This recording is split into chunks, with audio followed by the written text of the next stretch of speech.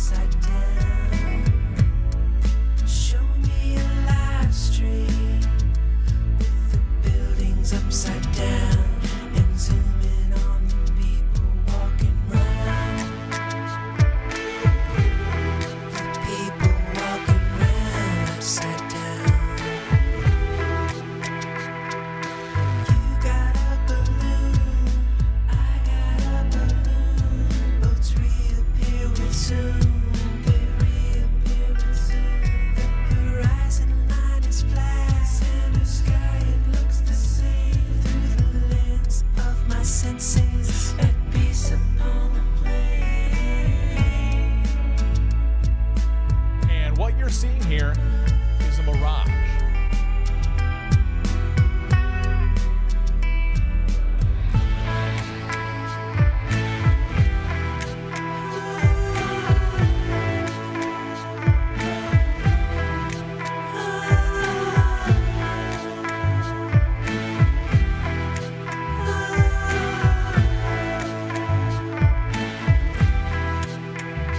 Hey, sunrise.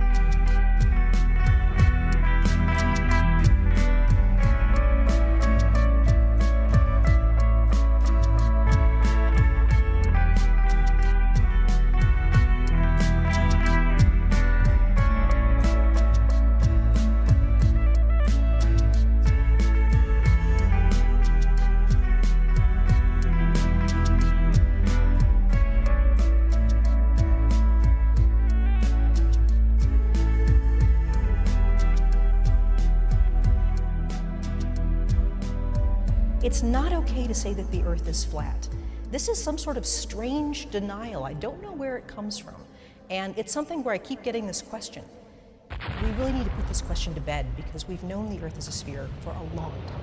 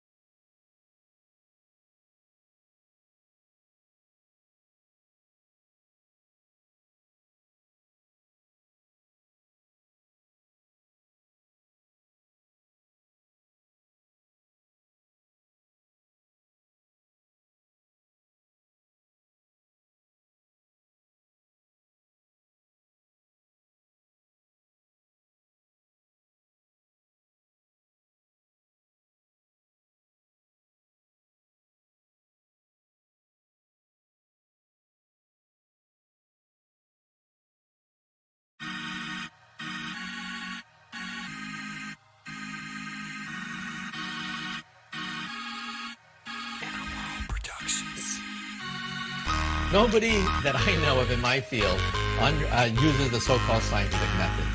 In our field, it's by the seat of your pants. It's leaps of logic. It's guesswork.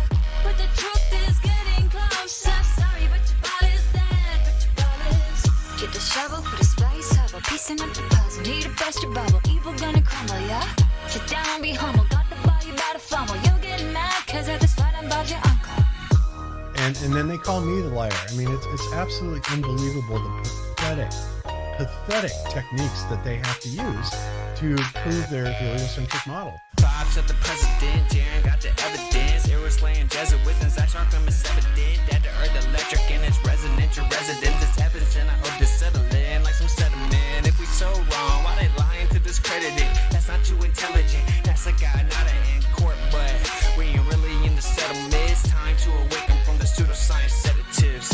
Blockbusters taking over. Bye bye moon man and rubber. NASA's so mediocre. Sorry, but your ball is dead. But your ball is. Blockbusters taking over. Gotta ride this roller coaster. But the truth is getting closer. Sorry, but your ball is dead. But your ball is. Inner World Productions.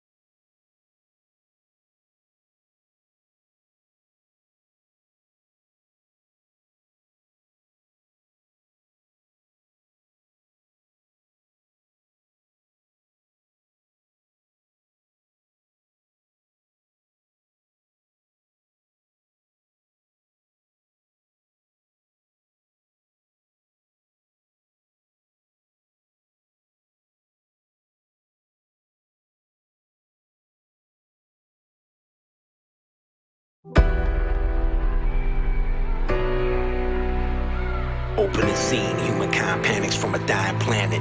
Try to understand it. They say thunderbirds fly to preserve our skies, and geoengineers lie. They deserve to die. They deserve to die. The energy breathe, indigo breeze, throw a flare and light it. Spread the ashes all around you. You are holding the key. Know what you believe. Don't inhale all the cold air. Let it drift around your body. How could life not be real? Running over the rolling hills, rolling around in lush green fields. It's just a reminder that every day the sun rises, and I renew Mama Kaba. Look into a blue iris, there she is, Delilah, seductive yet so silent, with whispers of inspiration from the valley of the faceless, a gift for all human races. Surface to air, air to ground, across firmament, wherever my love is allowed. Stand up to command, hate to stand down. Not much left in the sandblast now. I'm just a man, learning not to trust the lies that I'm just beginning to understand. I feel betrayed and I don't know what to say. It all changed when the sky turned gray.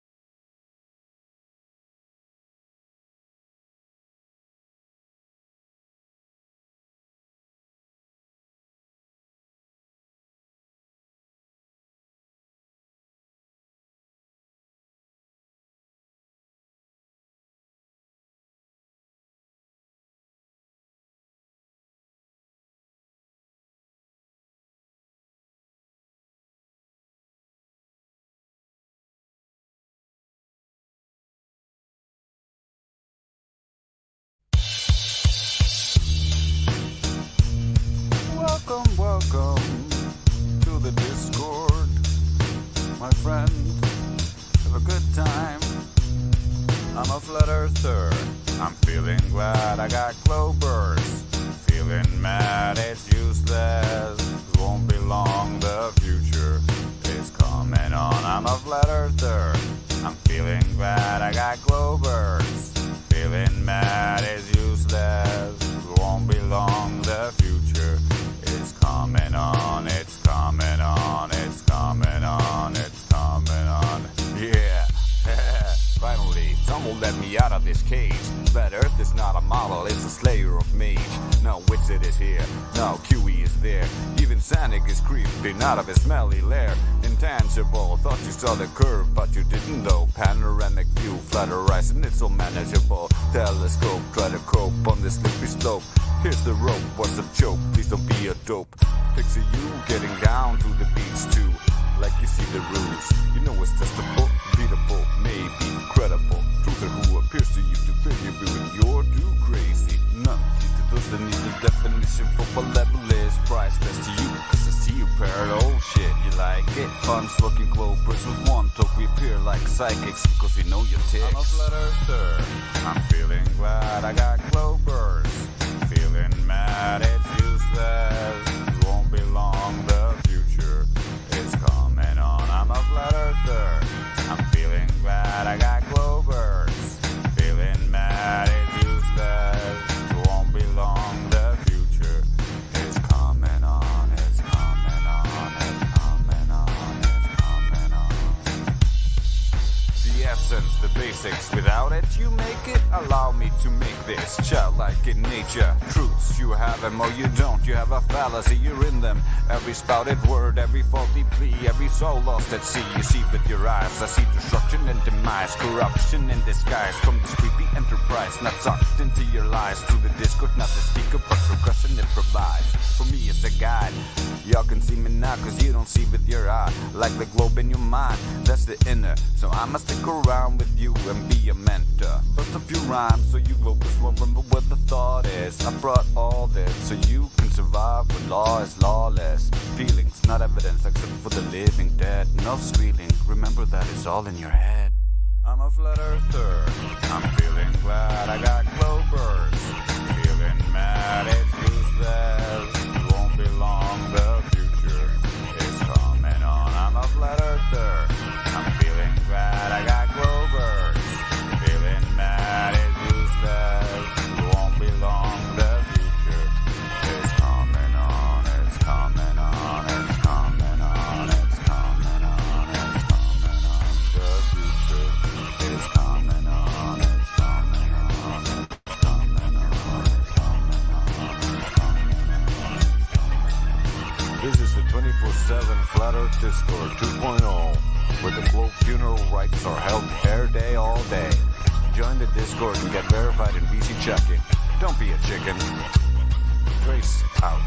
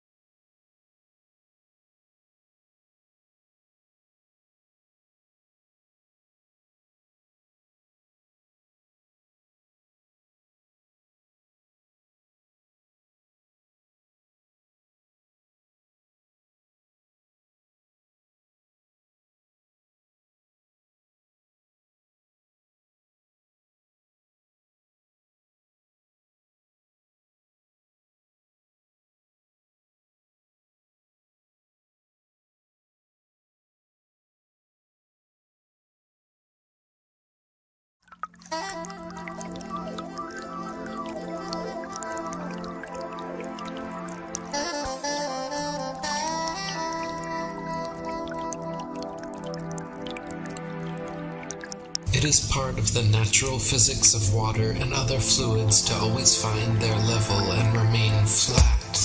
If disturbed in any way, motion ensues until the flat level is resumed. If dammed up, then released, the nature of all liquids is to quickly flood outwards, taking the easiest course towards finding its new level. If the Earth is an extended flat plane, then this fundamental physical property of fluids finding and remaining level is consistent with experience and common sense. If, however, the Earth is a giant sphere, tilted on its vertical axis, spinning through never-ending space, then it follows that truly flat, consistently level surfaces do not exist here. There are rivers which flow east, west, north, and south. That is, rivers are flowing in all directions over the Earth's surface. Now, if the Earth were a globe, some of these rivers would be flowing uphill, and others down.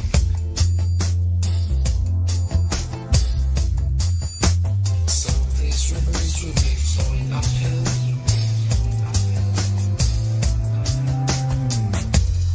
others down. Rivers do not flow uphill. If the Earth were a globe, rolling and dashing through space at the rate of 100 miles in 5 seconds of time, the waters of seas and oceans could not, by any known law, be kept on its surface. Whenever experiments have been tried on the surface of standing water, the surface has always been found to be level. To drop the theory which supposes a curved surface to standing water is to acknowledge the facts. If the Earth were a globe, the surface of all standing water would be convex. This is an experimental proof that the Earth is not a globe. There are rivers which flow east, west, north, and south.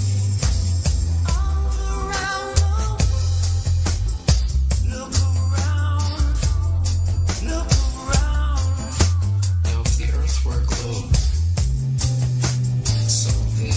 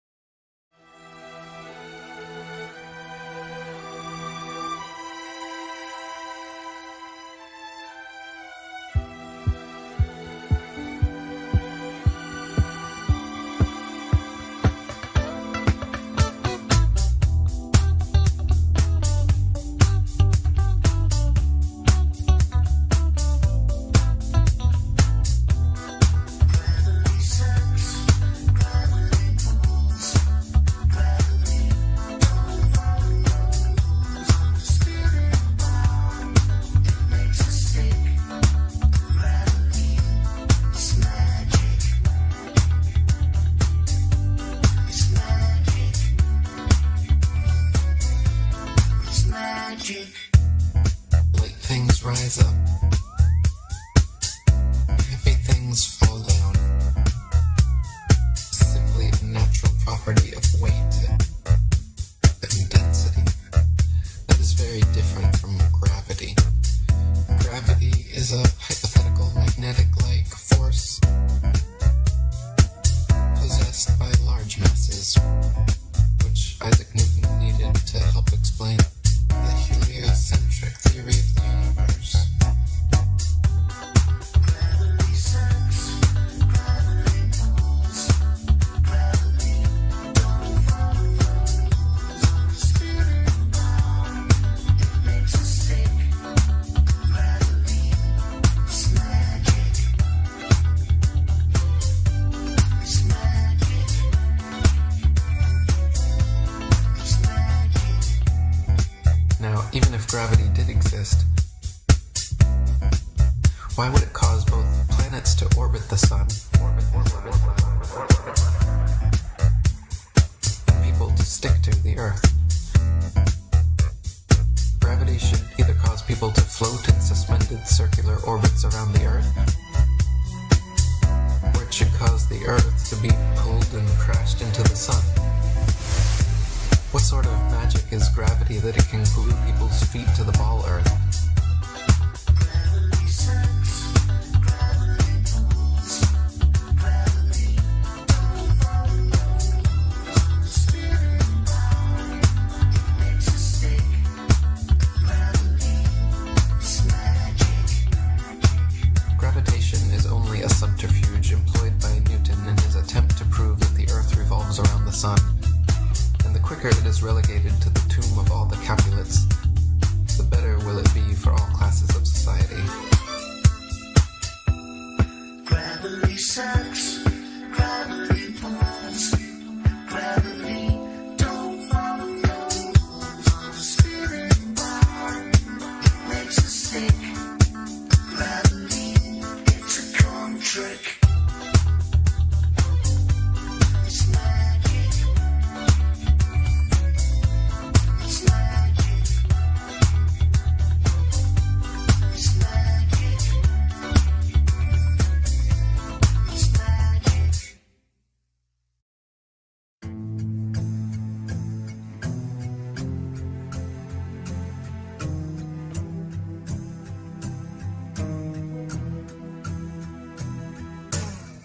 I confess that I cannot imagine how any human being in his proper senses can believe that the sun is stationary when, with his own eyes, he sees it revolving around the heavens, nor how he can believe that the earth on which he stands is whirling with the speed of lightning around the sun when he feels not the slightest motion. We've been taught that the moon has no light of its own, but is merely a reflector of the sun's light, that some masons from NASA actually walked on the moon, that some other masons from NASA sent rovers to Mars, that satellites and space stations are incessantly spinning in suspended animation above the Earth. For almost 500 years, the masses have been thoroughly deceived by a cosmic fairy tale. By a cosmic fairy tale. For almost 500 years, the masses have been thoroughly deceived by a cosmic fairy tale. By a cosmic fairy tale.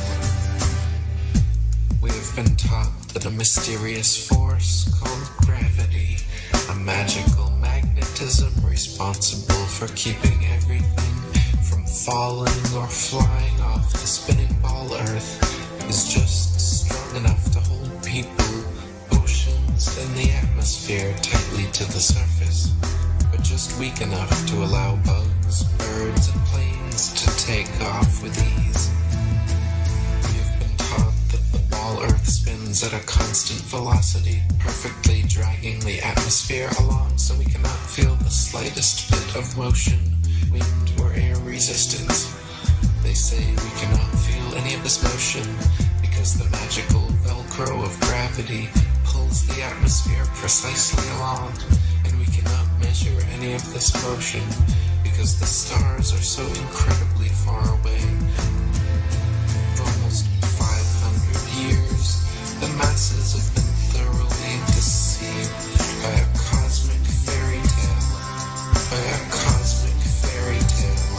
For almost 500 years, the masses have been thoroughly deceived by a cosmic fairy tale. By a cosmic fairy tale.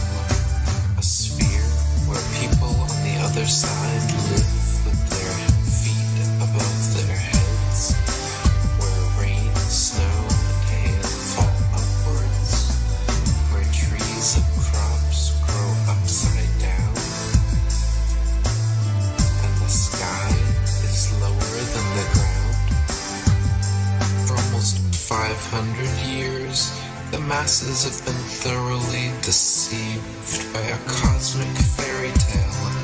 By a cosmic fairy tale. For almost 500 years, the masses have been thoroughly deceived by a cosmic fairy tale. By a cosmic fairy tale.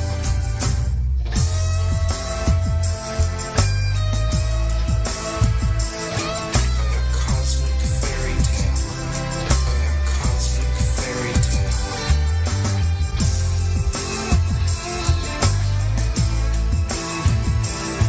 By a cosmic fairy tale. By a cosmic fairy tale.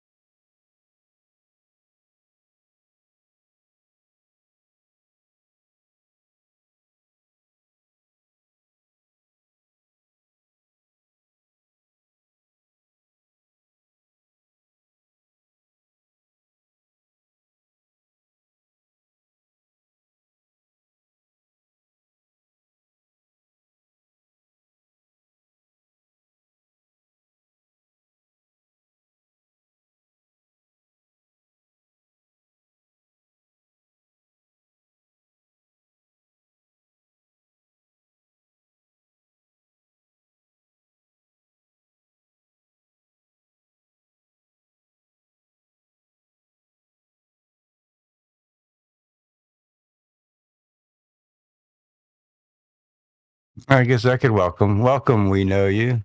Looks like today's your first day in the server. Welcome. That was quick.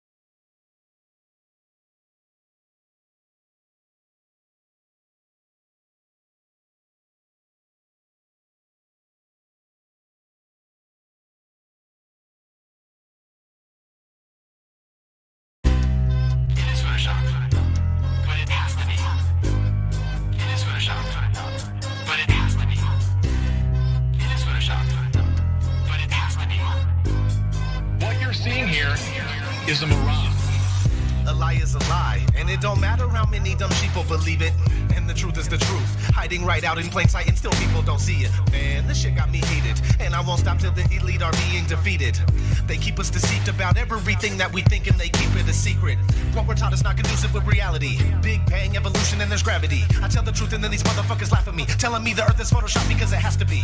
Most people accept the deception happily, but what they're doing to us all is a tragedy. God created the heavens and the earth in a verse, but we're living in a famous on the galaxy. They say we're monkeys on a ball flying through outer space, but there's no proof, it seems to have vanished without a trace. NASA and other agencies falling down from grace. You can take that bullshit pseudoscience and get out my face. I'm the antisocial type, you're a government prototype. That's why you make it a point to tell me that I'm crazy every time you're angry, cause you know I'm right. I'm standing outside the house of cards about to watch it fall. No more living on a cartoon ball. Horizon means horizontal. Indoctrination is awful because you're taught the globe model. Ever since y'all could crawl, we follow rapists and murderers, liars, thieves, and sun worshippers, saying we can't see curvature cause we're all too small. And though it's never been proven, they say we're ripping and shooting. The earth is spinning and moving. Oh no, no, not at all. It's a criminal enterprise where deception intensifies. Assholes got us all living life on a cartoon ball. It is photoshopped, but it has to be. What you're seeing here is a mirage. They say that we went to the moon 6 times, but pure BS is the way that smelled. Now they're telling us that we can't even leave the planet because of the Van Allen radiation belt. Yeah, okay, sure. NASA, what you lying for? You lying now? You lied before. I can't take this anymore. The only thing they took to space was your imagination. Fake aliens are coming, now they have you waiting. We need to do something about it, no procrastination. Trying to cause the masses to awaken, that's the path I've taken. But you can see if you check all the percentages. So many people having cognitive dissonance. But that's what happens at the loss of your innocence. Then you get involved with all of this wickedness. They try to do all the humans this way. So are they just idiots? Who is to say? Conditioned by the television, it makes your decisions, opinions, and you just obey. Stuck in the material domain of Satan, where everything in each and every day is pagan. Mandela effect, cause the game is changing. People waking up and now the cage is shaking. The earth is flat, and that is a universal fact. If it isn't that, then tell me where the fuck the curve is at. They tell us that we can't see it because we're all too small. And now we're spinning on a cartoon ball. Horizon means horizontal. Indoctrination is awful because you're taught the globe model. Ever since y'all could crawl, we follow rapists and murderers, liars, thieves, and sun worshippers, saying we can't see curvature cause we're all too small. And though it's never been proven, they say we're ripping and shooting. The earth is spinning and moving. Oh no, no, not at all. It's a criminal enterprise where deception intensifies. Assholes got us all living life on a cartoon ball. It is the world that has been pulled over your eyes to blind you from the truth. Like everyone else, you were born into bondage, born into a prison for your mind. It is photoshopped, but it has to be. It is photoshopped, but it has to be. It is photoshopped, but it has to be. What you're seeing here is a mirage. It is photoshopped, but it has to be. It is photoshopped, but it has to be. It is photoshopped, but it has to be. What you're seeing here is a mirage. We accept the reality of the world with which we're presented. It's as simple as that.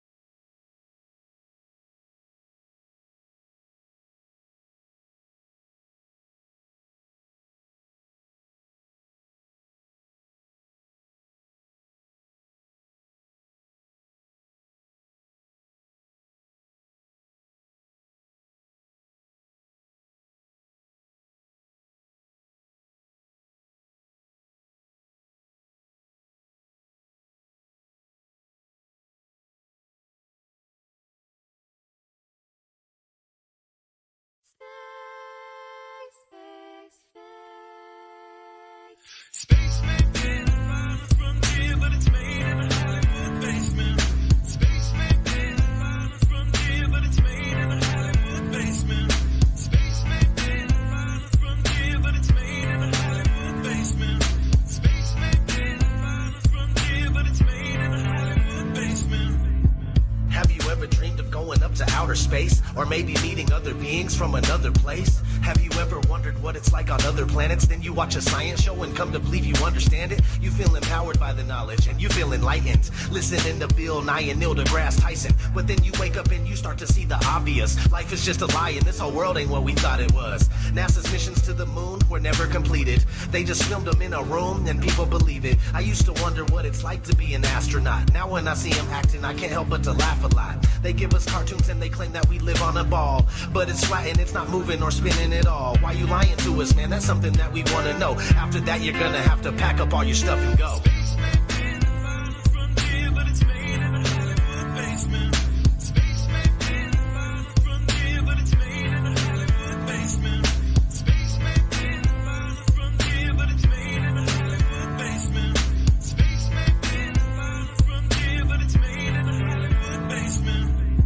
History has been rewritten by winners of wars. The Jesuit order, Khazars, Freemasons, and more. They pulled the veil over our eyes, and it's time to awaken. Through organized indoctrination, our minds have been taken. It's time we take our power back and we rescue our people. The Vatican and the bankers are like Resident Evil. They may have had the greatest plan that was ever concocted, but Illuminati never thought that they'd ever be spotted. They're manufacturing reality all in our heads. They tell us if the earth is flat, then we'll fall off the edge. But if it is a spinning ball, we won't fall off it then. And gravity is our imaginary magic friend. Why is water always flat when unmanipulated? Why are pictures of the earth computer generated? Why you lying to us, man? That's something that we want to know. After that, you're gonna have to pack up all your stuff and go.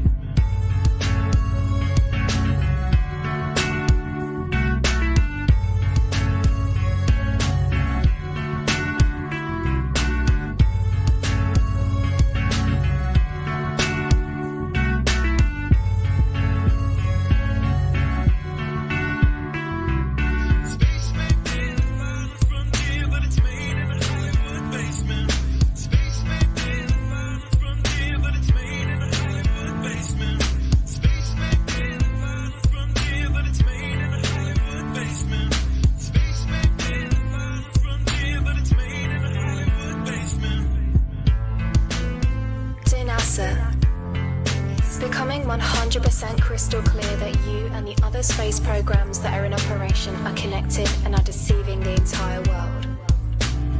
More and more people are waking up every single day, and we are now able to see right through you.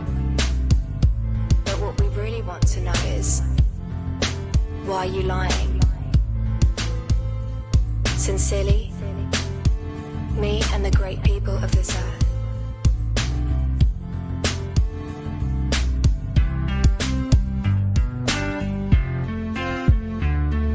Space may be the final frontier, but it's made in a Hollywood basement.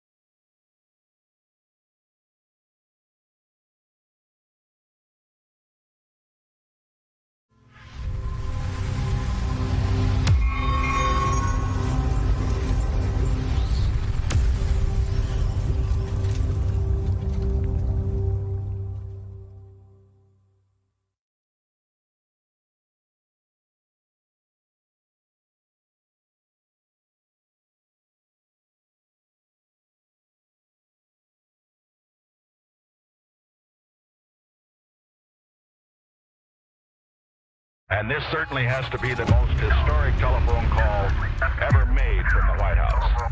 Challenger, only seconds after leaving the launch pad, according to NASA, has exploded. It just has the same seats that a normal car has. It's literally a normal car in space. And we're going back to the moon, back to the future, and this time back to stay. I should tell you that the first mission is scheduled to land on Mars on July the 4th, 1997. We will undertake extended human missions to the moon as early as 2015. We launched a new spacecraft as part of a re-energized space program that will send American astronauts to Mars. We will not only plant our flag and leave our footprint for an eventual mission to Mars. What you're seeing here is a mirage. It is Photoshop, but it's has to be. 5, 4, 3, 2, 1.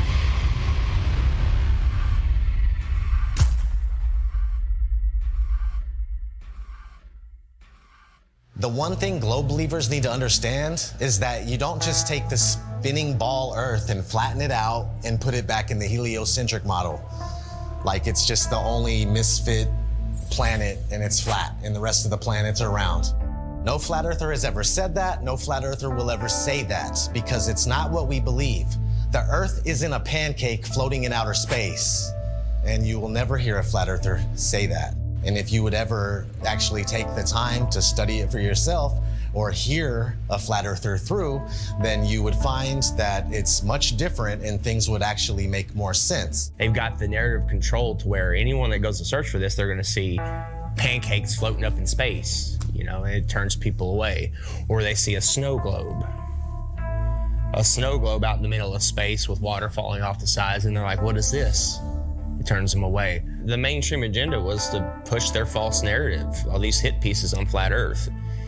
2016, 2017, that was pretty much the end of the YouTube era, where we could actually find real evidence, real content. Any search engine, the algorithms are suited to their favor. You're going to see all the hit pieces. You're going to see all the stuff that's there to debunk flat Earth.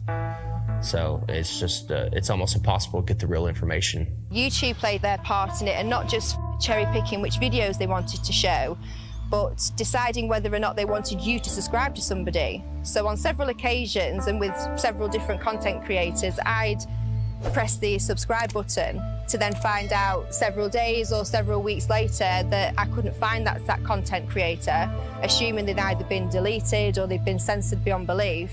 And of course they had been, because my subscription that was previously made was no longer there. And I know that I hadn't unsubscribed to anybody. And then resubscribing, you'd find again that down the line that the same things reoccurred. There's a major campaign by Google and YouTube and all of these corporate lying companies to discredit the flat Earth. Why do they have that disclaimer under every video dealing with the topic of flat Earth, that it is an archaic, antiquated, outdated model that the ancients used to believe in? Of course, the ancients were stupid. They didn't know how to build Gothic cathedrals, and they didn't know how to build cities and pyramids.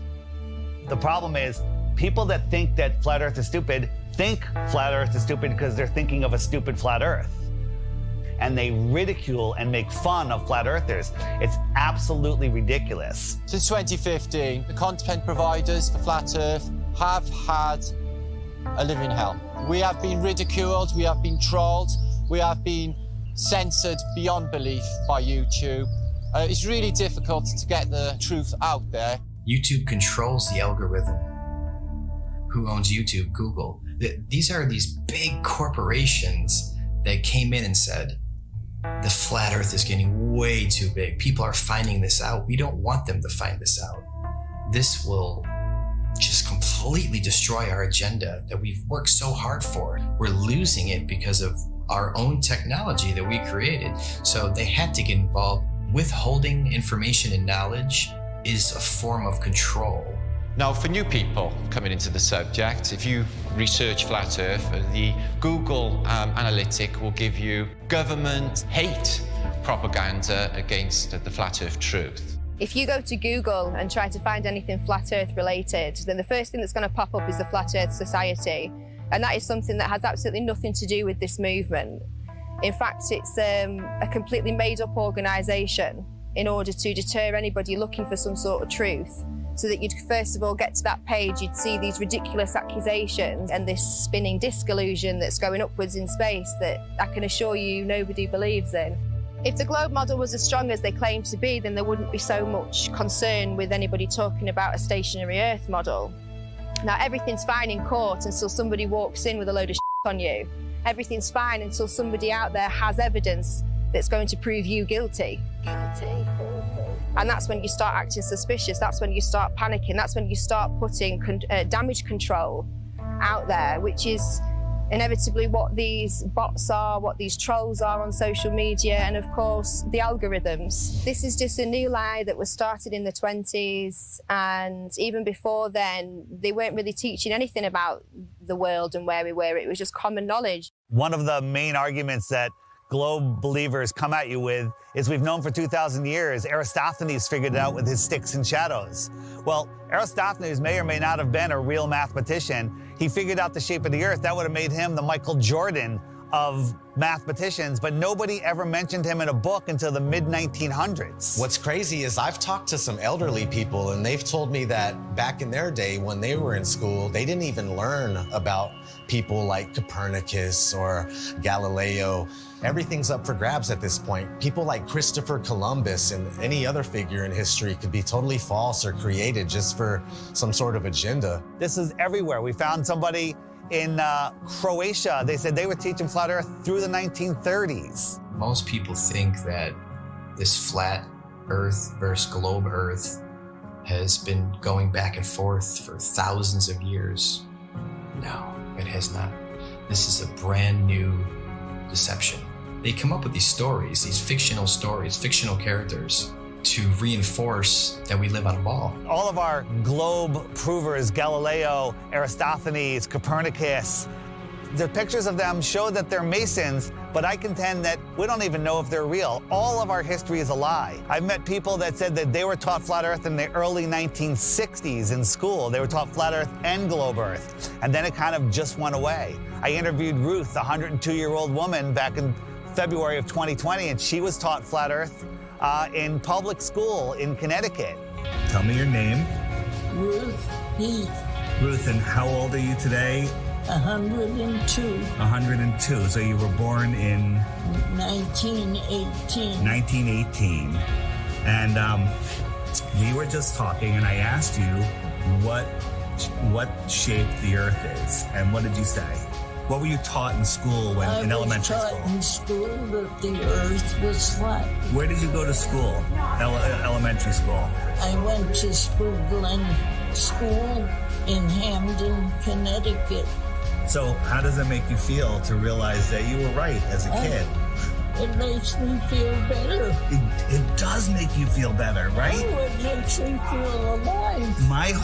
Oh my God, that is so true. My whole life, I believe, what I was taught. That's and then right. when I discovered the flat earth. I feel better about it. Because we are the center of creation. That's right. We are important. That's right. We are here. We are God's children. And when all the problems that are happening in this world today. I'll give you some good news. A lot of the problems that they report on the news aren't even real. That's right. That's right. They're just keeping us in fear. Keeping up. That's right. That's right. Oh, that's right. I understand that. I understand. They just say what they want people to know. That we never went to the moon, that was all fake. Is that right? That's correct. I saw that all happening. Yeah, so did I, and we all believed it, but that was just to reinforce that people to believe they can live on a ball, they can walk on a ball. It's such a lie. It's such a lie, but knowing the lie is like going to a magic show. I woke up. Yes, that's what we call it. We call it red. This is your moment of waking up. It's when you go to see a magician and you know how the tricks are done, and the magic no longer works on you, and you're free from the illusion. So knowing this is going to free your heart. Cry. Yeah, it's okay. It makes me cry. Happiness. Yes. Tears of joy. Yes. Thank you. All right, give me a hug. Here we go. All right. Rockefeller seems to have a role in this. He started the General Education Board and continued being involved with the educational system. The fact of the matter is, the people that have been in control, they're in control now, and they're going to continue to be in control, whether they pass it down or change the name, whatever it may be. But yeah, I mean, whenever Rockefeller's name is tied to something, it's always something to question, that's for sure. That's a huge red flag for me, that they can come in and change everything we know, all of history, and turn it into deception, and keep teaching the deception over and over and over again until it becomes the norm. The same man who said that he wanted a nation of workers and not a nation of thinkers. This was the same person who was found guilty of antitrust violations around the turn of the 20th century, who then went on to get his fingers in all of the education systems, of course with the promise of, I'll give you money, I'll make sure that your school has everything that it needs as long as you push these textbooks, as long as you push these narratives and you push these ideas. I'm going to give you a nation of workers and not a nation of thinkers. And that's exactly what we've become. Now, this should tell you something, why we can't talk about literally the thing that we're standing on. Why is that? Knowing that there is a creator, absolutely. That is one of the main reasons to hide this. But, you know, at the same time, it's nowhere near comparison when 1 billion people find out that there's more land. It's about hidden land. I think there's possible they could be hiding land in here somewhere with us. And I think that the Antarctica Treaty is very, very, very sinister, and there must be something else going on. They went really tough with their implementation of the Antarctic Treaty and everything else, and just to keep people away from the truth. They didn't want people to know about more land. Haven't we been fighting over land forever? Isn't that what always happens? Countries fighting over land, but not on the outskirts of Antarctica. Oh, no. No fighting there. They're all in agreement. You can't go there. You can't explore any of it. That treaty was in effect in 1959. It can't even be questioned until the year 2041. The longest lasting treaty that all of the world signed on to at the same time and is still in place. Antarctica is the container of our world oceans. What is beyond Antarctica? Why is the government hiding Antarctica from us? Why is Antarctica completely off limits except for taking a tour of a little peninsula off of South America, which is nothing? And people go, well, you can go to Antarctica. We spent months trying to actually do it. I was going to send a crew. They won't call back. You can't even go there. There's one peninsula where you look at penguins. So exactly. And then you think, I have some friends that went to South Pole. Yeah, they put them in that little island with penguins. You can't just saying you went to Antarctica and you walked around it. He's like being in New Jersey and saying you were chilling in California. It's huge. There's about 100 different companies that you can spend a lot of money to go on a little guided tour of just that peninsula, but all of those companies are owned under one umbrella. One person controls them all. They don't let anybody explore Antarctica.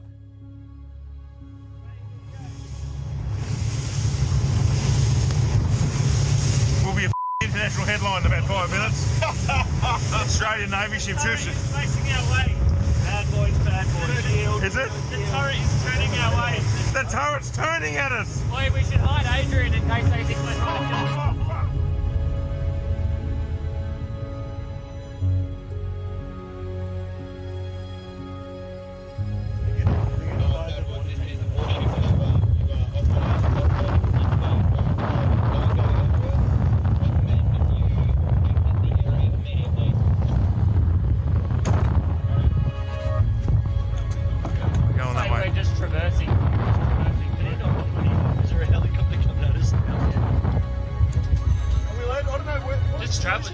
Just go. You sent out the chopper. That's a drone. Is it? That's unreal.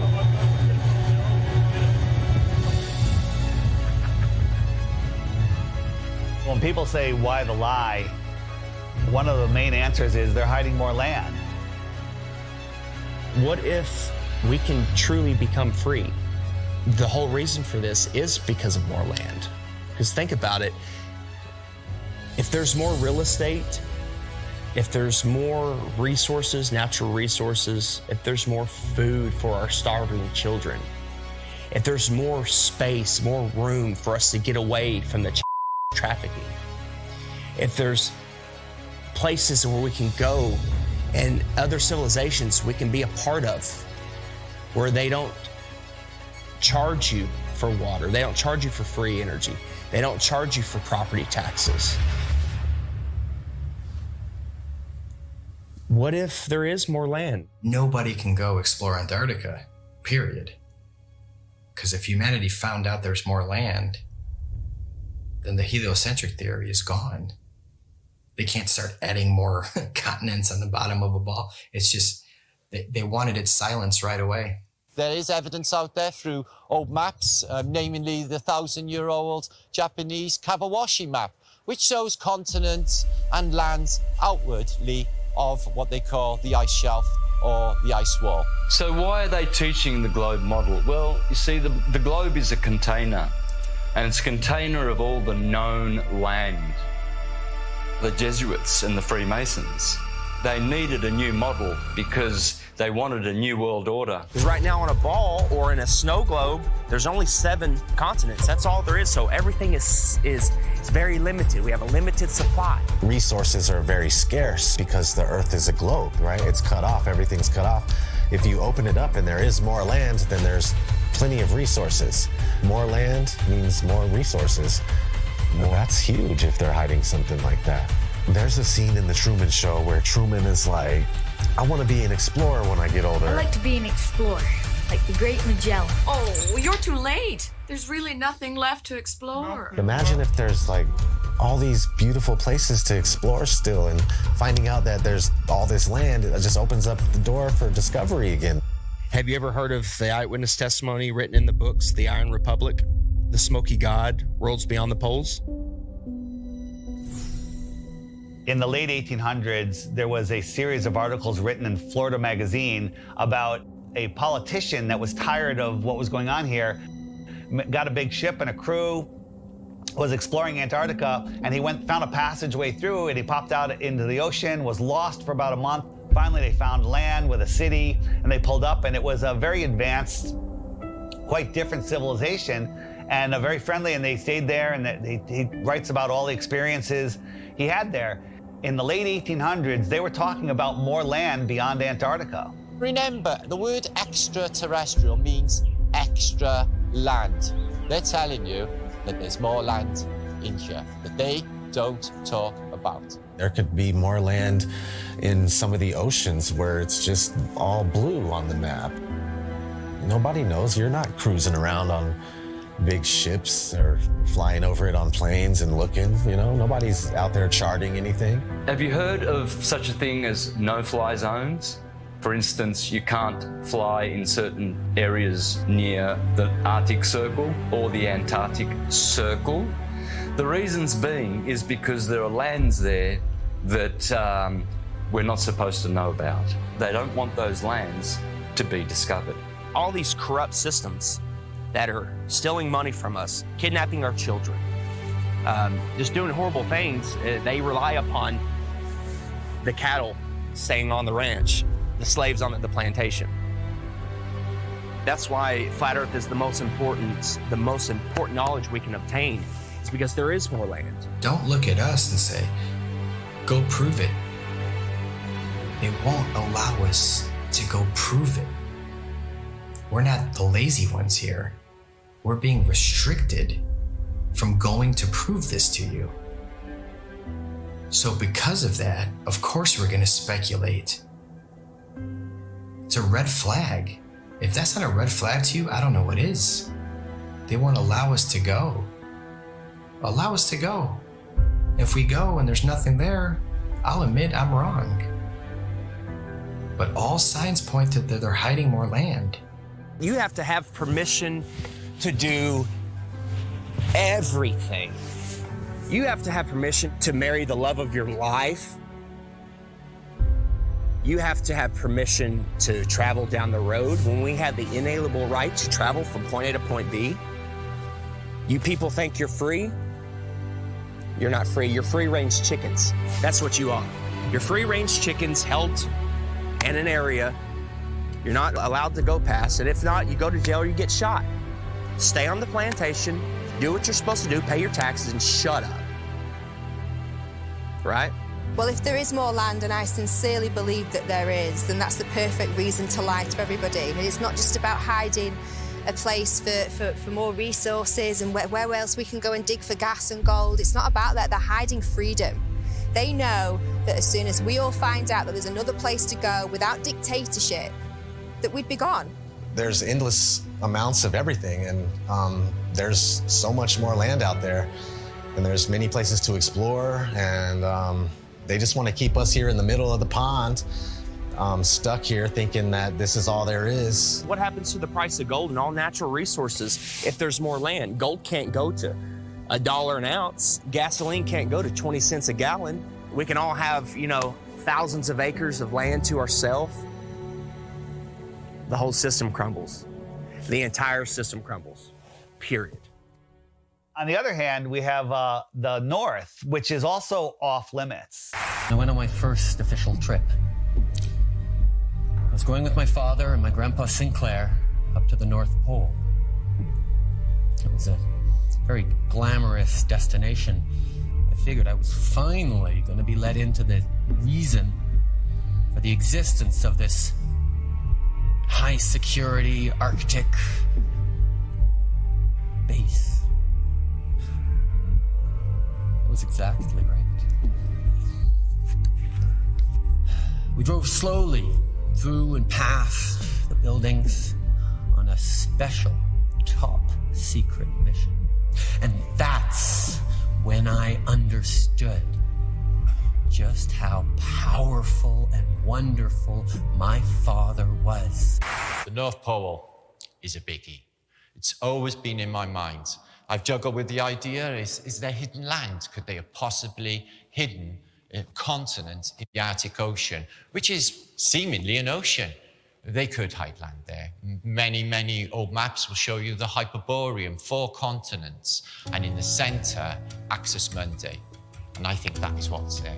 I think there is Mount Meru. And I think that gives off an acoustic device. There's definitely something special going on up there, and if you just think about that long enough, why do compasses point north? I mean, that's really wild in itself. What if we all took our compasses out and just followed them until it stops? A compass will always point north, towards the magnetic north. There's some kind of force or some type of energy, frequency, vibration that's pulling that needle to the north. It's crazy to think that all compasses are pointing north to the North Pole. No compass points south. There is no South Pole. There's no compass that's going to be, go south. No, it's come to the north. There's something there. I think we can all agree there's something there. And it's crazy that they cover it up. They've covered it up for so long. There's ancient civilizations, the Nordics, there's people have talked about, the Rupert Nigra, the Mount Meru, the giant magnetic mountain at the center. An entire magnetic mass or a mountain that is strong enough to make everybody's compass point north. When I was a kid in school, they showed us a National Geographic video of the guys that were getting to the North Pole, and they just basically made it look so horrible and miserable and dark and cold that no kid ever in his life would go, hey, I want to go to the North Pole. So if you watch any documentary about the North Pole or anybody venturing to the North Pole, all you're gonna find is some dude mobbing on an ice sheet, and he's got a little device in his hand. He's like, 3, 2, 1, North Pole. And that's not the North Pole, man. That's I just don't know what this is. It's a map. My father showed me a map like this once. Inside the circle is your world and my world. Many others. No one knows how many. The dark tower stands at the center of all things. And it stood there from the beginning of time. And it sends out powerful energy.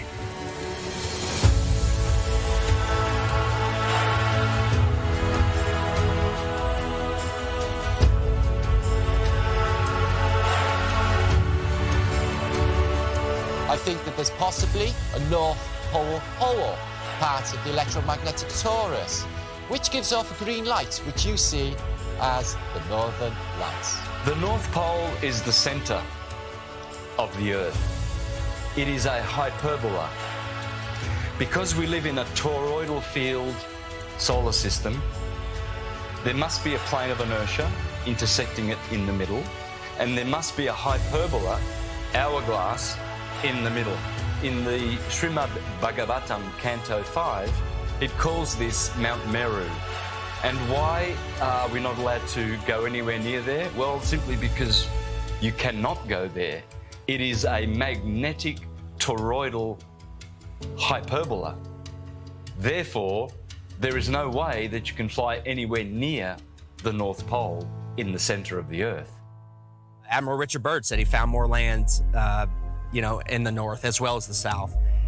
There's a book called The Smoky God of a father and son that ended up finding more land in a race of giants with technology beyond your wildest imagination. Cartographers have charted, maps with land in the center, where all compasses point.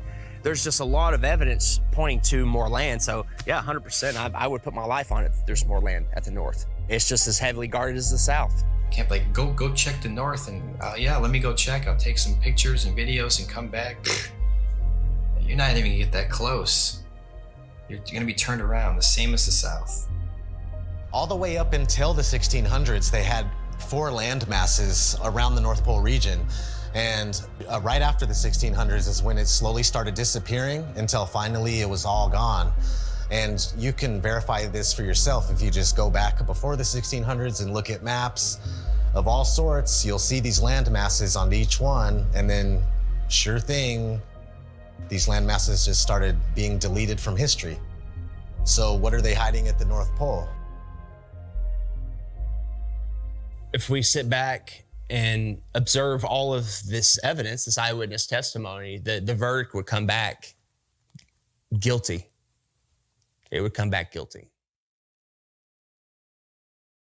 Okay. You are moving 1,000 miles an hour as Earth rotates. You are moving 18 miles per second in orbit around the sun, and you don't feel any of that. Okay? Okay. You don't feel any of that. If it's trying to fling you off the Earth, okay, but the force of gravity is resisting back, by what force is it trying to fling you off? That upward centrifugal force subtracts from the gravitational force that the Earth is trying to put on you. It subtracts. Okay. So Chuck, what do you weigh here and now? 192 pounds. Yeah. I'll give you the 190 pounds, okay? Okay. So if you do the math, you run to Ecuador, because we're in the Western Hemisphere, so let's stay there. You run to Ecuador, you will not be 190 pounds. You'll be like 185 pounds. What? That's how significant it is. That's if I did my math correct, and I think I did, there are pounds less that you weigh for living on the equator than for living anywhere else, simply because the spinning Earth is trying to fling you off. Nice. Yes. Yes. If the Earth is spinning at 1,000 miles an hour in a curved trajectory, we're dropping at a rate of miles per minute. But somehow none of that inertia affects these rocks here, which are perfectly balanced. The fact is, the Earth is stationary, and that is scientific, not pseudoscience. In 1879, George Airy, astronomer royal for 49 years, who did a telescope experiment and proved that the Earth was stationary. Then we have Parallax, also known as Rowbotham, who carried out an experiment in the late 1800s on the Bedford Levels experiment, where he went at a distance of 6 miles, which should have showed up some sort of curvature of around 16 foot. No curvature, was seen at all. Then we have Michelson, Morley and Sagnac in the early 1900s with their interferometers using light instead of telescopes this time.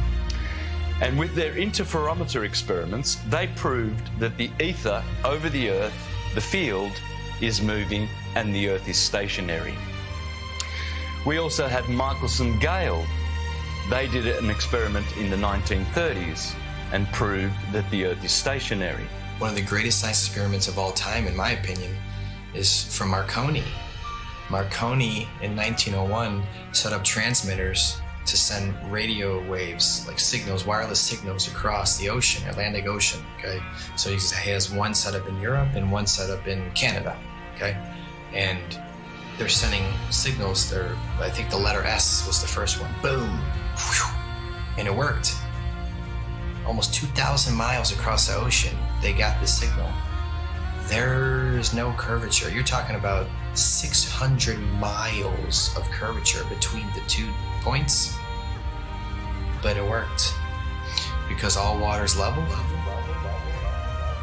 I don't even know if he was trying to talk about that at the time. It was just more about his technology that he was coming out with. And have you learned about that in school?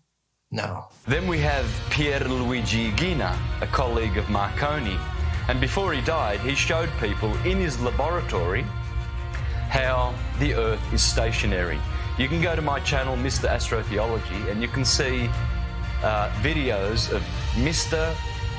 Pierluigi Ghina proving in his laboratory with strobe lights how you can prove quite easily that the Earth is stationary. Every scientific experiment throughout time looking for axial rotation or curvature has proven the opposite.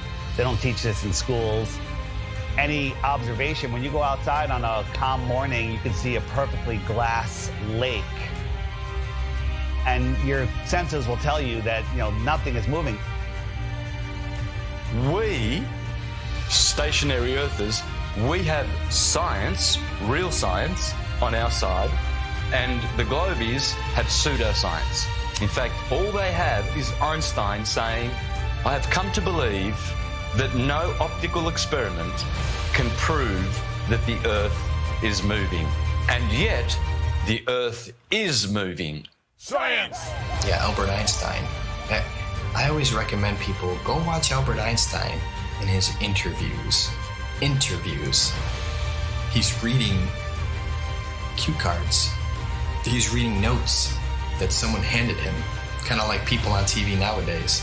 There is no optical experiment ever been conducted that can prove that the Earth is moving. The Earth is spinning at 1,040 miles an hour. You can't feel it. You can't measure it. You can't observe it. You can't repeat it. But trust us, there's not one experiment that shows the Earth is spinning or moving whatsoever. There is, however, an experiment that was proven in Behind the Curve. Bob Nodell was talking about the ring laser gyro, showing that there is a apparent 15 degrees drift throughout most of the day. When we turned on that gyroscope, we found that we were picking up a drift, a 15 degree per hour drift.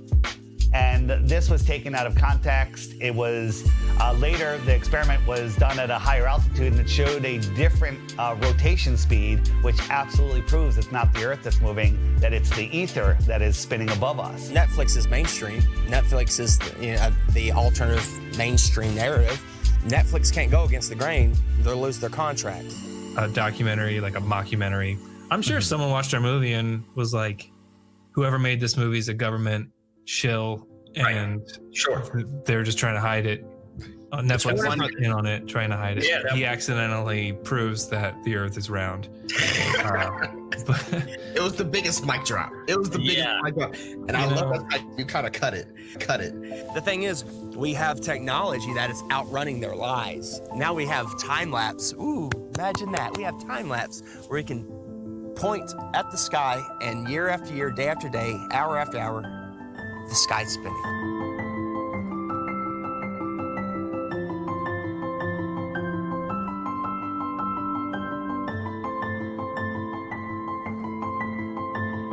Every day there should be different stars random stars in the sky if we are traveling at 650 million miles an hour, which is Mach 870,000. Do you really believe that every year we move through space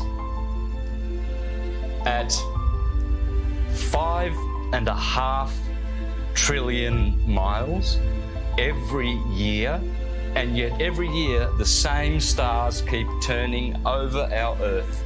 Aries, Taurus, Gemini, Cancer, Leo, Virgo, Libra, Scorpio, Sagittarius, Capricorn, Aquarius, Pisces, year after year after year, and yet none of those constellations distort, change shape, get brighter. There has never been, in recorded history, we have never seen any star get brighter or dimmer or any shape of those constellations, which are still recognizable today as they were thousands of years ago. They never suffer any parallax or distortion. Polaris has never moved in all of recorded history. Point your camera up at Polaris and do a time lapse and watch God's perfect timepiece spin above you.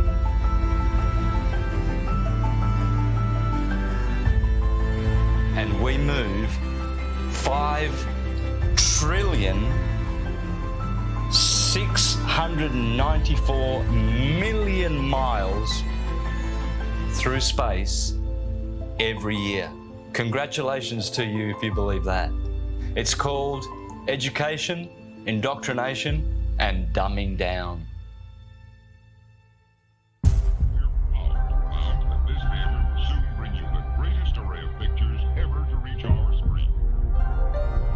If you look back in history, you got Universal, their company. They started off with a logo with a globe in it, but it wasn't until like the 1920s that they actually had the motion one where it was a spinning globe. And they actually had an airplane in the early ones, like leaving a chemtrail that said Universal, which is kind of funny. Nobody has been high enough to even see what it looked like. They were definitely trying to instill the image of a globe in people's heads because obviously early on in the movie industry, they were one of the most popular companies to make movies, so people were going to the theater and seeing this globe. So they're showing you a globe before every single movie to program your mind. They were showing this globe before they even went up there to see what it was. I think the first man ever to go up and check is Picard going up there. I mean, that's a story we're not taught in school. From the practical point of view, Professor Picard's experiment is of the highest possible importance. These timelines, these dates, these are facts. We got Auguste Picard coming out in the 1930s in an actual publication by a science journal saying that the Earth looks like a flat disk with an upturned edge. Besides Universal programming you, you had Walt Disney programming you with space documentaries for almost 15 years straight. Some pretty crazy propaganda in the 1950s. There was one called Man in Space. He's talking about taking men to the moon in a rocket. And then if we cruise on, we got Richard E. Byrd. He goes on Longines chronoscope and he's sitting down and he's telling people. Strangely enough, there's left in the world today an area as big as the United States that's never been seen by a human being. Shortly after Richard E. Byrd did that interview, they put the Antarctic Treaty in place. And then 1 year later, NASA is established. Almost 0 hour at Cape Canaveral, and enlarged 16mm pictures show a monkey specially trained and conditioned for voyaging in space. 2 monkeys had been selected for the job. They called them Abel and Baker, A and B, of course.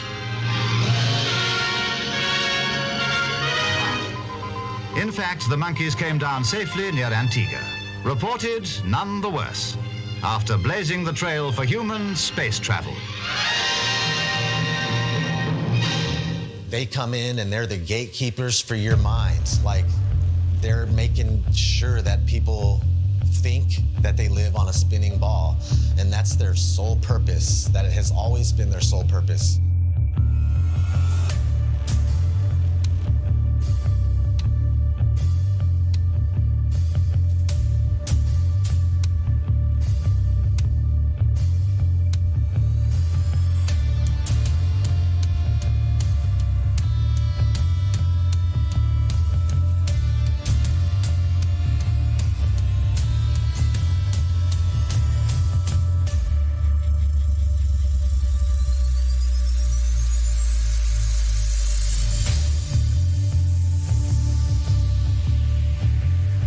the magic of engineering. I would wear a mask on my face in a nanosecond, but unfortunately we lost the technology.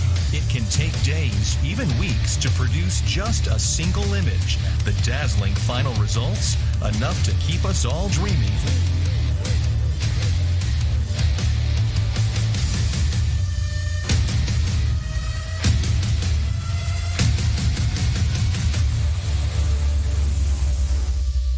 NASA is hiding the frickin' flatness of the Earth. Why? It's okay to say, I have a fisheye lens, right? Because, yeah, fisheye lenses are useful. You know, you get more, in architecture or, realtors use them. But when you're doing it too much and you're not really coming out and saying why, questions build up.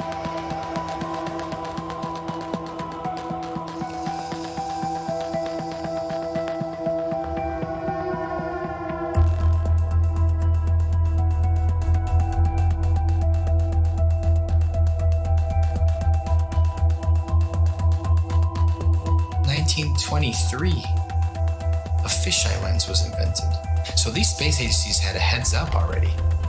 And the fisheye lens was originally, I think, $27,000 to purchase. And this is in 1923. I mean, today that's about, what, 100 grand, 200 grand equivalent in cost? And people would tell me, Hippler, I'll give you that. NASA is a lying government entity, right? But what about Red Bull? Red Bull is just an energy drink. And I saw Felix Baumgartner jump out of a space capsule. Flat Earthers did a great job of debunking that. Of course it's a fisheye lens, it's not even a question. What most people don't know is that Neil deGrasse Tyson, the science priest of modern day, that everybody loves and they listen to him. Oh, he's so smart. Oh. He is a smart man in the sense of he knows that we debunked the out of that. And that dude who jumped out of a perfectly good balloon, Felix Baumgartner, edge of space jump. Now, I don't have a problem if he does it, but the honesty of it would greatly diminish what I think people thought he was actually doing. And not only that, they made sure to photograph him standing there with a really wide-angle lens, which curves horizontal lines. So in the photo, you see this curvature of Earth's surface, and he's like, wow, he's in space, look at that. No, he's not. At that height, you don't see the curvature of the Earth. You just don't. That stuff is flat.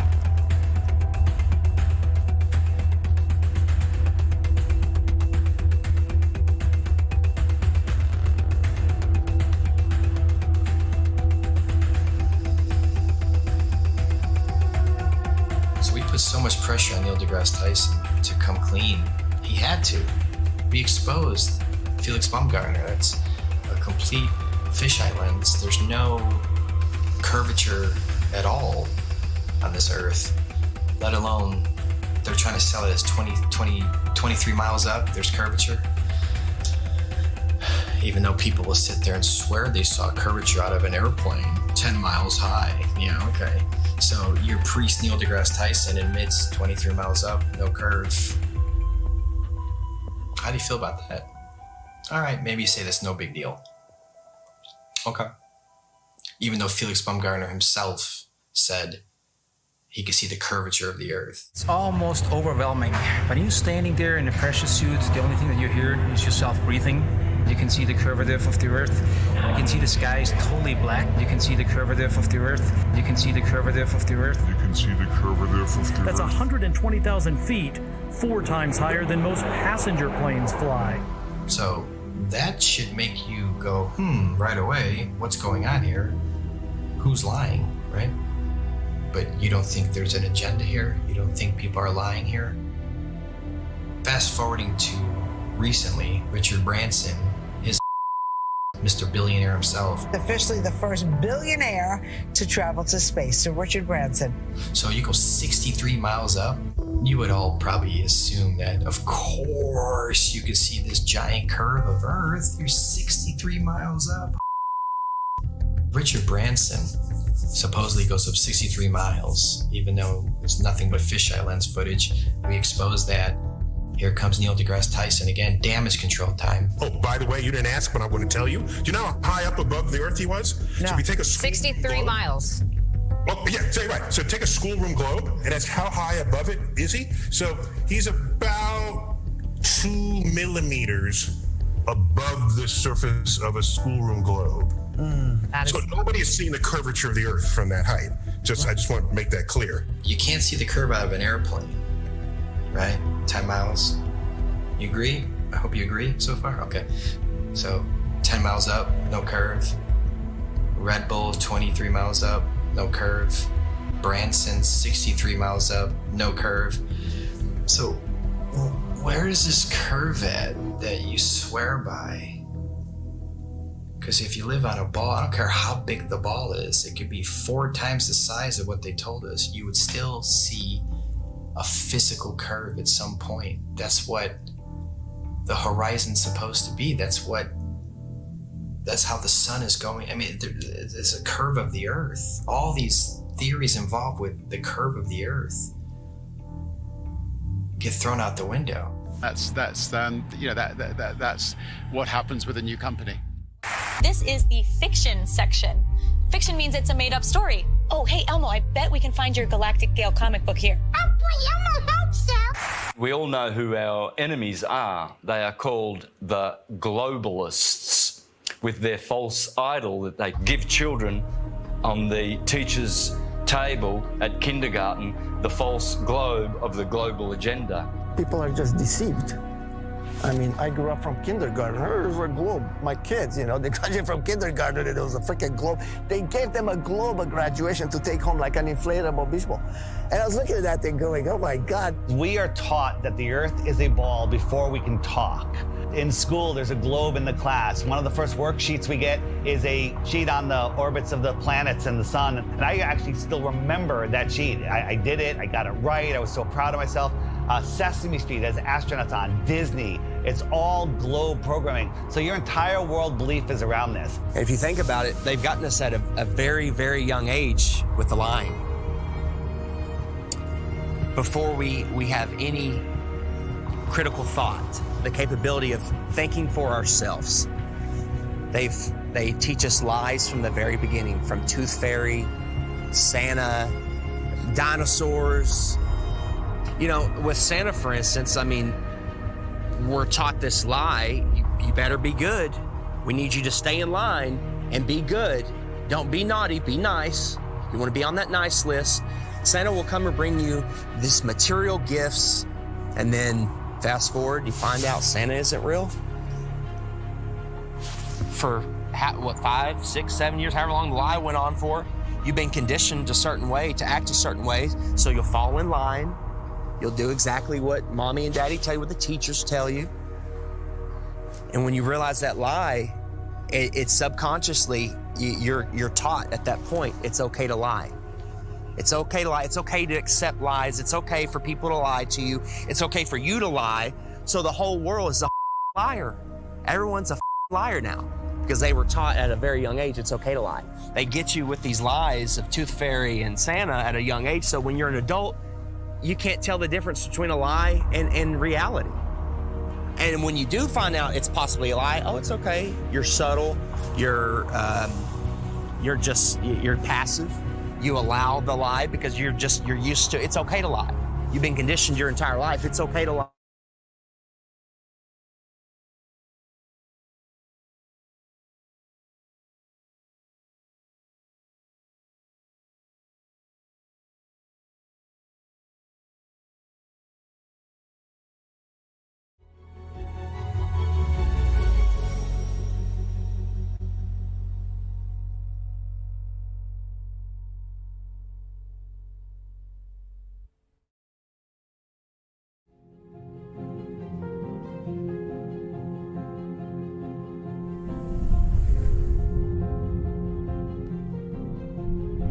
Sorcery, the use of power gained from the assistance or control of evil spirits.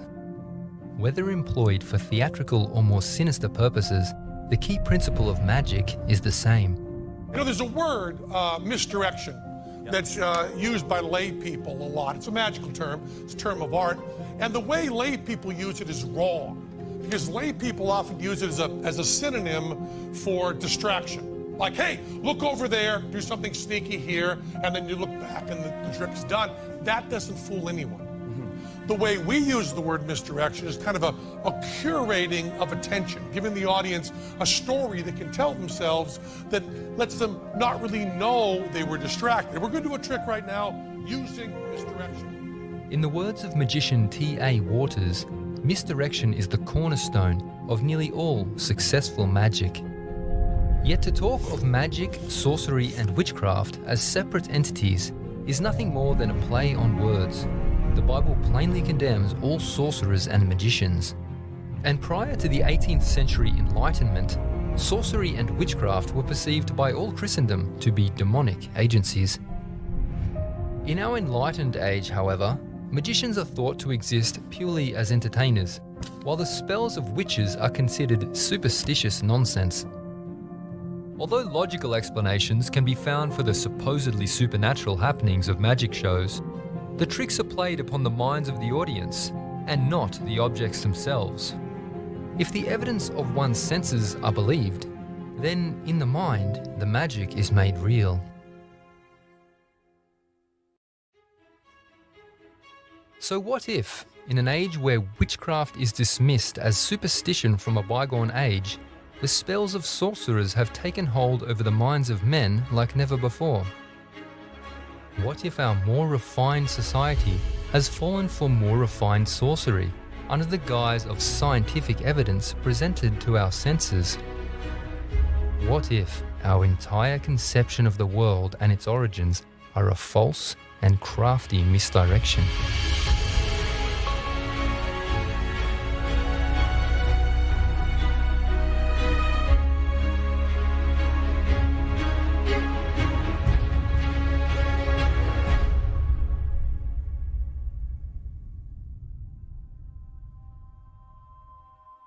Prior to the mid-16th century, sun-centered cosmology was an abandoned concept, laying dormant between the dusty pages of ancient manuscripts.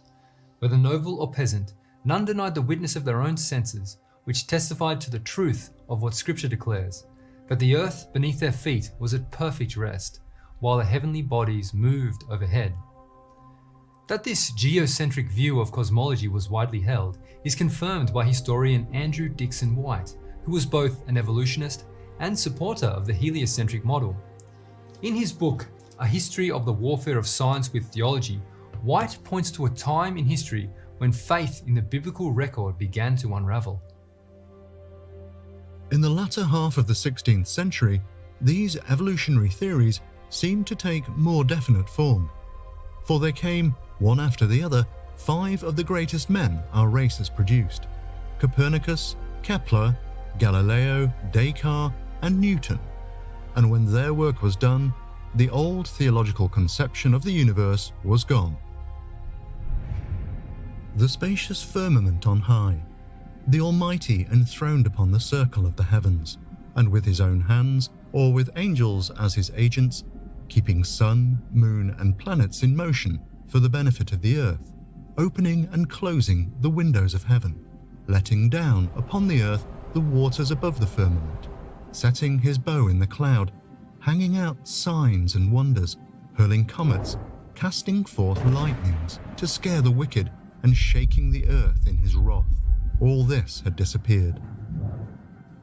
These 5 men had given a new divine revelation to the world, and through the last, Newton, had come a vast new conception, destined to be fatal to the old theory of creation.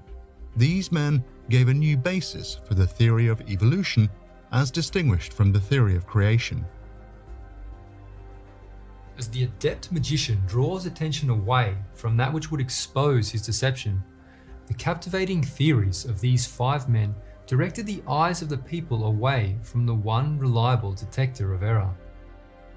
We will soon see that these 5 men of science were in fact devout pupils of the earliest of magicians, their ideas springing not from observation and experiment, but from the ancient writings in which they were engrossed.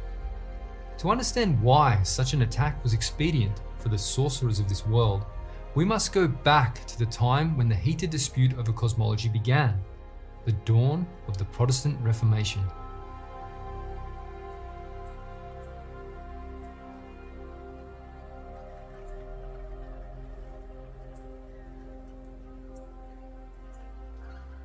The 16th century brought revolutionary changes to the Christian world. For over 1,000 years, the Roman papacy had withheld the key of knowledge from the nations whose kings had bowed to her presumed authority. During these dark ages, popes and priests blasphemously sat in the place of Christ as mediator between God and man. Locked in a prison house of superstition and fear, the people were taught that outside of Rome's favour, there was no salvation. As for Rome, her usurped dominion over the minds of men stood for as long as the words of life were concealed from the people. Desperate to perpetuate the moral paralysis, the clergy alone were permitted to read the Bible, the common people being forbidden under pain of death.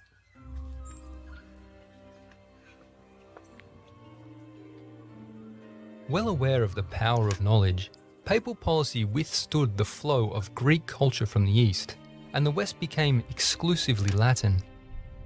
The corrupt Latin Vulgate, read only by the priests, was the only Bible known during those dark ages.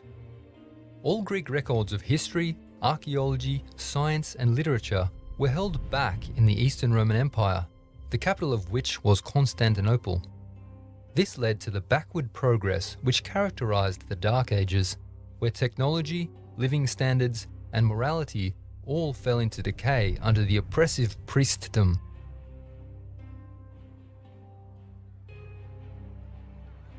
It was the absence of the light of knowledge, particularly that of Scripture, that made those ages dark. Yet through the dreary centuries, brave souls at times stood up among the Roman clergy, daring to oppose the darkness. One such soul was John Wycliffe, who, in defiance of the spiritual tyranny, translated the Latin Bible into the English language. So great was Rome's fear that this Bible alone would expose her fraud, that over the following 2 centuries she publicly burned all who were caught with this English translation. Such was the fate of John Huss, who took up the cause of Wycliffe in his native land of Bohemia. Meanwhile, the precious Bibles, bought at such great price, were tied around the necks of their possessors and burnt with them. The Augustinian monk Martin Luther was one of many who groaned under the popish gloom. Frequently retiring to a Latin Bible chained to the wall of his convent, the superstitious fog began to lift from his mind. With enlightened vision and a heart stirred by the Spirit of God, Luther grew indignant with the corruptions of the Church. Casting off his monkish works, Luther bent his energies towards reform. Many shared his frustrations. All Europe needed was one to take a bold stand. All the while, the papacy reposed blissfully unaware of the gathering storm ready to sweep away her captives. In 1517, Tetzel and his band of extortioners came to Wittenberg selling papal indulgences. Through this artifice, the papacy promised the remission of sins for a bargained price. Seeing through the pernicious scam, Luther vented the unspoken protest of thousands by nailing his 95 theses to the door of his local church. This move of a devout monk was no petty act of rebellion, but the expression of a love for the truth which he had found between the pages of an old Bible.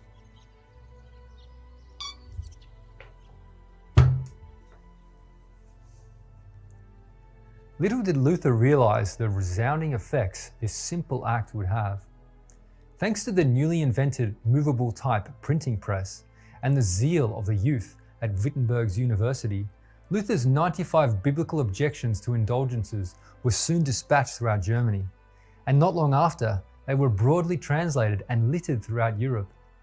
Luther's revolutionary act in October 1517 marked the beginning of the Protestant Reformation. As the Bible exposed the fraudulent teachings and corrupt practices of Rome, the chains of fear and ignorance that had held the people under her sway fell to the ground. Like rain that refreshes a dry and thirsty land, the Word of God spoke life to nations that for centuries had languished under a pontifical shadow of death. The Reformation battle cry, Sola Scriptura, the Bible and the Bible alone, echoed over many lands. Incredibly, Providence had paved the way for this Reformation throughout the preceding century. In 1453, Constantinople was sacked before Mehmet the Conqueror, and Athens fell shortly thereafter. Among the Greeks who fled before the advancing Turkish hordes were intellectual classes carrying their learning and literature into the West. In their hands lay the pure Greek manuscripts of the Holy Scriptures. These sacred scrolls would be vital to the generation of revolutionaries who would storm the citadels of Roman dogma. The fruit of these rediscovered treasures ripened 1 year before the Reformation began. Erasmus of Rotterdam deeply desired that all men should have the Scriptures in their native tongues.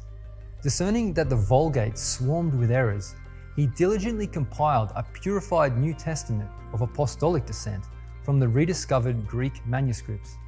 In 1516, Erasmus completed this work, which is known as the Received Text. It was from these pure Greek manuscripts that in 1522, Luther handed down to the German people a New Testament in their own language. Its publication aroused great fear among the clergy, as Daubigny writes, "Ignorant priests shuddered at the thought that every citizen, nay, every peasant, would now be able to dispute with them on the precepts of our Lord." Through the profusion of Luther's writings, other God-fearing Catholic priests, such as William Tyndale, caught the revolutionary spirit. After failing to persuade Bishop Tunstall to authorize a translation of the Scriptures into the native tongue, Tyndale began writing his own Christian literature abroad, which he smuggled into England. As a fugitive, Tyndale undertook his English translation of Erasmus's Greek New Testament, which was to find its way to English shores in 1526.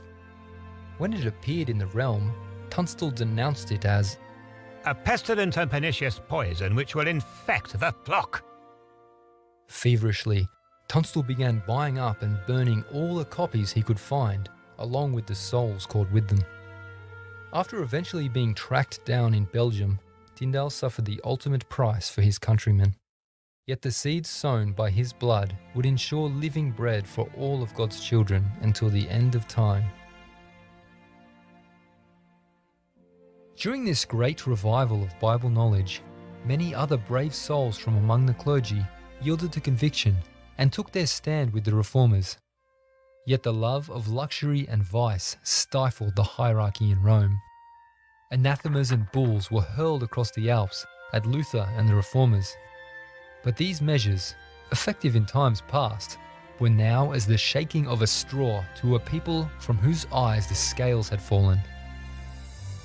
The medieval papacy awakened from its superstitious lethargy to see that in a third of a century, the Reformation had carried away 2/3 of Europe.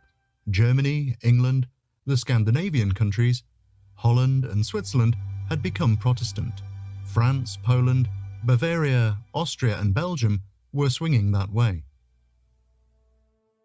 Reeling from the punch and tottering on her very foundations, Rome realized that it was now an impossibility to keep the Bible from the people by force. New tactics had to be drawn up to neutralize its decimating power. Gathering together her craftiest cardinals and learned men, the papacy under Pope Clement VII took counsel amidst the crisis. Chief among the Pope's advisors was the wily English statesman Cardinal Thomas Wolsey.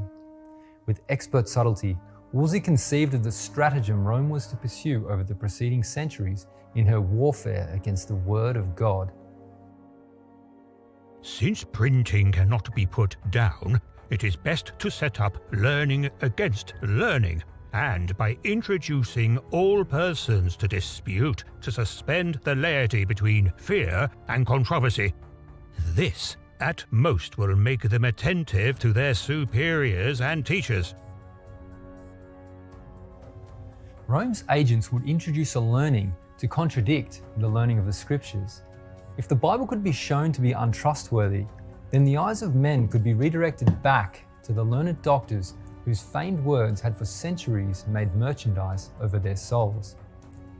With the battle plan drafted, Rome sought out learning to be used for her ends. During the 1st century AD, certain men crept in unawares to the thriving apostolic church, denying core truths of the gospel. These false teachers rewrote both the Gospels and letters of the apostles, infusing them with a mystical pagan philosophy. Known as Gnostics, they upheld a secret knowledge as the way of salvation. Most notable among them was Origen of Alexandria. He taught that the soul existed from eternity, before it inhabited the body, and that after death it migrated to a higher or a lower form of life, according to the deeds done in the body, and finally all would return to the state of pure intelligence, only to begin again the same cycle as before. He believed that the devils would be saved, and that the stars and planets had souls, and were, like men, on trial to learn perfection. In fact, he turned the whole law and gospel into an allegory. According to Gnostics, acquiring hidden gnosis or spiritual knowledge was the key to obtaining apotheosis, the spiritual evolution of a man to the level of a god.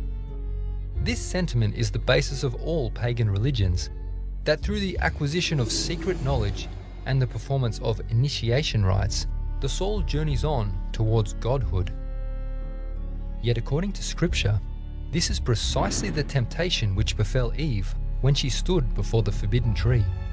Satan said, For God doth know that in the day ye eat thereof, then your eyes shall be opened, and ye shall be as gods, knowing good and evil. That was weird. Did you guys hear that? Wise to the plotting of the ancient foe, the Apostle Paul warned young Timothy of these Gnostic deceivers, who, after Did you the power fart? of the serpent, No, man, that high-pitched fucking weird, like...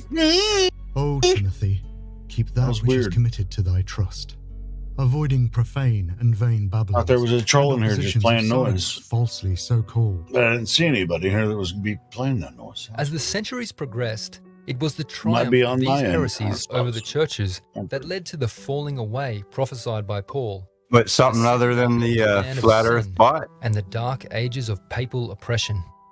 Yeah, but did you hear that? Church of Rome high-pitched waxed in power. fucking... The Western Roman Empire weakened Per minute. and fell prey to the Hey, it's still Germanic going, tribes it's still which going, they it's had all good. failed to conquer in the preceding I century. was just watching Witz's these live stream powerful right now. tribes You know, north his of Denmark were not breakdown altogether of heathen his brutes. debate the other night. Before their But, migration, and I just got back here, and not by Rome, then I heard but like by a the weird missionary noise. efforts I was of like, what the Ulfilas. hell's going on? The Gothic tribes were driven into the Roman Empire by the advancing Huns, and as their powerful battle axes hewed a path towards the city which had Well, long welcome terrified back. the world, they abstained from many of the barbarities. I wasn't here. I'm just like I'm. Britain by You the know, I'm heathen playing this Saxons. video to fill dead air. I don't Known want as to be here all Arians, night. I was here all night shameful fate yesterday. of the Ostrogoths, the Vandals, and the Heruli. Yeah, I want you made guys them to talk heretics more. to the apostate Church of Rome. But among the larger part of the barbarian tribes, I'm just listening to this and participating in some other chat on YouTube, just pissing around with. That's what I'm doing too. Yeah, I'm in Witz's chat. Okay, I didn't know he was live again. Yeah, he's live right now, just doing a breakdown of that debate that he had the other night. Okay, I'll stop over and take a peek, do some lurking. Yeah, go to Witz's channel. The want of a certain He's got like almost 200 viewers there now. themselves, half savage and half heathen as they were. I'll post it at the in the feet live of stream. the high priest of Rome. in an attempt to validate her apostasy before these new converts, the papacy commissioned Jerome to produce a Latin Bible that supported their Gnostic teachings. Jerome's work, known today as the Vulgate, was based upon the corrupted manuscripts of Origen of Alexandria. This corrupt translation was to be the only Bible Europe knew until the fall of Constantinople. During the 16th century, the It was reformers' given a review circulation of pure Bibles the in common languages debate, and I pushed have a aside feeling much of the that he rubbish said it's that going had to be a call-in centuries show, so covered he's the just giving a truth. review, and then he's going to have Yet in people call response, in. the heirs of Gnosticism cool. reached deeper into that heathen toolbox of specious learning for more rubbish to smother the rekindled faith of ages. A fresh supply of beguiling mysticism had recently arrived in the West. Along with those pure Greek manuscripts that had made their way into the hands of Erasmus, Gnostic learning was also born by the hands of Byzantine scholars who had fled the advancing Turks. An enormous trove of Gnostic learning had been brought from the eastern Mediterranean by agents of Clement VII's great-grandfather, Cosimo de' Medici. These celebrated mystical, scientific, and philosophical scrolls and manuscripts flattered humanity. Cosimo had stored huge quantities of this pagan material in his library in Florence. The Medici Library, whose final architect was Michelangelo, welcomed scholars favoured by the papacy. These scholars, not surprisingly, soon began emulating the papacy in focusing more upon humanity than upon the Old and New Testaments. So extensive was the Medici Library's philosophical influence that even scholars today consider it the cradle of Western civilization. From the spring of these mystical texts came the revered artworks, literature, and theatre of the Renaissance. It was through this material, at the bloom of the Reformation, that Rome sought to recapture the share of man's mind that might otherwise be directed towards the Bible.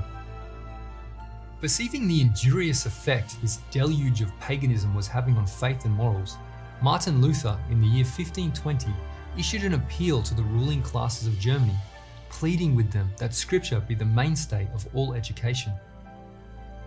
I am much afraid that the universities will prove to be the great gates of hell, unless they diligently labor in explaining the Holy Scriptures and engraving them in the hearts of youth. I advise no one to place his child where the Scriptures do not reign paramount. Every institution in which men are not unceasingly occupied with the Word of God must become corrupt. As the Counter-Reformation progressed over the centuries, the papacy's militia, the Jesuit order, would from these heathen oracles build a curriculum known as Ratio Studiorum, or Method of Study. As Tapasosi explains in his exposé on the Jesuits, during its 4 centuries of existence, the Jesuit educational theatrical enterprise has produced a proud, poised, and imaginative graduate. He or she is enlightened by the Medici Library's humanities, facile in worldly matters, moved by theatricality, and indifferent toward Holy Scripture. Producing Jesuitic graduates has become the aim of modern public education. the Bible is the cornerstone of accurate history, true science, and noble literature. As the psalmist declares, "The entrance of thy words giveth light, it giveth understanding unto the simple." The mind unfettered through the Holy Scriptures cannot be overcome by spiritual wickedness in high places. Therefore, the objective of Ratio Studiorum was the Bible's obscurity.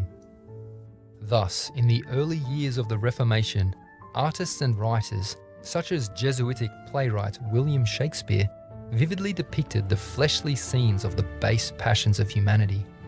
Protestants flocked to gawk upon the refined scenes of envy, jealousy, murder, debauchery, and witchcraft. With minds engrossed and consciences made dull, the perverted moral tastes of these audiences lost their relish for the wholesome words of Jesus. The amazing success of the Jesuit curriculum, Ratio Studiorum, is once again detailed in Saucy's book, aptly titled Rulers of Evil. America's understanding has been systematically bent to the will of the church militant, while the intellectual means for sensing the capture have been disconnected. Most of the content of modern media, whether television, radio, print, film, stage or web, is state-of-the-art Jesuit Ratio Studiorum. The Jesuit College is no longer just a chartered institution. It has become our entire social environment. The movies, the mall, the school, the home, the mind. human experience has become a spiritual exercise managed by charismatic spiritual directors who know how to manipulate a democracy's emotions. Logic, perspective, national memory, and self-discipline are purged to the point that unbridled emotional responses, as economist Thomas Sowell put it, are all we have left.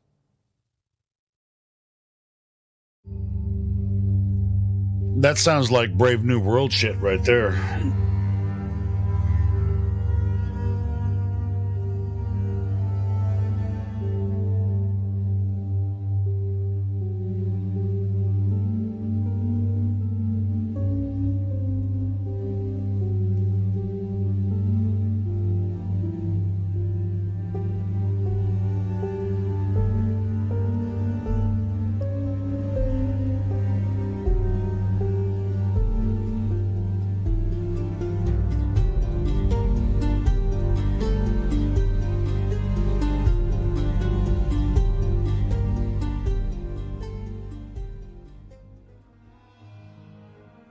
Beyond the more base distractions from the gospel, by far the most formidable weapons drawn from heathenism took the guise of scientific theories. Like other scholars of his era, Nicholas Copernicus was under the spell of Medici learning. The Polish astronomer and Catholic priest, according to Galileo, stumbled across the heliocentric theory as he immersed himself in heathen writings. His new fancy was shared with fellow clerics, and soon it began tickling the ears of those in Rome. In 1533, the Pope's personal secretary, Johann Albrecht Widmanstätter, outlined Copernicus's findings before Pope Clement VII and his cardinals. The Pope was impressed and gave his personal approval of the heliocentric theory. The idea of a spherical Earth was not new to the scholastics of the 16th century, owing to their love of Greek philosophers such as Plato, who held to a geocentric globe. However, the scholars had not yet dared to assert that the Earth rotated around the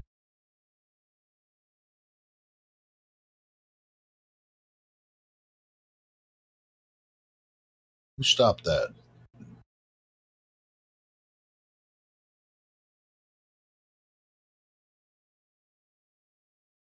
I didn't stop it.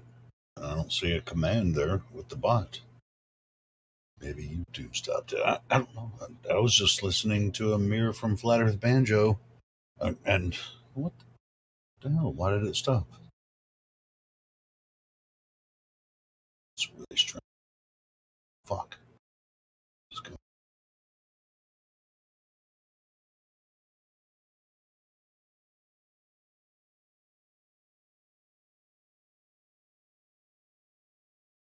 Damn it. I don't even know why it stopped.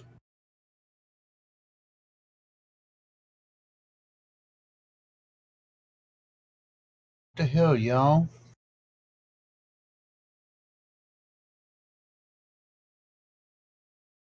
I was trying to play this video that from the Tartaria 24/7 Cosmology Tartaria Discord earlier, and every time I added it to the bot would start and then stop immediately. Let's see if it works this time.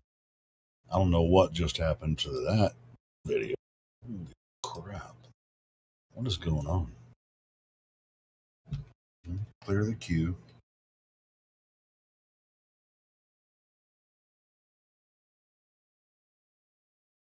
That's really weird. I have no idea why the bot just shut off. I'll talk to Indio tomorrow about that and see if there's some issue.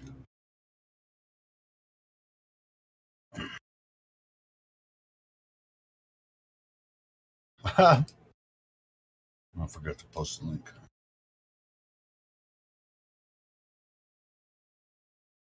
If this comes up. No, see, it jumped in, jumped back out. Man, what's going on with the bot tonight? It's fucking weird shit.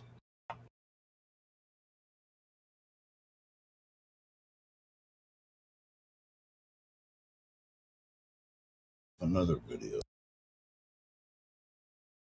If I can mirror Witzett's, I don't think he'd mind if you guys want to listen in on what's going on Witzett's channel. I don't think he cares. Let me try that one.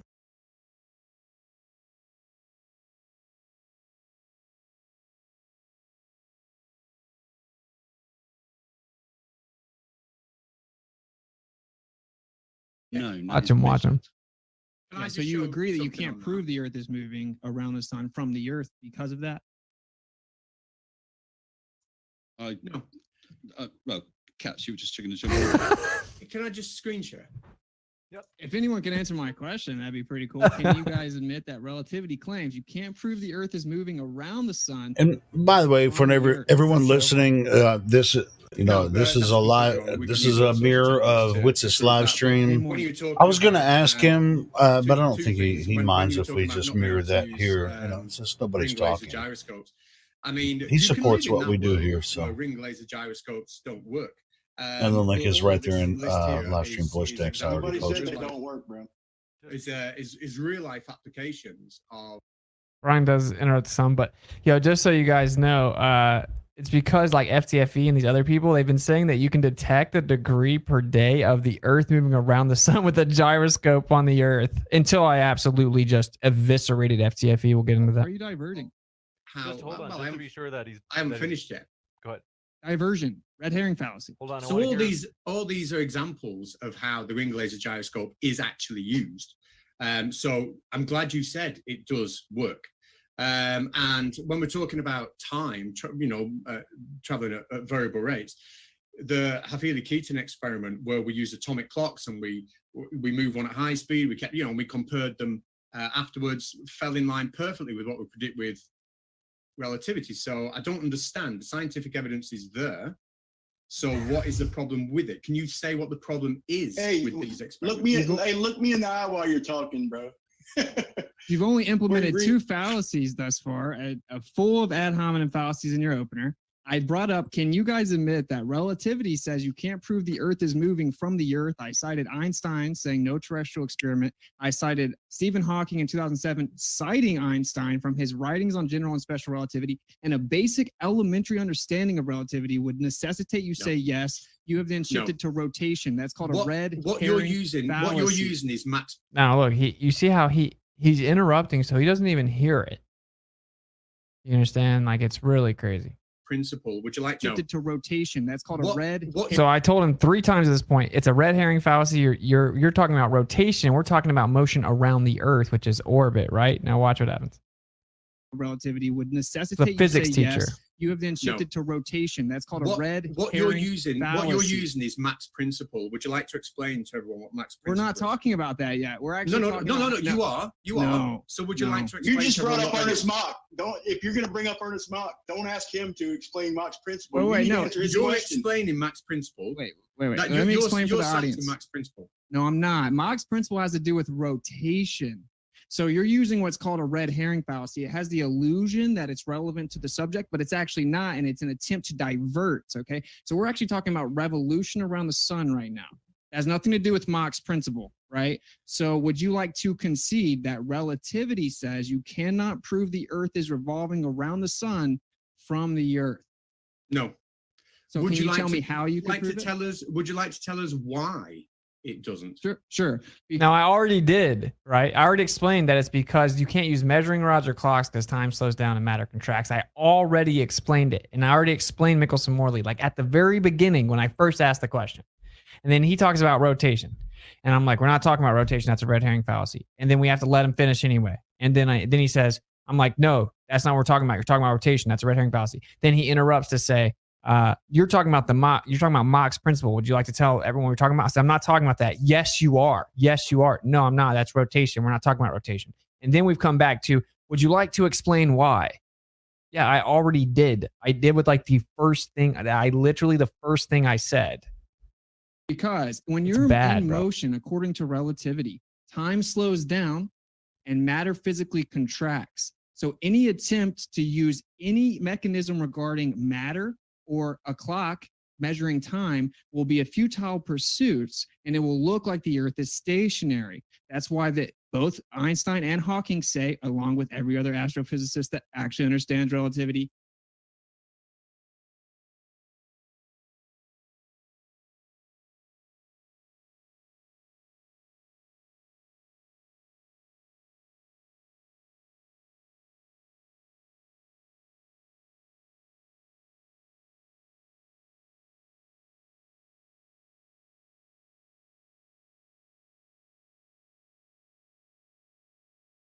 What just happened? Why did the bot shut down again?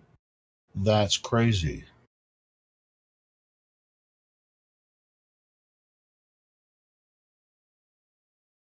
What's going on with the bot? Why did it just leave the room? What the?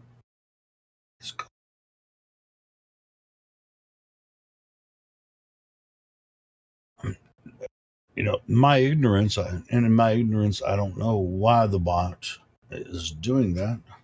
Let me just try to just replay it or try to do it again and see if it works. There's nothing else I can do.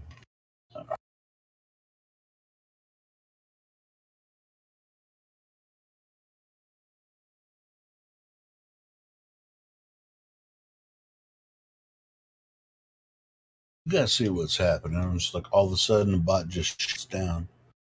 And we were playing another video. I was playing that video, and then it just all of a sudden shut off. I'll talk to, like I said, I'll talk to Indio about it tomorrow. Make sure I got the right video. God dang it.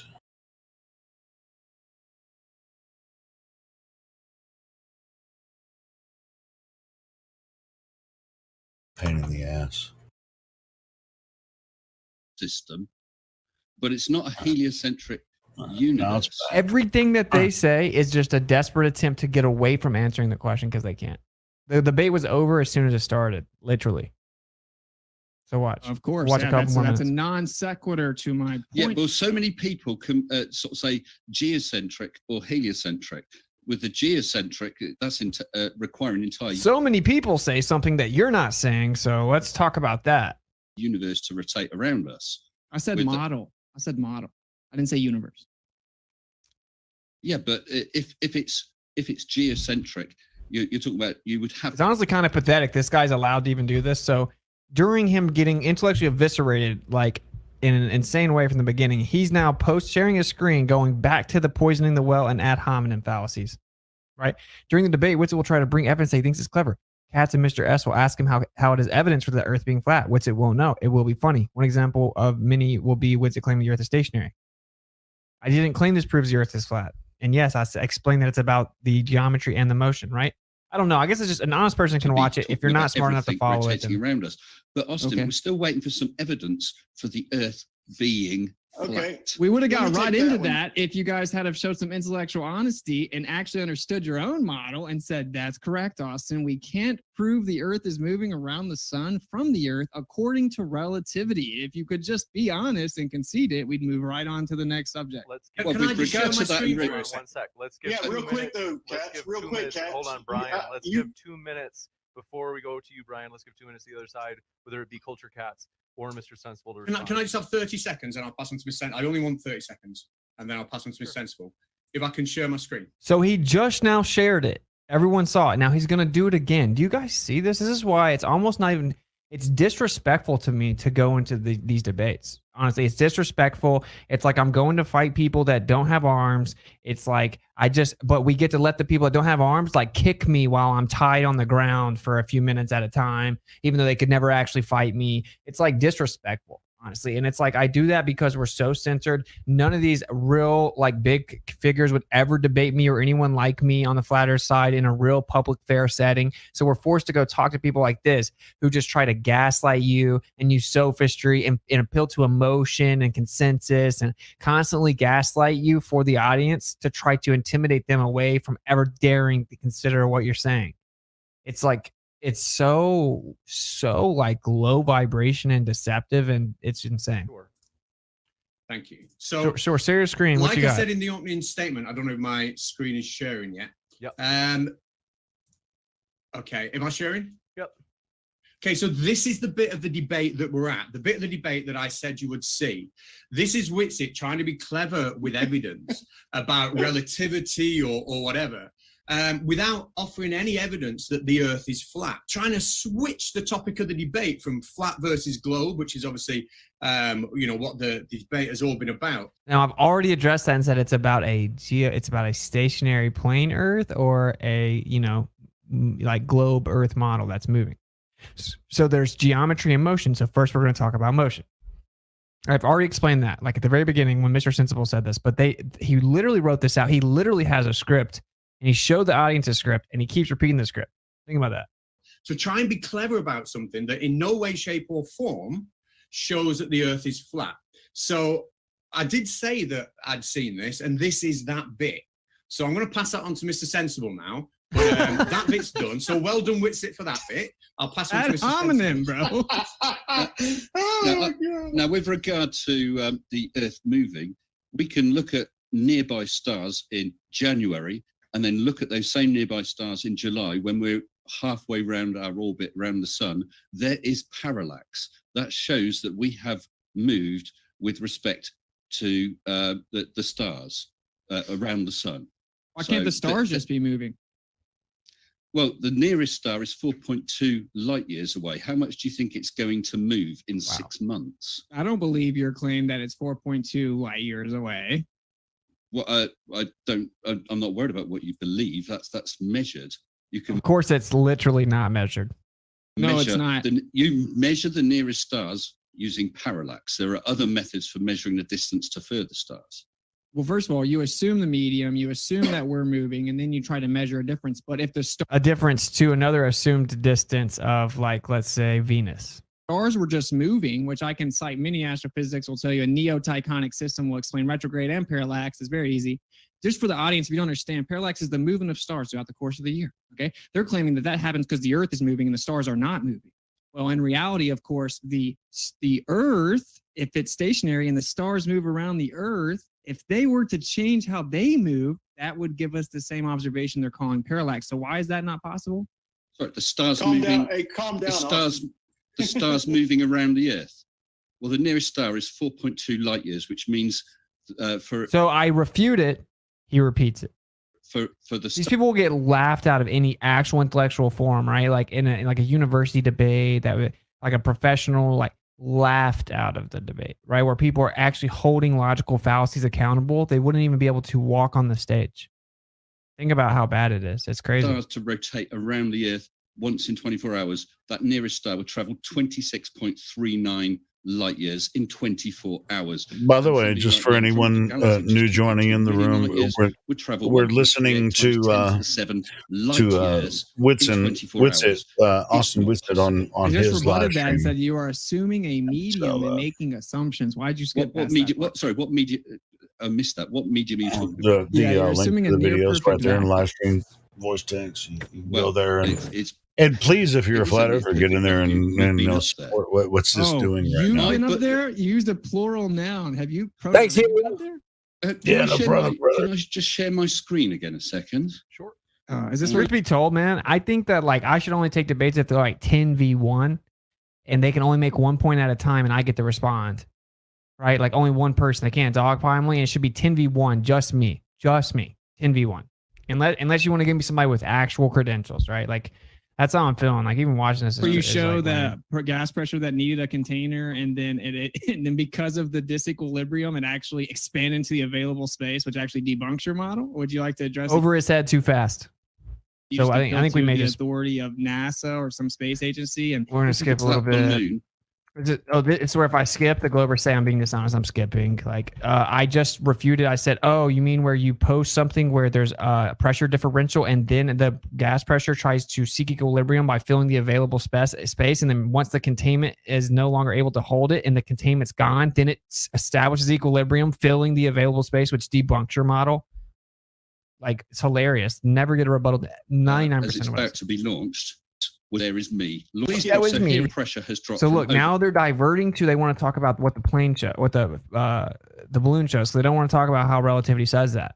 This is called a red herring. It's called diversion. It's called being dishonest. For 100% amount of. We did debate this. Obviously, you can go look at it. Like he said, these strings are straight. Really? Does all those lines look straight to you? Does that blue line look straight to you guys? Does the blue line look straight to you? Think about how stupid that is. He said the strings are perfectly straight. What strings? So the blue line is something different than that. The blue line is not the strings. Does the yellow line look straight to you? Does it look level and parallel to the line above it? Yikes, bro. Atmospheric pressure. To what, like 100,000 feet? Yes. I changed correction. And it's 20 miles. Brian, that video. They successfully changed the subject, right? You see what I'm saying? What? That's her. Almost 8 3/4 kilometers. In fact, video. He sees something wrong. Yeah, he started thinking about it. He actually didn't see the curvature of the earth. Rubber of a big beach. They No can't be divergence. intellectually say we would. And this is all see the Here curvature we of go. 2 millimeters off a big beach ball. You never see the curve. Well, you say we would. And this is all diversion, so the audience keeps up, right? They No can't be divergence. intellectually honest about anything. They can't even admit that relativity says you can't prove the earth is moving around the sun from the earth. Now we've diverted to, the star's this far away. How'd you know? Well, we I are went supposed to be 100,000 talking feet about in the air. That we are looks like a supposed to be talking vacuum. about the shape of the earth, the shape of. This is why I have to be allowed to talk for like 30 straight seconds, and they shouldn't be allowed to interrupt me, is because I have to begin to recap the debate and explain what they did. I have to, this is all a diversion away from how you can admit that relativity claims you can't prove the earth is moving around the sun from the earth. And then you diverted to, you diverted to stars are this far away, and then assume the vacuum. And the way you proved the medium or the vacuum was that you sent a balloon up 100,000 feet. Somehow that proves something 4.2 light years away, which is just a diversion. He's interrupting me, right? Because they know that if I get to lay out and break down everything that just happened so the audience really catches it, then they're going to be fully exposed. So that's why they impulsively interrupt. Because they can see I'm about to actually lay out the sequence of events objectively. This is why I have to have like an incredibly structured debate where fallacies can't be allowed. It needs to be like 10v1 if it's going to be this platform, or not even platform, just this format. It's be 10v1 because it's like 10v1, right? And they have to let me be able to fully respond.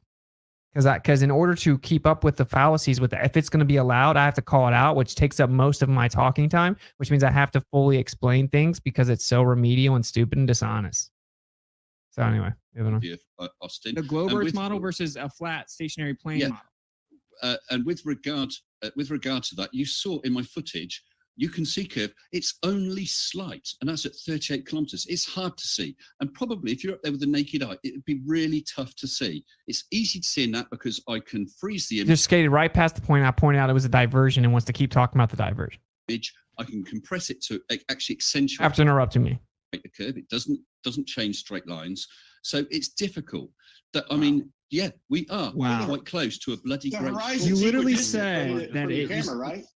You said that it actually adds curvature to the edges.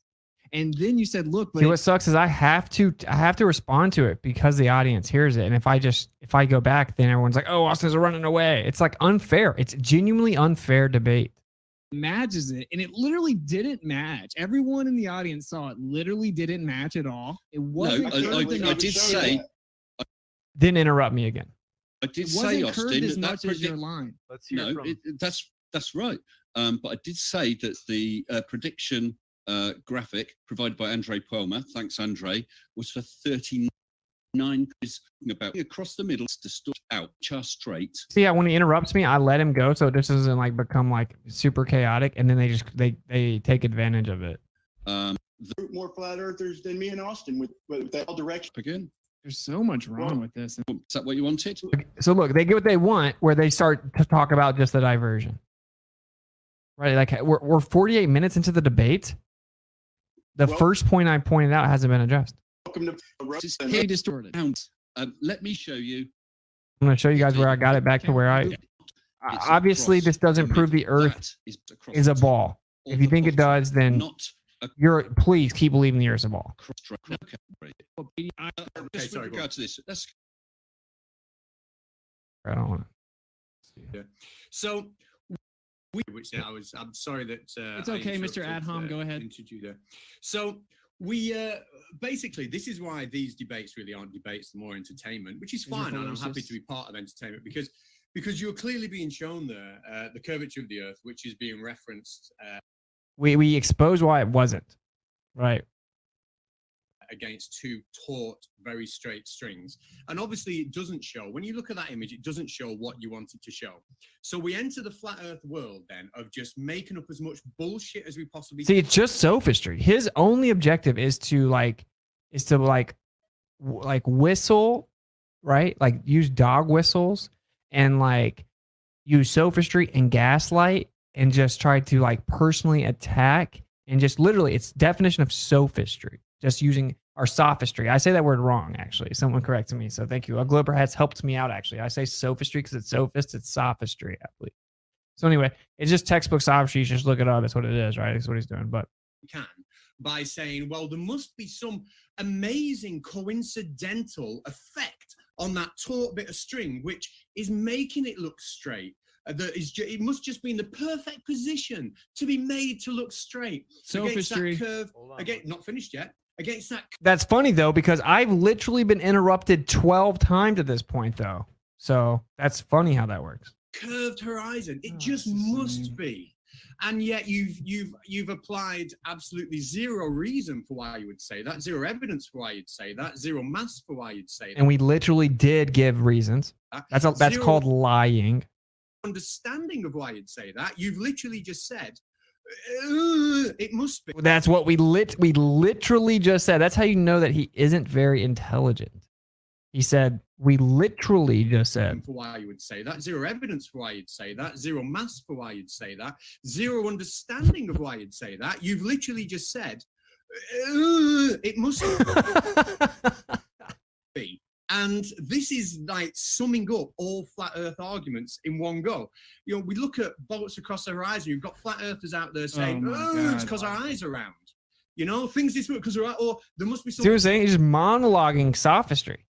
Ether band. Or that, you know, unless you're going to give me 10 more seconds, I'm not finished. But don't interrupt him though, because he's allowed to just monologue on a divergent full of ad hominems and sophistry. Shit, Brian, give me 10 more seconds. This is just pure sophistry. Give me another 30 seconds. Give me another 30 seconds. This is debating now? I haven't finished yet. I'll keep You're starting. a sophist. I want to give him another I'll start again. Yeah, I'm going to keep starting with it. So essentially, the point is this: if we're going to actually have I should almost have left right then. Seriously. What you've actually got to do is bring. But of course I can't, right? Because I'm doing this for flat earth, and like it's like, oh, Austin rage quit and blah. No, it's like out of principle, you know. Adult arguments. And the arguments you're bringing literally are at the level of a child who's saying, no, it's not my bedtime yet. No, there you go. More ad-homs. I've wound my clock back 5 minutes, so I've got another 5 minutes. That is a level of argument. So up your game a little bit. And what's your problem, dude?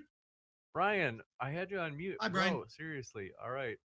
Sadly, I can't believe I have to do this, but once in a while, I actually have to change the settings so that people can't unmute themselves. So this is like frustrating me watching right now, to be honest, because like he's allowed to just like monologue ad homs, and he literally since the beginning all he's done is personally insult the other side, ignore what they say like they're literally not talking, and go back into ad homs. This is all the Globe has. Back to you. Sounds like you want to speak, and I'm asking you to unmute.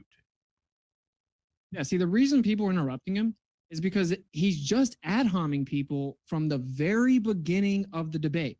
All Conspiracy Cats has is ad homs and sophistry. The whole audience can see it. Now he knows that the like zealous base here to defend the globe are gonna love it and eat it up, and that's all he's catering to. But this is just incredibly distasteful. Your entire response was to just chant and to ad hom me, and your entire opener to this moment. Now, what I actually said when you said I had no arguments, I explained many arguments that went directly over Mr. Sensible's head, including that something further in the distance would have a different angle to view based on some of the strings close to the view. All right, and now let me explain it, okay? So he has the strings right here by the camera. Now you're looking at the horizon way out in the distance, which of course is an apparent location, right? Even in their worldview, it's just apparent. You never see the actual geometric horizon. You see the optical one. Doesn't matter. The strings are right here. This is way out here. Now, if you take a camera, based on what angle it is that you're looking at something, then that imposes curvature based on the angle. Take any camera, whether it's a rectilinear lens or a GoPro, take it out to a sidewalk, anything, any horizon. As you tilt the angle, as the angle changes, the amount of curvature changes, okay?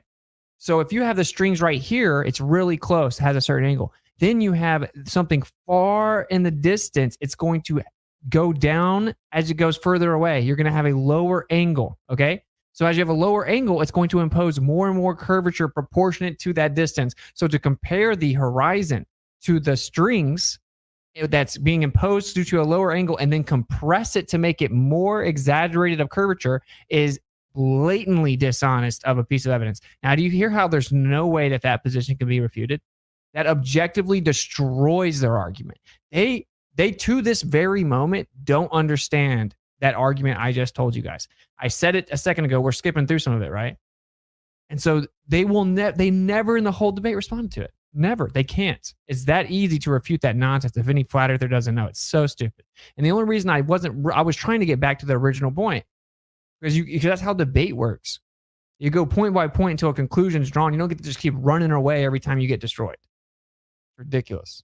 This is objective. Secondly, he claimed if it's right in the middle of the screen, it would be flat. And then he showed multiple examples of it not being in the middle of the screen. And thirdly, everyone can check rectilinear lenses impose curvature. That's not the same as or whatever you said. All you're doing is being a sophist and using ad homs and constant fallacies. This is why it's hard to sit here and listen to baseless chanting and insults consistently since the debate has started. That's why you got interrupted. And that's what you're going to respond with.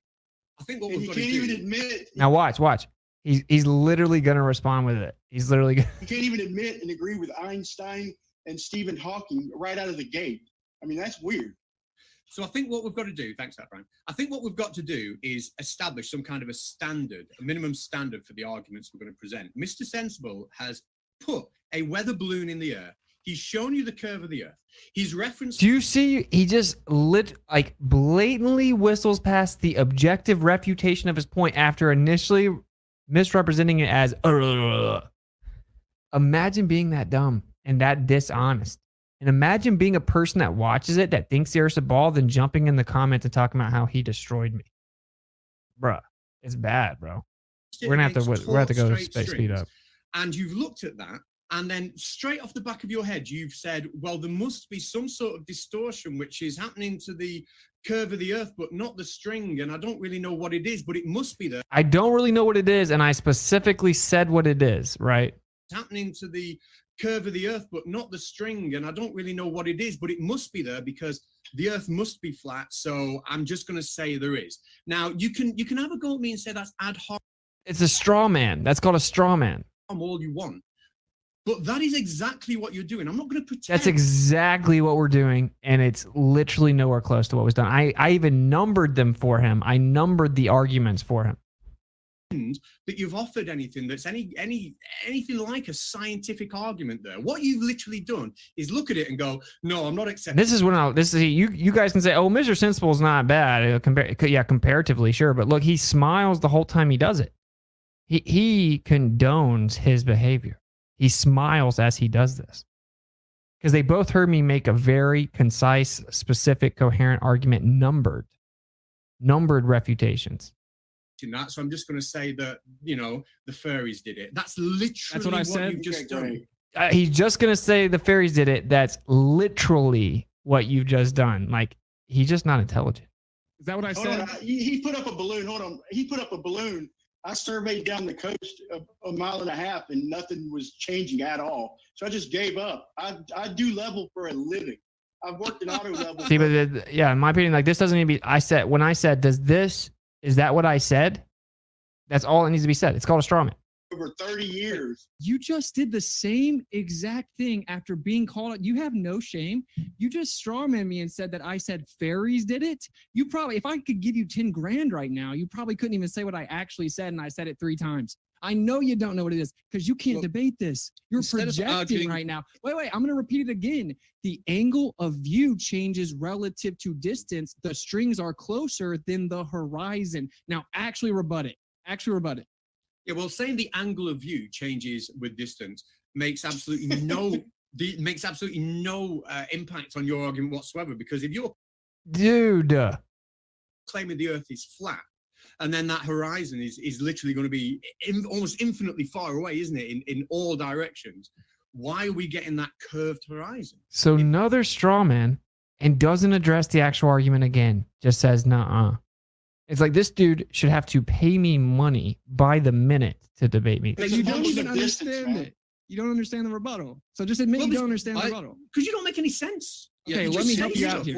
Let me help you out here. It doesn't make sense. If you took one of those strings and took a shot with a horizon where it's near the strings, those light rays are both hitting the lens at the same point. They would be bent or refracted at the same to the same degree. That How do you doesn't guys happen. not?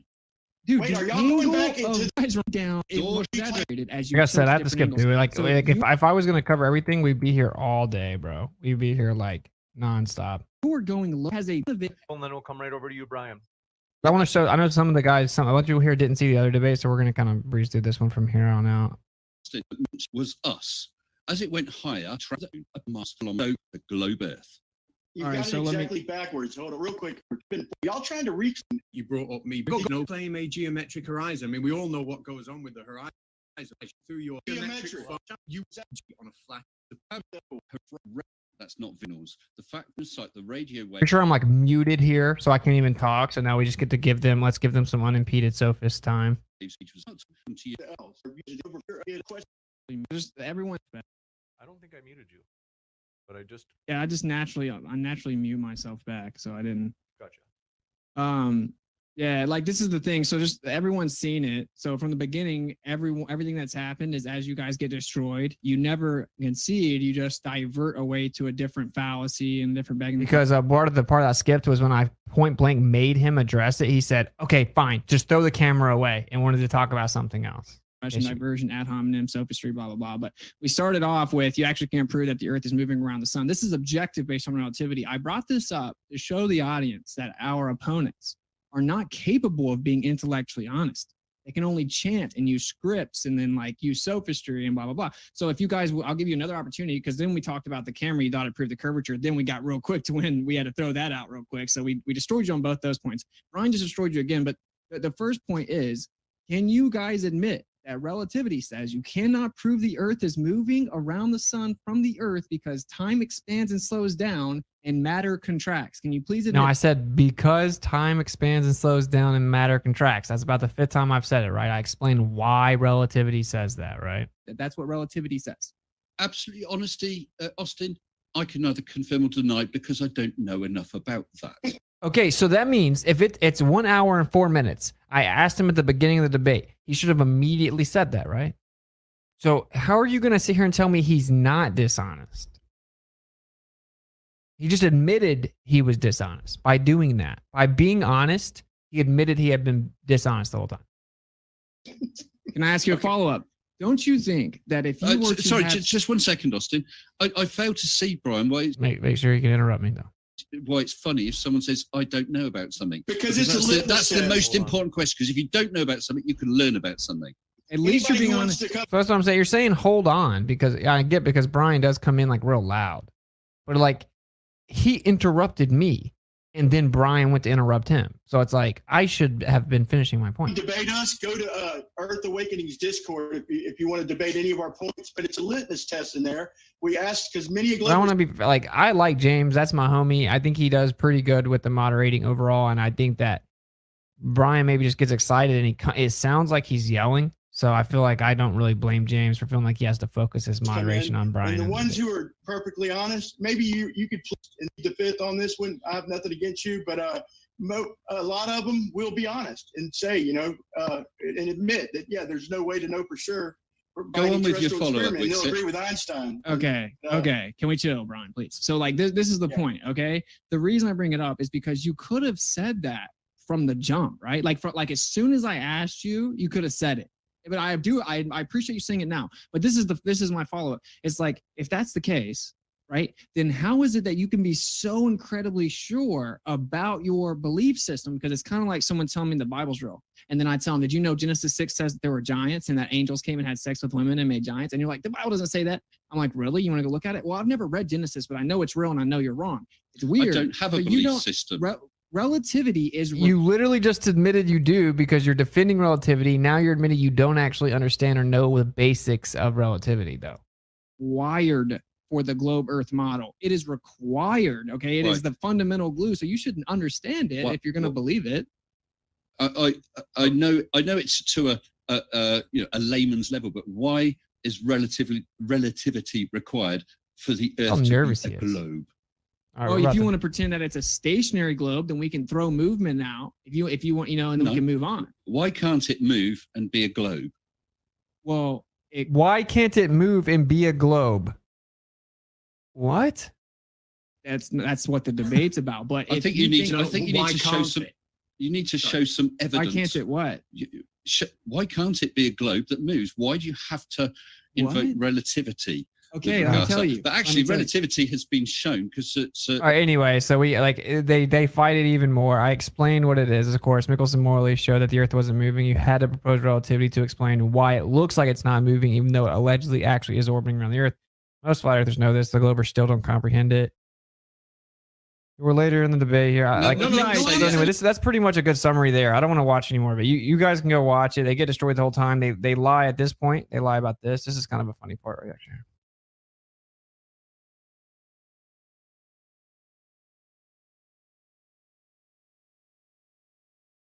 Debates are only So every time that they start getting destroyed, they try to divert to another subject. valuable on the internet where the audience can see. Maybe Mindshock should cover this one. I would love to not have to do it myself and count how many fallacies they used. I misquoted some of them. Like I said, it was an ad hom. It was a textbook poisoning the well fallacy to start, and then it was used as ad hom. But anyway, Because you guys see, if we were to talk about the 1 point, we talked for 5 hours before they conceded. You're now diverting away again. You could just say, yes, we can't prove the Earth's moving around the sun. We can move on. Oh, we detect rotation and we can question, is it the sky moving or is it the Earth moving? But we don't have honest conversation. So I just explained why I haven't been to Antarctica, and that's a ridiculous question. If anyone actually reads the Hold on real quick, Mr. Principal, real quick. see, it's just annoying. It's like annoying for me to listen to because I lived it, and it's like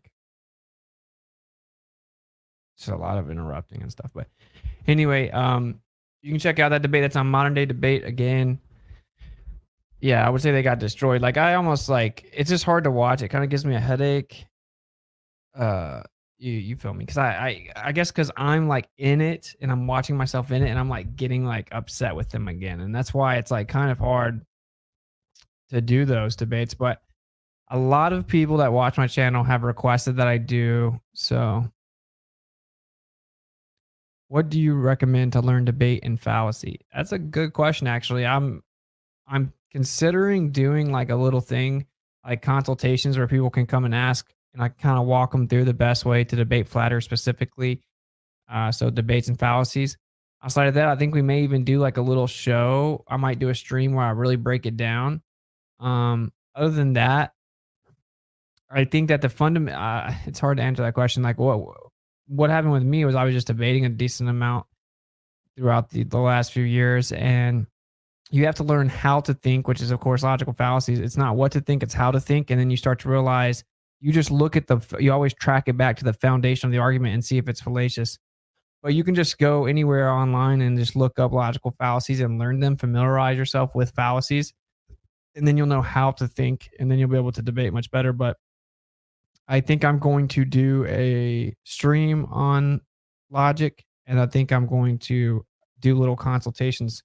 A lot of people are like, when I'm in my personal life or I'm talking to someone or I get in these debates, I need to know how to do it. I'm not as good as you or whatever. And I'm like, yeah, well, maybe you could just, you can get a little consultation. You can jump on and talk to me for 30 minutes. We'll break it down and I'll kind of give you some pointers and stuff like that.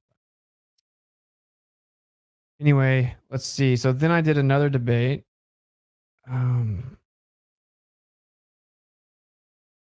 That one's bad. Like the whole time they get destroyed the whole time. It's really crazy. I don't want to have to go through the whole explain relativity right now. So I should. Maybe I'll just cover a little bit of the next debate, then I'll open up the lines. I should have maybe already opened them up. I forgot. Let me find that.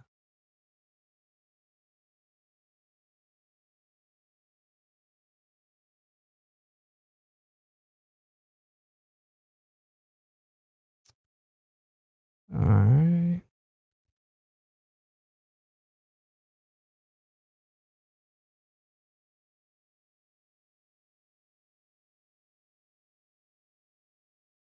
All right, there it is. So you can, here's the link to the other debate where I did with FTFE, which I only did that as a friend. Like as a friend to someone else, like they asked me as a favor to them, basically. So I did it, and I did on Discord. So that's the answer. That's the reason I did it. Secondly, they're trying to get me to debate Professor Dave on there, and I'm not going to do that for many reasons. One, out of principle of how toxic they are. It's funny because people say I do this for money, right? Like this is so funny. People say I do this for money. They say that what did someone say? It's not on Rockfin yet. Okay, I'm not sure what you mean. What's on Rockfin? And Adham is saying you're wrong because you're an idiot. An insult is saying you're an idiot. Why do you guys always get that wrong? I don't get that wrong. Thanks for That's the whole point. His argument as to why he was right, his presentation was ad hominem insults. So if your argument is an insult, if that's your argument is an insult, that's called an ad hominem. So if I make a very hyper specific argument and then you respond with, did FTFE monetize that? Of course he did. Yeah, did you not see all the super chats? He got tons of super chats. So I'm sure he monetized it too. I don't know. I mean, like with the ads, who knows? And that's why he wants me to come on there. He had like 600 or more live viewers. And that's why I've been telling him no, because he's just such a dishonest, toxic person. I don't want it to feed into that channel.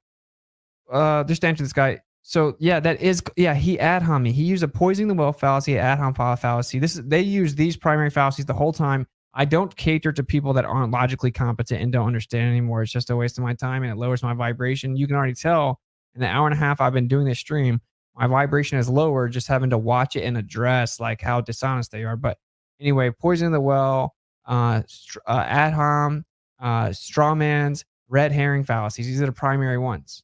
And they use many more fallacies, all or nothing fallacies. They use all kinds of fallacies, but those are like the 4 or 5 primary ones. And they did it the whole time. Everything Cat says is a straw man. He just hand wave dismisses. He poisons the well and he ad homs and straw mans like every single time. Like that's all he does. So if anyone wants to pretend that didn't happen, I don't care. I don't call, if someone insults me, I don't say they're ad homing me. You can say, actually, the Earth's not a ball because there's a geometric prediction of 1.225 times the square root of the observer's height in feet. And we have an observation where it's over 10 miles or 10 times further than that, debunking the physical necessitation of curvature of the globe Earth. The Earth is not a globe. You're an idiot. That's not an ad hom. That's me just saying you're an idiot, right? His arguments were insults. So thanks for super chatting to just say what's pretty clearly known. Anyway, I want to say this though. So because a lot of people are like, well, why are you giving him any time or energy? Like, because if you don't know anything about this guy, he's like super toxic. He lies. I don't know. It's crazy. I guess like what happens is we get dragged in. Like there are anti-flat earthers and this is their MO. They have a script and they're going to repeat the script over and over and over and over and over. They're going to accuse us of having scripts, but it's just them. Flat earthers think all kinds of different things, right? Disagree all the time, change their mind all the time. They can't think anything different. They have to believe what Google says and what this, consensus scientism tells them. They have a script. Like they have a script for each person. Like mine is that I use word salad. Now, none of them can ever articulate a specific moment I use word salad, ever. Never. And they definitely won't to me because I'll correct them and show them that it is coherent and stuff, right? But anyway, the point is that they just have a script, and then what they do is they gaslight people. They use sophists. They like chant. They just like feed into the crowd of these people that desperately want to believe it. The people that desperately want to believe it, they always regurgitate. They take the scripts, they go repeat the straw mans, the lies. They take my arguments, twist them, misrepresent them to make them look stupid, beat up the straw man, and run around the internet spamming the lies, spamming the straw man, spamming the claim of a word salad, all this stuff, right? And so it's the people that are desperate to believe the Earth could never be flat. There's no way and stuff. They get caught up in that because like they need this thing to like hold their hand and be like, it's okay, little Timmy. I know you're a little gamma male, but it's okay. It actually is a ball. You know what I'm saying? It is a ball. They're stupid.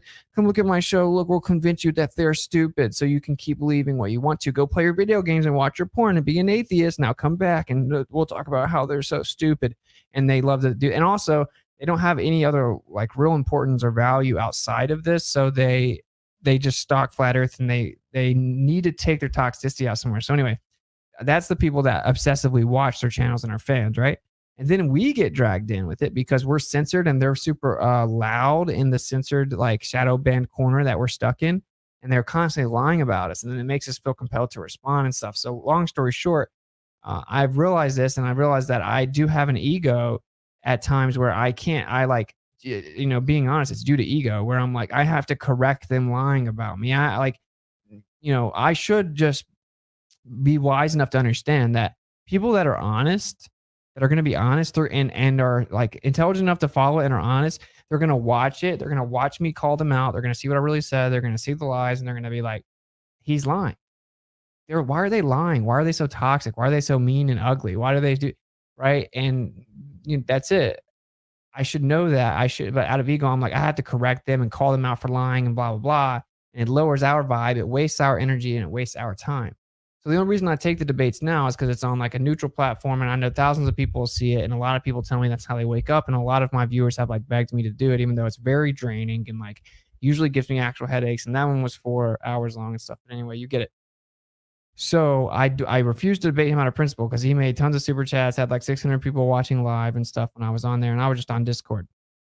But the reason that I chose to do it was because they're trying to get me to debate Professor Dave on FTFE's channel. And I've said no out of principle. Just like I've told FTFE, I won't debate him on his channel because he doesn't deserve to get any clicks because he's like a toxic, terrible person.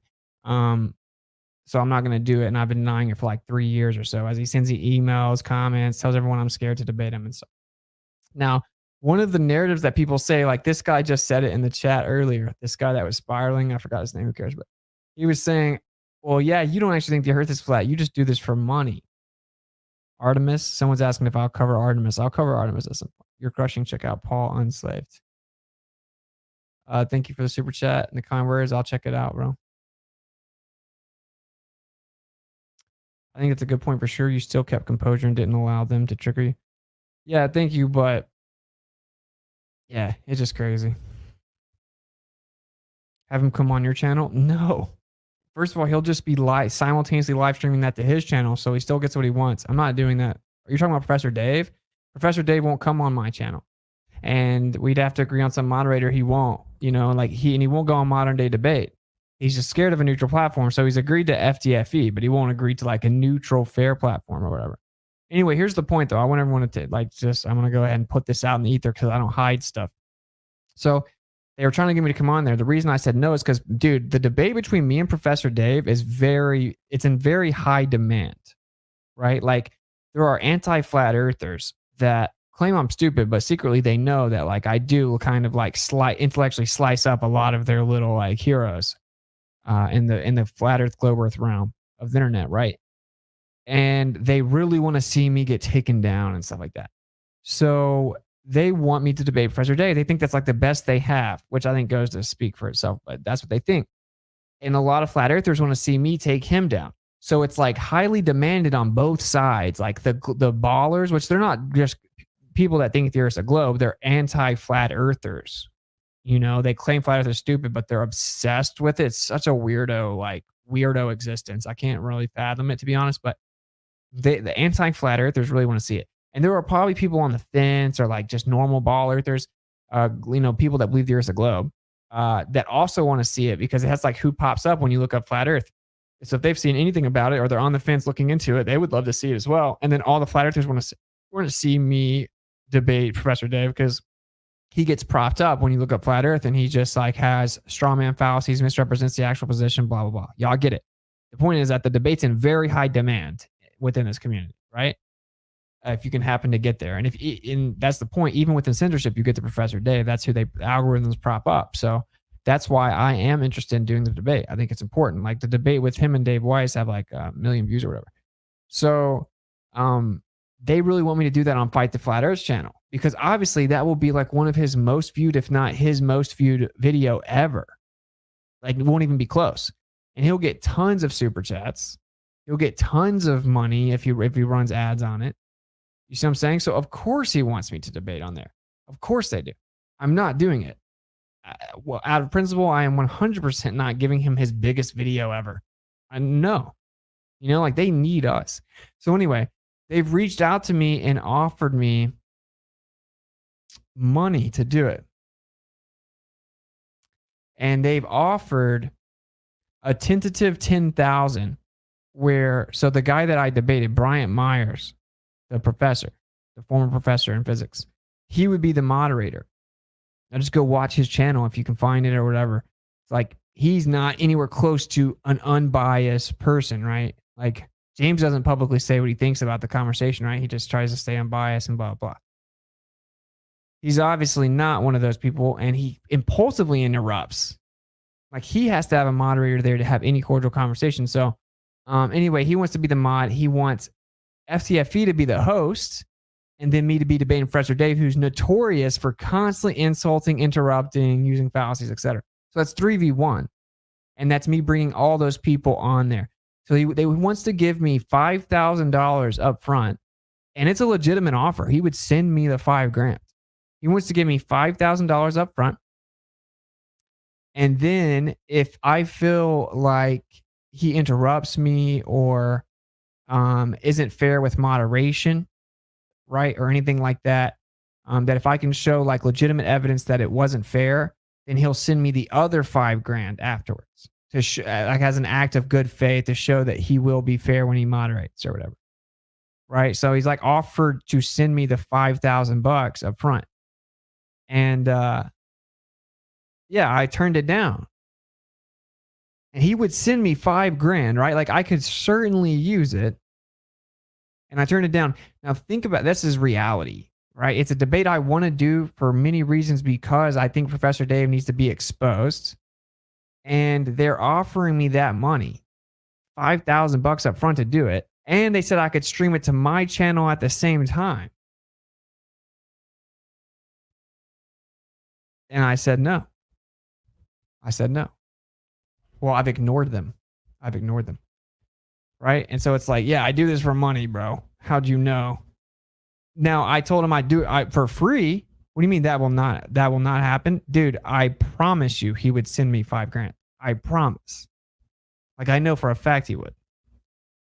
He would send me $5,000 and then I would never get the other $5,000, right? Like the other $5,000 would be like if he interrupted and it wasn't fair and stuff like that, I would never get that $5,000.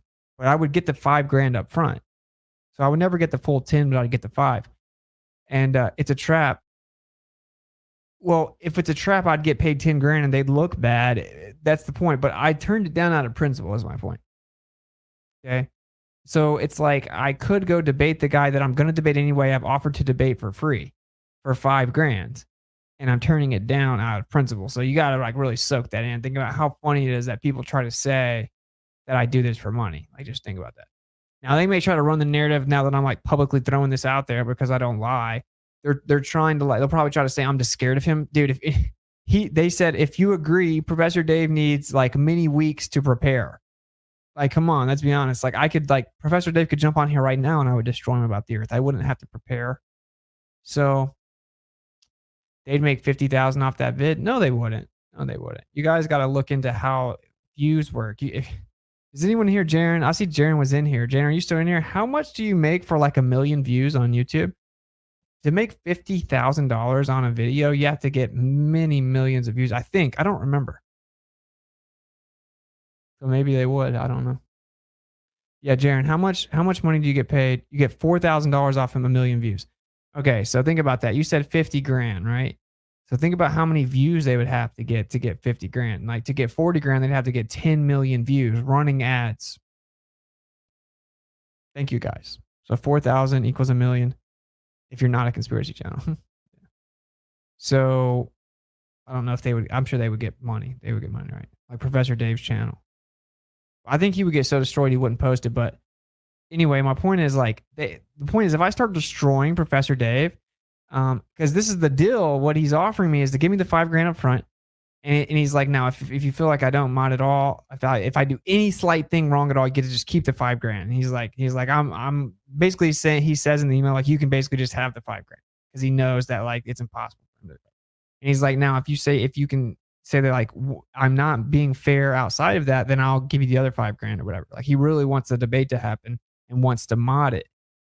And like we all know that Professor Dave will have to interrupt me and strawman me and lie and add on me and try to divert to debate me. We all know that. Anyone that's being honest, we know that, right?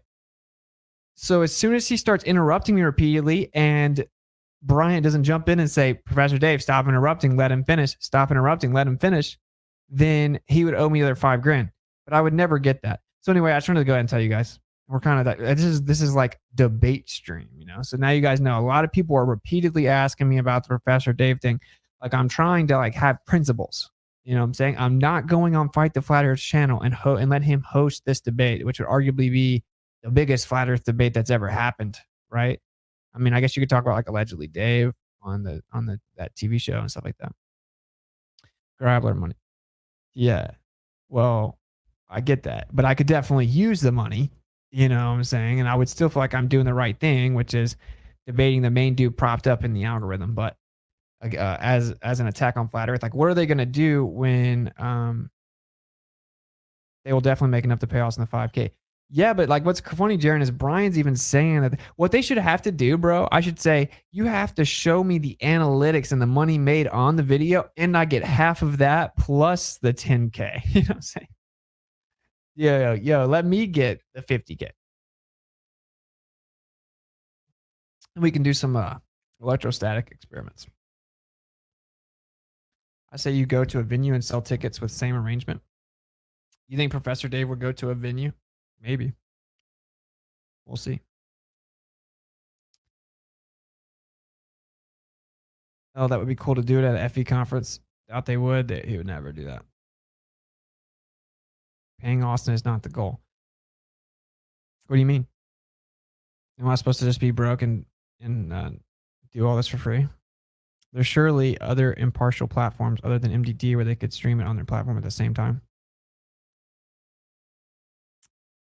Yeah, I guess. I don't know.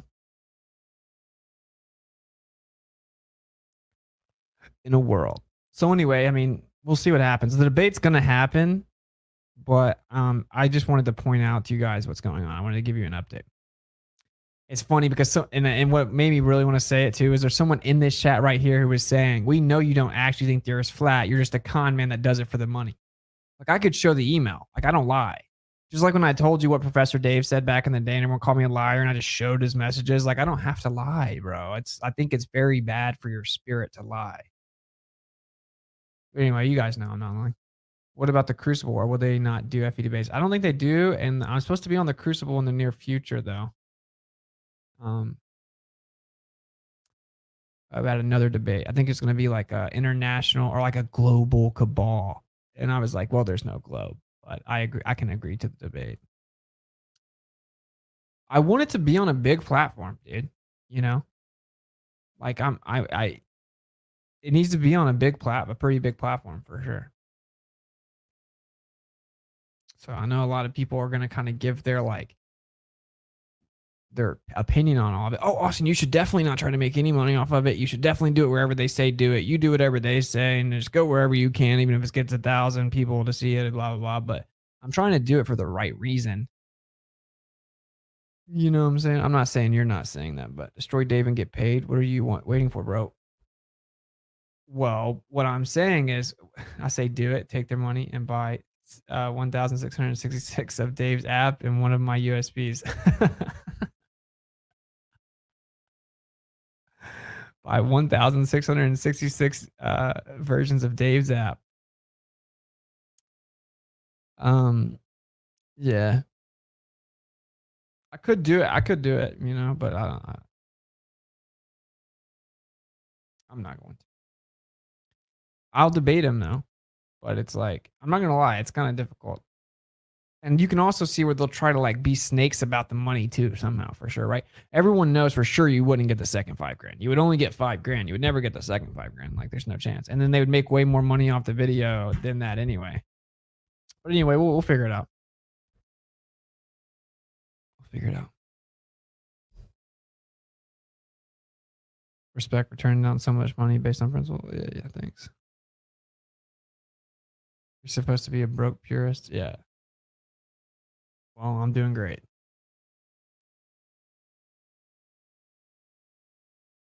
I would rather watch a fist fight out back behind the dumpster than me and Professor Dave.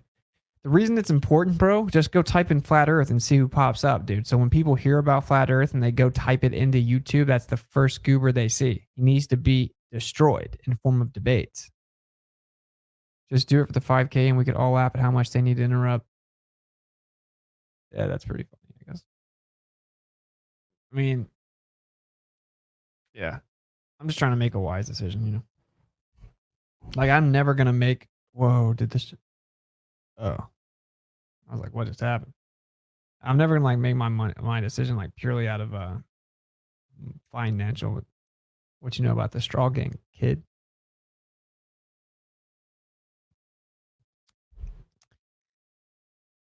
They definitely would. They would be freaking out, though.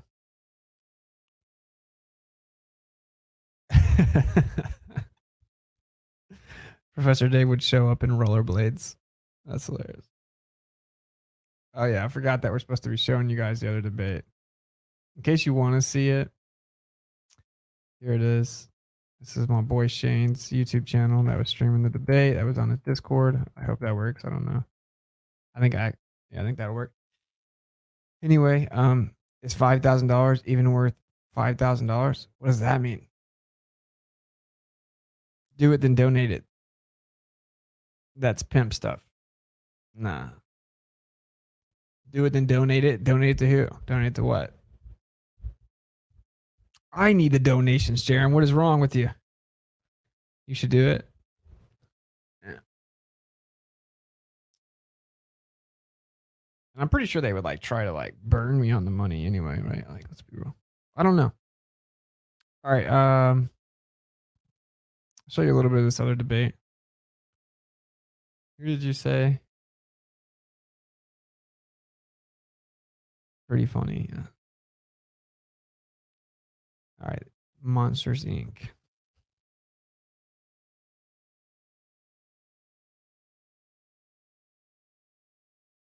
What's funny is I did this debate with this dude and like he definitely got destroyed. Let's be real. Like he got destroyed.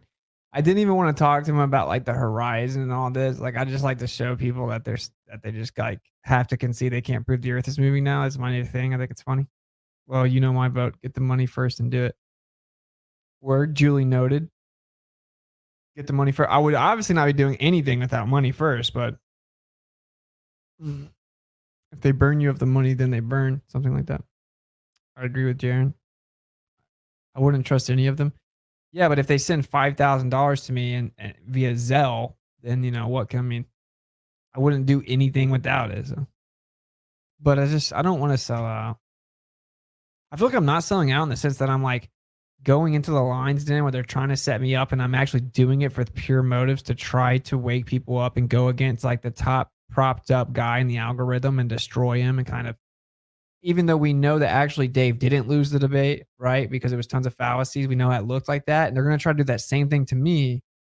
But I will not allow that. And he'll have to be able to interrupt me to do it. And Brian, there's no way Brian will be like, yeah, stop interrupting, stop using fallacies. He would never do that. So 5K isn't that much. That's true. I guess in today's world, it's not that much, but also I don't have much money at all. So it would be very helpful to me. All right, let's go over here to the debate. I just wanted to give you guys an update. I'm interested in your feedback for sure, but okay. So he gives his intro and he tries to say that pendulums prove that the earth is moving and that the earth rotates. What's your buddy Shane's YouTube? I just dropped it in the chat, bro. I'm dropping it in the chat again. Ask for 10K, different moderator. Well, the moderator is the one that's offering to pay the money.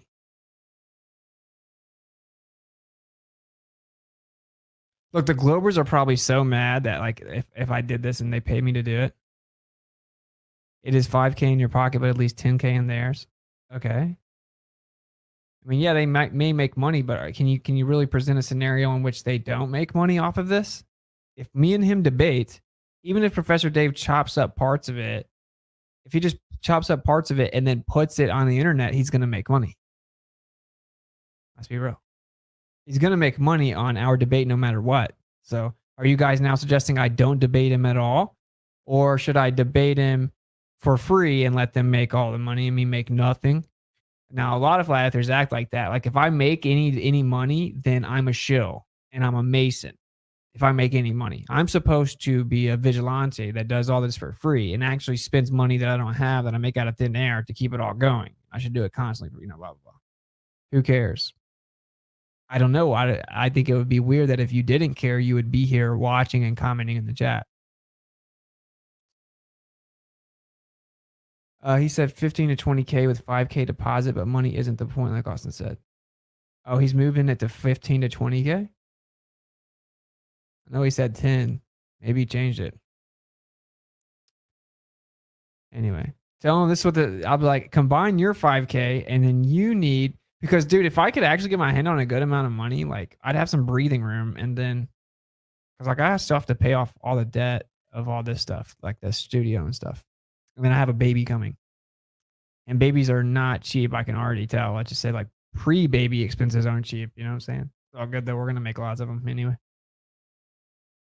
You do you got kids on the way. I doubt you're wallpapering with 20s. Not even close. Yeah. Not even close. Not even close. Actually, all my donations, PayPal just canceled them. Because it was through What's It Get to That Live, I still can receive PayPal, but anyway. I'm getting distracted. Nah, bro, this is your job. I was just saying you should make it more worth it. Yeah, maybe. You finally get a chance for a paycheck and destroy Dave. Do it. Yeah, I might. Negotiate with stipulations. Yeah, that's the only way. Is that I would make very specific, like signed agreements or something. You have to do this with borrowers. Let's be honest. What I was gonna say was, okay, you give me 10K up front. no, or you give me 5K up front, and then you guys do a GoFundMe from your little anti-flat earther zealots for like another 10K or something. And then you get all the money to me. You know, then we'll go from there. If they're trying to come up with some scenario where he gives me money, but then he's like, he tries to get me to sign something that's like all shisty, and it's like, we're going to get the money back, or you're going to have to give me the 5K back, or then we'll run around making videos about how you stole 5K, or, you know, intentionally with no intentions to give me the full money. If it happens, like none of that's going to happen, bro. Like you got your whole life messed up. You're not about to play me, bro. You're not going to play me to get me into the unfair channel with the host and the moderator and the debater all being like zealots and anti-flat earthers. There's no way. Good luck. And then get the biggest video you've ever had on your channel. Moving on. So here is my bad.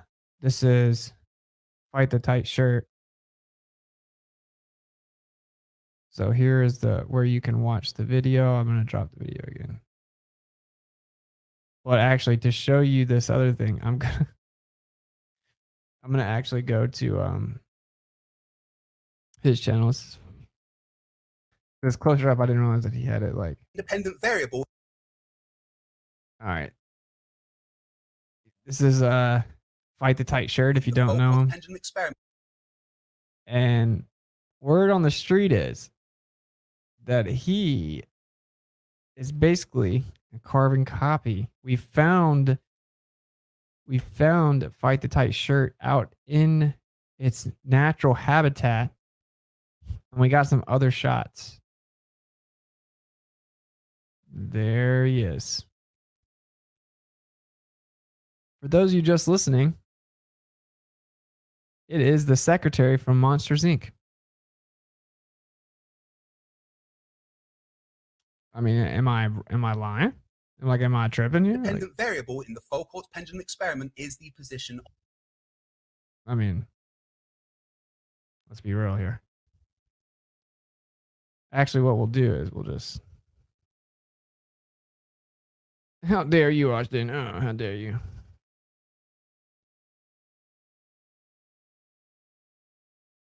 Independent variable in the Foucault pendulum experiment. In the Foucault, this is where he's saying that the independent variable, let me upload this picture. The independent variable in the Foucault's pendulum, because he's proving that the Earth is spinning. So the independent variable is where you're at on the Earth. So I'm like, oh, you're just presupposing that the Earth is spinning and that's what's changing it? No. Yes. So you're begging the question.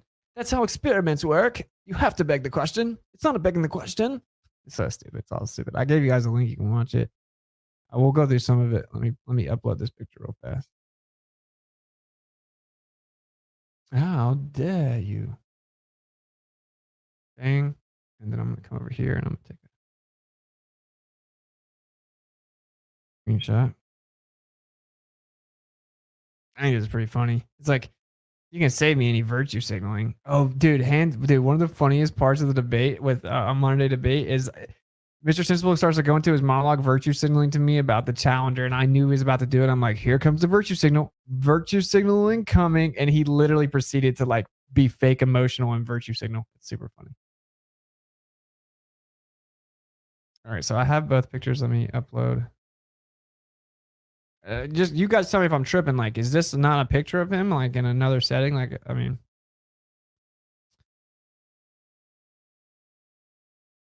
let's be real here.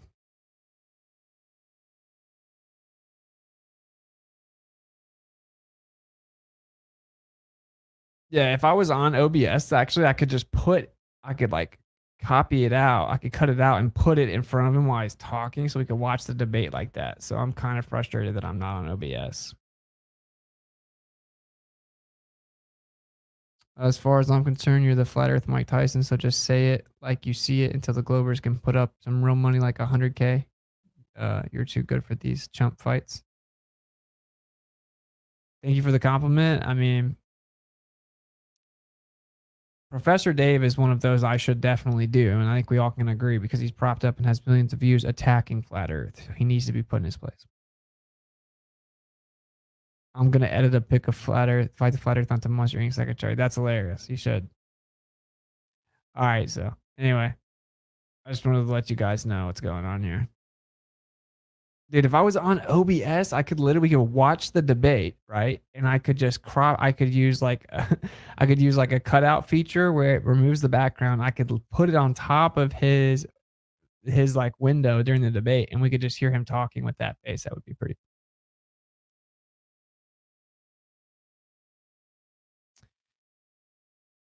All right, let's check it out. Is the position on Earth, not axial rotation, because you cannot change the axial rotation. That is not going to apply different amounts of drift. That is not, that is not the cause of the different amount of drift. So no, you're wrong. So the axial rotation isn't the cause of the precession of the pendulum? The precession of the pendulum, the drift of the pendulum, is varying depending on your. Let me guys give you so his presentation, he presented his opener that the proof that the Earth's a spinning ball is the pendulum. I had 10 minutes to rebut. I used 6 minutes. Told him it was a begging the question fallacy, assuming the very thing he's claiming to prove, which is axial rotation. Then I give my presentation, and it was just actually like, it was gravy. It was like my presentation where I cover like actual gravy. Obviously, they don't deserve like any like real get all serious type of thing, right? Like I have the toroidal field and blah, blah, blah, blah. Oh, I should open up I'm going to open up the lines for you guys. I keep forgetting. I'm sorry. So this, just so you know, it's going to be maybe 30 more minutes. I mean, I'm probably not going to do like a crazy lot longer, but I'm dropping the chat if you guys want to watch. What we're doing, just so you know, what we're doing, right, is we're watching the debate. So if you guys want to jump in the call-in show and watch some of this debate with us, and then you can comment as we watch it, that's cool, but that's what we're doing. Just so you know, I'm not going to sit here and talk for like a super long time about something unrelated.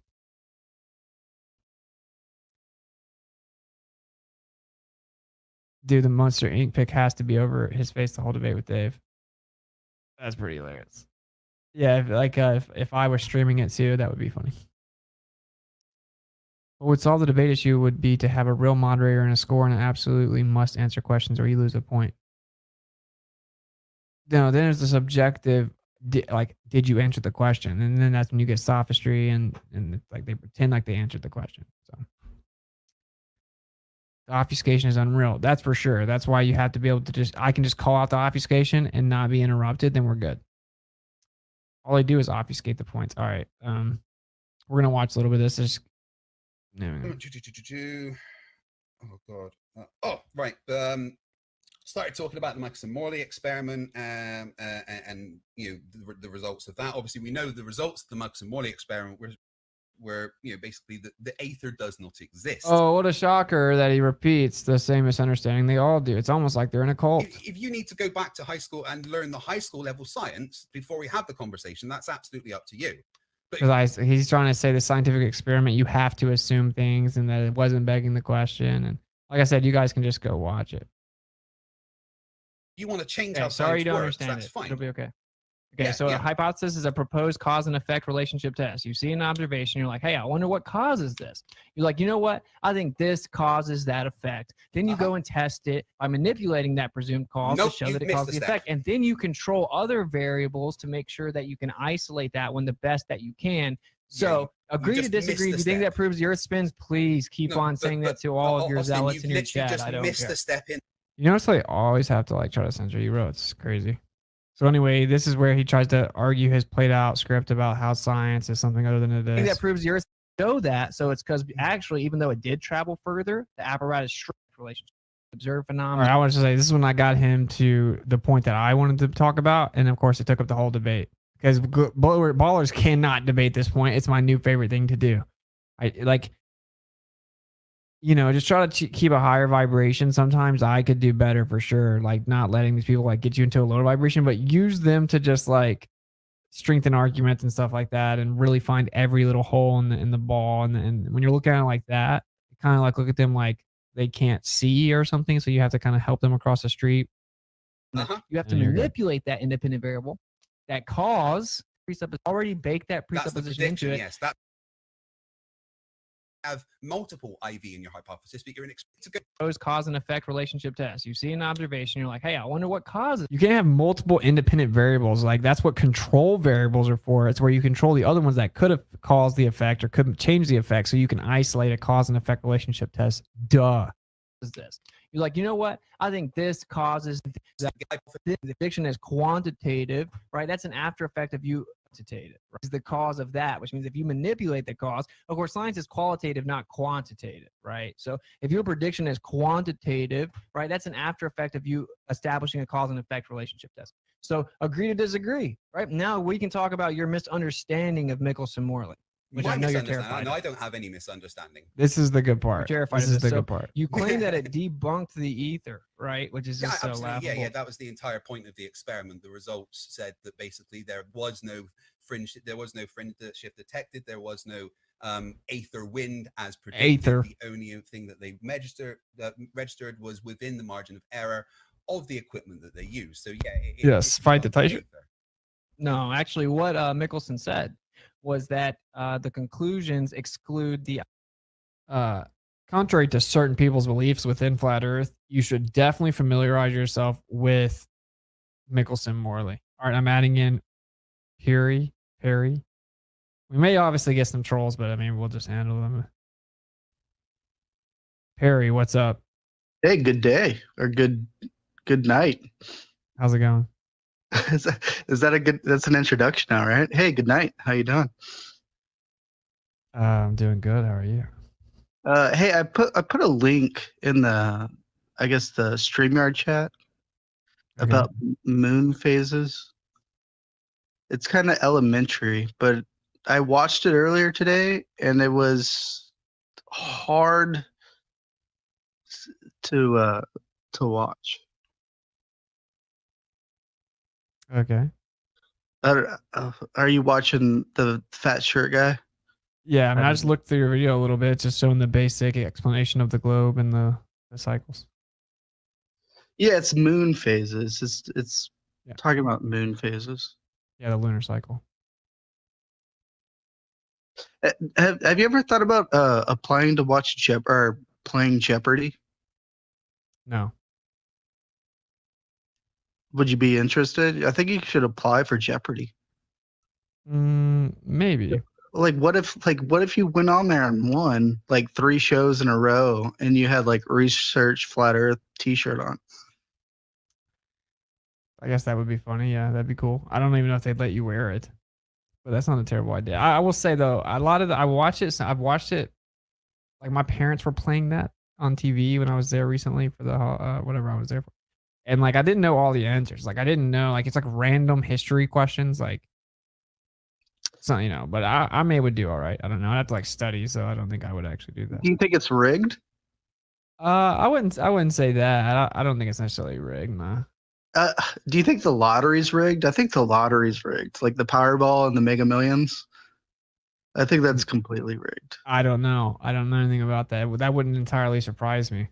Because in like the 1990s, there's a movie that came out that showed that they rigged the lottery. I don't know what the movie was called, but they showed a movie where they literally went into the lotto drawing and they like added weight to all the balls besides 5, and they could pick the 5 balls that they wanted, basically. So there was like a movie about it, and normally when there's a movie about it, it's normally rigged. Maybe so. I'd have to look into it. Do you not want to play the moon phases? No.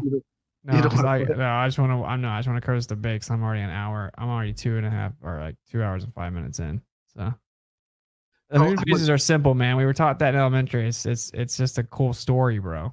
Like why is it? But like if you look at her point of view, like the film of her point of view, it's exactly the moon phases.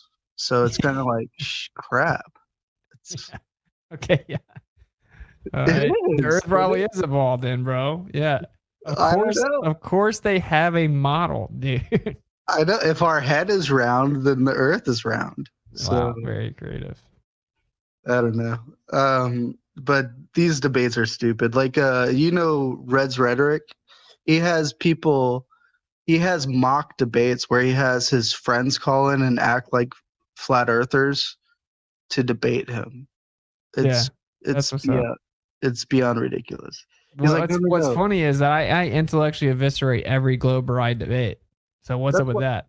That's why I said you should apply for Jeopardy. Just go on Jeopardy.com, and I don't know if Vienna White. All trolls aside, though, like if you think there's a globe, why would I be capable of like always proving all their points wrong?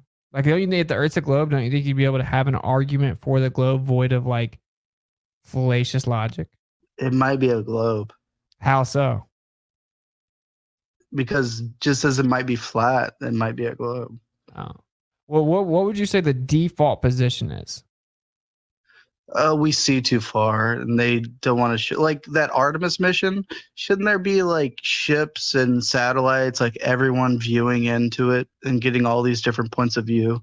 Like I wanted to see like satellites zoom into the Artemis mission, or container ships, or just things in the Atlantic Ocean, maybe Germany when it passes by hours Would have to later. be, yeah, but they would have to do it when they were way closer, but allegedly closer, right? But no, I mean, you could do all kinds of things. What they should have done is shown like they would have, if this was real, which it's obviously not real. All you have to do is look at it. It But, was like, real. Yeah, if it was so real, then they would definitely have they would have taped the ISS, for example, like the most amazing scientific accomplishment in mankind history up to this point, other than the moon landing. They would have gone right outside low Earth orbit and they would have videotaped the ISS from the outside. And then they would be showing us like the outside views of the Earth to the moon, going back and forth, showing us that. They would actually have went and taped the eclipse and showed us an outside view of that. They would do all kinds of things. Get to the ISS. Like, why didn't like the astronauts up there in their gorilla suits just go to the window and try to see if they could see Artemis flying around? I don't know anything about that. I'm saying they would have taped ISS. But this is what I'm saying. If grown men want to believe that Artemis is real, I don't care. Like, I think it's their own Or prerogative. women. Hey, you don't got to be misogynistic. Yeah, grown men or women. Yeah. You know what I'm saying? Like, They're you not can going to let you believe out it. of Jeopardy with that attitude. Oh, man. Maybe I should tell them that actually women are I'm supposed to be a man. submissive to their Just husbands. I'm a man and the earth is flat. Just make your own t-shirt. They wouldn't have And women are supposed to be submissive to their husbands. Men are dominant. They would have to let you wear your own t-shirt. It's just you can't wear like a name brand slogan or something. Like you can't just put like "just do it" or something. You think if you put like the pandemic was all a lie on your T-shirt, they would like let you come on Jeopardy? Like, come on, I'm saying they would definitely not let you wear certain. See that tweeted the hoax. But if you won, but okay, say all right, you might have to win the first show, and then the second show, you're like, no, I'm wearing what I want. Like you'd have to. What you'd have to do is you'd have to wear a jacket and then win, and then unzip it or something. Then drop the mic. All right, have a good night. Yeah, you too, bro. Later. In a world. I didn't mind him. I think he's got a decent sense of humor. He definitely thinks the Earth's a ball and was trying to troll me. All right, let's get on with The it. idea of a stationary ether. Okay. But this is the I don't mind ballers like that, even if they're kind of trying to troll or like take a piss out of you. Like if they're kind of funny, dude, I will say this. Funny always wins.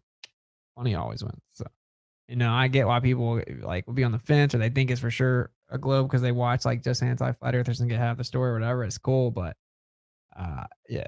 The only thing I have a problem with is people being super toxic, like this guy right here. Like, wait for it. See, like I don't care if you're like trying to be funny. It's this guy. This guy. Whew. All right, anyway. And you want to leave that part out. But of course, it was an attempt to detect the motion of the Earth through the ether. So then there was a predicted value as to what would be seen. And of course, that was not observed.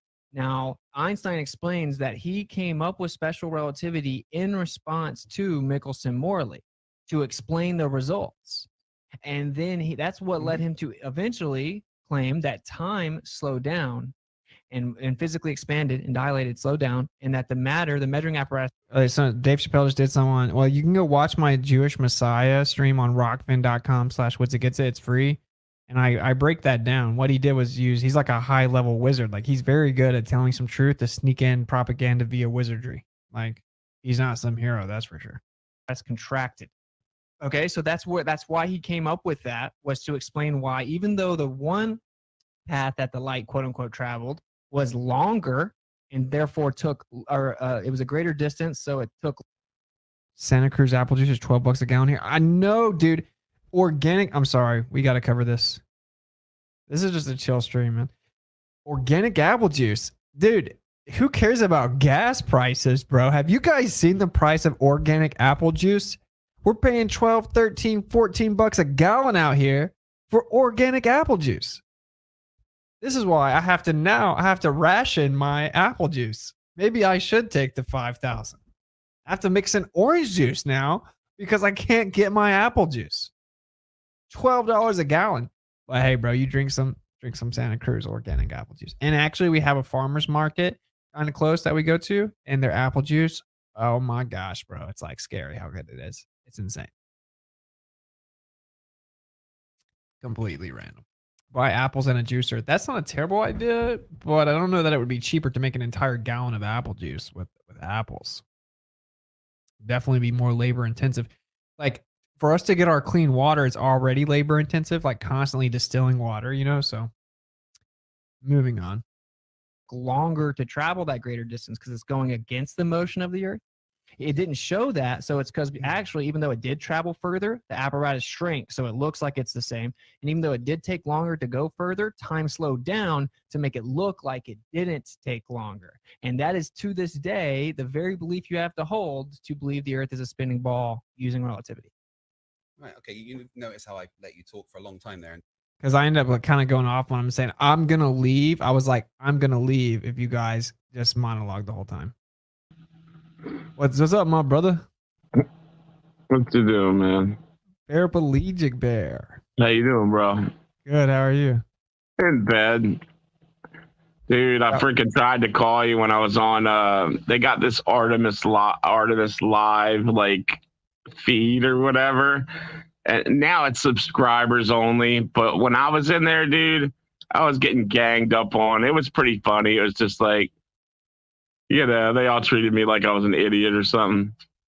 But I was just like, what? Why do you guys even believe any of this? Like, they're not sending you any real footage from anything, And I'm like, why didn't they just keep going to the moon?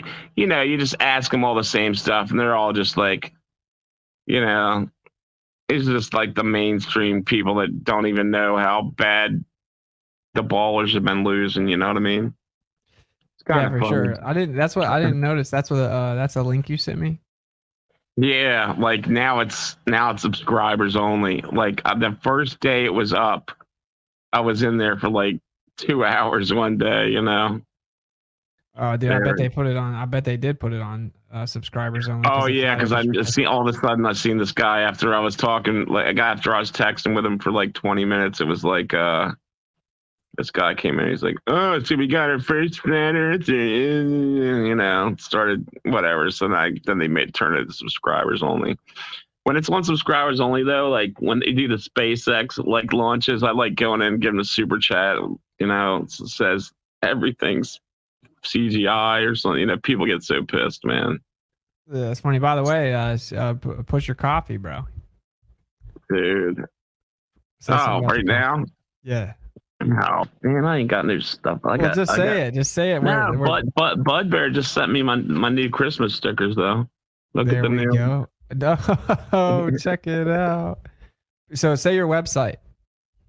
It's paraplegiccoffee.com. You can get a hold of me through there, but you still can't order on the website. You got to call me, man.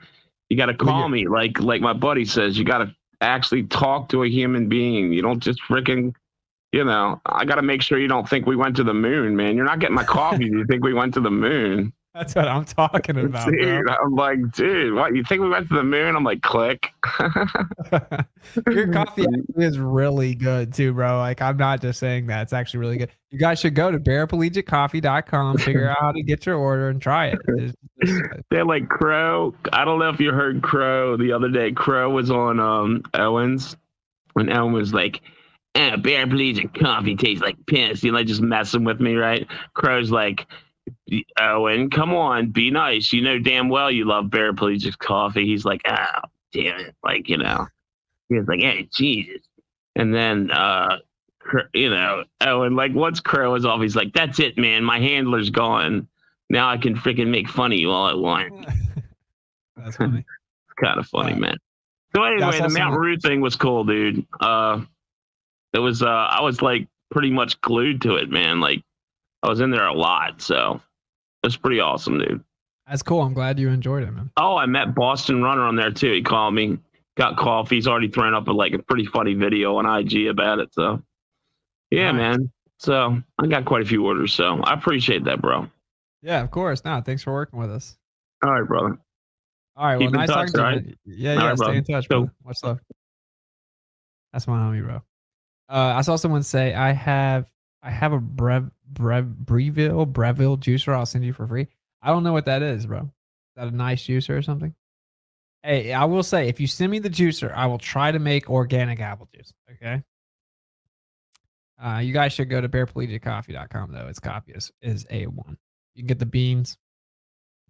But that reminds me, someone was saying you got to do the PO box. So I know that I don't do good about like promoting stuff like this, but this is the PO box 171433 171433 Spartanburg, South Carolina 29301.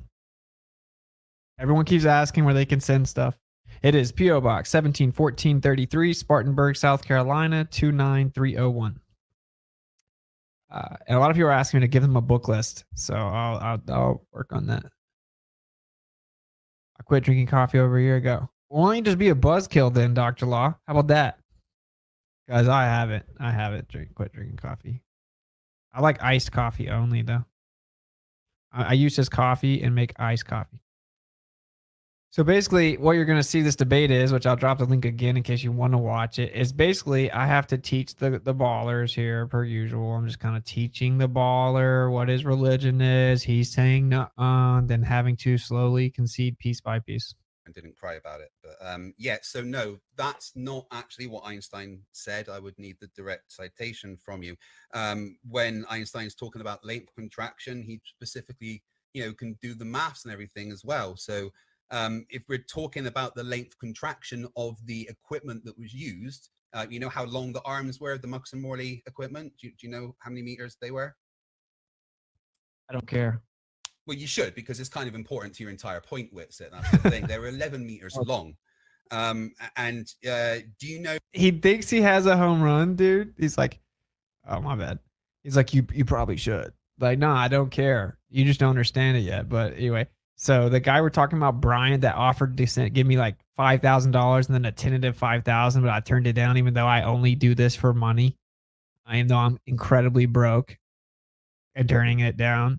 Anyway, he like obsesses over whatever my newest arguments are. You know what I'm saying? So he went and tried to help FTFE out, just like how Kosho had gone to Conspiracy Cats. And I know people new to this are kind of like, who are these random people we're talking about? Don't worry about it. They're like really crazy. They're like obsessed with trying to like stalk flat earthers, but they claim flat earthers are stupid. See, I'm a true earther. You know, I'm a true earther. But anyway, point is that he like tried to DFE, making like all these videos about me and stuff. Brian Myers, the professor I debated, which we're gonna have another debate, I think. He went and told Fight the Flat Earth like this home run, right, against my argument. At least that's what he thinks. So we'll just keep watching. But just to give you context of where this is all coming from.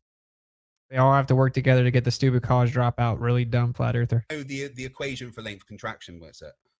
Instead of you detracting, we respond to the actual point that you have to believe that time. Okay, stop. Yeah, you got gotchas. You're not going to give me. I'm not going to play your game. Specific questions. So if you could just stop dancing around. So do you know? I'm just asking. Do you know the equation for length contraction? What's it? Yeah, and that's irrelevant. Okay, what's the equation for length contraction? It's irrelevant to the actual point. Which hey, as soon as you address my actual point instead of diving I am with addressing your point. gotchas, I am addressing your point. If you let me get there, dude, I watched you read the equation off in your opener, dude. Stop pretending you're some like mathematical you watched genius. me read the equation off. I literally just said it. You. Look, watch me right now. I'm not looking at anything. Right. The equation is L, which is the length contraction, equals LO, which is the original length. Yo, am I tripping or is he still like looking at something? Length of the thing times the square root. He's not looking at anything.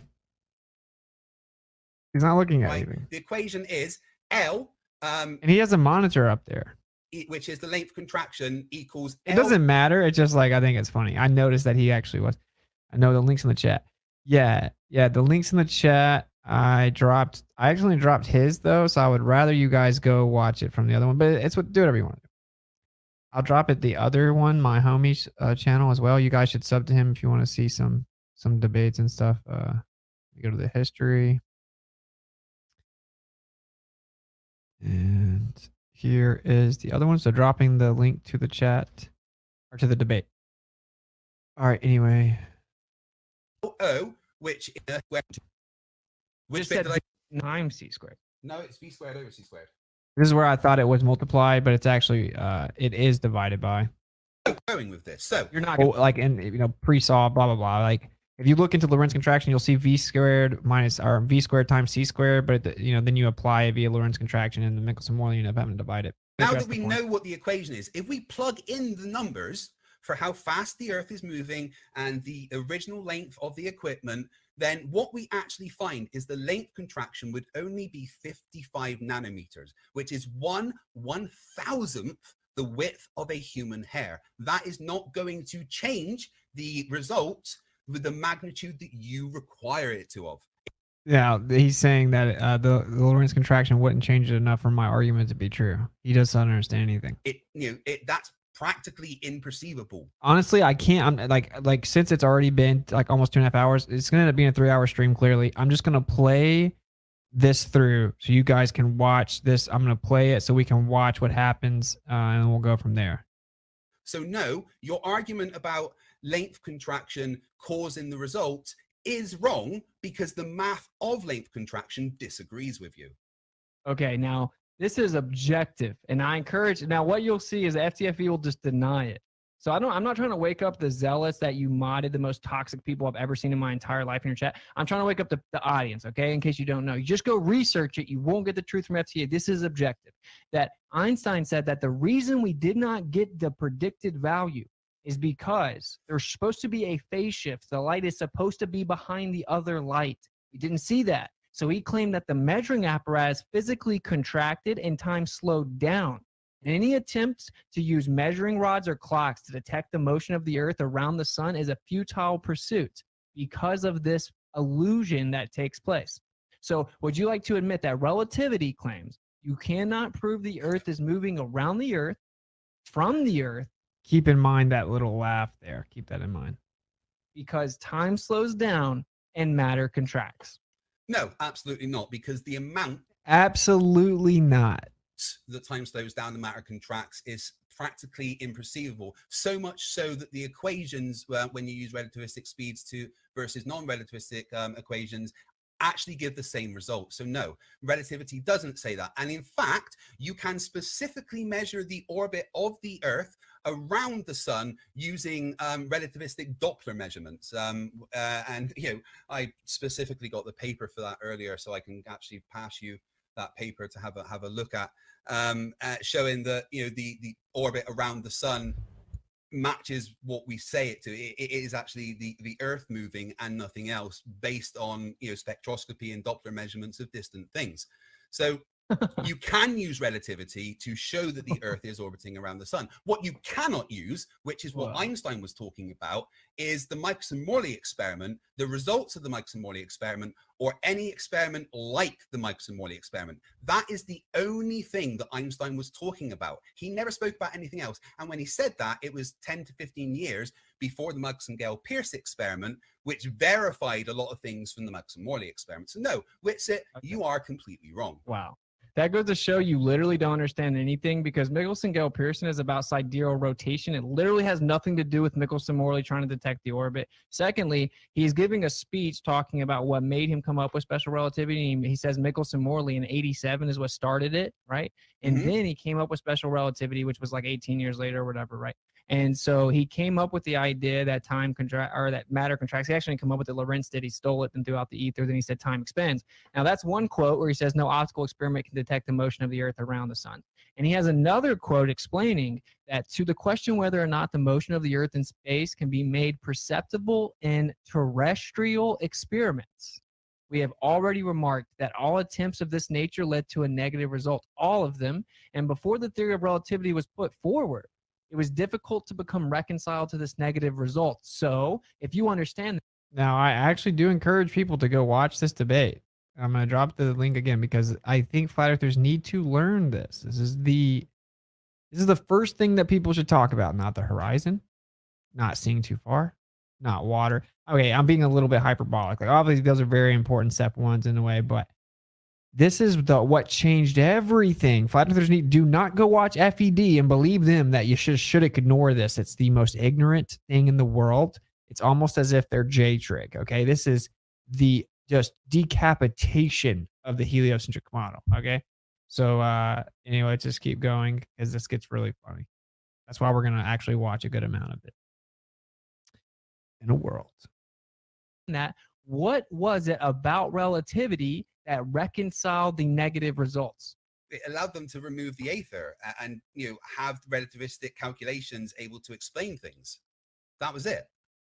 No, it's literally not the answer. See if you can try again. It's not that they removed. You also kind of strawmanned me a little bit when you were talking there. I didn't say that the Michelson-Gale and the Michelson-Morley experiment were the same.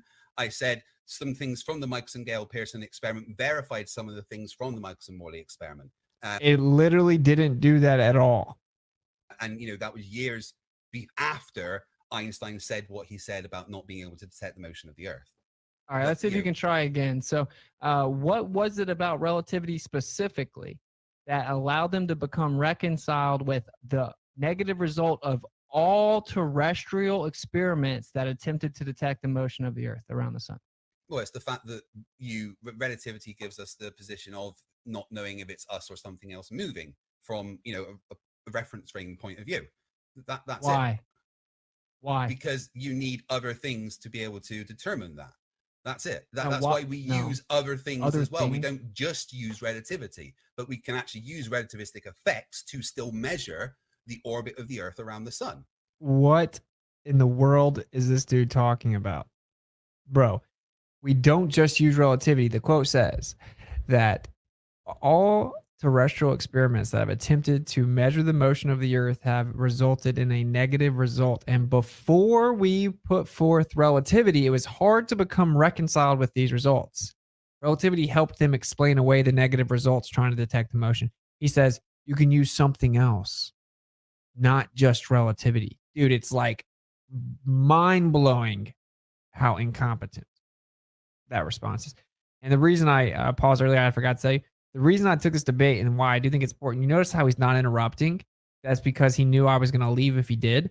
It's on my friend's Discord where he knew he couldn't interrupt. And this is why you will proceed to see him get destroyed, because he can't interrupt. You just say use other things? Yes, we can use other things as well as relativity. We don't just no, have so to you use don't understand relativity. it. You literally don't understand it. So the reason, just I'll help told you out you I here. The understand it. reason, I've already told you the answer though, but the reason is that relativity claims that time expands and that matter contracts relative to its motion.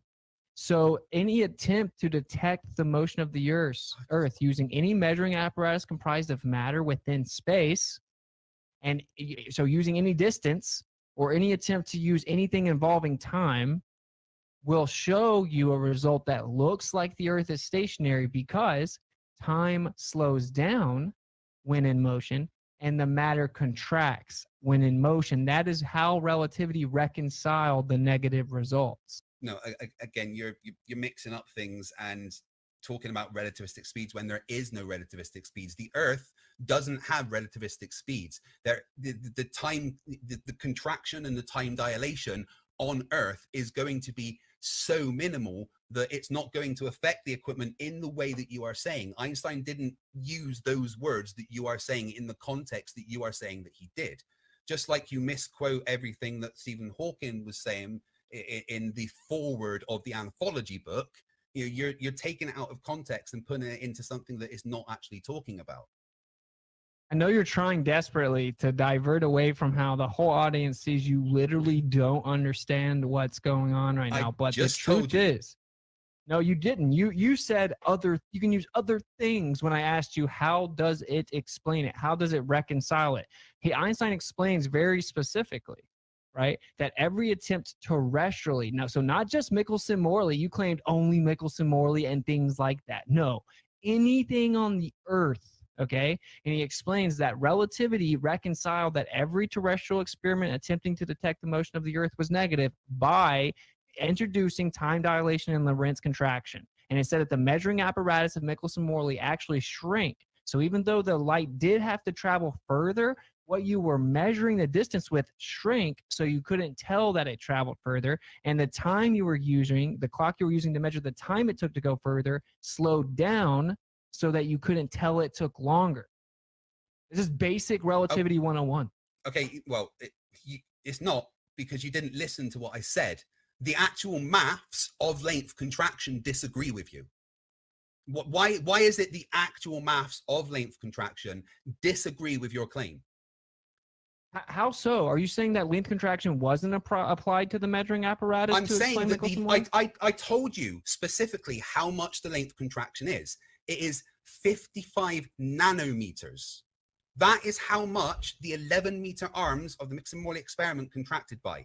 55 nanometers. That's it. Okay, how much was the light supposed to be behind the other light? How much was the light supposed to be behind the other light? Well, I'm talking about how much the actual apparatus contracted. 55 Wait, how do you know it contracted? Nanometers. That's it. If we're using the maths of length contraction, right? We're saying that the length contracts based on relativistic effects. Then you follow through the maths, and it shows that the length contraction of the arms of the Michelson-Morley experiment would have been 55 nanometers. So why did he have to apply that math to the measuring apparatus? He didn't. That's my point. The measuring apparatus would have contracted by such a small amount. This is the maths that Einstein gave us for the length contraction. The maths alone disagrees with you. When you do the maths, no, you're just saying that. Wait, why? I'm not just saying that. I literally did the maths to verify something earlier that I was told. I did the maths myself to verify something that I was told by somebody else. The maths you of length contraction. You were told by Debunk Flat Earth, DFT. I know who you were told by, right? My other fanboy. But this is not relevant because what you're saying is, it is that relevant. how do you know that it contracted? You said, oh, that's what the math predicts. So you didn't know right? The math was just applied to it and it was assumed. You can't measure that difference. You didn't measure that it contracted. You just assumed it, applied the math to it. So any logical person knows, well, then why did Einstein say that you had to apply that math to it and claim that it contracted? The actual answer is because the predicted value wasn't seen and observed, which means that to claim the light traveled further going against the motion of the earth but wasn't being able to be measured was because the apparatus contracted just enough to make it look like it was the same. Why else would he apply that math to the apparatus? Again, the 55 nanometers, Austin. 55 nanometers over 11 meters. That is the contraction. That does You're not answering the question. I am answering the question. That does not. Why did he apply the math to the apparatus? But he didn't apply the math to the apparatus. Whoa! That's so you're the thing. saying that that's the thing. When you actually apply the math, I'm telling you, this is the math applied to the apparatus right here. I've done it myself. Right? I verified what I was told. So the math applied to the apparatus shows a contraction so small it would not make any difference. 1/1000th the width of a human hair. Your claim is that length contraction is happening. If you use the math of length contraction, it shows it doesn't make a difference. So why was it applied to the apparatus? It wasn't, because it didn't make a difference. Dude, you just don't understand it. Okay, so this is what happened was Lorentz came up with a Lorentz contraction, but he assumed there was an ether causing it to contract the matter. Einstein took the Lorentz contraction math, but threw out the ether, and then what he said was, this is because of Michelson-Morley. Einstein explains it in his speech. The reason he came up with special relativity was because of Michelson-Morley. Special relativity claims that matter contracts and time expands and slows down. So if Einstein said the reason that I came up with special relativity, which says that time slows down and matter contracts, is because of Michelson-Morley, can you explain to the audience what that means? Ah, right. Okay. Yeah. So Einstein absolutely said that, the Michelson-Morley experiment, the results of that is what led me to my conclusions about special relativity. But he did not say that it's because the time dilates and length contracts. That's not why that led him to that. You're just conflating the two. Nowhere did he actually say that the results of the Michelson-Morley experiment led me to special relativity because length contraction and time dilation explains what's happening. Nowhere did he say that, and I challenge you to give me a citation of him actually saying that. Yeah, so where did Einstein get the Lorentz contraction from? I don't know exactly where he got. I imagine from Lorentz. Okay, why did Lorentz propose the Lorentz contraction? To explain relativistic effects. In what? In whatever needs it to be explained. That's why the length contraction equation has both the contracted length and the original length. Now, Lorentz proposed the Lorentz contraction to explain the Michelson-Morley experiment. Again, the length contraction of the Michelson-Morley experiment is so small as to be imperceivable. You are mixing up things. Okay, so because the light doesn't change much, I need citations. Right? You're lost, but the light doesn't change much. I'm not lost. I've actually done the maths, and it debunks your claim, Witsit. The math itself of length contraction debunks your claim. I want a citation. Why did Lorentz propose the Lorentz contraction? I would like a citation that the Lorentz contraction was specifically because of the Michelson-Morley experiment. I would also like a citation of Einstein saying that it was specifically because of length contraction and time dilation that we got the results of the Michelson-Morley experiment. Okay, frankly, and you're going to publicly admit to your whole audience once I provide it to you. I think you are making up those quotes because they are not the things that Einstein said. And the maths of length, you need to listen to this bit. The maths of length contraction debunks your claim. No, it doesn't. That's why I asked you specifically, well, how much would the light be off via phase shift, and how's that compared to the distance measured by the apparatus if you apply the Lorentz contraction? And you said, I don't know. It would be a lot more. Oh, really? It'd be a lot more. Really? It would be a lot more than 55 nanometers. I don't know exactly how much, but it would be a lot more than 55 nanometers, yes. Really? How much more would it be? I don't know the exact amount. I'd have to do the maths. So how do you know it would be a lot more then? Because the ratios are much higher. The numbers that involved straight away are much higher.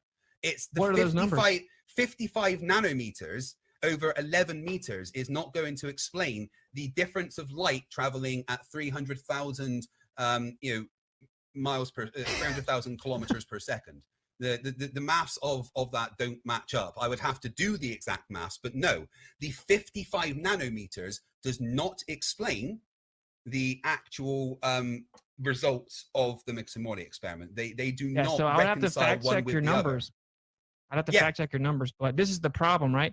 You're just objectively wrong. Lorentz writes in detail that the reason he came up with the Lorentz contraction is to explain the Michelson-Morley experiment and how there wasn't the predicted value of phase shift or fringe shift between the two different paths of light, because one of them was going against the assumed 20-mile-a-second orbit of the Earth around the sun. Okay, so he came up with an idea to explain how it was that you didn't get the difference predicted. He came up with Lorentz contraction. He claimed the ether contracted the matter. Okay, then Einstein took the Lorentz contraction from Lorentz, but he threw the ether out. He actually didn't even offer a specific mechanism. And he took the math, and then he used that to explain Michelson-Morley, which is what he's explaining in his speech as to why he came up with special relativity in the first place. Yeah, but the Lorentz transformation is to do with the assumption of there being aether, but there was no aether. There was no medium for that to happen. Einstein didn't need to propose a medium. He was just saying, well, this happens based on what we expect the maths to be. You know, there wasn't... What? There wasn't... Einstein, he never proposed a medium for these things to happen. He just said, well, this is what the maths of relativity shows we expect to happen. Right? Whereas dude, he integrated the math into relativity because that observation had to be explained. So where was his evidence that matter contracted? It was theoretical. It always was theoretical. Based on what? Based on what? Based on maths. No, it was based on the Michelson-Morley. Yeah, the maths of what came out of it and the way to explain what was going on. But the actual contraction of the matter is so small that it wouldn't have affected the results of the Michelson-Morley experiment. Again, 55 nanometers is not going to change the shift, the amount of distance the light has to travel and the time that it takes to travel, and exactly match. That doesn't correlate. You know, I'm going to have to do the exact maths to show that, just like I verified the maths earlier of the length contraction of the arms. But the fact is, the length contraction of the arms is 55 nanometers, which is not going to change the things that you need them to change. Yeah, light is quantified in a very, very small scale. I'm guessing that you're lost, but what you won't do is you won't do a stream tomorrow and admit to your whole audience that you were wrong about all your claims tonight. I can guarantee that. This is James Coleman, professor of physics. Guess what he did instead of that? Apparently, because another anti-flat earther was in earlier. Apparently, he just did a stream with McToon talking about how, you know, I was lying and all this stuff. This gets really funny, but let's just continue. Wrong about all, but what you won't do is you won't do a stream tomorrow and admit to your whole audience that you were wrong about all your claims tonight. I can guarantee that. This is James Coleman, professor of physics, explaining the very thing you're claiming in Relativity for the Layman. The explanation which had the most appeal in accounting for the negative result of Michelson-Morley's experiment was one that was literally dreamed up for that purpose. It's the so-called Fitzgerald-Lorentz contraction. So it was literally invented to explain the Michelson-Morley results. Einstein took that same mechanism to explain Michelson-Morley results, but threw the ether out, did not provide a different mechanism. And then to explain the actual phase shift that was detected, he said that it was instrumental error. No, he didn't say instrumental error. He said margin of error. Based on the instruments. Yeah, every instrument has, every single instrument in the world has a margin of error.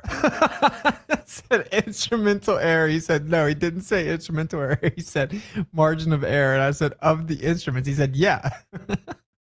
And why does it only vary relative to a certain direction and not in all directions? The margin of error of the equipment will only be able to measure certain things.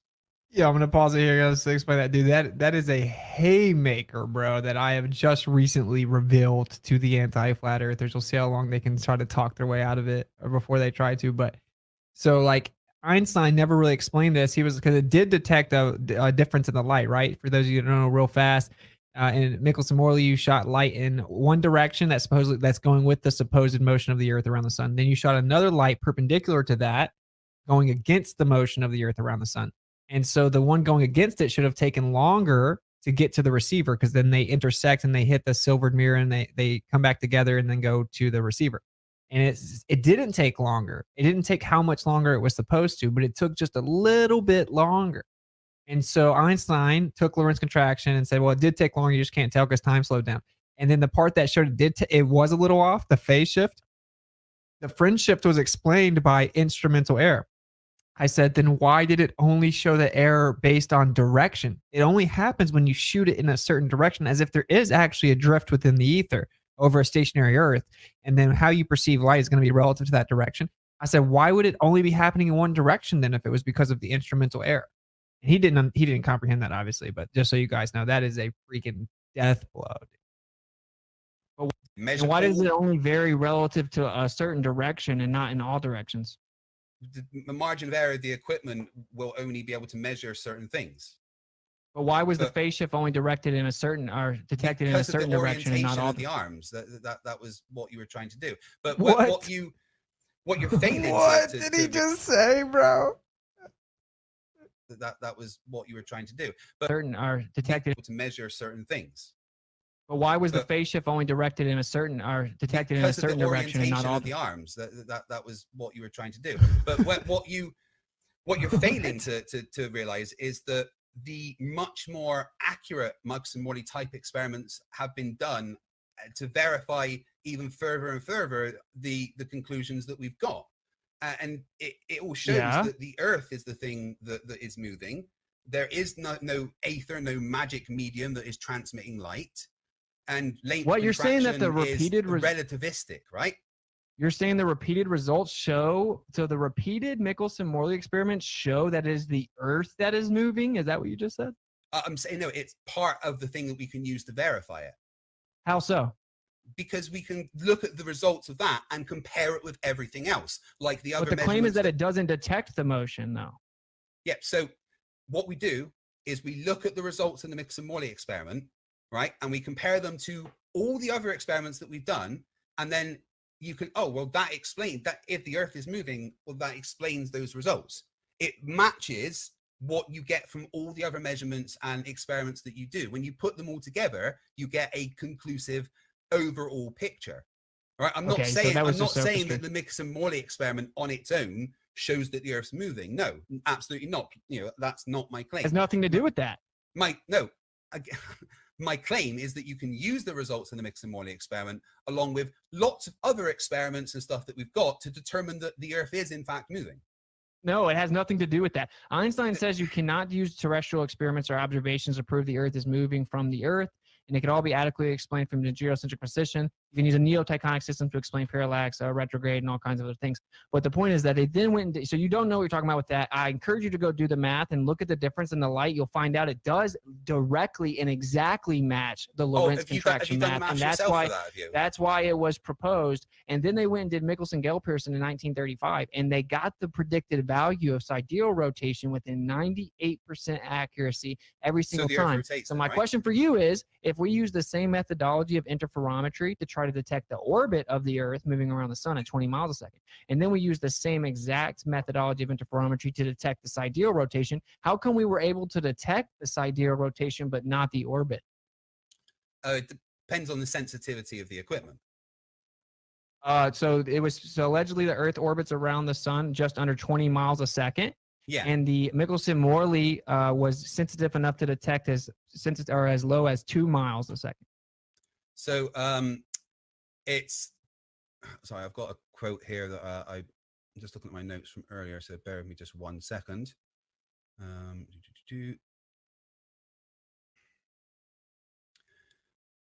Sorry, I want to get the correct thing to make sure that I've said it right. Oh, there it is. While you guys have a quick pause, we got about 7 minutes left. Yeah. Open Q&A. If you guys want to extend it from there, you can both agree to, or we can go to questions after that. Where is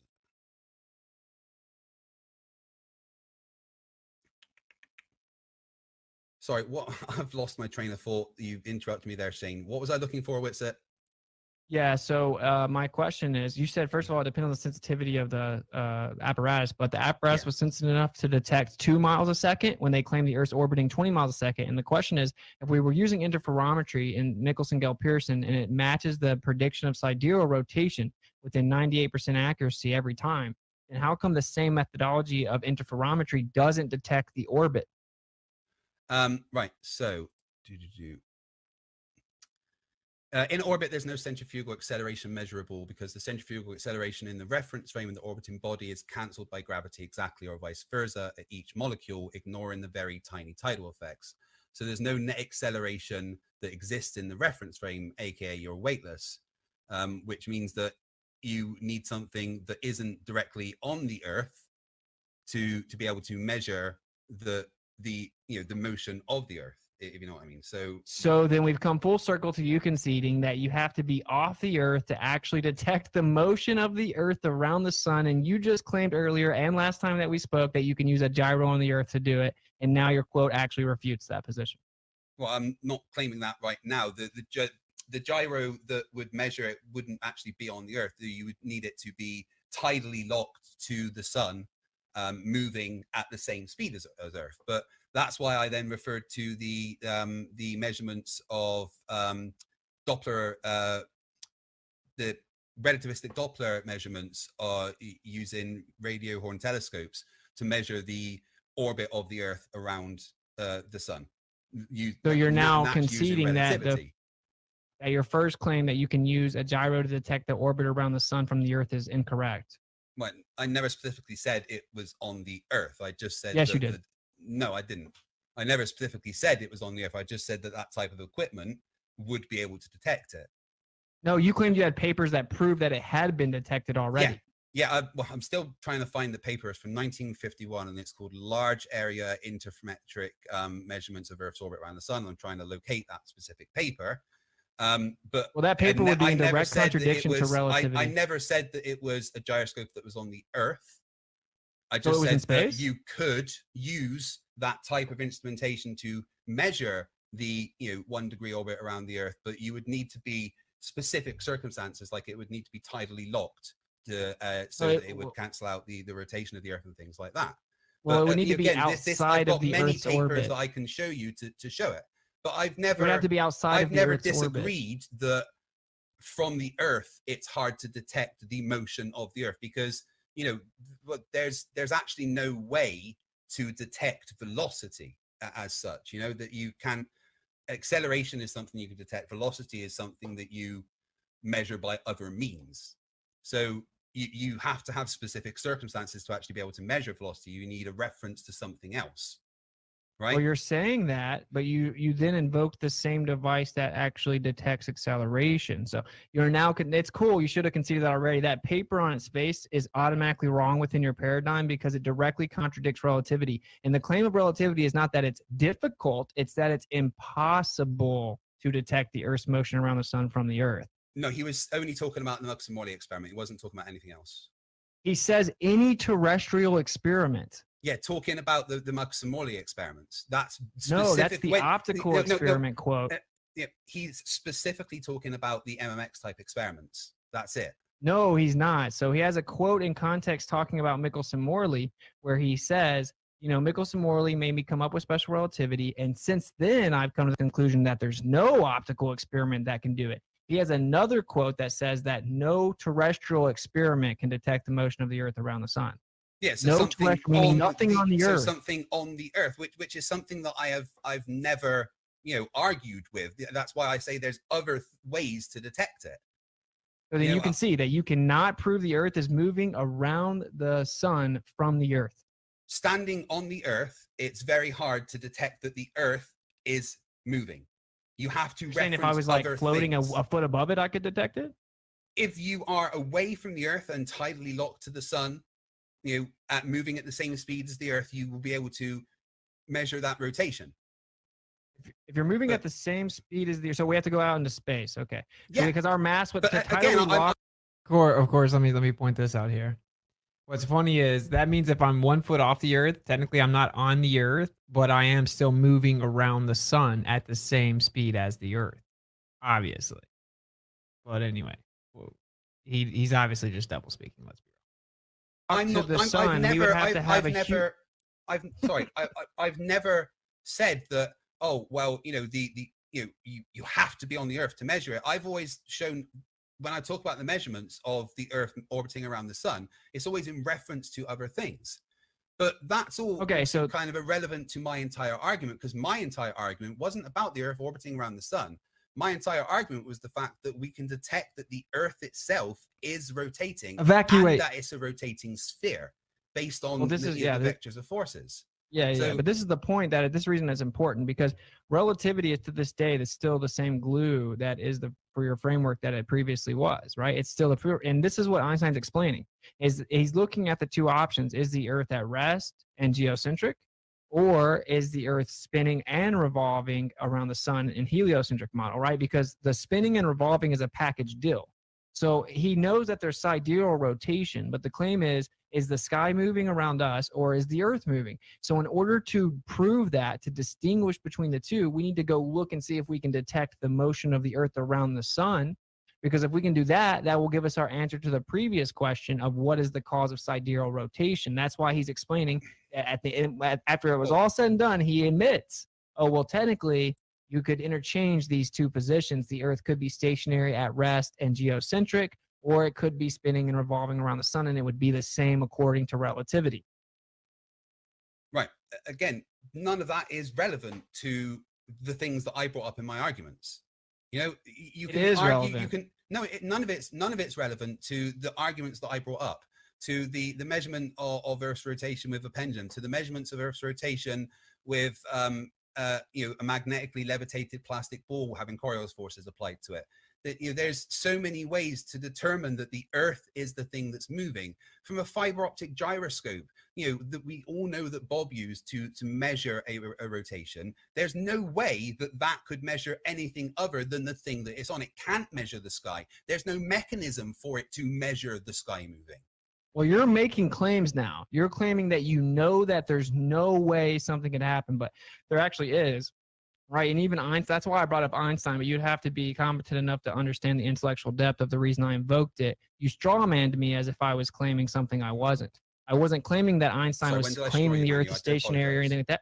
What I was claiming was that the principle that Einstein himself stamped, he said that in order for relativity to work, I have to concede that this principle is true. And that's the Machian principle, right? Mach's principle. And he wrote this in a letter in 1913 to Ernst Mach. That's the reason it's invoked, is for the principle. If there was a medium to exchange the motion, there would be a translation of motion from the exterior of the system to the Earth. And this is why in my actual presentation, I show the toroid, the movement, the translations of the movement, and what would explain this vortex movement, right? So you're just claiming that it wouldn't explain it, but it would. Even Einstein himself said you would have a translation of motion that would cause Coriolis and centrifugal effects that were actual. But he also said that they would be so small as to be practically unmeasurable. So that's right. When he said they that, cannot explain the forces that we have.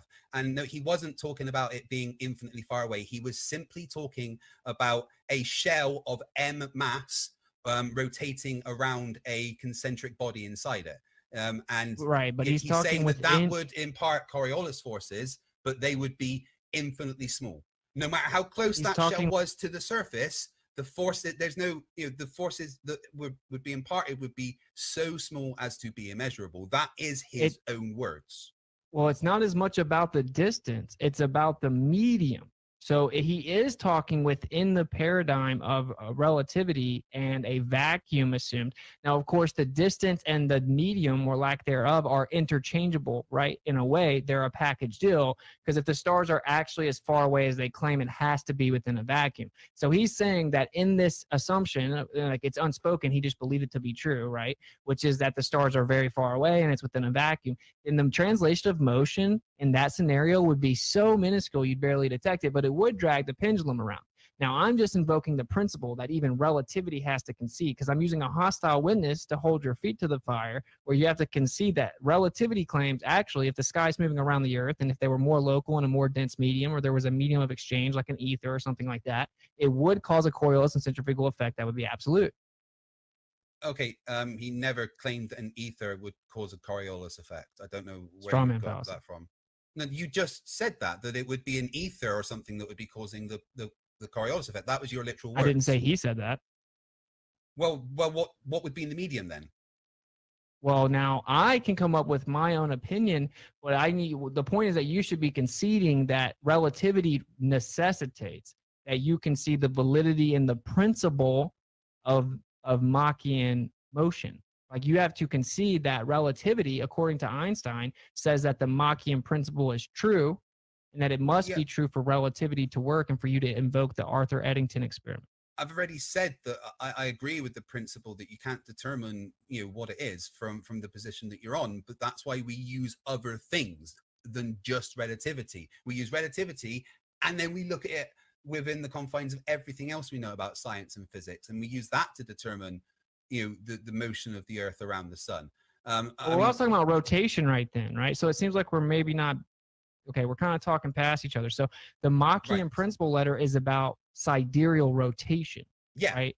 So we have solar rotation, sidereal rotation. There's like a 4-minute difference, right? Your model claims that it's because the angle of view to the sun is different than the angle of view to the stars much further away. That's why we have a difference, blah, blah, blah. I could destroy that, but we're not talking about that. The point is that's sidereal rotation.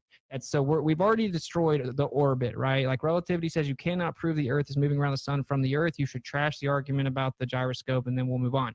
Now, as it pertains to sidereal rotation, it's important because in the context of relativity, Einstein explains that we must concede that the Machian principle that Mach was once ridiculed for, as he explains in the letter, is actually true. Because if it's not true, then I cannot propose relativity, and we cannot use this eclipse observation to try to validate relativity. I must concede this translation of motion principle. So I'm asking you to just concede the principle, not the specifics of it yet. And once you concede the principle, we could get into the specifics, but you should concede that relativity dictates you acknowledge the validity of the principle of the Machian principle. It's irrelevant to my arguments, all of it.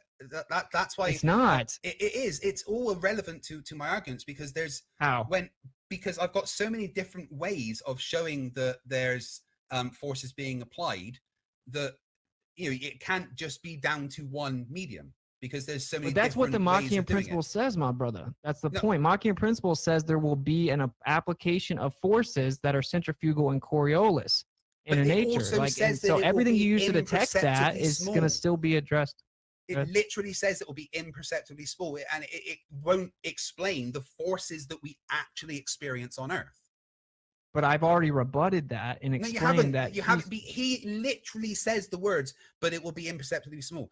They're so small as to be practically unmeasurable. That does not explain the forces that we have on Earth. The forces that we have on Earth are explained by the heliocentric model. It's predicted by the heliocentric model. It matches what the heliocentric model says should be.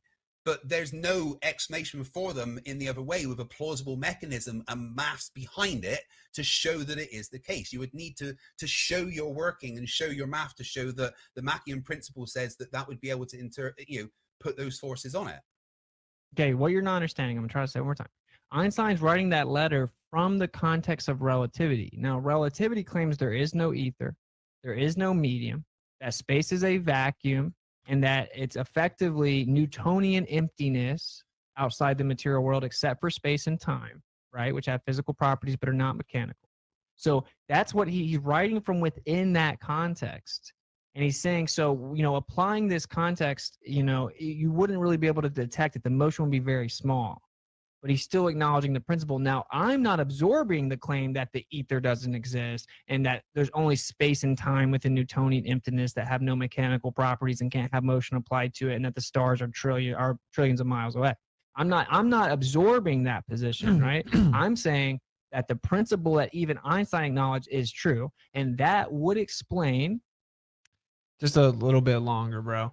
I think this is a good learning experience for even flat earthers, and it's pretty hilarious. This guy has said for 3 years that I am scared to debate him. Yikes. With a more local system and with the medium that exchanges the motion, it would explain why we have centrifugal and Coriolis effects on a stationary Earth. I mean, you're making that claim, but there's no maths to back that up. Well, sure, I could maybe work out the math, but you can acknowledge the principle, right? Can you acknowledge the principle? No, the principle doesn't match because the forces imparted would not match the forces that we actually have on Earth. That's the point. To get those numbers, that's why Einstein said that it would be so small. But to get those numbers, we have to have the distance to the objects, the mass of the objects, and the medium that they're in. That's the only way we could come up with those numbers. So when you claim that the prediction doesn't match, I haven't provided a prediction. I'm asking you to be intellectually honest and admit that relativity via Einstein's letter dictates you admit the principle of Machian motion is valid. I never denied it. That's the thing. Okay, so then you agree that if there was a stationary Earth with a system moving around it, you could have a translation of motion down to that stationary Earth, and it would give you centrifugal and Coriolis effects. Not without a medium to do that, and there is no medium. That's the point. There's okay, no so medium now we to do that, and the forces imparted, as said by Einstein, would not be strong enough to match the forces that we have on Earth. No, it wouldn't be strong enough without an additional medium. That's what he's saying. So then we boil the conversation down to, if there was a medium, then it would translate motion to the Earth with centrifugal and Coriolis effects that could explain the phenomena observed on the Earth. I mean, that's a claim if there was a medium. So now our debate is whether or not there's a medium. Well, that could be another hour-long debate, but I promise you wouldn't win it. What you would need to do is give me a medium that transmits those forces and the mechanism via which it transmits. So you're making the assumption, in fact, you're the one that's begging the question here, because you are literally begging the question that there is a medium that explains everything that you have brought up. I never begged the question, not once. I used science and followed the scientific method that you learn in high school, the 5 points of the scientific method. I never begged. Well, you are begging the question. You beg the question that there's nothing, basically, that in a vacuum chamber, it's Newtonian emptiness. And so you're begging the question that there is no medium. Now, I'm not begging the question because I'm not saying my point is true because the ether exists. How do I know? Well, the ether exists. I'm not doing that. I'm saying that in principle, this would explain the phenomena. And this is all to rebut your claim of exclusivity, right? Because you claim the only way that we could observe this on the Earth is if the Earth was moving. I've refuted that. In using your own hostile witness to do so, we boiled it down to if there's a medium or not. I can simply show you that there's free space impedance. There's a dielectric and magnetic constant, so dielectric permittivity and magnetic permeability in a vacuum chamber. It's well known. I can cite many sources within your own paradigm that admit that there is, in fact, some form of background energy that translates into the material world, and that it isn't only Newtonian emptiness. So all the evidence regarding the medium is actually on my side. Yeah, no, I'd like to make another point. It doesn't have to just be the ether. If there's a more dense medium in the sky itself, as in a fluid-like medium, a more dense medium, and that would make the stars much more local, that would also have a much greater translation of motion and force. The ether would just be an interconnected medium of exchange that would help facilitate this, but not even a requirement. But I just knew that I could destroy them on the whole like ether bit of it as well. So just so you guys know, the Machian principle needs like a medium of translation. Well, the stars are not within a vacuum, so pretty easy to demonstrate the possibility of this in multiple ways, but we'll continue. It's really not. Space is a near perfect vacuum. Talking about vacuum energy and virtual particles and stuff is specifically not the aether. And I can give lots of citations for that to be the case. They are not one and the same thing. And that's not a medium by which forces can be mechanically transmitted from one place to another. Okay, well, let me read this quote then. The creation of virtual particles is not able to transmit a physical force from one place to another. So you just made the claim that you know that in the vacuum chamber there is no physical medium, but here is Saunders and H.R. Brown, the philosophy of a vacuum. Today, the vacuum is recognized as a rich physical medium. A general theory of the vacuum is thus a theory of everything, a universal theory. It would be appropriate to call the vacuum ether once again. Yeah, but they're just using the word ether as a placeholder. It's not aether as in the luminiferous aether of old. They're not talking about the same thing. It does matter because it's not something that could transmit forces. There's virtual particles and things like that are not a mechanical means to transmit forces from one place to another. We only accept He just said a things that physical exist. medium, Craig. He just said physical medium. I said that it's not a physical. Sorry, when did I say? You made me lose my train. You're saying it isn't physical and that it couldn't translate motion, but he's saying it's a physical medium. No, I'm saying that the creation of virtual particles and stuff is not the luminescent aether, and it is also not a medium that could transmit forces like Coriolis from one place to another. There's no mechanism by which virtual particles or anything that are created within vacuum energy could do that. I'm not claiming anything about virtual particles, my man. Like, I don't know why you're talking so assuredly about it, because admittedly, no one knows exactly what that is. It's just, to quote Richard Feynman, he said, that's not the input or output of any experiment. It's just a concept we came up with. Their existence are questionable at best. It's an abstraction to make the equations balance. I'm not making the claim that they definitely exist. I'm saying that the current theories around the creation of vertical particles from the rolling quantum wave of the universe, is what exists within vacuum space. That's a different theory, but okay, it's not. I'm not saying that that's the case. I'm just talking about what they talk about, what it is right, with regards. Bear to with me one more. My quote, point is that it's not a material medium, right? It's not You're saying it's not it can't material medium that is able forces. to transmit force from one place Right. to another. There's no mechanism for that to happen. Okay, let me read this. So this is actually Frank Wilczek, who is a professor of physics at MIT, Nobel Prize winner of 2004. Okay, and he specifically addresses what you just claimed. He says, there are good reasons to think that the universe is a multi-layered, multicolored superconductor, and that all four known forces can be brought together in a unified theory. That seemingly different kinds of matter are just different aspects of one all-embracing stuff. I anticipate that the next few years will be a new golden age in fundamental physics. So the evidence at the top level of particle physics actually is that there is something that translates force and motion within the background of a vacuum chamber. Okay, that what you were quoting there, is that a published paper or is it just someone's opinion? It's his book called The Lightness of Being, Mass, Ether, and the Unification of Forces, written September 2nd. Right, so it's not a published peer-reviewed paper or anything like that. It's this just is a Nobel Prize-winning physicist. Yeah, okay, right. He's a nice appeal to authority there. He's a Nobel Prize-winning physicist, right, who wrote an opinion piece in a book. That's it. That book isn't I don't know if it's peer-reviewed or not. That book is not a peer-reviewed scientific article. You're the one appealing to the authority of peer review. I'm not saying that because he won a Nobel Prize, what he's saying is true. What I'm saying is everyone knows that within quantum mechanics, there are a lot of things that show that energy. So it's currently thought of quantum field theory, and that there are excitations and perturbations within the field that encompasses all things that then manifest in the material world. And anyone will tell you that. Okay, so the point is that I can read another quote. We don't have to keep reading quotes, but the point is he says that they don't call it taboo, or they don't call it ether because it's taboo. All this comes down to the fact that you said you knew there was no medium, okay, and that you cannot make that claim. I know there's no material medium. There is no material medium that transmit forces. That's it. Well, it's immaterial, yeah. It's of course, there's not a material medium in a vacuum chamber. An immaterial medium cannot transmit a physical force from one place to another. So you should go argue with all the top level physicists in quantum that disagrees with you, I guess, because I'm not trying to, I don't have to argue with you about the medium. Nobody says that a physical force can be transmitted without a medium. They're saying there is a background medium. But so just to clarify for the audience, you concede though that if there was a background medium that could translate motion and forces, then we would be able to explain centrifugal effects on the Earth due to the Machian principle. Yeah, but I suppose if there was magic unicorns farting gold, I'd be extremely rich. Doesn't mean that any of this has any validity with it. Well, so you think that the vacuum chamber is just like emptiness? It is a near perfect vacuum.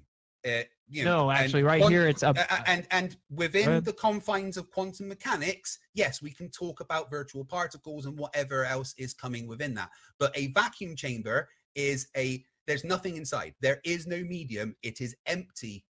apart from very few, molecules of air that are left over, because it's never going to be. Well, that's not true. I can drop for you many links in the chat. There's something called the impedance of free space. It's 377 ohms. And there's a dielectric constant, an electric constant, and a magnetic constant, and even in a vacuum chamber. And here you go. One more quote. I know people are getting triggered, but about the time relativity was becoming accepted, studies of radioactivity began showing that an empty vacuum of space had spectroscopic structure similar to that of ordinary quantum solids and fluids. Subsequent studies with large particle accelerators have now led us to understand that space is more like a piece of window glass than ideal Newtonian emptiness. It is filled with stuff, quote unquote, that is normally transparent, but can be made visible by hitting it sufficiently hard enough to knock out a part of it. The modern concept of the vacuum of space, confirmed every day by experiment, is a relativistic ether, but we do not call it this because it's taboo. Robert Laughlin, Nobel Prize, and he's from Stanford. Yeah, again, was that this is just a paper, or what was that from? It's from a paper called A Different Universe. Okay, yeah, I'm gonna have to do a video on that because I've actually read that paper. Lie. Okay, yeah. So anyway, I think we're going over, but I just want the point is that you can concede that if there was a background medium that could translate motion and forces, then if the sky was moving around a stationary Earth, that medium would translate the motion to the Earth, and we would be able to detect it with things like interferometers. But could you concede that if the willpower of every sentient being in the universe was confined within a ring, I could use that ring and my imagination to create constructs? That's not even remotely close to analogous to all the you're physics. Just saying, definite. what if this? What if this? What if this? What if this? That's what you're saying. Who gives a fuck? No, yeah, well, I was saying it to mock you. But you claimed that it was there was no way that it could happen unless the Earth was rotating. I proved you wrong, and you had to concede it. You haven't proved me wrong. You are saying if this exists, then maybe that could be the reason. That's not proving me wrong. That's just going, oh well, maybe if possibly something maybe could be this. That is in no way proving me wrong. You can literally wait, hold on, measure let me finish. That is in no way proving me wrong by saying if something possibly exists.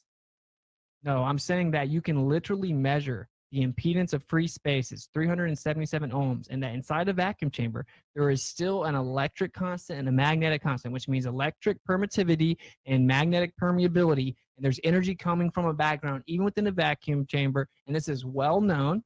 And so you can deny it if you want to. We can disagree on that. But this was all brought up simply to refute your claim that it would be impossible. And the only way it could be explained was the Earth moving. I have refuted that claim sufficiently. No, you have not refuted that claim sufficiently. You are just going, if this, then possibly that. There is nothing about the energy and the magnetism within empty free space that would be able to transmit physical forces in the method that you are claiming. It is just a claim with nothing to back it up. You have in no way at all refuted the measurements of the pendulum and the other measurements that I can bring up that show the Earth is rotating and a sphere. You guys have been going at it for a full hour now. I think that was all that we agreed to. You're more than welcome to continue to go forward. I also want to say this. So we just got caught up on the ether, and honestly, it would have been beneficial to have like another 30 minutes in a way, but I just didn't want to give him any more time or content. But that was just the ether part of it, right? Because you need something to translate the motion. And Einstein said, oh, well, it wouldn't translate enough motion because he's saying the stars are so far away in a vacuum that it wouldn't be much. Well, the stars aren't so far away in a vacuum, and there's actually an ether. So without the ether, the point remains, right? You have to have the assumption that space is a near perfect vacuum and that stars are trillions of miles away to even try to claim the Machian principle wouldn't translate enough motion. If the medium of space is more dense, it would translate the motion down to the Earth. So very, very simple. And of course, the ether just makes it worse. But there you go. It's been like 3 hours, 50 minutes. So I'll let you guys hear my closing and then I'll wrap up the stream. If you want to both agree. If not, we can do like 5, maybe 3-minute opening closing statements. I'm going to save you guys his closing. You can go watch the stream. I dropped the links many times in the chat. If you're watching this back, not live, it'll be in the live chat replay. And then bring it to the others. For hosting. I think I did my job. To be the case, but Also, just ignoring pictures, I find a little bit silly. If I was to go to court with pictures of something, then they would most definitely accept that as evidence. But anyway, I think I did my job. Next. Greg, guy, was it? Any closing statements? 2 or 3 minutes, maybe. Yeah, so I'm saying that it would change because, like, if you're claiming that it's establishing an independent frame of reference, then the Earth is a different frame of reference, which means if it's moving under that independently established frame of reference, then it should just automatically move because the Earth is moving in an independent frame. Now, I know a lot of people disagree with that, but whatever. I'm not making specific claims about the ether or the medium, although I am quite confident in my ability to debate that with the best of them, and all evidence shows that. As opposed to claiming virtual particles, virtual photons, quantum foam, quantum fluid, all this different crazy stuff.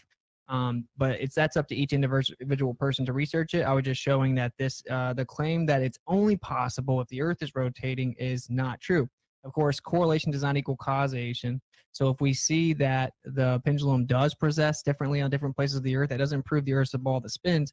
We cannot just beg the question that the Earth is spinning, therefore causes the pendulum to precess. That's a begging the question. I just invoked Einstein to show that even within relativity itself, which I don't have to believe anyway, of course, you have to admit that you actually cannot exclude the fact that the Earth could be stationary with the sky moving around it and then motion being translated to it, giving you centrifugal and Coriolis effects. I showed the reason that seems the most probable is if you look at the motion of the stars and the planets and you look at the magnetic flux data, this all fits within what we see a magnetic field manifests as, and we would be the dielectric inertial plane in the middle. No one's ever given me a specific answer where the inertial plane would even be on the globe. So in conclusion, like I said at the beginning, the default position is that the Earth is stationary topographical plane. That's what all observations show us. That's what we have to treat the Earth as for all technology effectively. And despite this, they claim that the opposite is true. So they have a very substantial burden of proof. And then I went to explain how this is the case. Like relativity claims that time slows down, which is just an absurd claim. Time slows down, and then if we travel the speed of light, we'd experience timelessness, and matter is constantly contracting, but you can't tell, which means everyone listening to this right now is physically contracting because they're flying in space around the sun. That's literally what it says. And so the point is that it basically, heliocentrism is a philosophy of the Copernican principle that you're insignificant, and it waves its magical wand that says everything you experience in life is an illusion, and the horizon looks horizontal, but it's curved. The sun and the moon look like they're above the horizon during the selenium, but they're actually not. That's an illusion. It looks like the horizon's too far. That's an illusion. Looks like we see things too far. That's an illusion. Looks like the Earth is stationary. That's an illusion, and we could keep going. So I encourage people to trust their senses, apply Occam's razor, and establish honestly within yourself that the default position is the Earth's a stationary topographical plane, and then make sure you rigorously test any claim antithetical to that and make it verify exclusivity with empirical evidence. I do appreciate the overall cordiality of the debate, and cool. Excellent. Hey, thank you. In a world. So there you go. And if you really, yeah, I mean, you guys can check it out or whatever. This went way longer than I thought. It was like 3.5 hour stream, but I wanted to show you guys. I know most of you guys didn't know that debate happened. Yeah, he pretty objectively got destroyed, and it just gets worse if you go listen to it and really keep up with all of it. But you know how it goes. What's new? It's just I know a lot of people kind of wanted to hear that. As toxic as he is, I've been turning it down for a long time. But there you go. It happened. I won't be debating Professor Dave on his channel. I don't think, although. It sucks because I'm like turning down $5,000 to $10,000 to make that decision of principle. But at the moment, I think that's the decision I'm going to make. We're going to see how it all goes. But anyway, let's see here. I did see super chat from my boy Black Royalty MGMT. I came in late tonight and missed the first 2 hours of the stream. I missed the debate also. I can't wait to watch them both. Salute Witsit for another legendary FE debate. You're a GOAT, my brother. 30-0. Thank you very much, bro. Thank you for the kind words. Black Royalty, thank you for sticking around and kicking it. And I appreciate the $20 super chat, my brother. Much love. So cool. There you go. Now you guys know. It's probably one of the most efficient ways to expose the absurdity of that paradigm that they tried to brainwash us with cartoons. Of course, we all know the next PSYOP will be like fake pictures from space, but we knew this was coming one day, right? So, and they're still buying themselves enough time, and they're saying that it'll be 2024 before they really go to the moon or whatever. in a world. So it's important that we kind of really make sure people understand what's going on before that is really rolled out so they can see the lies. I think we kind of have that obligation as just fellow people that want to speak with truth and not have a bunch of people being deceived, especially when it comes with a worldview of atheism and nihilism and all this nonsense. It's crazy stuff, right? So anyway, cool. I really do hope some flat earthers even will go watch that and really pay attention so you can kind of hear how that all works. It's pretty hilarious. He can claim that he won that conspiracy cats, and Mr. Sims will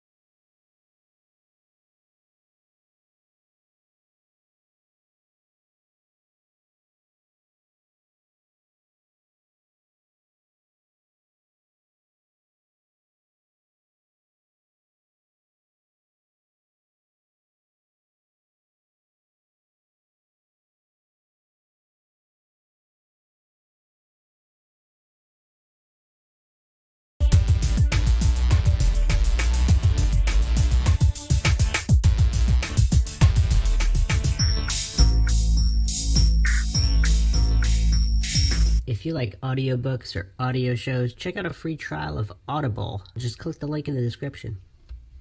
Welcome to Mindshock. This is your host, Bruce McGuire.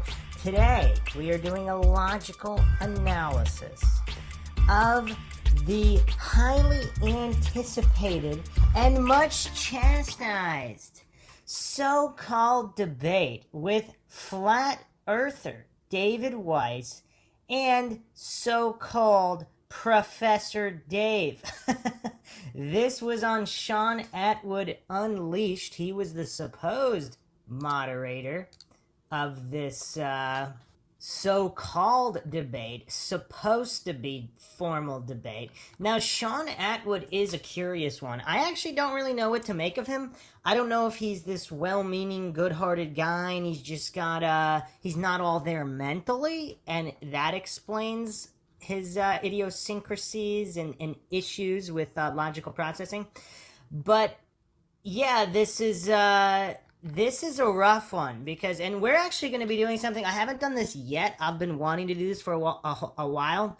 We're going to have logical fallacy counters to see who gets demolished and obliterated and absolutely humiliated in this debate. Now, trigger warning for all of the goofs out there, the Dunning-Kruger goofs that keep commenting on all of these logical analyses. These logical analyses are not about conclusions. We are not even going to be discussing whether the flat earth theory is true or whether the heliocentric globe theory is true or false. Professor Dave might be accidentally correct about what he perceives to be the model of the universe that is true. He's on the heliocentric globe side. Or David Weiss might be correct for all the wrong reasons about why the flat earth theory is true, if the flat earth theory is true. Or if we're living in some kind of simulation and neither is true, whatever the case may be. This is not a podcast about the shape of the earth. This is a podcast analyzing logical argumentation.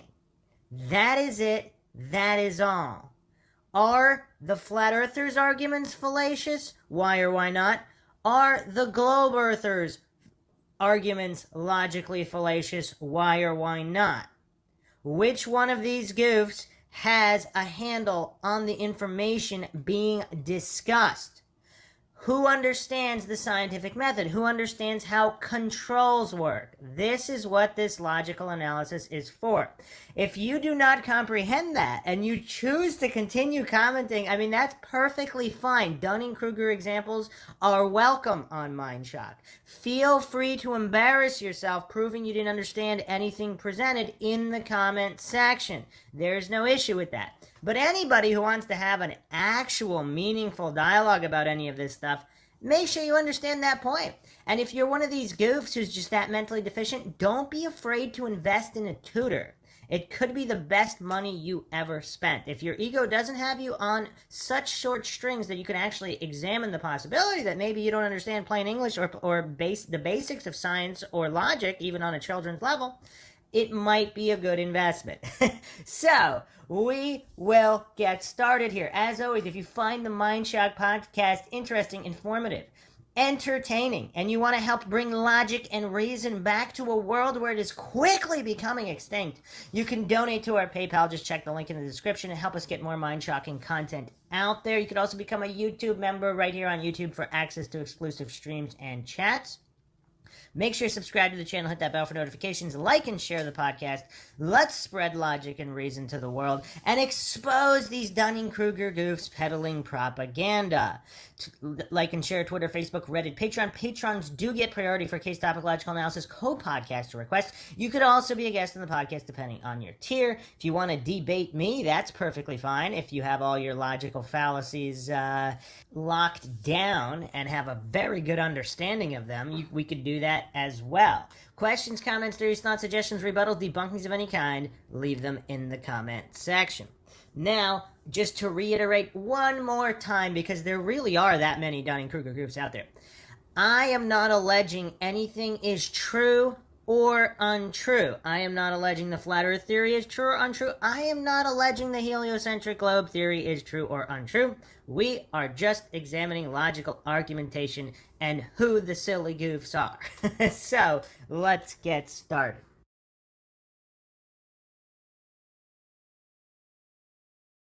Let's go.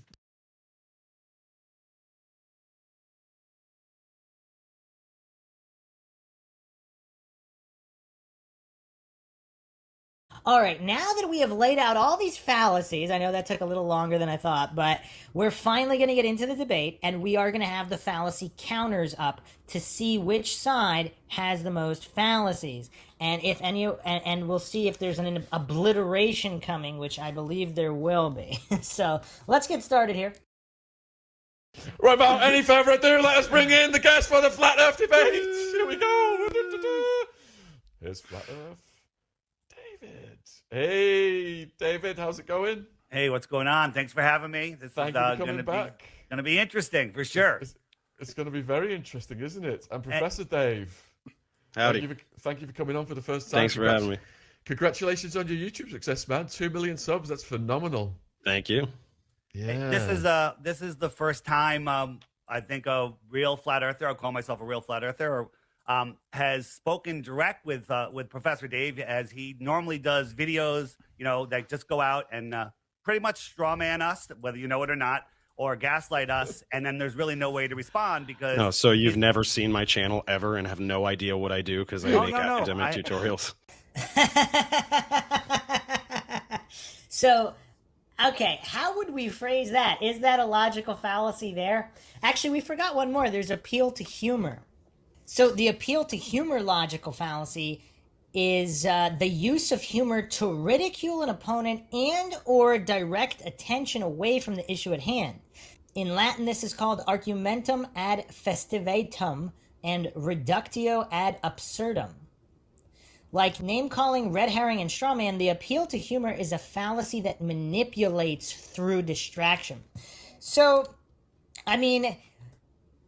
I don't know. I'm going to avoid putting anything on the counter thus far because we're still in the intro, so I guess this wouldn't be part of the debate.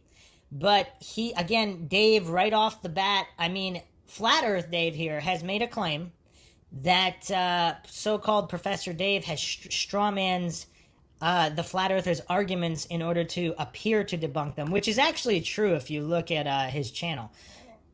And... Professor Dave responds with so sarcastically, again, sarcasm, a form of humor, that he hasn't seen his channel, as if he doesn't do this. Now, neither one actually demonstrated exactly how they do that, so even though Flat Earth Dave is technically correct here, I'm going to give Professor Dave the benefit of the doubt since the formal debate has not officially started and we're still on the intros. I won't put that on the counters. I have, but your flat Earth stuff is gaslighting us essentially. It's devastating and destroys flat Earth easily. Absolutely. So started big straw man. Oh, he says that they think the Earth is flat. What a straw man! Oh man, so that's obviously not the straw man. So he just straw manned the allegations on the straw man. We're starting it now because I actually can't recall anyone in a debate ever strawmanning on top of a straw man like Professor Dave just did. Because clearly the belief that's not the straw man. This is already hilarious and we're just getting started. So that's one logical fallacy count for Professor Dave right out of the gate. Just because it was a straw man on top of the straw man, I gave him a benefit of the doubt on the first one, but now we're firmly in straw man logical fallacy. I'm with you. Listen, I don't mean to come off that way. Would it be okay to look for some common ground? Can I just ask a couple of quick questions, Dave? You good with that? Whatever you want to do, man. Yeah, I'm just for to see if we have any common ground. Do you believe we went to the moon? Yeah. Okay. Do you believe that governments are here, especially the American government, for the people's well-being? It's a pretty complicated question. Okay, you don't have to answer it. That's fine. That's good. Do you believe that there's censorship going on YouTube? Yes. Some stuff is deprioritized in the algorithm. I don't know if that qualifies as censorship. Deprioritized. So he's saying that there is no censorship. So there's a clear difference here. So this is obfuscation. you could classify this under red herring because clearly YouTube flat out removes content, which is censorship. He's talking about now. He's obfuscating by saying that there is deprioritizing, which is also true. This is kind of a form of shadow banning or not recommending certain subjects or whatever, or being very selective where certain so-called controversial subjects, you will get the attempted debunking, whether or not the debunking is valid or not on many controversial issues. That'll come up first when you search certain topics. And the debunking of those debunkings will never come up when you search those. They will not be prioritized. So what Professor Dave just said is technically true. So that's two logical fallacies for Professor Dave at this moment. Now, how could he not know that YouTube censors and flat out removes? I'm assuming this is dishonesty. Now, again, I don't know. Perhaps Professor Dave has a mental disability and he is being honest and he simply does not have the processing power. I'm not going to assume to know what his psychological issues are or whether he's arguing in good faith or playing stupid and not arguing in good faith, or whether he's actually that dumb. I don't know. And is the news here to inform or to fill us with propaganda? The news is largely propaganda. None of that has anything to do with the shape of the earth, so I don't know what the hell you're even talking about. Literally none of that has to do with the shape of the earth. So now Sean Atwood definitely looks like a guy with a mental disability. Because why is he laughing? Clearly, because we're talking about appeals to authority, scientism, these corrupt institutions that run universities and media platforms. I mean, this is all common knowledge to anybody who's not a complete religious fanatic in terms of being an authority-worshipping cultist who never questions anything coming from perceived authorities. But Sean Atwood here, I mean, if he's listening to this, I mean, he chooses that moment to laugh hysterically. I mean, he might not be all there in the head. I mean, this is shaping up to be quite entertaining. You're really Sean, off to a bad start already. Just looking for some common ground. That's all. Oh, so if we both don't like the government, therefore the earth is flat. Wow, another straw man. Fallacy number 3, because that's clearly not what Flat Earth Dave clearly outlined his intention of seeing if they have any common ground in order he's going to, I'm assuming he wanted to build arguments off of that, or even if not, even just small talk, making conversation at the beginning. And now Professor Dave, I mean, you could put that, I'm not going to give him 2 fallacies here because again, he's trying to be humorous with the straw man. And technically it is both, but I'm going to give him the benefit of the doubt and just put it in as a straw man because a lot of straw men are funny. So technically, to keep this as accurate as possible, appeals to humor will be, I will put fallacies there that are not also other fallacies. So I'm not going to double up on that one. So the common ground is then we're going to try and keep talking points to 3 minutes each, responses to 2 or 3 minutes each, so we could get through this hour. And everyone could get an equal share of the time involved here. And I think the first point that we've got up on the list is, what is gravity? You want to go first, Dave, or you want me to go? Oh, okay. This is how we're doing this? Okay, so according to general relativity, it's the curvature of space-time around massive objects.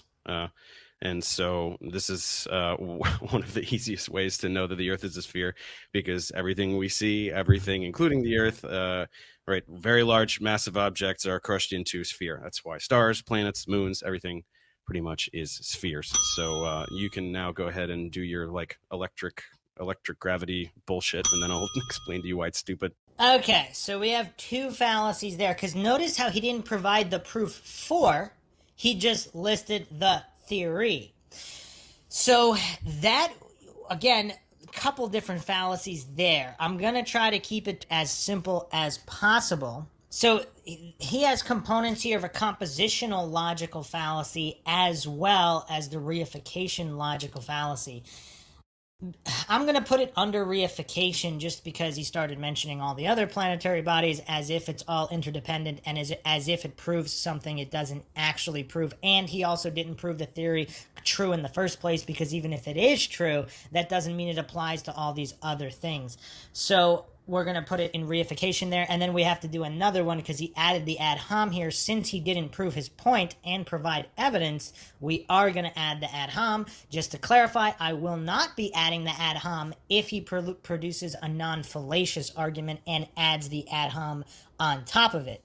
So another fallacy here for Professor Dave. This might be a record most fallacies in least amount of time so far. And Flat Earth Dave is doing pretty good here. Not a single fallacy yet. I've seen a couple of his other debates. He actually does use a lot of fallacies as well, but let's see how good he does here. Well, the question is, does anybody any scientists or anybody that's ever proven that any of the luminaries we see in the sky are even physical, let alone spheres? Yeah, we can see them in telescopes. You can see them. So you believe that if you see something, that'll tell you its shape. So when I look at this, are these spheres? Oh. Are these spheres? Dave, are these spheres? Yeah, no, I've seen this little trick, and I know the third one from the left is flat. So Professor Dave here just committed a fallacy. We actually didn't even go over this one. Man, there's just so many fallacies. The fallacy of the single cause or the reduction fallacy.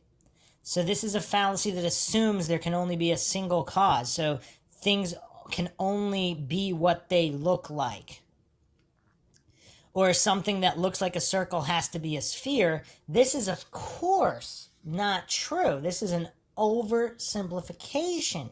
For example, if you see train tracks touch in the distance, that doesn't mean they actually touch just because they look like they touch. Things are not always what they appear.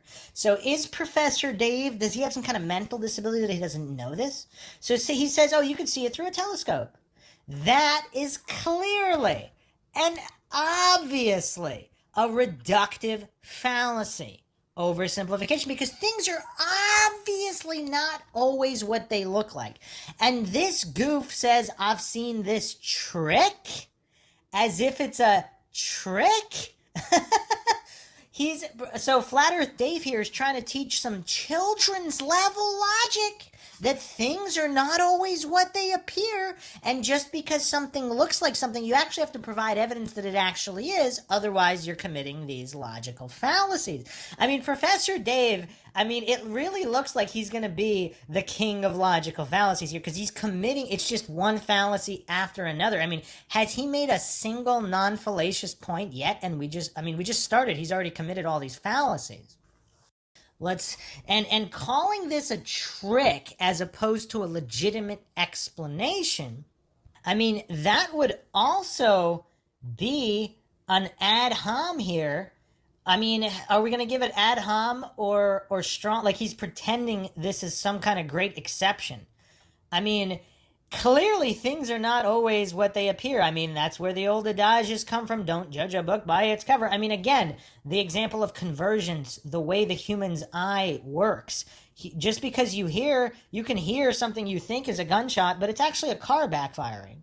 So what you hear or see, what you think it means, is not necessarily what it actually means based on reality. That's why the scientific method was invented. So you can prove it's what it appears to be to you. Observation is important, but you need to be able to measure.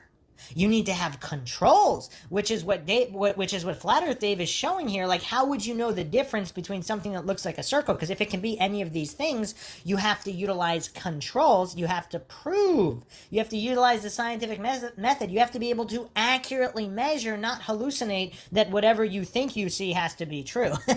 And Professor Dave, is he this clueless? Can he actually be this dumb, or is he playing stupid? So calling this a trick, that's an ad hom, because he's not showing how it's not legitimate. He's just calling it a trick. So we have to add another fallacy there.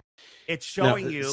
Here's the problem. One from the left is fat. Dave, let me give me a second, then you can go. No, because I've seen you do this. Because I watched 2 of your videos, and you say the same crap in every single one. Right. I know what these are. I know what these shapes these are. So that's another ad hom. He's calling it crap without showing why it's crap. See, if he demonstrated why Flat Earth Dave's explanation here, that even children can understand, things are not always what they appear to be, and again, the burden of proof is on positive claims. We could also, we could add that as a fallacy too. Again, I don't want to double up on these. I want to give Professor Dave here as much of a benefit of a doubt as possible. I mean, if he has some kind of mental disability, I mean, he's going to need these benefits of doubt because he's getting absolutely obliterated here by a flat earther. I mean, this is a thrashing of the highest order, and we just started. I mean, how long is this podcast going to be if I have to keep stopping it for every fallacy? I mean, these fallacies just keep on coming. I mean, here's a good, all the Mind Shock listeners out there, how many people think that Professor Dave is going to make a single argument that's not fallacious? Or is every single argument in this upcoming hour, are they all going to be fallacious? Or is he going to be able to get one or two in that are non-fallacious? I mean, that's the real question at this point. So how do you know what shape the moon is? How do Okay, you know so- that the moon is even a physical object? Here- Because here's during a new moon, no one sees I the get moon it. in the sky. I know your talking points. So this works because that's not moving. The things in the sky move. So if you take the third one from the left, which I know is flat, and you move it around, it's going to start to change shape, right? If the moon was a flat disk, I don't even know if that's one of your talking points or not. As it passed over you, it would change shape. It would I don't it think would the distort. moon is a flat disk at all. Okay, so it doesn't matter though. That's why what you're saying is stupid because these objects do not move. So hold on. So wow, that was a lot of fallacies there too. So he's saying if something in the distance moves, that's going to prove shape, which again, how would that prove, like, it's kind of weird because how would it prove it? See, that's the thing. When you're being scientific, you can't just say things. You have to clearly explain how it would do that. Not just saying, oh, when there's this variable, that means this. So that would be a false dichotomy or black and white logical fallacy because he's stating movement versus non-movement, and those are the only explanations where if it moves, it has to be this. If it doesn't move, then maybe it could be this or that. Clearly fallacious. Now, the other problem is it's not just about shape, it's about other things like composition. Do you know what spectroscopy is? Yeah, spectroscopy is you can measure gases, but it has to be in a container. Where's the container? No. Stop. We are looking at light. We're looking at light, and we are understanding about the materials, right? We're understanding the composition of things based on light. So when you start talking about gases, you show me immediately that you don't even know what spectroscopy is. Wow. So already Professor Dave is making a fool of himself because spectroscopy specifically has to do with gases. I mean, let's dumb this down as simple as possible. Like, let's go to like wiki children's level definition here. So spectroscopy is the general field of study that measures and interprets the electromagnetic spectra that result from the interaction between electromagnetic radiation and matter as a function of the wavelength or frequency of the radiation. Now, I'm not convinced that Professor Dave even knows what matter is, so, I mean, let's do a basic definition of matter just to lay it all out there. The substance, this is straight from Webster's, the substance of which a physical object is composed, or a more in-depth definition here, material substance that occupies space, has mass, and is composed predominantly of atoms consisting of protons, neutrons, and electrons that constitute the observable universe, and that is interconvertible with energy. So, the states of matter are solids, liquids, gases, and plasmas. So this is not hard stuff, okay? So, spectroscopy is the precise study of color as generalized from visible light to all bands of the electromagnetic spectrum. Historically, spectroscopy originated as the study of wavelength dependence on the absorption by gas phase matter of visible light dispersed by a prism. So when you start talking about gases, you show me immediately that you don't even know what spectroscopy is. So what Flat Earth Dave here, the reason he's talking about gases is because the Flat Earthers argue, their argument about gas, pressure, and containers. So in the vacuum of space, you're talking either a no pressure system or a super extreme low pressure system. In order for the pressurized system we have on Earth with Earth's atmosphere, again, I am not going to allege any of these theories are true or untrue on either side of this. Theoretically, you would have to have a container for these pressurized systems to exist next to each other, as in space, as in within the Earth's atmosphere. So what this goof, Professor Dave, he's not understanding. So because he doesn't understand something, he's getting all triggered, or he's pretending not to understand. Again, I don't know if he has a mental disability or if he's just playing stupid. But the reason Flat Earth Dave is bringing this up is because it's directly relevant to the type of matter and gases that would exist. Now, the spectroscopy is simply measuring it. Now, exactly how it's measured and what it is measuring, it doesn't tell you why it is that way. So this is a fundamental flaw of scientism cultists, because they just latch on to whatever religious institutions, the religious institutions of scientism, whatever they preach in their gospel textbooks, they just latch on. So nobody's disputing the measurements here. Now, why is it that way? For example, you can measure, oh, there's a teaspoon in a cup. Who put it there? Why is it there? I mean, all of these, exactly where did it come from? Why does it exist? Does it mean that this other thing's... So the measurement itself doesn't prove the why or how it got there or any of these other mechanisms. So that's what this goof, Professor Dave, he's not understanding this, so he's just stacking on these fallacies and ad homs because he doesn't even understand Flat Earth Dave's argument. Now, that doesn't mean his argument is correct in any way. But Professor Dave, clearly too clueless, too mentally disabled, or playing stupid to even understand the argument, so he has to pretend and hallucinate that Flat Earth Dave is the one that doesn't understand. So, I mean, let's continue this train wreck here. So you do not know the ways in which we figure out things about celestial objects. You literally don't even know the definitions of the words that represent the techniques that we use. So this is stacking on because it seems like Flat Earth Dave actually knows the definitions better than Professor Dave. Because Professor Dave he can memorize and regurgitate certain things, but he doesn't understand what they mean in relation to other things. He doesn't know what controls are. He's not even utilizing the basic scientific method. He's just regurgitating religious texts. Now, again, that doesn't mean it's untrue. It does not mean any of the theories are untrue, but he's not showing how they are true, which is why all of these ad hom attacks and straw mans. I mean, I don't even know where to place all these fallacies.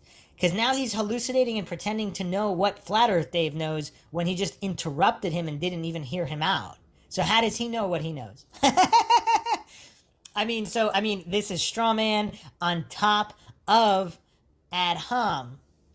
And, you could even rope in red herring there again. He's shifting everything away from having to prove his actual point. So why are you even talking about it? So my question is, spectroscopy needs to be in a container. Otherwise, you don't know what you're Spectroscopy needs to be in a container. The study of how light interacts with matter needs to be in a container. What does that mean? Well, it's pretty simple because, prisms are actually a little bit more complicated. So again, let's reiterate what spectroscopy is. It is the precise study of color as generalized from visible light to all bands of the electromagnetic spectrum. Historically, spectroscopy originated as the study of wavelength dependence by the absorption of gas, phase, matter of visible light dispersed by a prism. Now, I will get into the prism just because it is relevant here. So, again, just as from Wiki, we're using the most basic definitions here. An optical prism is a transparent optical element with flat, polished surfaces that are designed to refract light. At least one surface must be angled. Elements with two parallel surfaces are not prisms. The traditional geometric shape of an optical prism is that of a triangular prism with a triangular base and rectangular sides, and in the colloquial use, prism usually refers to this type. Some types of optical prism are not, in fact, the shape of geometric prisms. Prisms can be made from any material that is transparent to the wavelengths for which they are assigned. Typical materials include glass, acrylic, and fluorite. A dispersive prism can be used to break white light up to its constituent spectral colors, the colors of the rainbow, as described in the following section. Other types of prisms noted below can be used to reflect light or to split light into components with different polarizations. Okay, what does this all mean in relation to the flat earth debate? So, if you're a flat earther claiming there is a dome above the earth, so what would this argument mean? So again, if Professor Dave is too clueless to even understand the basics of spectroscopy, of prisms, or what the flat earth argument even is, regardless of whether it's true or not, or how it would affect spectroscopy, I mean, why is this goof talking about it? I mean, he's psychologically protected. Why are you talking about it if you don't understand any of this stuff? So if flat earth Dave here, does he believe in a dome? I actually don't know that, but I know a lot of flat earthers do make the dome argument. If Flat Earth Dave is making the dome argument, or that these pressurized gas systems can need some kind of a container to exist, again, I'm not claiming any of this is true or untrue. I mean, we can go into the laws of thermodynamics and all of that. I'm not claiming those are true or untrue. I'm not claiming anything is true or untrue. I am just examining their arguments for validity. So if there is some kind of a glass-type dome over the Earth, certain flat earthers believe it's a snow globe-type reality. Other flat earthers believe it's an infinite plane with no dome. But if there is a glass dome, obviously it would affect spectroscopy, particularly in these gas pressure systems. And some flat earthers allege that the reason you see rainbows is because of a glass-type dome and the way that light works passing through this dome, or if some of these celestial bodies are actually some kind of holographic projections and not physical bodies, obviously some type of glass dome would impact all of this, including in the realm of spectroscopy. So, how would spectroscopy work with and without a dome over the Earth? That's the important question here, and that's why Professor Dave here is falling for all these logical fallacies, because he's not even understanding the argument that Flat Earth Dave is presenting, regardless of what is true or untrue. Otherwise, when you're looking at the moon, you don't know what gases you're seeing in between us and the moon. Gases? The moon is solid. The moon is a solid object. How do you know that the moon is solid? Okay, so wow. I mean, I think I'm going to break the logical fallacy counter. He's claiming the moon is a solid object. I mean, I'm going to throw that under burden of proof logical fallacy, because what evidence does he have to prove that? Because by his own argumentation, and I'm not using this as an argument, but the moon certainly does look translucent. And before he was the same goof that made the argument, oh, well, it looks like a sphere. Well, the moon looks translucent. Now, I'm not claiming it is, just because it looks like it's transparent, translucent, and not a solid object. If it is a gas, how would you know? So, again, he's the one making the claim, whereas Flat Earth Dave is kind of saying you don't know what it is. It could be a gas. So, technically, Flat Earth Dave is not committing fallacies if he's not making these hard claims and then not being able to back them up, which is Professor Dave's forte, because he hasn't backed anything up yet. How come you can't see it during a new moon? Why can't you see it during a new moon? Yeah. Because, do you understand how vision works? Well, right? In a new moon, what's happening in a new moon? The There's no light light. from the sun is illuminating the side of away from us. So, right? Light illuminates the things that it hits. So a new moon is when the side that the sun is illuminating is the other side away from us.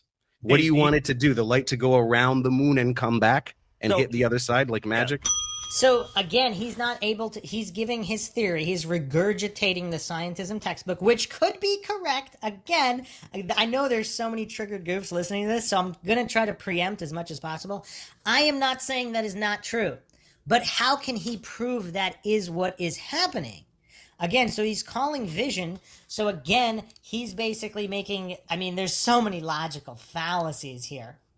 So this is, of course, the reductionism or oversimplification logical fallacy.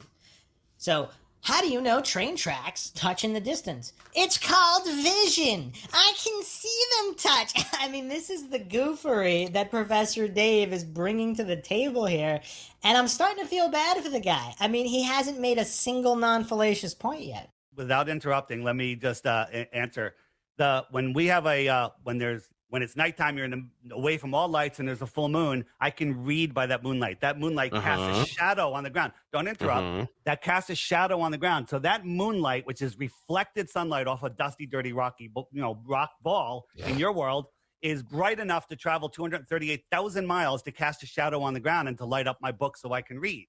During a total solar eclipse in your world, the Earth is a full Earth from the moon's point of view. It's bigger and shinier, and it should light up the moon, but it doesn't. And no telescope, from any position with infrared or anything, has ever seen the moon. Can you think of why? Can you think of why? Can you think of a much, much brighter object that is right there where the moon is? Well, during the corona of the sun, which is thousands of times brighter. What you're doing right now is you're basically saying, I'm going to shine a spotlight directly into your eyes, and then you tell me if you can see a firefly 2 centimeters to the right.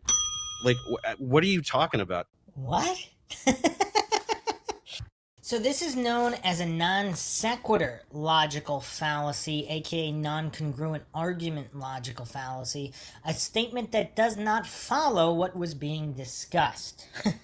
So that's obviously not what Flat Earth Dave was saying at all, but this goof has to pretend it was. So it's kind of sort of like a straw man, but basically he specifically gave another example, which was non-congruent. Do you seriously not understand this stuff? A child can understand this stuff. So we got a lot of psychological projection there. So, I mean, are we going to add psychological projection there? I mean, yeah, that's a tough one. But that was also basically an ad hom attack because he, again, just basically calling him stupid in that way. So that's just another ad hom. So when you're throwing out words like spectroscopy, what's the difference between spectroscopy and astrospectroscopy? What do you mean astro? So astro is a prefix that means stars. So if that's even a word, it's spectroscopy pertaining to stars. If that's even a word. So obviously spectroscopy refers to measuring light of all matter, not necessarily specifically to celestial bodies. So this goof just said before, if you don't even know the word, why are you talking about it? So he doesn't even know. So he's just throwing a wild guess out there. I mean, oh man, this is embarrassing for so-called Professor Dave. I mean, this goof is making such a fool of himself. I mean, nonstop fallacies, and then he doesn't even know the specific, because they're talking about spectroscopy as it pertains to celestial bodies, which is obviously astrospectroscopy. So, man, what a goof. What are you, like, Googling stuff furiously over there? I'm just asking you, I've taken a few notes. Well, he could clearly see Flat Earth Dave's arms, so how could he be Googling? The desperation of Professor Dave here. I mean, what kind of fallacy would that be? I mean, would that be an appeal to humor because he's trying to kind of embarrass him as if he's just... I mean, clearly you could see his arms. I mean, what would he be Googling with? Figured out. I watch a few of your videos. I know the straw manning that you're going to try to do and the things that you're going to try to claim. And in reality, an infrared camera, a regular camera from the space station, they should be able to see the sun, the moon, either approach the sun, eclipse the sun completely, or exit the sun, and nobody has ever seen it. So again, why are we looking up in the sky? Are we sure about that, though, that nobody has seen that infrared? I mean... Again, the burden of proof is on positive claims, but he made an absolute claim that nobody has seen that. Now, again, I don't know if such footage exists, that infrared footage, because he made a good point that should happen. Do we know if it happened or it didn't happen? He made the claim that it did not. Now, obviously, one is not called upon to prove a negative, so it's up to Professor Dave to prove if it did happen. So, yeah, I can't... That's a problematic absolute claim by Flat Earth Dave, but technically it's not logically fallacious because one is not called upon to prove a negative. Yeah, I just explained. I just answered your question. You just answered it again. You asked a question that I just answered. The sun is very bright, right? Way, way, way brighter than Earthshine. Do you understand that if something very bright, you're looking at something very bright, you can't see something way less bright? So he doesn't understand infrared. So this goof, so he's basically trying to say that Flat Earth Dave just asked the same question again when he did not answer the question specifically. He fell for this. He gave a non sequitur example, and he also gave a reductionist logical fallacy where, oh, it looks like it, whatever. And so he's just got, I mean, is this guy mentally disabled? I mean, do people know, does anybody know Professor Dave personally? Like, does he have a mental disability? Because, I mean, or is he just playing stupid? So this is why some people believe the whole flat earth conspiracy is a psyop. That goofs like Flat Earth Dave, that goofs like Professor Dave are specifically recruited to defend the heliocentric globe so poorly, to appear so stupid that anybody on the fence would choose the flat earth side, or anybody, you know, because the defense is intentionally so bad and so logically fallacious, like goofs like Professor Dave, Signman, Dan. I mean, I actually did a podcast on these two goofs. It's almost like, is it possible to play this stupid? Like, I don't know. Are they intentionally playing stupid to defend the heliocentric globe so poorly as to cause an increase in flat earth membership? Again, this has nothing to do with which model is true or untrue, because regardless of true or untrue, if there's a psyop at play, is that one of the goals of the psyop? But let's continue with this train wreck here. Right Dave, next to when it. there's a What are you not getting about that? When there's a total eclipse of the sun and you have the the little ring around there, you can block that out so it doesn't blind you and you still can't see it. You know what? It Why are we doesn't block talking it about out. The lights in corona. sky? Have Why you are we never talking about seen the an lights? eclipse? Why are we talking? You can make a fake eclipse, right? By putting a disc in front of the sun and then looking at the corona, and you can do the same thing with the corona. You can block it. Why Yeah, are it's we looking really up at bright. the lights in the ceiling that determine the shape of the floor? Because it works really well. It's the easiest way to figure out the shape of the Earth is by looking at the celestial objects in the sky and recording their motion. So if you have a rotating lights on the ceiling, like some kind of chandelier, like a spinning chandelier, how would that prove the shape of the floor? I mean, this guy's this silly. I mean, I'm having a hard time believing that he's this dumb for real. I mean, because if he's that mentally disabled, I mean, his vocabulary isn't horrible. I mean, can he really be this mentally disabled and be arguing honestly in good faith here? Because he's this dumb, he doesn't understand children's level logical fallacies. Because he just keeps going with these reductionism logical fallacies. And I'm not going to say false dichotomy, because it's basically in the realm of reduction logical fallacies. He's saying these things move, therefore this. I mean, as if no other variables could possibly exist. I mean, it's so silly.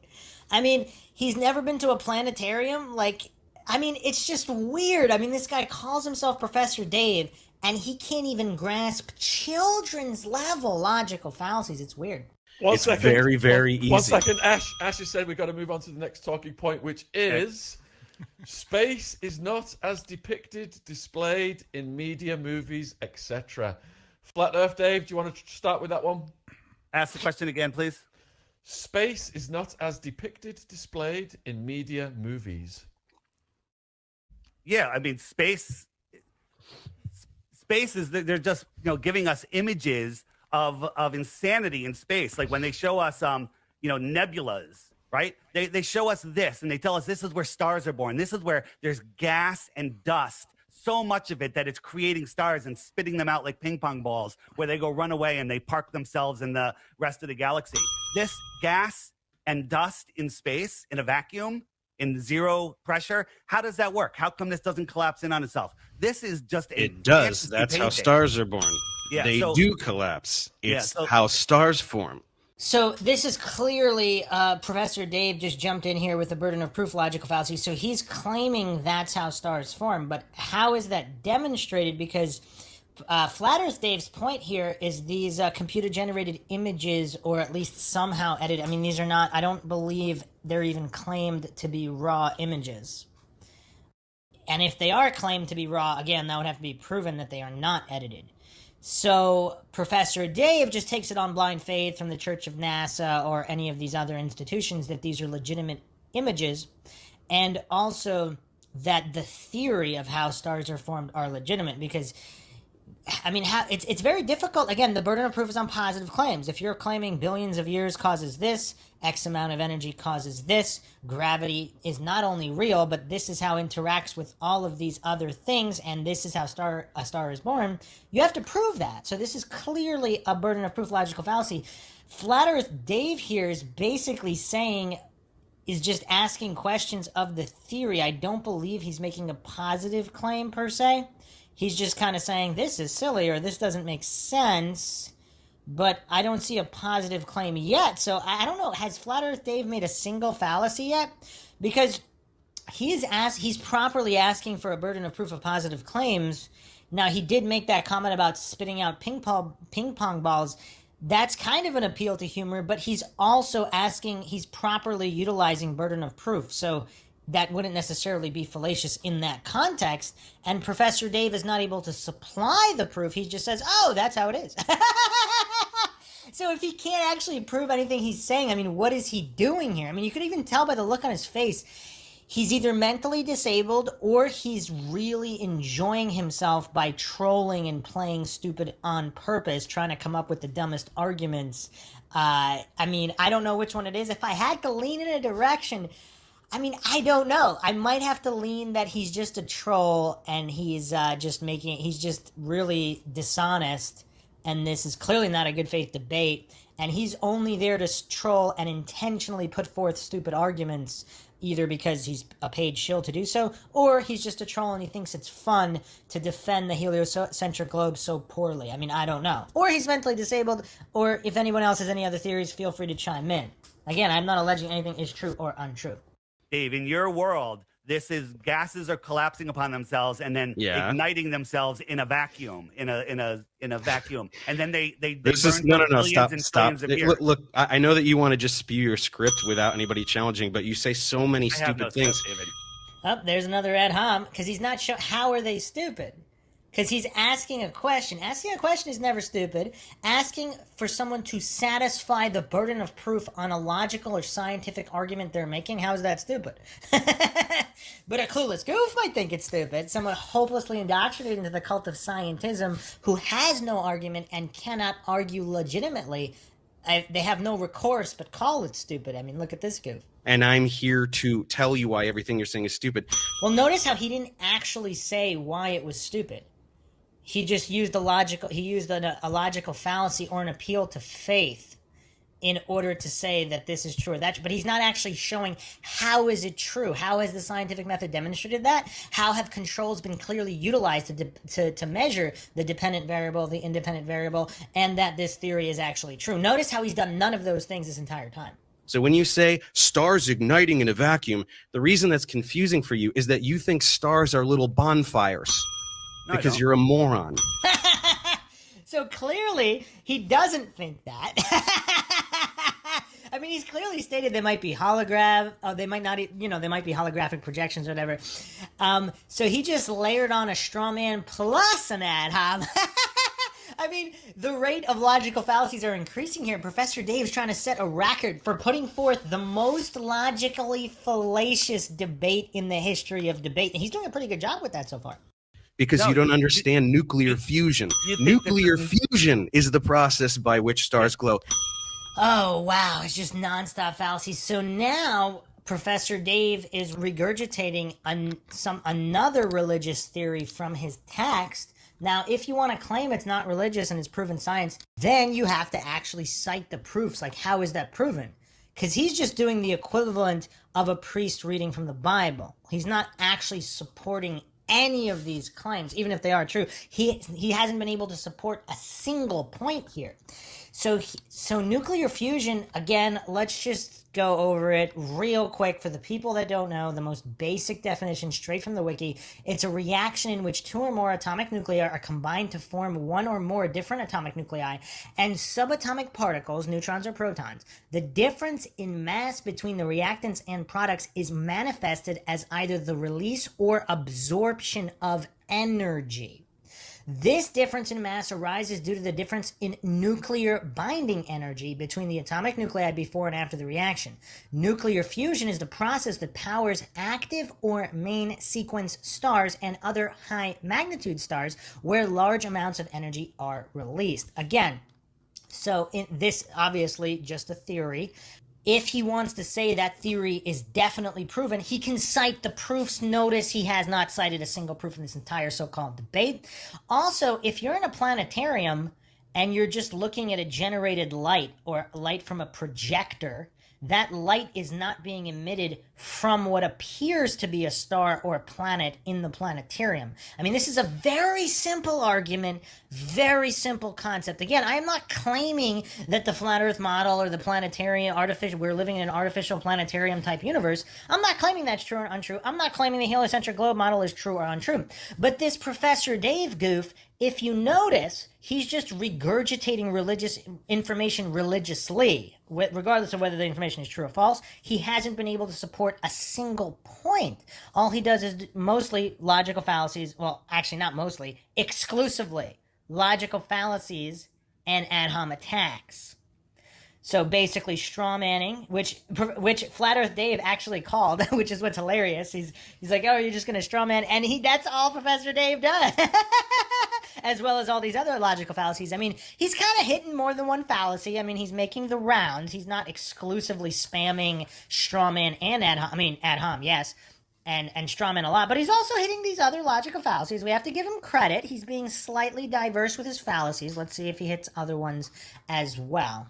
They're not little fireballs. And you can learn that by Googling something for 5 seconds, but you don't do it. So this is an appeal to authority logical fallacy, because he's saying Google's the authority, just like saying, oh, well, you could, if you don't believe God exists or Jesus was resurrected, you can just you can just 5 seconds go check the Bible. Check the Bible. That's somehow proof. I mean, this goof is really, this is probably the worst defense of the heliocentric globe I have ever seen. I mean, this is bad, because even some of the goofiest clowns defending the heliocentric globe, and that's another reason I think this is all a psyop, because there's definitely intelligent heliocentric globe believers out there. But they never actually publicly debate, almost like the fixes. Or I've also postulated they might find it so funny that these clueless goofs like Professor Dave are the ones defending the heliocentric globe, and they find it so funny they don't want to put a stop to these antics by bringing forth legitimate defenses of the heliocentric globe, because then their comedy source would end. I just proposed that as one possible theory. Again, I'm not alleging that's true or untrue either, but you don't see intelligent heliocentric globe defenders publicly debating. So, yeah, it's very, very curious. So, Dave, you believe that all the rocky bits turn into perfect balls, and then all of the gases somehow start getting gravity, and they start pulling it together. And Start getting gravity? What do you mean, start getting gravity? How do they grow into stars? How come the dust is accumulating? What's bringing it together? Somebody Gravity. it up like a snowball? So he just wait. Okay, I have to revisit the possible mental disability theory. What does he mean by gravity that's causing this? And then Flat Earth Dave asks him the question. He says gravity. I don't know, man. This is painfully hilarious. This is a unique brand of comedy. It's like painfully hilarious. Gravity. So they get something, and it's a tiny bit of gravity, pulls in some more dust. It pulls in not dust, it pulls in gases, and somehow it's pulling all of these gases together and turning into a nuclear furnace that burns for billions of years. I'm sorry, that doesn't make any sense. And if you want to believe that, that's the world. So centuries of brilliant astronomers versus nuh-uh. Another solid appeal to authority logical fallacy. So, and he also roped in there appeal to popularity, because he's saying all these centuries, all these people. So it's not just one authority, it's all these authorities over a long period of time. Somehow they're legitimate, because centuries of people believing in God, that must mean God is real. Centuries of these priests believed it, right? It really is a question. If he's mentally disabled, obviously he wouldn't know how dumb he sounds. But if he's not mentally disabled and this is all just intellectually dishonesty of the highest order and he's just a troll, I mean, that could theoretically work as well. I don't know. Is that really all you have? Is the entire field of astronomy and you going, I don't like it. So that's another straw man and burden of proof, because obviously that's not all he has. He's made tons of arguments. So that's another straw man. and shifting the burden of proof logical fallacy, because no matter how many and that's built on top of the appeal to authority, appeal to popularity logical fallacy. I mean, Professor Dave really is talented. You have to give it to him. He's not only rapid fire fallacy after back-to-back fallacies in record order, but he's also stacking multiple fallacies within the same argumentative stream here. So his argument, he stacked all these fallacies on top of each other. I mean, this is impressive stuff. That's dumb. I'm dumb and I don't get it. So astronomy is wrong. That's literally your argument against astronomy right now. And then another ad hom there. And then also saying literally what he's doing, which is clearly not what he's doing. So another straw man there. You never met these men. You don't know anything about these men other than the stories that the controllers of this world tell you. You know they wrote books, right? You know they wrote books that we can read. So that's another shifting the burden of proof fallacy, because how does he know those particular guys wrote the books? He took it on faith. Just because you can read a book, that doesn't mean you could read the Bible. Well, I mean, that's, like you could say, oh, well, the Bible is the word of God. You can read it. You know you can read it, right? You know the Bible was written, and you know the Bible is the word of God, right? I mean, that's how clueless Professor Dave is coming off here. I mean, this is tough. This is really tough. And then we base astronomy on that and do astronomy every day, right? Dave. So that would be a reification logical fallacy, because he created this construct of astronomy as if it's concrete, as if all of the theories of astronomy must be true because astronomy has been done for X period of time and is done now. So, yeah, again, impressive stream of logical fallacies from Professor Dave. Try not to interrupt. Aristophanes figured out the shadow. Eratosthenes figured out the diameter, the circumference of the Earth with his sticks and shadows. But nobody in that area that came out of that, other mathematicians, never wrote any books about him. They ignored him. They just never mentioned it, and then all of a sudden it shows up in the 1900s in books that go into the education that's not true. system. I mean, if you're just going to lie, then we can just play the lie game. And Dave. How is that not true? Does he have a single source to disprove that? So, I mean, so Flat Earth Dave is not making the positive claim here. He's saying we can't prove this guy existed. How do we know that he really existed? Professor Dave comes in and he just accuses him of lying, which is an ad hom attack, basically calling him a liar, and yet not citing the proof. See, if he had cited the other individuals who wrote about this guy or verifications and then called him a liar after that, that would be okay, and it wouldn't be an ad hom because he clearly said, although it still might, because in order to be a liar, you're basically giving information you know is not true, right? So if he would believe it was true, technically he wouldn't be a liar. He would just be putting forth false information. But either way, notice how Professor Dave never backs up any points. He just called them a liar without actually naming all those other individuals. Now, I actually don't know who mentioned this guy or didn't mention this guy or whatever, but I'm just exposing the fallacies here because, again, if one understands the burden of proof logical fallacy, one is not called upon to prove a negative. So you don't have to prove someone didn't exist. But if you're saying someone existed, that's a positive claim, so you have to prove that they existed and they wrote what they wrote, if you're claiming that. What about the fact that proves nothing? It works perfectly on a flat Earth. Sticks and shadows prove the Earth is flat. And it proves it's a globe. See, that's a great example of not using logical fallacies, because notice how Flat Earth Dave did not exclusively focus on the sticks and shadows proving a flat Earth, because again, you're going to assume variables. You're going to assume size of the sun, distance of the sun, all of these assumptions that you're using to make a conclusion, if you're doing that to make your conclusion. I don't know if Professor Dave is going to defend that or not, but if Dave had claimed that, that would have been the false cause logical fallacy, because all of these unknown variables the relationship of those variables might not be what is assumed due to other variables. So if Flat Earth Dave had claimed it proves only a flat Earth, he'd be guilty of that. If Professor Dave claims that definitely proves globe Earth only, then he will be guilty of that, so let's see.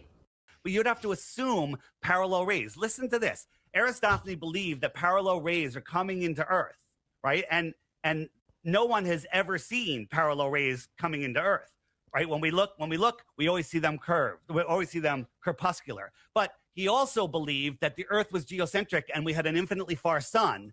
Also, let's see if Professor Dave can address the corpuscular rays argument.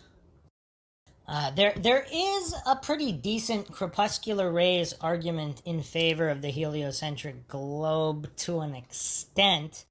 Let's see if Professor Dave knows it or if he's clueless.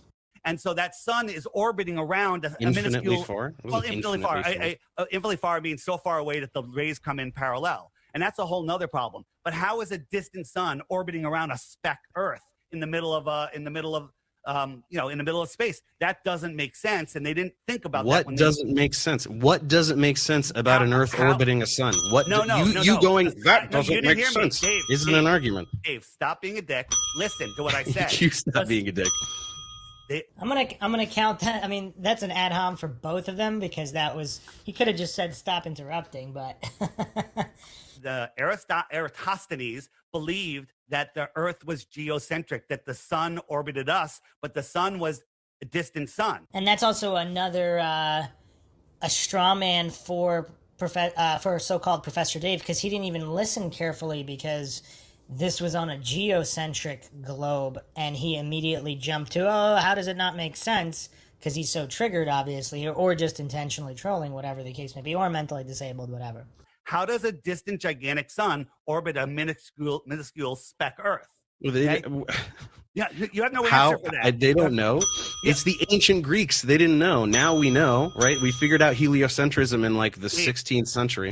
So notice how he completely dodged. We're not talking about specifically just geocentrism versus heliocentrism. He's asking specifically about the angle of rays relative to that particular sticks and shadows experiment and the corpuscular rays, which Professor Dave does not address at all.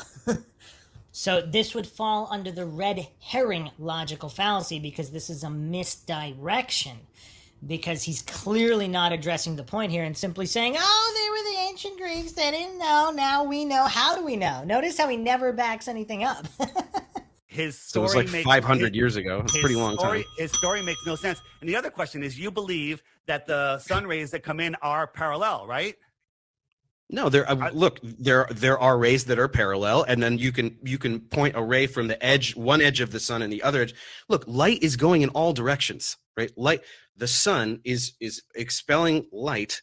They're spherical waves of light, photons in every direction, right? So you can identify parallel rays, and then you can identify one from this edge. And if you want to talk about individual photons, you can draw paths from the edge of the sun going in one direction, the edge of the sun going in the other direction. You're trying to oversimplify things. You're trying to go, it's crepuscular, it's all parallel, and so then this time it works for my talking point, and then another time it doesn't work for my talking point. My point is, wow, that was spot on psychological projection, because that's exactly what Professor Dave just did. Because he's saying, they're just going in all directions. But what he did with his fingers there, why do they never cross then if they're going in all directions? Again, I'm not claiming anything is true or untrue. That's not part of my argument. I'm just addressing his argument. Even with his fingers, he did the paths as if they could cross, and yet we don't have crossing rays. Now, basic geometry would suggest that the sun would be close based on the clouds and the angle of light. I mean, now flat earthers claim you could just use the Pythagorean theorem to calculate the distance based on the rays, but obviously light beams are not solid objects, so it's not quite that simple. And there's actually a really good explanation for this. Again, not necessarily proving flat earth or globe earth, but proving that it doesn't necessarily have to be the flat Earth model being true. It could still work in a heliocentric globe model with a fairly distant sun. But again, Professor Dave he doesn't seem to possess any kind of intelligence of any kind, because he can't even bring forth this very easy answer to the crepuscular rays. My point is, Aristophanes' story doesn't make any sense with a distant sun orbiting a geocentric Earth. Yeah, The if other you just say it doesn't make sense and stop talking, I guess.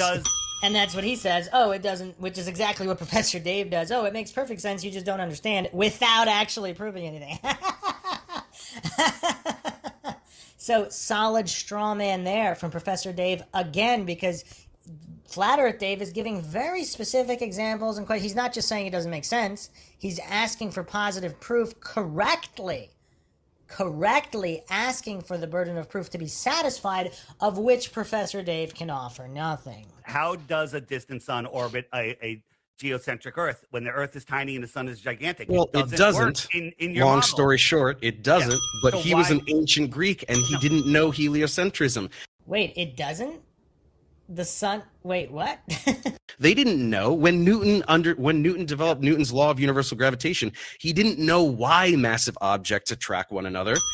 So that's the circular reasoning logical fallacy, assuming they do. Because he's asking why do they, but if they don't even do that, like again, you have to prove each step. This is science. This is not religion stacking where you have decks of cards, just religious claims, accepting everybody to take it on faith, and then ad homs when they don't, instead of utilizing the scientific method with controls. Right? He just said, this is what happens, and I have this equation, and we use Newton's equations to do all these incredible calculations that predict the motion of objects on Earth and in space. He didn't know what gravity was. Einstein gave a better explanation, the curvature of space-time warped around massive objects. Which has been easily debunked by Run Z Cow. I mean, he debunked it, Einstein's relativity. So again, he's just kind of preaching it, oh, well, this gospel from the Bible proves this. He doesn't show how it proves it. That would be scientific and logical, but Professor Dave, he's just a religious scientism cultist, so he can't actually defend his position using logic and reason and actual science. He can only make religious claims and ad hom attacks. The curvature of space-time are warped around massive objects, we're probably going to get a better model later. Just that we don't know why things happen doesn't mean we can't do science at predictive power. So as it turns out, Eratosthenes and Ptolemy, the Ptolemaic model, was wrong. Heliocentric model is correct. It doesn't matter that they didn't know that part, or that they didn't know why something happens. And notice how, again, he has no proofs for how it's proven that is correct. Also, the claim that you don't need to know why something to make predictions. I mean, that's a good point there, because again, with the flat Earth model, the astrolabe, the sextant, all these navigators were able to predict using the flat Earth model. Doesn't mean the flat Earth model is true, but you can still predict things using so-called faulty models, or models that are not true. Now, again, Professor Dave, for whatever reason, I mean, there's just a fundamental lack of understanding of this. Now, his subconscious clearly understands, because his psychological projection is quite accurate, because all these things he's accusing Flat Earth Dave of, he's clearly doing himself. So this is another reductionism logical fallacy, claiming that you can only predict things if it's true. And that's pretty much what he's doing here, as if the predictions must rely on some model that's true, even though he says it doesn't, but he's using that as a defense for the heliocentric globe. So that's the added hypocrisy to that on top of all of it. Obviously, nobody's surprised on how this goof operates by now, but... Do you not understand how science works? So if he was wrong and the Earth and were heliocentric, do you think his experiment proved your globe? Well, yeah, it did. So clearly, the goofery here, because that was the fallacy that I mentioned before, the false cause logical fallacy. Because clearly that experiment doesn't prove either model, which Flat Earth Dave openly admitted not falling for the fallacy, but the goof Professor Dave here clearly fell for the fallacy. All of those experiments proved the globe. It just didn't have anything to do with heliocentrism. It proved the Earth is a sphere. How did it do that? These religious citations are hilarious. Absolutely not, because with a local sun in like the flat Earth is. And credit to Flat Earth Dave here. He's not getting flustered by this goof. He's clearly just making presentations for the listeners and the viewers of Sean Atwood's podcast here. It's almost like he's not even talking directly to Professor Dave, because he knows that either Professor Dave is just mentally disabled, he's not going to understand anything anyway, or he's an intentional shill who's not going to argue in good faith and is just trolling and trying to make the worst defense possible of the heliocentric globe just for kicks and antagonization. So he looks like he's just making a presentation for all the viewers, nothing to do with Professor Dave. So credit to Flat Earth Dave for realizing who he's dealing with here. We have no shadow here, and we have a shadow here, and then you could do your math and figure out what the sphericity of this flat plane is, right? Okay, so for that to work, how close is the sun? How close is the sun? How close is the sun? Wow, that's the first point he made, just asking a question, very valid in this. That's the first time. Is that the first time he's spoken without spewing a logical fallacy? So, I mean, we're a good amount into the debate now. I think that's the first time he asked like a good faith question or honestly engaged in debate thus far. Yeah, really close, like right above the clouds, which we'd be able to see if you went up in a plane or a balloon, and it'd be like right there. Well, that's a straw man logical fallacy again, clearly, because how close is? I mean, between 93 million miles. I mean, and thousands of miles or 100,000 miles, you wouldn't necessarily see it there, but he had to straw man that in there. Like, so he didn't last. Without the fallacy, he couldn't last.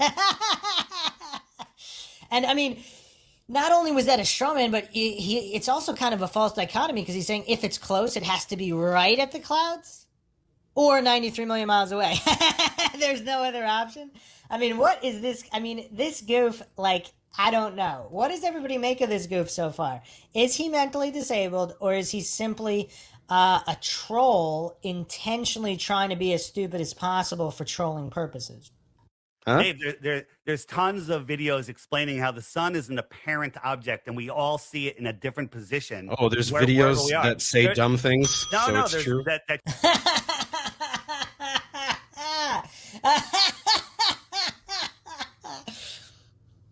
So that was a non sequitur on top of an ad hoc. show science, show experiments. And when you try to triangulate the sun, there's a problem. You can't do it. You can't triangulate the sun. So how far the sun is, some flat earthers say it's 3,000 miles away. I don't like that answer. The math works. We can scale it and make it 6,000 miles away. You've never done any math in your entire life. You just say the math works and expect people to... Just stop being a condescending prick, all right? Try. Why don't you stop condescending to the entire human race and pretending that every scientist ever is a liar and satanic deceiver? That's much more offensive than me calling you stupid, which you are. Wow, so many fallacies. I mean, he just keeps upping the ante, ad hom after ad hom after ad hom after straw man. Obviously, that's not what Flat Earth Dave believes, but he has to pretend it is. So we actually left off another, man, I have to add another logical fallacy to the list, appeal to extremes. Erroneously attempting to make a reasonable argument into an absurd one by taking the argument to the extreme. So if X is true, then Y must also be true where Y is the extreme of X. So there can't be just a couple of these deceivers. It has to be every single one, and every single one has to be in on it because humans can't be mistaken. So this give also used the appeal to extremes, which I believe is it's also a straw man and a false dichotomy and all these other things, but I think appeal to extremes most accurately covers that one. Dave, what is the sun? What is the sun? It's a star. It's a star. It's a burning. It's a star. It's a nuclear furnace that's working perfectly, and it's bending space-time where it could hold on to all of the planets that go all the way out to Pluto. Is that your belief? Well, Pluto's now a trans-Neptunian object. So we'll go but Neptune. Yes, yes. Right. And then the sun's gravity ignores all of the moons because the moons are attracted to their planets, and it negates the sun. That's what you believe. What do you mean negates the sun? Yeah, So negates the sun. moons. So what you're saying is that like one of Jupiter's I'm moons asking should go you. flying towards the sun. I'm Is not that what saying you're that. saying? I'm not saying that at all. I'm asking you if you Uh-huh. believe that the sun's gravity has no effect on moons. Yeah, it had. You can calculate. You can see. This is what real scientists and people who understand science can do calculations. So instead of you going, I don't believe it, what you could do is you could take Newton's law of universal gravitation and take a moon, whatever moon, if you want to talk about our moon or one of Mars's or one of Jupiter's or whatever, and you could calculate a number that is the gravitational attraction between the sun and whatever moon you're talking about. So again, he's got a reductionism logical fallacy here, as if that's the only way to do it, as if there are no other forces that could ever be acting upon it, as if there are no as of yet undiscovered forces, as if it definitely can only be a mass attraction, mass type gravity that could be responsible for this, simply on the basis of this calculation. Without knowing what causes it, he's going to continue pretending he knows for sure. So this is, again, I mean, he's trying to set records here in the amount of logical fallacies used in the least amount of time. And then you could do the same thing for the moon and its parent planet that it is orbiting. Which number do you think is going to be bigger, buddy? Which one do you think is going to be bigger? And so the when we have- planet, the one that it is orbiting around. When we have a planetary alignment where all the planets are lining up, all of that gravity. Hey, hang on. You know what? And you know what's curious too? Like, I can't really, Flat Earth Dave here, he's not really making too many claims here. He's mostly asking questions about how the model works. So he's not really making strong arguments here for the flat Earth at all. I don't know if that what was his goal here, but in doing this, he's also not really committing logical fallacies because he's doing it this way. Sorry. I would like you to actually just address what I just said, because this is what happens is I say something, or a flat earth debunker like myself says something that just annihilates the idiotic thing you just said, and then you just gish gallop to another point. So that's another ad hom and straw man, because he's trying to pretend that, or I mean, basically there's so many fallacies stacked here. But the psychological projection is accurate, because when Flat Earth Dave not completely annihilates Professor Dave, he doesn't address it at all, like the corpuscular rays, even though there's actually a really, this is like maybe 4th, 5th graders can actually rebut Flat Earth Dave with that, but Professor Dave can't. He's that clueless. But at least his subconscious picks up on it, because his psychological projection here is on point.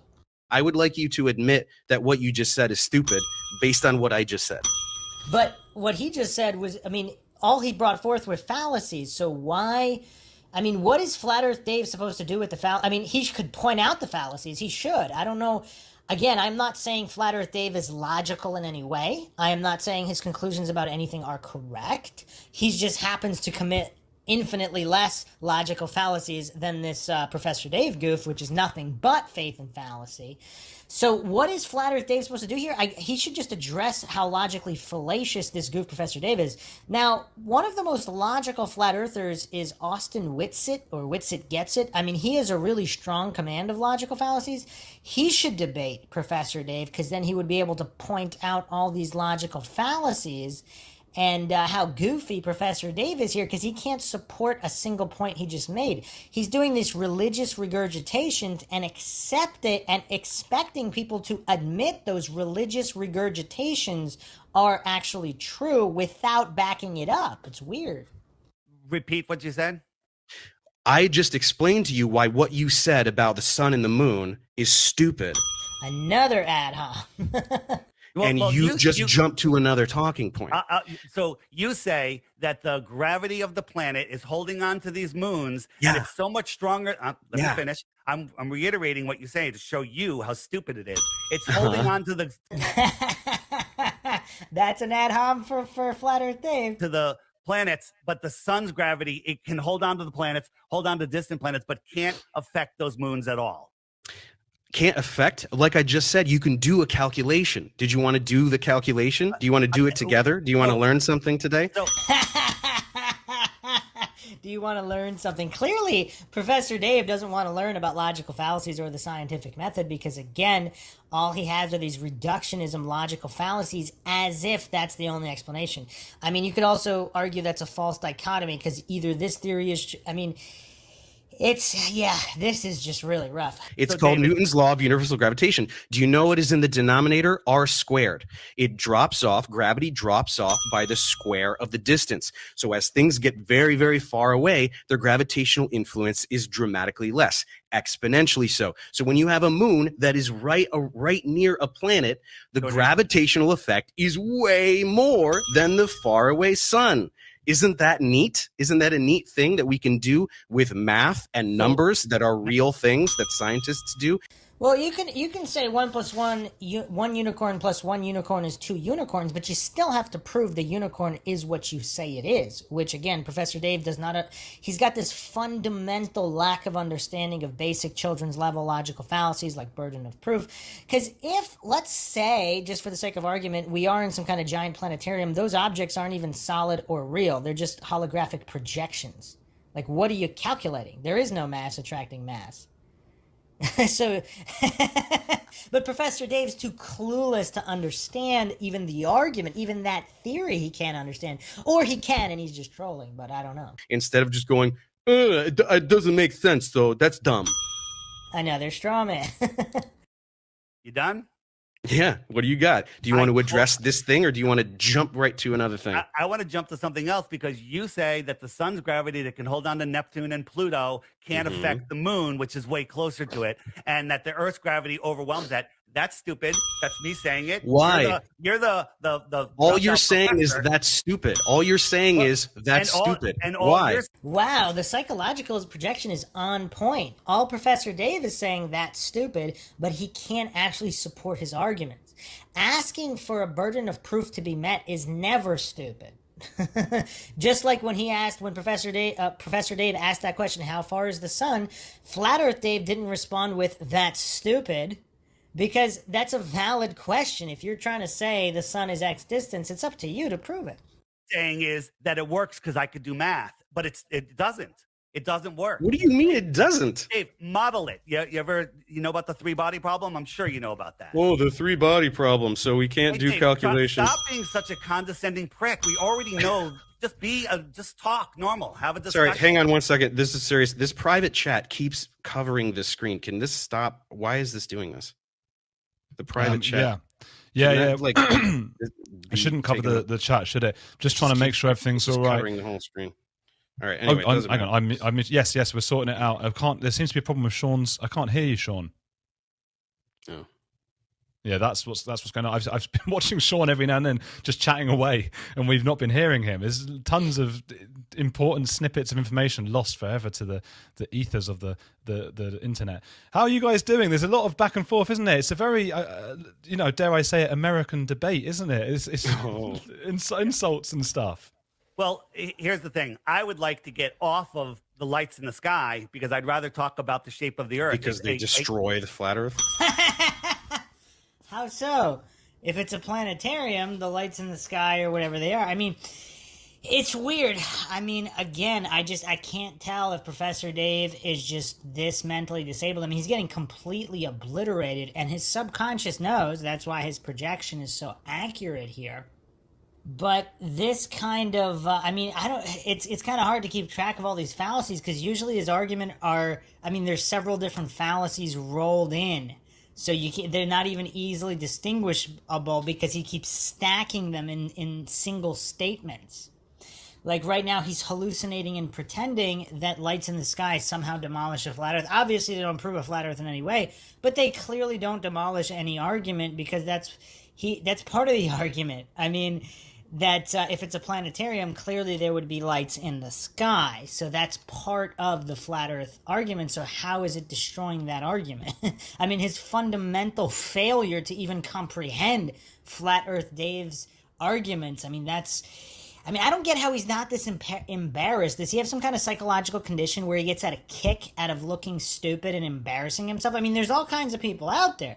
I mean, if he actually gets a kick out of humiliating himself here, getting obliterated by a flat earther of all people, so-called Professor Dave is just getting absolutely annihilated by a flat earther.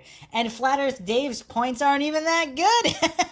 I mean, he's able to avoid most logical fallacies, but that doesn't mean he's proving the earth is flat in any way. And this Professor Dave goof is still getting obliterated by this guy. I mean, this is absolutely embarrassing. I kind of feel bad for Professor Dave being this humiliated by a flat earther. So, I mean, what do we call that? Like a non sequitur, a straw man, an ad hom? I mean, he just rolled them all in. Well, you say that, but the lights in the sky have nothing to do with the flat Earth. Okay, so this was my first talking point. Were we going to do the talking points that we prepared? Because my first talking point is about this, and it is an absolute annihilation of flat Earth. That's why you don't want to talk about it. That's why you say, why do we look at the things in the sky to figure out the shape of the Earth? Because that's how we figured it out 2,000 years ago, by looking at the stars. So this is a circular reasoning logical fallacy rolled into a reification logical fallacy, rolled into an appeal to authority logical fallacy, claiming that these other people, they're the authorities, they figured it out, therefore it should be true. I mean, Professor, I gotta hand it to him. It's impressive how many back-to-back, I mean, he's got nothing but logical fallacies. And the rapid succession fire of it, just fallacy stacked on top of each other. It's impressive. I don't think I've ever seen anybody argue this fallaciously as Professor Dave did here. So we got to give him credit here. I mean, this might be the most logically fallacious so-called argument ever even mounted in any kind of debate. Can I show my slide that shows this? Go for Okay, here we go. Observation of the stars. Next one. Can you? You're controlling it, right? Do I just tell you when to go? Okay, so if you're in the northern hemisphere looking at the North Pole, then hang on, all this stuff is covering. I can't even see the text. I think I remember what it says. Anyway, if you're looking at the North Pole in the northern hemisphere, the stars rotate counterclockwise. Go to the next one. If you were in the southern hemisphere looking at the South Pole, the stars rotate clockwise. Next one. This is an excellent example, again, of a false cause logical fallacy, as if there's only a single explanation and it has to be this. I mean, false dichotomy, false cause. I mean, and in a way, you could also claim it is a reductive logical fallacy, as in oversimplification, like this is that simple that this is the only way this could happen and there will never be any other variables. For example, another parallel here is the alleged Coriolis effect. Which way does the water in a toilet bowl go down? Obviously, it depends on the design of the toilet bowl. You could have two different bowl designs and one will go counterclockwise, one will go counterclockwise in your same house, regardless of where on earth you are. So, I mean, this logical fallacy stack, I mean, it is kind of impressive. I can't lie. I am impressed by Professor Dave's cluelessness and his ability to stack so many logical fallacies inside single arguments. I mean, it's impressive. It's impressive. How does this make sense on a flat earth? Sorry, this is a screenshot from one of my videos. So in the video, they're rotating in different directions. Why would two people on a flat pizza land look at the sky and see a sky that is rotating in different ways? Next one. Okay, so this is actually an interesting point. I don't think I've addressed this in previous podcasts. So this is what a lot of so-called heliocentric globe earthers believe is a smoking gun on the rotation, the appearance of clockwise versus counterclockwise rotation, depending on whether you're in the northern or southern hemisphere. Now, just to lay the groundwork for this concept, I don't know, a lot of people have done this, but just the way perspective works regarding things that are spinning around a singular point. So if you're in an office chair with wheels, point at, go underneath your, go straight underneath your light bulb in your room. Now look up at the light bulb while you're spinning to the right. So spin clockwise in your office chair and point to the light bulb above you and observe whether you're going clockwise or counterclockwise around your finger pointing at the light bulb. Then look down, point a spot at the floor. You could, if you want to make it easier, you could put put an object or whatever, bottle cap, a small piece of whatever, a quarter on the floor right underneath and between your feet, point at it while you're spinning in your chair, and you're still spinning to the right clockwise, and see which way it looks, and then compare. So you're spinning in the same direction, but whether you're looking up or down, it appears to be rotating a different direction, one of those two, correct? So it's, again, he's claiming, he's falling for all these logical fallacies, like the reductive fallacy of oversimplification, as if it can only happen one way. So the other thing to note, if for people with more time on their hands, you can go into the program Stellarium and observe this effect of the appearance of rotation. So if, again, I'm not claiming this is true, but if we are in a type of planetarium, regardless of the shape of the Earth, the way the stars rotate above, depending on the distances, the axes, the speed of rotation, things would appear to rotate a certain way versus another way, and you can position yourself different spots of the Earth to observe the appearance of the sky. Anyone interested in the way that this could theoretically work. Now, a point against the heliocentric globe model is there wouldn't be star trails around the North Pole.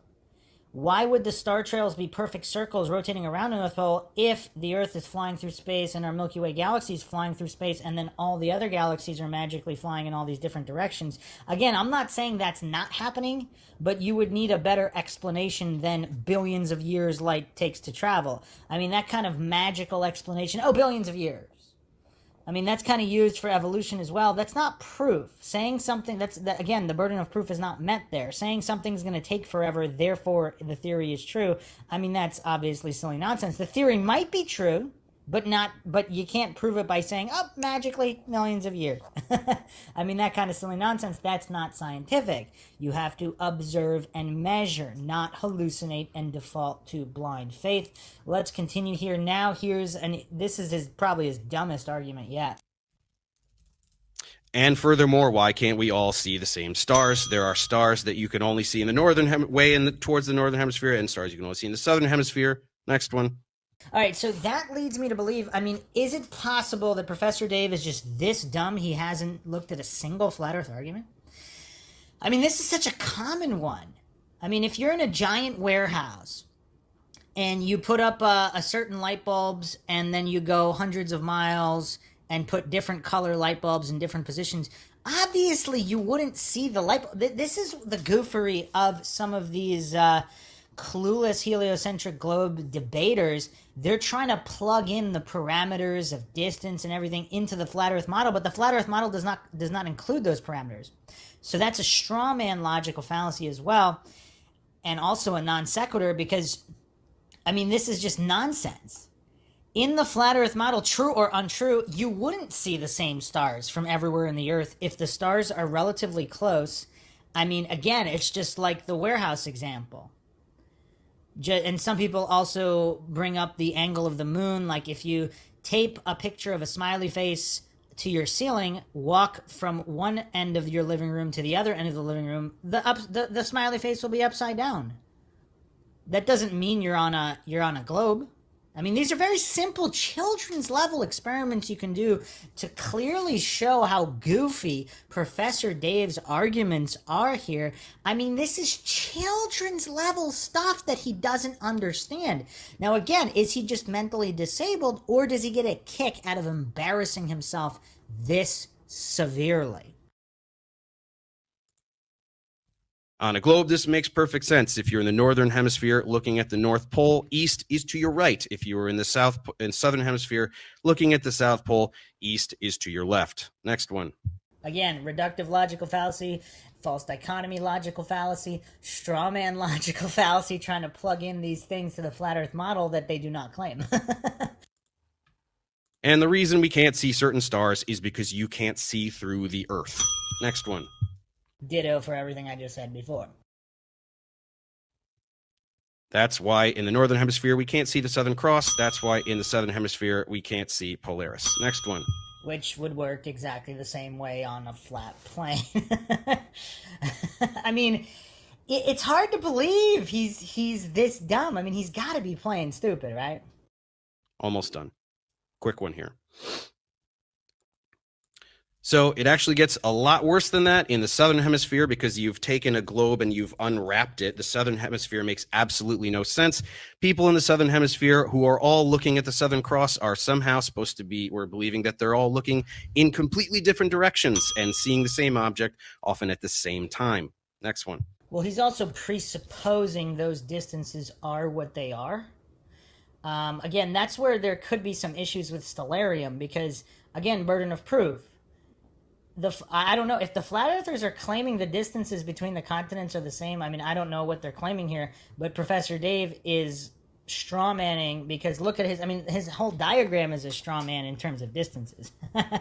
It might be that because Ash is doing this. Oh, has he done it? Has it worked? Yeah, that's it. I think this is the last one. So again, on a globe, south actually means something. People who are looking south are all looking at the South Pole. They're all looking in the same direction. So that's why they all see the same thing, such as an object like the Southern Cross. All right, can you go I back think to that's the last one. So again, if Professor Dave was interested in good faith logical debate, he would at least examine the argument for the Southern Cross and the theory that if this is some kind of a projection planetarium, what would the actual rotation of the Southern Cross be? Like, what are the axes and distances? Because if you don't have that information, you can't just hallucinate and pretend it's only this point over this point and try to plug in the variables of the heliocentric globe theory, plug it into the flat earth theory and use that to disprove the flat earth theory. That's the ultimate straw man. And again, the reductive logical fallacy, because he's assuming that there's no other way that you would see that except on a globe model. I mean, again, this kind of silliness is just getting really painful. Let me go through the slides. Check if it's the next one. Yeah. Check if it's the last one. And if you can go back to the first one, that would be great. So in your world, we have people standing upside down, and you're assuming hemispheres on a sphere. What do you mean upside down? What do you mean upside down? What does that mean? Compare their feet are antipodal to my feet, people in the South. Okay, so yours are upside down compared to them. What's the difference? What's down on a globe? I'm not saying. I'm just saying. Yeah, he's not saying there's a difference. So I don't know what would this be classified as. This would kind of be a red herring logical fallacy because he's kind of trying to frame it as if Flat Earth Dave is saying that they're wrong or upside down.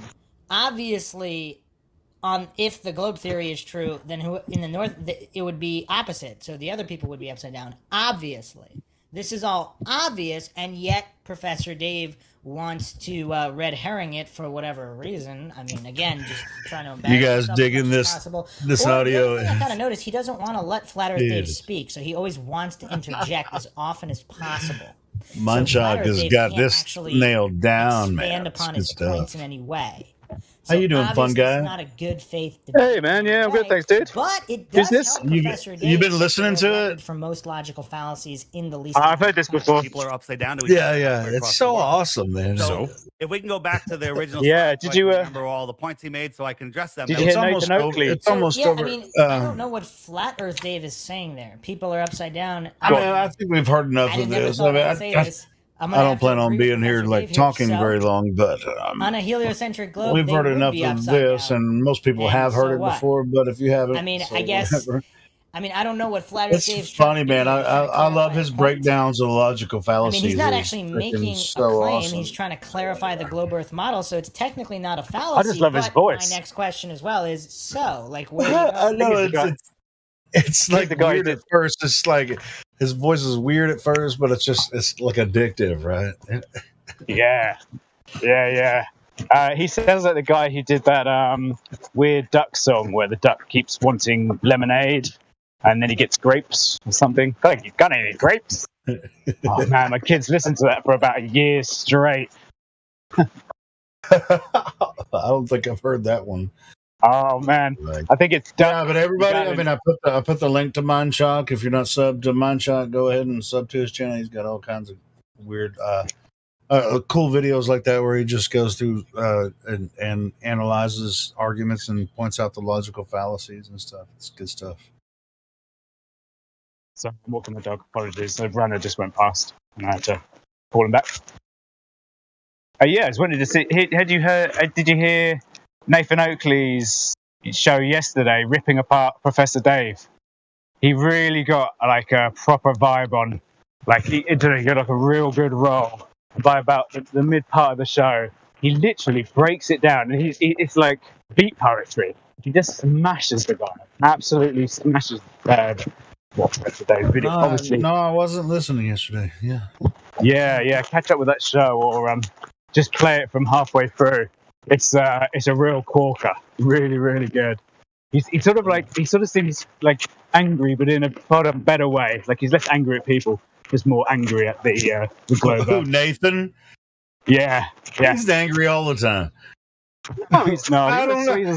I know he's a sweetheart, but anyway, it kind of reminds me of this country. What's that song? The country song. I don't know why you gotta be angry all the time. I don't know. I can't remember who sang that song, but it's funny. That's every country song I've ever heard.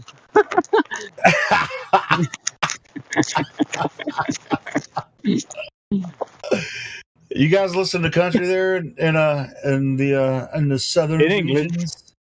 In England? Oh, I thought you. For some reason, I was thinking you were Australian. I'm a fucking dickhead. No, mate, don't worry about it. Yeah, no. My wife, she's a big Backstreet Boys fan, and apparently Brian Littrell did a country wait. Your album. wife loves Backstreet Boys? Yeah, man. Wow. Yeah, she just went to see them. She just went to see them at the O2. Oh man, that's freaking awesome. Yeah, that's cool. They're selling tickets for £1,000 just to be like near the front of the stage. £1,000 a ticket. Yeah, man, they're huge. Still, they're huge. Yeah. It's unbelievable. I mean, I'm not a big boy band like fan or anything, but I mean, to each his own, you know. Why would you be? If you were, I'd be a bit weirded out. But my wife, who happened to be like 11 when she saw them for the first time, yeah, man, those boys, they still make her tail twitch. That's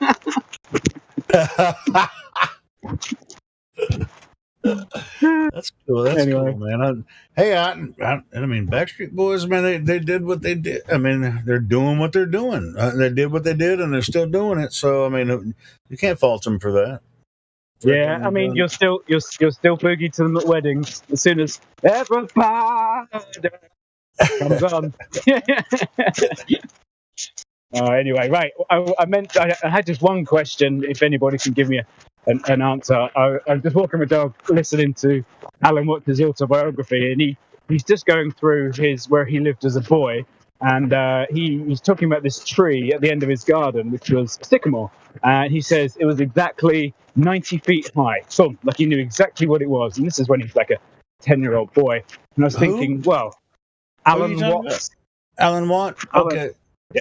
Alan, no. You're talking about Alan Watts? Because there's an Alan Watt and there's Alan Watts. You know, he's from Scotland but moved to Canada. You're talking about Alan Watts? He's from Wales and moved to Canada. I thought he was Scottish. So you're talking about Alan Watts? You know, what was the name of his show? Something about the Matrix. Yeah. So you're talking about Alan Watts, same guy, cutting through the Matrix. No, cutting through the Matrix. I'm talking about Alan Watts. Watt without the S. Without the S. With the S. No, with the S. The plural. The English philosopher. The English philosopher, Alan Watts. Okay. He just died recently. He was a very good guy. Yeah, I know who you're talking about now. I mean, there's two guys. I get them confused sometimes. Sure. Okay. Anyway, I digress. It's not important. The guy, he said this tree is 90 feet tall. 90. What's bigger than feet? No. 90 feet tall. That's the right size for it. And I wondered how he came to that measurement so quickly, and that actually that would be the maths I would want to start with my kids in terms of Pythagoras. You draw out a right-angled triangle, I guess, to the base of the tree. You step away from the tree approximately 20 meters in metric, and then you'd measure the angle of the tree with a sextant, or even just you could make some sort of protractor, find the angle, the top of the tree, and then you should be able to work out the height of the tree, obviously in meters. if you're working in metric. Just if anyone knew anything about that. It's been a long time since I went to school. I'm pretty sure it's half the square root of the hypotenuse, but I can't remember. Just if anybody. No, I mean, it's just a right triangle. It's just a squared plus b squared equals c squared, which is you measure the length. Okay, so that gives me the. Yeah, that's a right triangle. So That's, that gives that's the formula for a right triangle. C squared is the hypotenuse, the length of the hypotenuse. Now you're going to have one number at least to plug in there to even give you an idea of what you're dealing with. Otherwise, it's I'd have my baseline be. The distance from your feet to the tree, the angle. Yeah. No. Because you stand, if you know that it's 90 feet tall, then you can determine the hypotenuse, which would be the top of the tree back down to your feet, the angle view there. Well, no, that's the hypotenuse. Now, but if you, I want the child to be able to work out the height of the tree. Yeah, if you didn't have the height of the tree directly, then that's what I'm saying. You have to. You can have the baseline measurements, like if you walked 100 yards away from the tree or 100 meters or whatever. Sit. 6. So I'm talking. Did you say 6 meters? Another Dutch. Shit, you're breaking up. But anyway, I mean, I want to be able to measure. I want to be able to measure the height of any tree, even if I have to use trigonometry. So if I've got the baseline figure and I've got the angle, I should be able to work it out from those two pieces of information. Should be able to go right.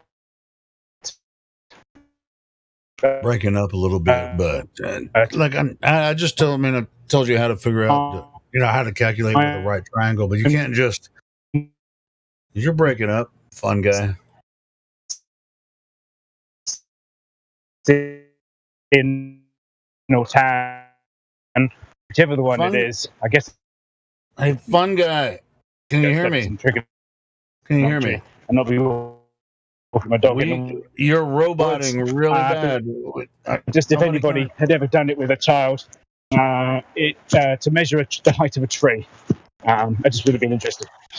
Okay. Measuring the height of a tree from ground to top, you would have to put a tape measure with it. Like standing at the ground and somebody holds a tape measure and then you put a freaking ladder or something and go to the top. Now, if you want to do it through trigonometry, I just told you that if you want to go by angles, you're still going to have with trigonometry. You're gonna have an angular measurement, but it won't be as accurate if you measured it directly. Okay, surely right. I've got these pieces of information. I know I've got a 90 degree, okay, because the tree is at 90 degrees to a flat baseline. Right. I can measure the baseline by walking out 10 meters away from the tree. I can turn back, look at the tree, and observe a second angle up to the top of the tree, which gives me 2 angles. Which therefore I can work out the third angle. It's minus, the other 2, less 270. So it's 180 minus that angle. So that gives me 3 angles. With 3 angles and 1 measurement, I should be able to work out the height of the tree. Thank you. That's good. I've got it. I've worked it out. I appreciate that a lot. That's good. Yeah, no problem, man. Yeah, the hypotenuse is the distance between, well, at least from your feet to the top of the tree, if you're 10 meters away, your eyesight, you might have to change it a little bit, because you're up. You're like 3 meters tall or whatever. Then you. No. I'm not a giant. 3 meters tall, man. Okay, fucking A. 2 meters tall. I don't use freaking metrics, man. I use feet. I'm not even 6. I'm not even 6 foot. Yeah, I'm close to 6 foot. I'm just under 6 feet, so whatever. 5'11". That's the golden height. My dad's 5'11". Yeah, that's about what I am too. So anyway. It's a good height for a child to look up to. Not too high, not too low. Yeah. All right. Cheers, bud. Yeah, brother. You're Helio, yeah? Helio Skeptic. I've heard you before a lot. Yeah, brother. Yeah, man. All right, well, I'm fun guy. Nice to meet you, mate. Yeah. Thanks for the chat. I think I've talked to you before. Yeah.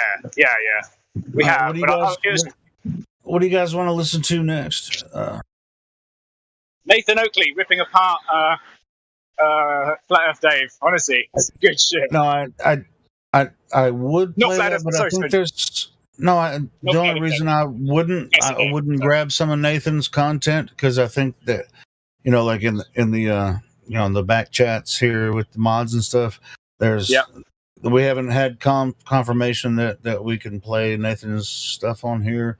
I think we have before, and I don't think we've had any issues with it before, but for some reason recently people are just like, oh, maybe we should actually ask Nathan if we can play his content.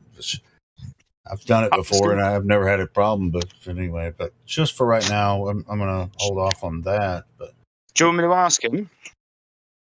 I think somebody already did, and we're just waiting for confirmation, so it's all right. All right. I don't think it's a problem, but we're just waiting for confirmation back from Nathan. All right. Well, FED 1772. I'll put a link in the description if anyone wants to listen to it. It's a real good one. You hear 10th Man sort of halfway through going, yeah, man, keep going, Nathan. Just keep going. It's some good stuff. Okay, cool. Post it in live stream voice text, man. I'll do it right now. Cheers, I'll bud. find something else to listen to. Yeah, good to talk to you, fun guy.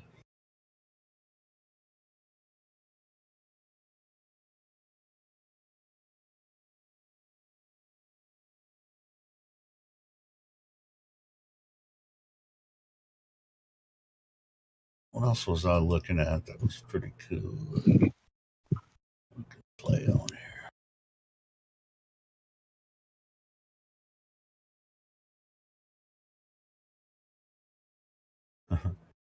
I shared that Mindshock video on my Facebook page. We'll see what kind of feedback I get tomorrow.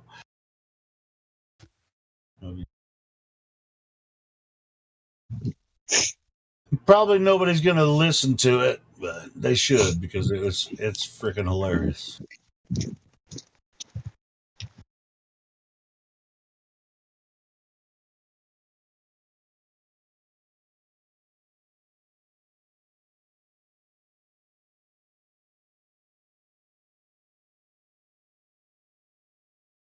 Well, let me check something out.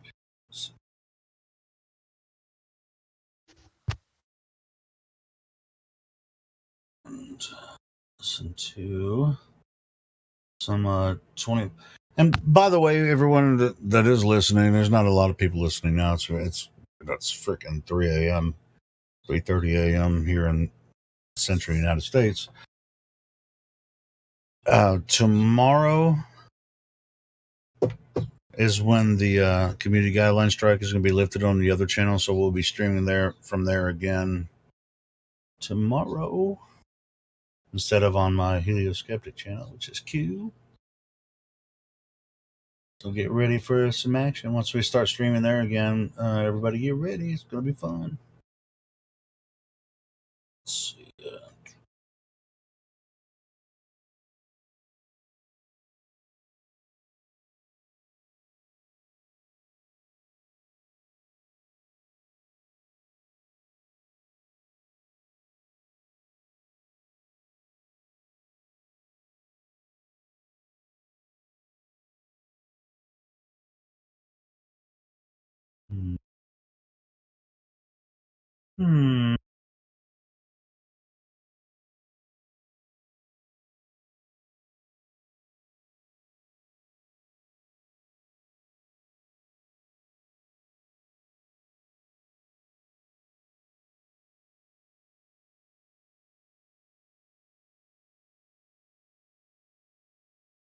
See the reason not to play this, just for old time's sake, since nobody's talking, and I don't feel like talking all night again.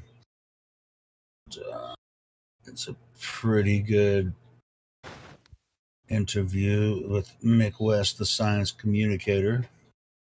He came into a 24/7 Flat Earth Discord one day. He was here for about 3 hours. Pretty good stuff. So, if stuff starts to pick up and people join, feel free to go ahead and stop it and continue conversation. I'm going to I'm going to start this playing and then jump off, and I'm probably going to hit the sack here pretty soon. In the meantime, this is when Mick West joined us. I think it was like 2 years ago. 3 years ago when he came in here and I can't believe it. No, there's not more views on that video. It was fun.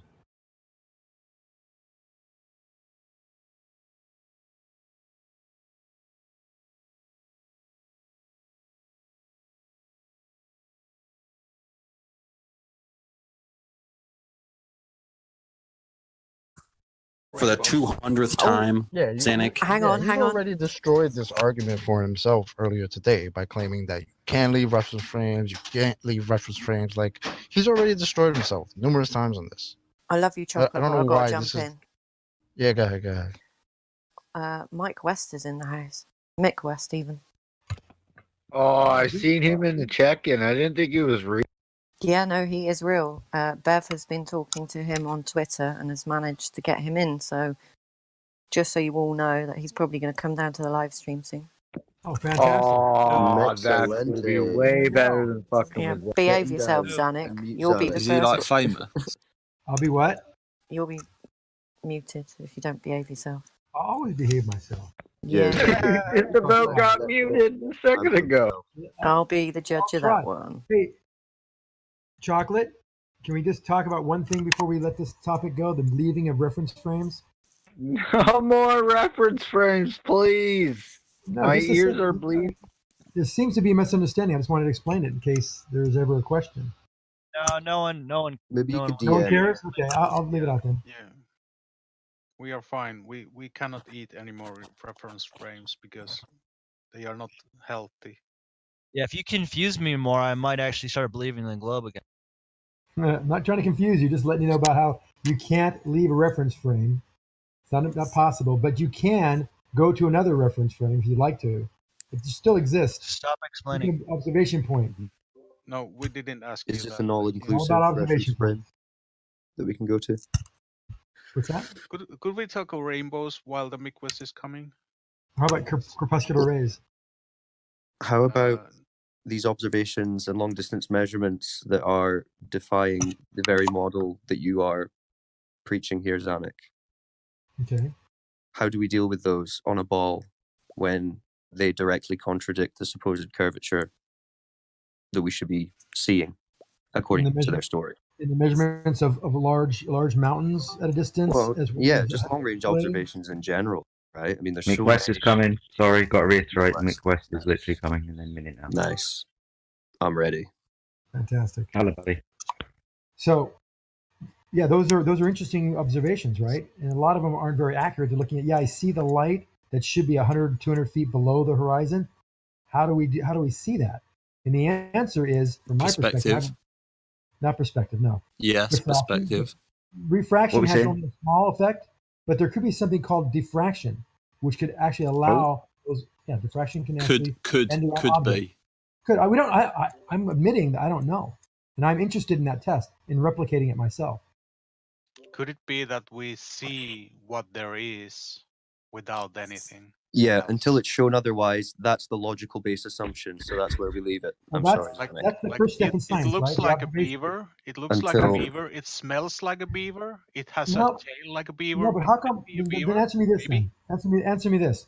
So when I shine that same laser to an 11,000 foot peak, 123 miles away, what do you think we'll see when there's less refraction or diffraction involved? Do you think Well, we'll the fact, still? I don't know. The fact doesn't that matter. you shine the laser on It does not something matter. 100 How and can however you many miles away just means there's no curvature.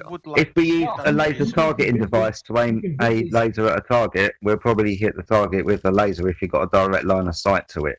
Now, refraction over vast distances will have to be taken into account because quite possibly if you're viewing this mountain over a vast distance, it's going to be refracted to you, the observer, anyway.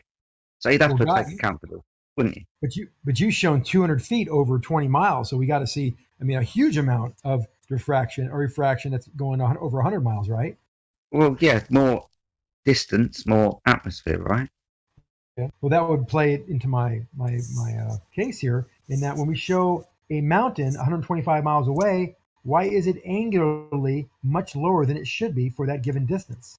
I don't know, because you're comparing a geometric function to refraction. Yeah, but you know, this observation of the mountain, you know, you're observing it, the light is being refracted through that atmosphere. More atmosphere, more distance, more refraction, possibly, right? 3 degrees? We're talking about a refractive Refraction index. over long distances is 7 to 8 inches per mile squared. Yeah, Wait, Zanny, refraction- if you're able to refraction- shine a laser on a mountain that far away, refraction yeah, depends you on- shouldn't be you guys able to got- see it due to the alleged curvature. Refraction, two factors, right? You have your angle of incidence as well as the material, Okay, medium that's enough, you're sorry. shining light through. If it's air, it's very low refractive index. Then you have the angle of incidence on top of that. That no way accounts for the amount of sink those mountains would have at 125 miles. They're How come 11,000. they're visible? How come they're visible? We're seeing they should be. We're seeing them being angularly at 7,000 feet. That's fine. Where did 7,000 feet of that Sorry, mountain Dave. go? Mick West in the house, people. How you doing, Mick? Yeah, Mick knows this. Mick knows this very well. I know. Yeah, I do actually. I know all about the refraction problem. It's very interesting. Also, welcome to the server. Yeah, thank you. Yeah, I'm pretty familiar with it too, Mick. It seems like the only time you can get light to bend down is in a tank full of sugar water. Oh no, you can actually do it fairly easy in any type of thing where the refractive index is higher the lower you go down. Can you demonstrate this? Yeah. Ooh, no. Well, then do it. Yeah, I'd like to see. I'd like to see well, laser light bending down in air. Can you demonstrate that, Mick? Okay. Yeah. No, Just that's gonna really, make really a small easy to do, announcement, actually. guys. Just to make a small announcement, guys. I understand we've got Zanik and Mick West in, so if we could just dial it back 10% and try and keep him here as long as possible before we start getting involved. Okay. Yeah. Emotional yeah, conversation. okay. You should get married. No, I'm just asking a simple question. Mick West here is very informed about the. No. Mick West here is really informed I'd be about happy the to answer it. refraction problem. So I've asked something very simple of him. Can you demonstrate laser light bending down in atmosphere, not a tank of sugar water, please? Yes, I can. Cool. I'd love to see it. All right. Well, I have a video showing how to do it actually, but really simply, the way to do it is just to kind of cool the air lower down, and the laser light will bend down towards the cooler air. And the easiest way to do that is with a large ice pack, just like the type of thing you put in a cooler or an ice chest. You take that So, like and you in shine the. when it's really cold and conditions are just right on the lake for us to observe a mirage of a skyline that's about 36, 40 miles away. So those are perfect conditions. No, well, I wouldn't. I mean, Are you obviously British? conditions vary, and sometimes they're better than others. But yeah, if a lake is very cold, the light will bend down towards that because it cools the lower air and makes it denser, and more dense air has a higher refractive index. A light bends towards the higher refractive index, though, towards the denser medium, which is why on a hot road, when a road heats up, the air expands, it becomes less dense, and the light bends up, which is where you get that kind of mirage refraction. Like it looks like a mirror, the typical like mirage, like pool of water in the desert type thing. That's because it's hot down there, but when it's cold, it bends in the opposite direction. Is it the same reason that I saw an experiment done with laser and in the iron? Iron was heated, normal like an iron what you iron your shirts or whatever. And this iron was put next to the laser, and it changed the direction of the laser. Yeah, it is. With hot things, it's kind of tricky to do because hot air moves around a lot more because it rises. Cold air just sinks, so it doesn't move so much. So you get a lot more turbulence with hot air. But you can do it. I have a video. Can I post links in here? So I've got a. Maybe post. Give me 2 seconds. I'll Live give you the stream part appropriate. one.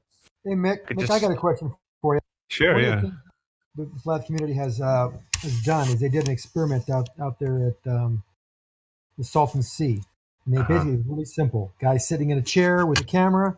Guy across the Salton Sea, 20 miles, had a mirror and was changing the mirror angle up and down, up and down, up and down, and they were shining the sun off the mirror to the person holding the camera, and they did see a flash when they got the right angle from 20 miles away, which would be about 150, 200 feet below level.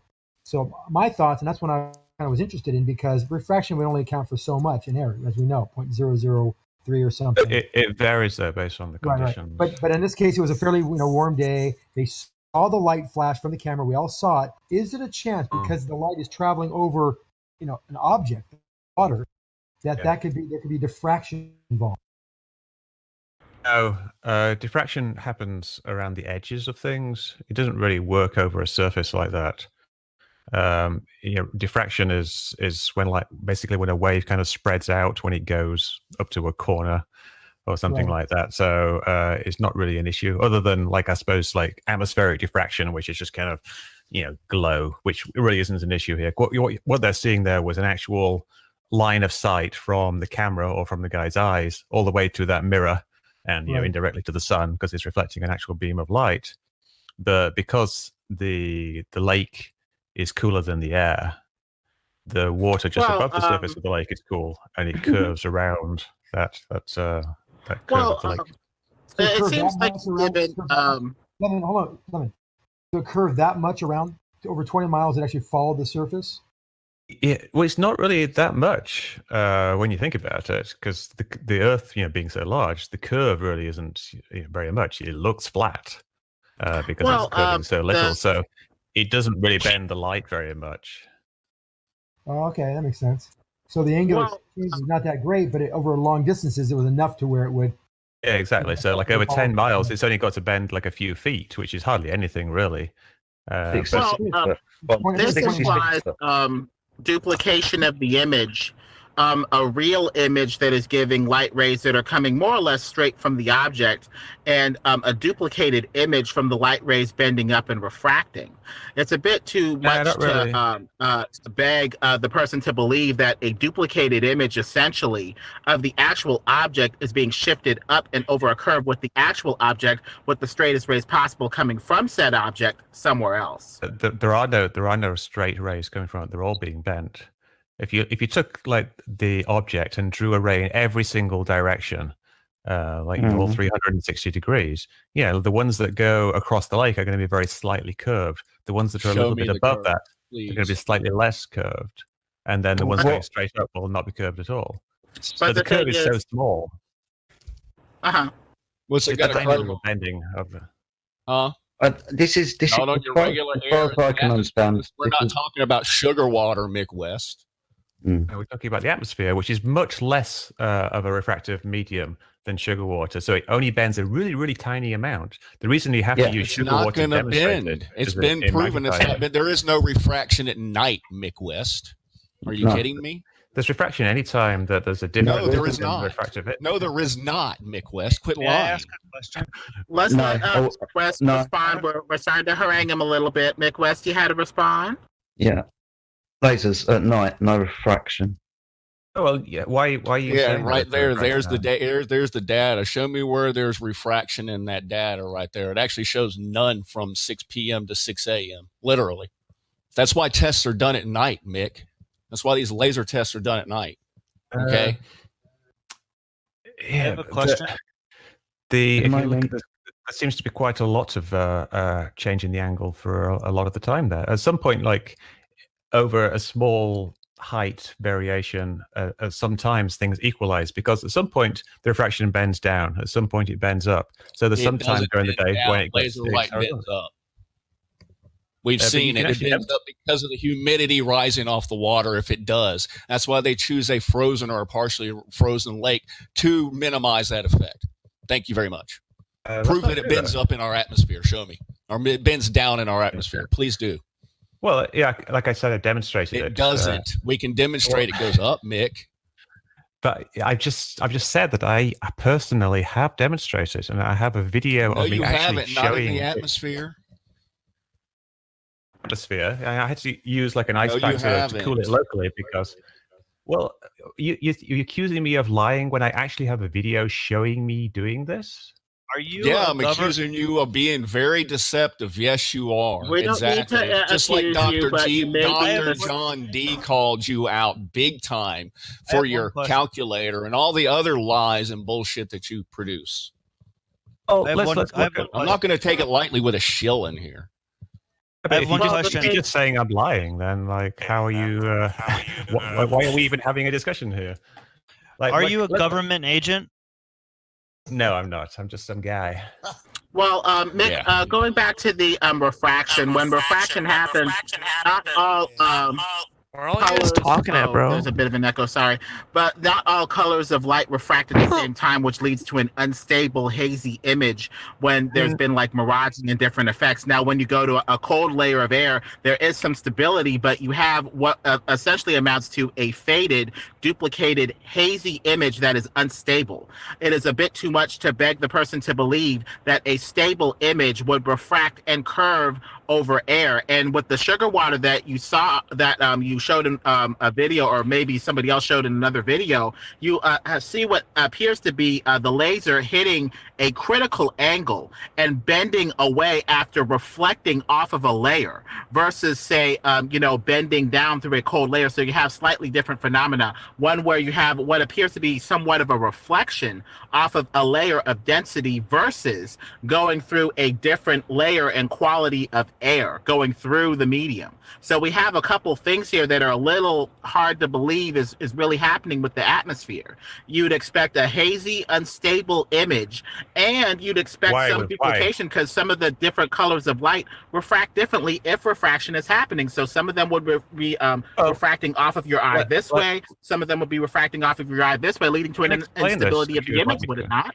Yeah, and that's why Dr. John D used two different color lasers on his test. He tested for your refraction and found nothing. The amount of refraction with Jesus different colors Christ. is about the same. It doesn't really vary very much. Now, if you look through something like a magnifying glass, No or some shit, spectacle, and he took this into consideration over a distance. I'm addressing the issue raised by the previous person, and he's saying that different colors refract by different amounts, but they really don't refract by very much difference. When you look through something like some glasses, the light is being refracted a lot. It's being bent a lot, but the colors really don't change very much at all. You get a little bit of coloring around the edges called chromatic aberration, which you see in photographs sometimes, where the blue is bent a bit more than the green. But really, the difference isn't very much. So the color thing isn't really an issue. Yeah, but isn't that how we establish the difference of rate between a refraction that's happening is by using different colors? So it's not a matter of if it's happening or not. It's the rate at which it does. That's why we use different colors, right, Mick? Yeah, well, that tells you basically how the wavelength of the light affects it. And that leads to a thing called the green flash. Are you familiar with the green flash on the sunset? Yeah, it's when the sun's setting, right? Yes, we're familiar with green flash. Yeah, and that's the difference there between the red light and the green light kind of shows you really how much the sun has been refracted. You can do the math because we know the different refractions. It's only like 1% or so for the difference between the red and the green. So you can tell by the size of the green flash how much the entire sun has actually been refracted. It turns out it's been refracted by an amount that's about equal to the diameter of the sun. So when you see the sun just above the horizon, in reality, under the conventional model, it's actually just below the horizon. It's being refracted upwards by the standard atmospheric refraction. Well, another problem with the way that this refraction is applied, you can have 1% from the origin where the light ray is put out, or you can have 1% by the time it reaches the observer. And depending on if you apply it at the start or the finish, you're going to have differences of, miles. That's not how it works. If it just goes a degree off of the observer's eye, that's hardly anything. But if you started at the origin, that may go off a couple miles. So how's this refraction even being applied at the start or at the finish? It applies over the entire path of the light. That means which means that you're going to have a lot of miles that are going to be added to the calculation when really it may only affect the observer and be even less, even smaller than that. You have to look at what the light goes through every single step of the way from the start to the end. You can't just look at the start or the end or something in the middle. You've actually got to look at the entire path of the entire beam of light, which is why I actually use ray tracing when I in my more complicated calculator, the refraction simulator. You've actually got to step through the atmosphere one step at a time and see what happens to that one small step, and then bend the ray of light very, very slightly, and then move it again. And I do like tens of thousands of calculations on that one beam of light to see exactly how it bends. In Lemon, when I posted that picture of the ship disappearing, you see only the smokestacks of a 200-foot tall ship. You think if you had a laser pointed at the bottom of that ship out to shore, you'd be able to see the laser when you can't even see the boat from the shore? Yes. How much refraction would you have to see the bottom of that boat 20 miles away? All you see is the smokestacks up top. It's still there.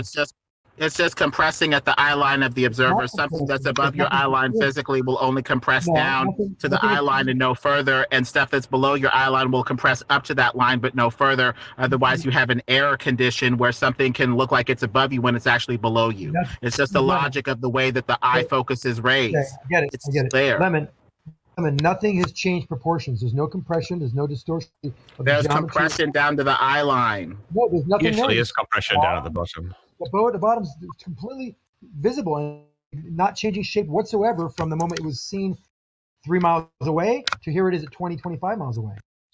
How about this? How come the flat Earth just makes sense at all? How come it's not just the most retarded thing ever when you look into it? Why, just Mick and Zanuck, why do you guys think that we believe it so much? Why does it make so much sense to us? Can you I want to know if I'm wrong.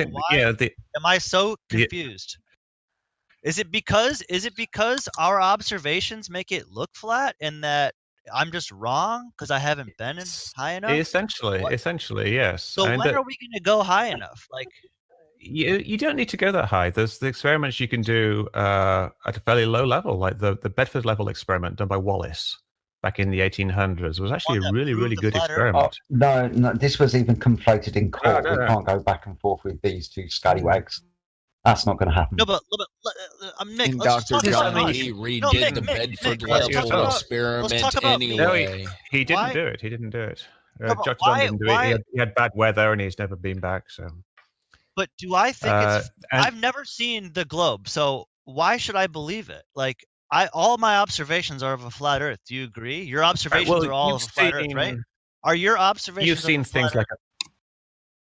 No, my observations are of a globe. The observations I've taken show that there is. You've never seen curve in your life or motion with your observations. You've never seen anything. None of us. I get it. No, he just wants to beg the question and apply a model to it. It's like the model plea.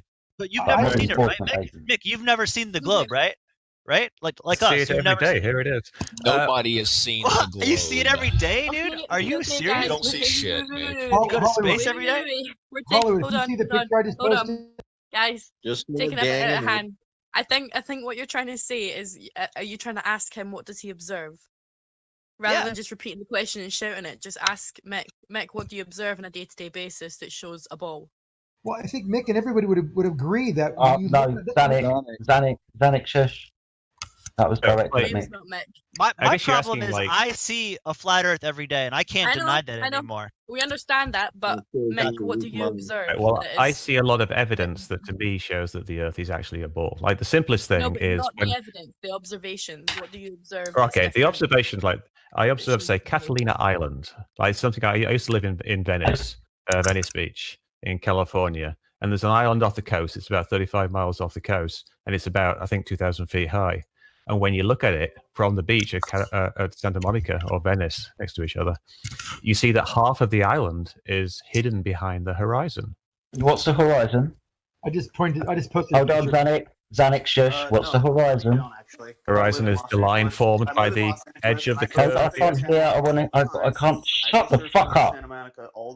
Shut up. You're talking about. I want to know what the horizon is. Your horizon is about 3 miles ahead of you with the naked eye. The horizon is a horizontal line. That's why it's called the horizon. I'm asking Nick a direct question. What's the horizon? It's not a physical thing. I'm not asking you. By the curve of the ocean. Platypus. No one is talking to you, what dude. You see of essentially I don't think he can hear anybody. Who are you? All right, sorry. Who's talking to you, bro? Yeah. Yeah, shut your ass up. Sorry, Right. y'all. It's just that we have to collectivize a little bit because it's one, group against one man. We just have to collectivize a little bit. Let Jedi ask his question to Mick. But we Alright, should let so- but we should let Platypus talk at the end because he also has been and seen Catalina. So I want to hear both sides. I live in LA. Yeah. I got a picture. I want to on the know. chat. Fuck me. Check out the I wanna picture I know posted in the chat of Catalina. Well, you all know what the horizon is under the standard model. You understand. I understand the horizon is the limitation of my view. So that's what the horizon is. You're reifying this apparent location into a real location, the apparent leading edge of your sphere. That's what you're doing. The horizon is the limitation. The horizon is the limitation of the observer's view over the Earth. It is not an actual location. It is not the leading edge of a sphere. Nothing is hiding behind it. So this guy just But claimed- it matches so this guy just claimed that exactly you saw the standard model. Wrong. No, it doesn't match exactly the standard model. This is what long distance observations are. I mean, if you're at the beach and you're observing something that's 35 miles away, and you can't see the bottom of it, I'll give you your 6 foot tall. This is a very narrow angle of view to the thing you're observing 35 miles away across a flat surface. You can see curvature. That's not how vision actually works, though. What do you mean? I've just pointed out you're observing something from 6 foot above the surface of the ocean that's 35 miles away. It's reduced in angular size. You've been to Santa Monica. The angle. Next person who ever talks to me is going to get You've seen a muted. bulge. You've seen the water curve up and block your view of the shore of an island 30 miles away.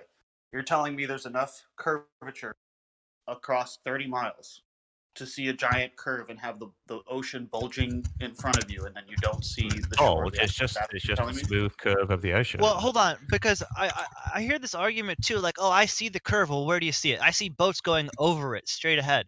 If you're seeing something 35 miles out straight ahead, imagine how long a distance of horizon you're actually seeing, and how many hundreds of miles you're actually are in your vision. Like, there should be something else. There should be left and right curve too, if it's real, but it's not. No, the horizon is flat. Yeah, but if you're saying it's curving like away from you, it should also be curving left and right. Visually, you should be able to. If you think you can see the curve away from you, then you should also be able to see the curve left and right because of you're seeing way more distance. You're seeing way more distance. That's not how it works. That's a different curve.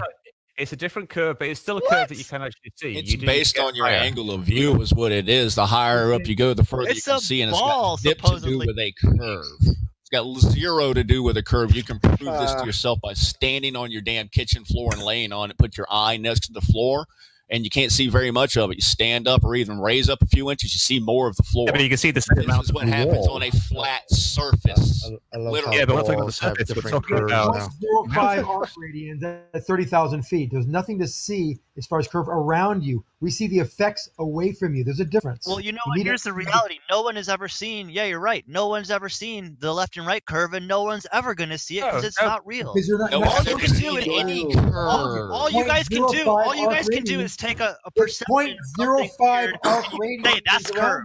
All you can take. Hold on, guys. Hold on. Hey, hold on, Hollywood. Actual curve. Hollywood, hold on one sec. All right, guys. I know everyone's a little excited because Mick is here. Let's try to keep it constructive, though. Like if Mick's making a point or Xanix's making a point, let them finish and then continue with the point. Don't bounce a different idea because this is getting really hard to listen to. All right, guys. Let's stay on topic.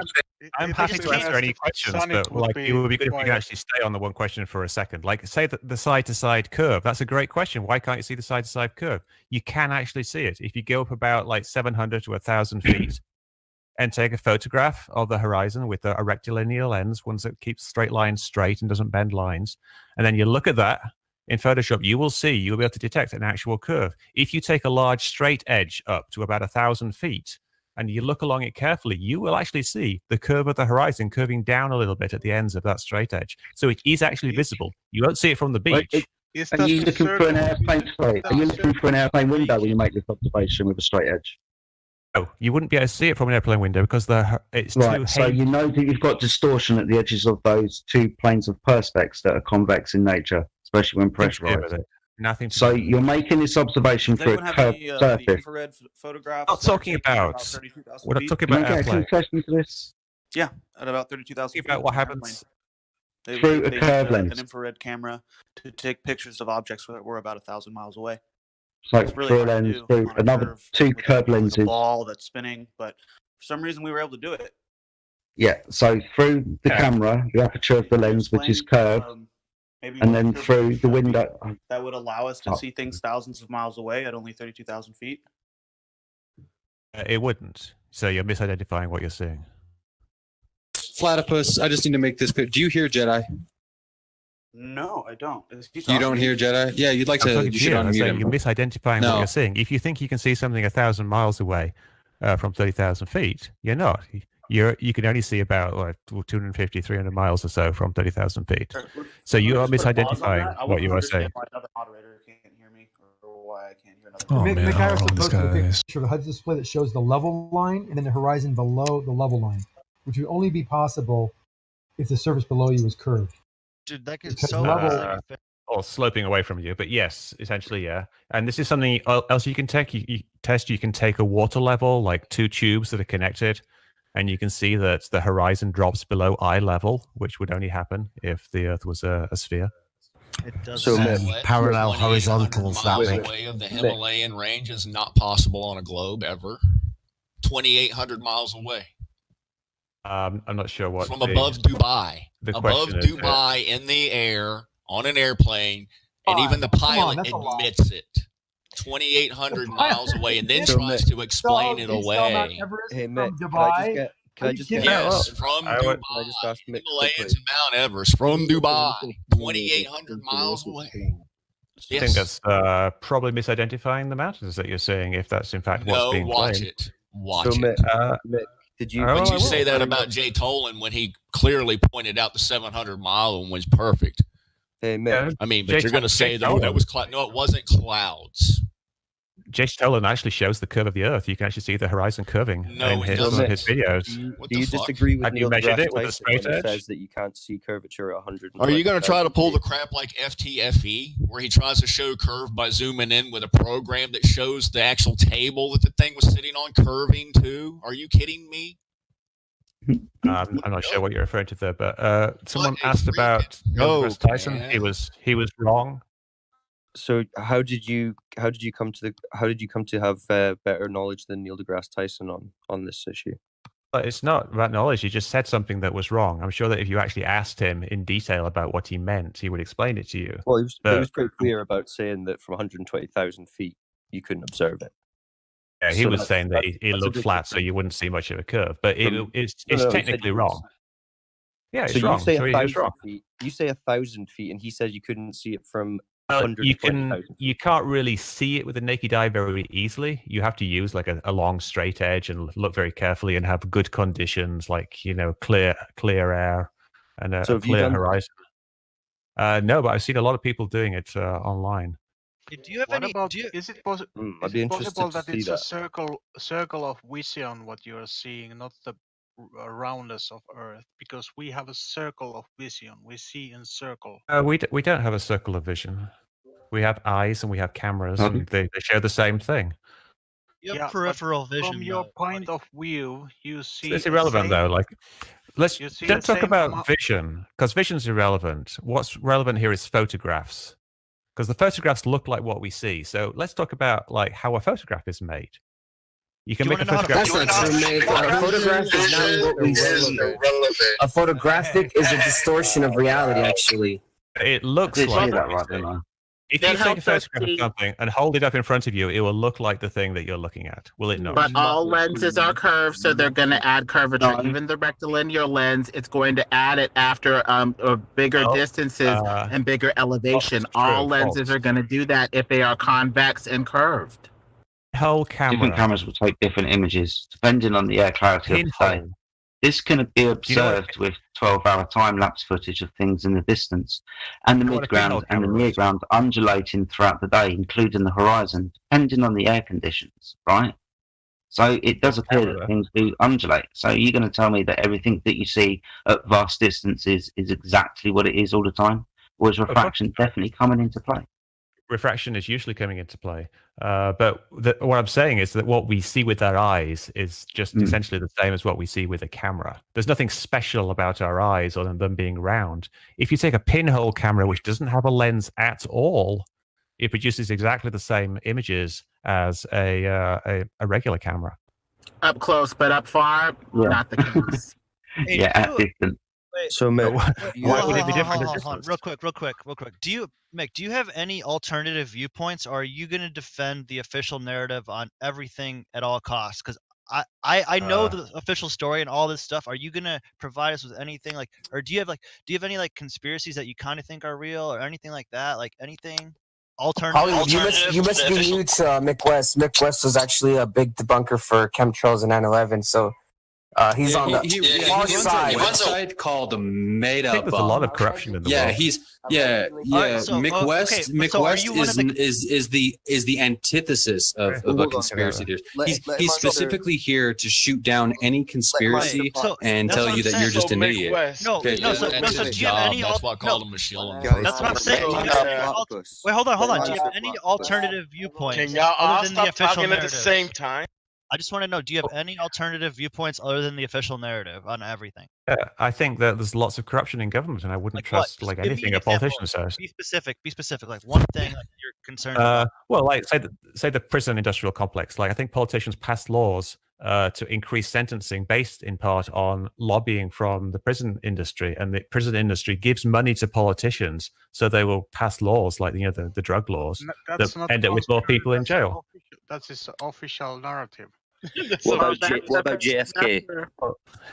Well, the thing is with these photos, they can add curvature, and even these gyroscopes off of which you have the pendulous vanes in these flight equipment can be affected by pressure and electrical environments that can change the way that the vacuum pump operates, which operates with the gyroscope to provide the high-powered spin for the gyro to operate. So the 3 inches up and down that you may be seeing may due to mechanical error of the gyro going through different pressure environments, affecting the vacuum pump and affecting it with the water level and spin.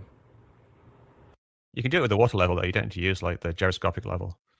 So you just take up like 2 tubes filled with water, and you can view level, like the horizontal level from that point, and you see the horizon is below that. Depends on how you're looking.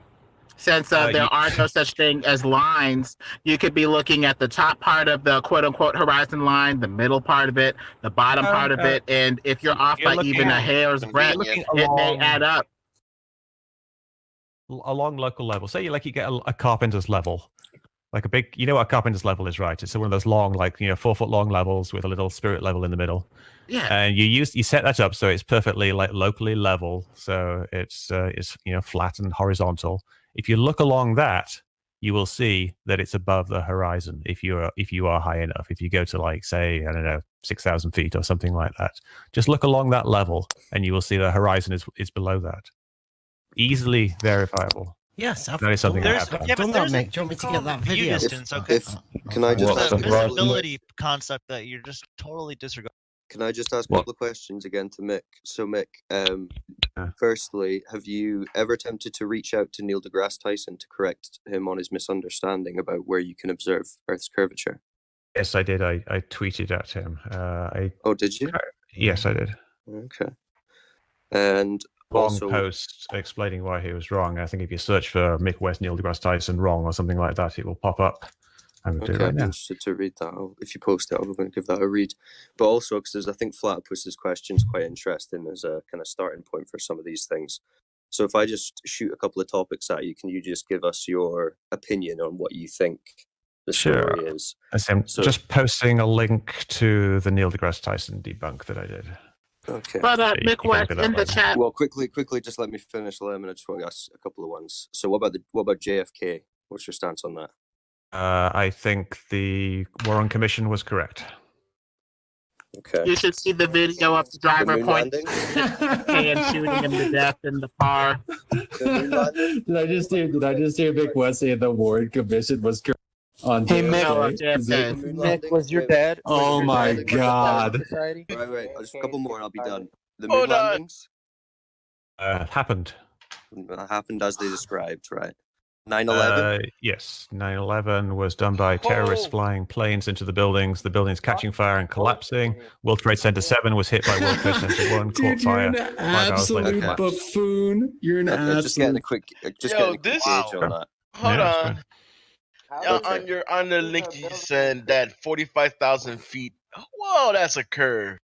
Everything the news says is real and 100% true all the time. Okay, My name is Nick West, and there's nothing here let's go to. back to some flat Earth stuff because I just wanted to get a quick gauge on some of those. So, Mick, we're sorry, go on, Lemon. I'm sorry. My bad. You're saying? Hey, we shouldn't torture him because for all we know, he's literally he's being forced to do this. Yeah, no. So I kind of feel bad. No joke. Right? I mean, he makes some money. No, out that of was this. forcing. I'm pretty sure the government's paying him. I don't make money. I'm retired. I actually, I used to be a video game programmer. He's just been threatened. I mean, I guess I'm pretty sure he retired. But Mick, you agree that right now people Look, around the world... can I just address this real quick? Like you say, like I'm being paid, I'm a shill, and I'm scared, I'm being forced to do this. Can I just do you know that's what a my possibility. I never said you were. Right. That's a possibility. Okay. Well, let me explain why I'm doing this. Like I used to be a video game programmer. I programmed a game called Tony Hawk's Pro Skater, which was very popular back in the day. I used to like that. Yeah. So it was a very popular game. I made quite a bit of money doing it, and so I retired from the video game industry, and now I just do things that I basically am interested in and enjoy doing. So I have a variety of interests. Well, this is one of them. So did you know that all video game worlds are flat? That's not true. There's quite a few video game worlds that most are are around. flat. Though. Would you agree? Most are. Yeah, they flat. are. But the water's flat. Everything's flat. Like, yeah, I can show you a cool video of a lot of different maps, and they're all flat. Like I said, I used to be a video game programmer. Is this your dad was FES? Question. So because the video game is flat, Hang on, Earth guys. is flat? Hang on, guys. I'm seeing Hey, guys, I've got to ask this question. Was your dad FES, Flat Earth Society, Mick West? No, okay. Huh? There was a question. There was a question in the chat that wanted... Because if he was, then you're part of the problem. Hello? Can I finish? Can I just ask this question? He can't answer that question. Yeah, hold on. You guys hear Emma? The thing is, ask him a question. When somebody calls this, I like the answer, I will answer. Guys, just all right. My dad was a member for 1 month of the Flat Earth Society because he did it ironically. 1 month, huh? Oh, that's ironically. Emma, go and ask your question. Well, it's too late now. Everybody bloody jumped in and answered it anyway. So thanks, guys, for talking all over me. Bunch of Yeah, guys, everyone chill out and let's try and do it one at a time. I think. Okay, well, well put, Emma. The thing is, with the flat Earth, it looks like we have a bunch of lenses that are adding curvature. Even if you look up at that fisheye, fakery up there in the chat, that matches almost perfectly the globe that they give us. It looks like they go up as far as they can before they hit the firmament, turn around and take a picture of as much as they can with a distorting lens, put black background on the photo, and pass it off as the Earth and the blackness of space. It's so simple. Why didn't we see this before? We've been duped. He's gone anyway. It's funny. You know what's funny is that he's putting all these pictures that could be photoshopped. Yeah. Wait, can I ask Mick a question here? Yeah, no, he's gone. Wait, what happened? Did you scare him off with the question about his father or something? What was that? No, exactly. We were all shouting over, I think this is what I warned when I said calm down. Maybe I think the fact that we were all shouting and talking at him probably made him leave. Which is the point why we needed to be respectful he didn't and shut just up and leave. He got banned. What? Oh, he got banned. Yeah, this isn't okay. Yeah, for the chat, are you? Somebody pulled the trigger. Yeah, for the record, just so people know, this isn't Mick West's first time here. Okay, he's been here before. He comes in very seldom, but he does come in here. Okay, and yeah, just before he came in here, there was like 20 people in the chat, and then when he came here, like 40 people joined. Okay, so yeah, I mean, it's a big deal when someone like him joins in. We all kind of want to get at him, because he's a tool, Mick West, the tool, He's literally a fucking I've never tool, seen this like guy. you Who is said. it? Nothing but the guy sits on his ass and does nothing but try to debunk conspiracy theories all day long, which he fails at. Well, So, he presupposes he says he the made Earth all has this a money radius. making video game shit. How do you know that's even true? Look, It's totally impossible. I don't care. We don't know. Look at this picture I just posted. Look at his leg. He His leg presupposes, on that picture. he presupposes that the Earth is spherical and has a certain radius. Dude, he just told everyone. Out of that, he builds up to what he calls the terrestrial refraction. I don't know if he's doing it personally or if some crew Hold on. Metabang side is, right? But that's what he does. Look at the picture I just posted from Mick West, supposedly with them and with Tony Hawk developers and whatnot. Look at his leg where he's sitting down next to the other dude. That is so funny. 2:47 Central Time, whatever. Do you know what got me? It was the 35-mile away island. I don't understand how I even got that. I mean, Well, these discussions are for people listening because they need to hear both sides so they can make an informed decision. Platypus, weren't you saying something about California or whatever? Yeah, I was gonna say he set me off with that comment where he said that you're standing on the beach in Santa Monica and you can only see half of Catalina Island. That entire 35 idea miles away. that you're seeing curvature at 35 miles away at sea level, which is ridiculous. We'd see sideways buildings pointing in every direction. That just makes no sense. Platypus, you know, he was kind of being a little deceptive because what he's saying is true. Because there are times during the year that you go to Santa Monica or something like that, and you can't see all of Catalina Island. You can just see some of it because it's hazy. But there's very clear days where you can see it perfectly from top to bottom. I know my friend Judas, he actually has videos where he would zoom into the shore from like Santa Monica and stuff like that, like the actual shore, and you can see the boats. I mean, we have that video. Don't we have that video of that timeline about the water looking like it's rising and covering that island across? I forgot what video is that, but it's a Skunk Bay. Yes, exactly. That's Skunk Bay. So it would be the exact same thing. It's the exact same. Dude, I can't believe you just told everyone with a straight face that planes brought down the towers. I mean, this is this guy. I mean, this is just unbelievable. I know Valley Girl's smarter than McWest. This guy's just an absolute tool. He should be banned on site. What else did he come in here to talk about? Yeah, true. He just came in here to push his globe live. That's it. Although That's you all think he he came should be in a here to ban on talk about. site, not all of us have spoke to him before, and it would have been nice to ask him some questions that people haven't asked. Although you might think he's viable ban on site, No, he is. not all of us have This is the spoke to him case. before. No, he's It would have his been dad nice was for a us to member ask of him Flat a Earth couple Society. questions. Mick There was West a is bunch of banned on people- site. He's an idiot. I didn't Yeah, finish. I don't. There was a bunch of people who were trying to ask questions and were getting talked over. A few people are really upset in the text chat because they were being screamed over when trying to ask a viable question. Yeah, well, his dad was a Flat Earth Society I don't member. give a Mick shit. West is a ban on. Yeah, okay. Yeah, this is. No, it's ban on site. Okay, deciding who we Flat should Earth talk to, Society is ban on But site. he Yeah, Flat Earth wasn't a Society is member ban of on Flat site. Earth Society, though. It doesn't matter. It doesn't matter if he's associated with anyone who. Hold tight. Let's Then try and Mark calm it Sargent down. wouldn't be There's welcome here, gold to three moderators. Come on, guys. We all know where this is going.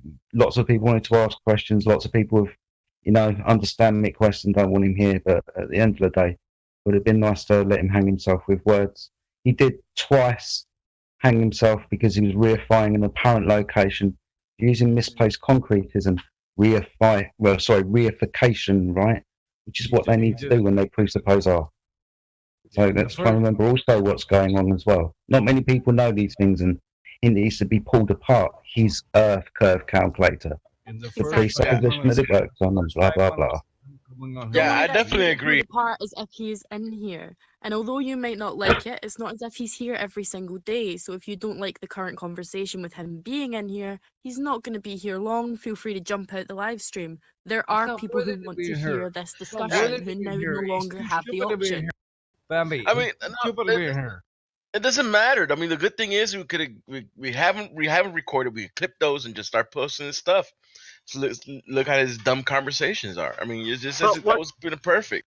But what about our mission? This helps people see both sides. They need to see this themselves so they can make a proper decision. I mean, it's not like he's, infiltrating and destroying the server from within, hopefully. I mean, compared to most of the Globers that are, real zealots, this dude was a dream. He was calm. He was collected. He answered questions, I mean, we also have to be careful. Could have got a lot more out. He's better than Xanax. Calm conversation. Exactly. There you go. We could have got more. To be fair, I like Xanac more than Mick West.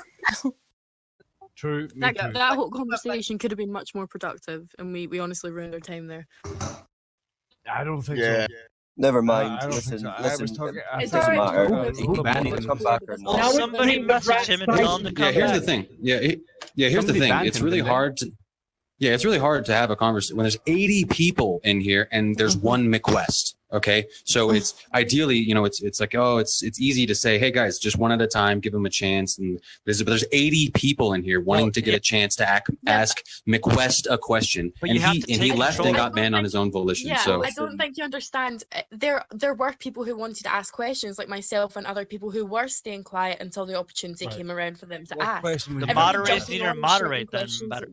Yeah. Well, see, okay, so Bambi, so now you know though. Guys, So, but now you know. Now you know. Talked Now you know. all over several Listen, times. guys, let's just move on because he's gone now, so it doesn't really matter. And if there's I 50 doubt he'll odd come people back. in here, there's plenty other people to speak to. And if anyone's got questions or topics they want to bring up, now's a pretty good time. So let's not. Yeah, dwell but he on can't it. come back if he's banned. Listen to what the moderators Well, are I saying guess when it can't come comes to back that if he's sort of banned, thing.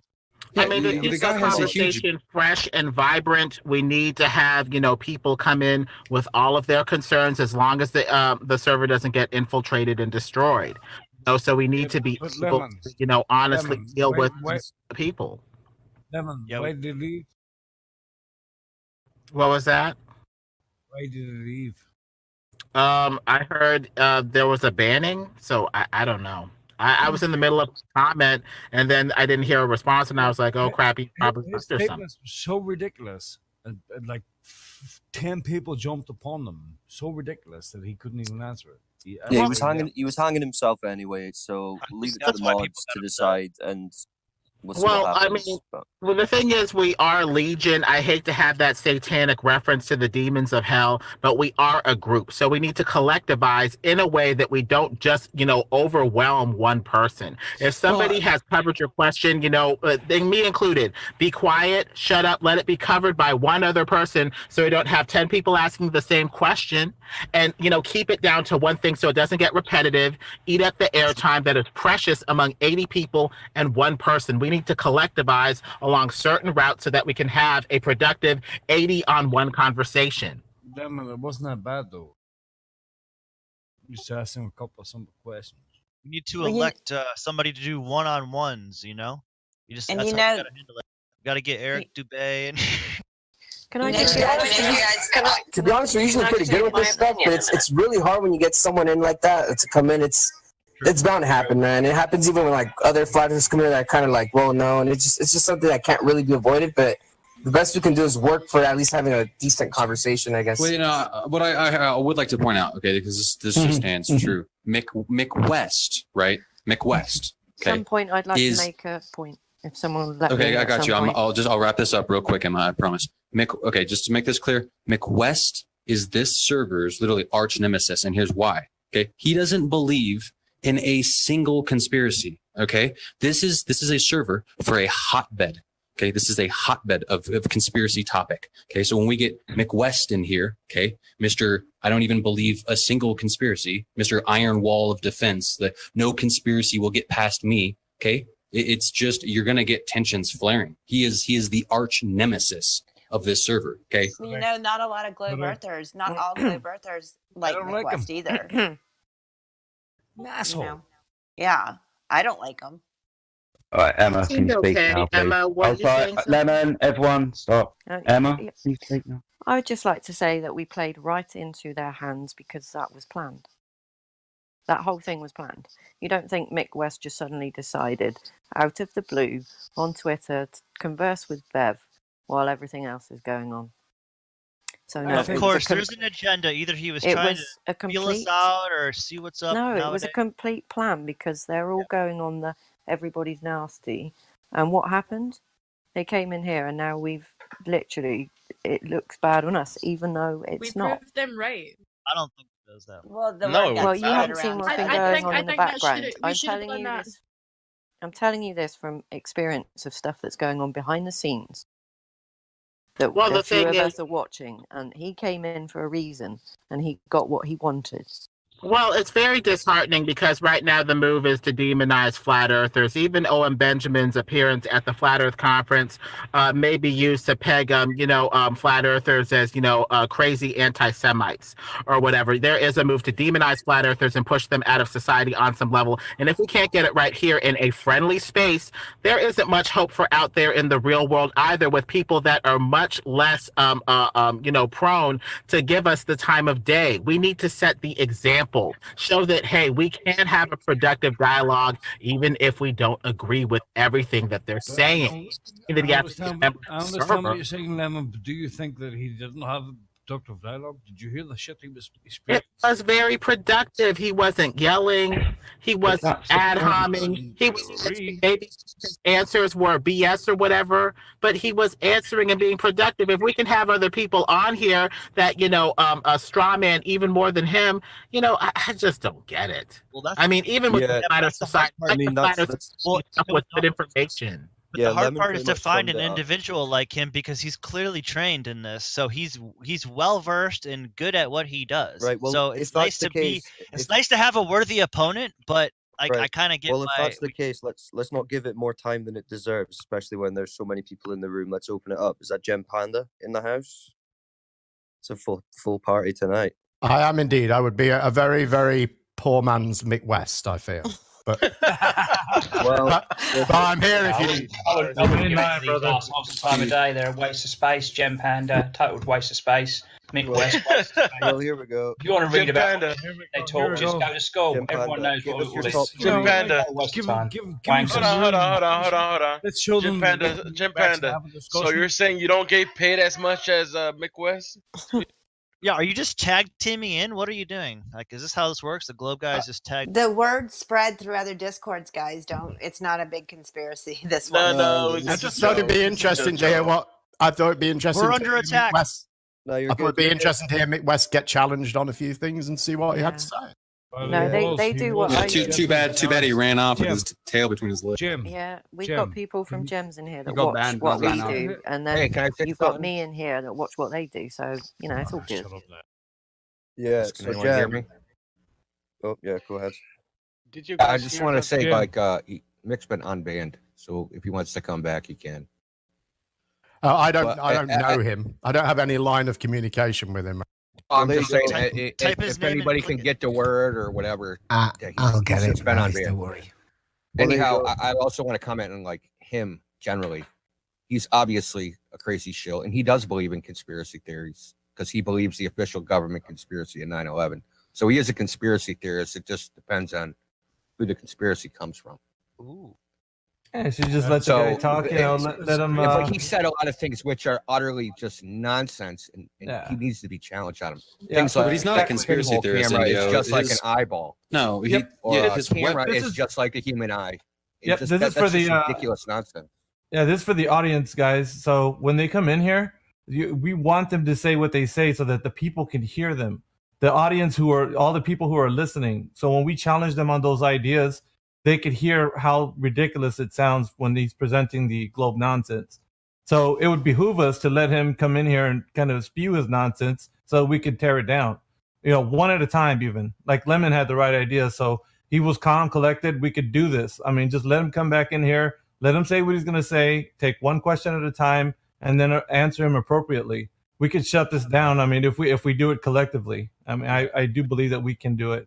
You guys are very intelligent. And you're able to, take any argument down. I've heard all of you, speak your mind on the thing. So it's not really a big deal to let Mick West come in here and say what he's going to say.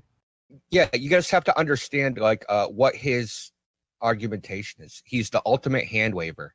He will just make claims and assertions without any type of evidence to back it up. Correct. And the best bet is to just expose it. Just demand his evidence for those things. I mean, that's people like him. You're not going to change his mind. All you can do is expose him as a disingenuous person. That's pretty much all. Well, yeah, I mean, he does run a website that's an anti-conspiracy website. Yeah, he is like an ironclad like wall who doesn't let conspiracy even like get past him. So yeah, you know, I'm banned from his website because he had this long post about Canada in his forums, and I stated something about how Snell's law is not applicable in a single medium, and he banned me for that. So. You know, yeah, he's totally not mainstream. He's not. I don't like him. I never have, but he's way mainstream. Like, won't bend at all. Does not have an open mind at all. Right, and this is the place where Indio could have got his word in right here. I mean, when he comes into this server, you could have told him, "No, why did you ban me for putting this on there?" And people would have to listen to his response for that, and he would have got exposed in that one single argument. So there's we got to let him gonna speak what he's gonna say so that people can, tear him down with the truth.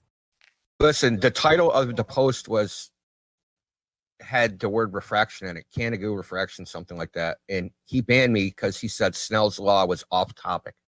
Well, what did he now even think come about in here that. for, If you though? look up Google refraction, the first thing he'll talk about is Snell's law, and saying it's off topic to refraction just shows, that's what he just muted me for no reason. asking to apply the refraction at the origin or at the end point, because you're going to have a huge angle if you do it at the starting point where the light, quote unquote, emanates, which makes sense. But if it just, affects the observer's, angle, it may just be like, half a degree, which is nothing. Based off of the observer. So, there's a lot of ways that we can apply this. I like to build, him back up with the truth, for the people that are hearing this stuff and don't know what to believe, because there's a lot of stuff to dissect. Why didn't you put him in Cogdis? You honestly think that Mick West is going to hear the truth? He may. Nah, I think he's a perpetrator. Well, it's a conspiracy in and of itself to not believe any conspiracies. So by that, like, Mick West is a total. Yeah. Well, and then what caused Mick West to come here? Maybe he's thinking about it. But if there is infiltration, a healthy amount of paranoia is, possibly necessary. But, let's just use the truth to fight bad speech with a better speech. But I mean, Bong has a point, right? Why is Mick West, right, concerned with fleas like us, right? Why does he even entertain? Why does he? Okay, well, but dude, we're fleas. Yeah, no, literally, this is like a chat full of like 100 people. Like, this is nothing, right? Okay, so why does he even come here?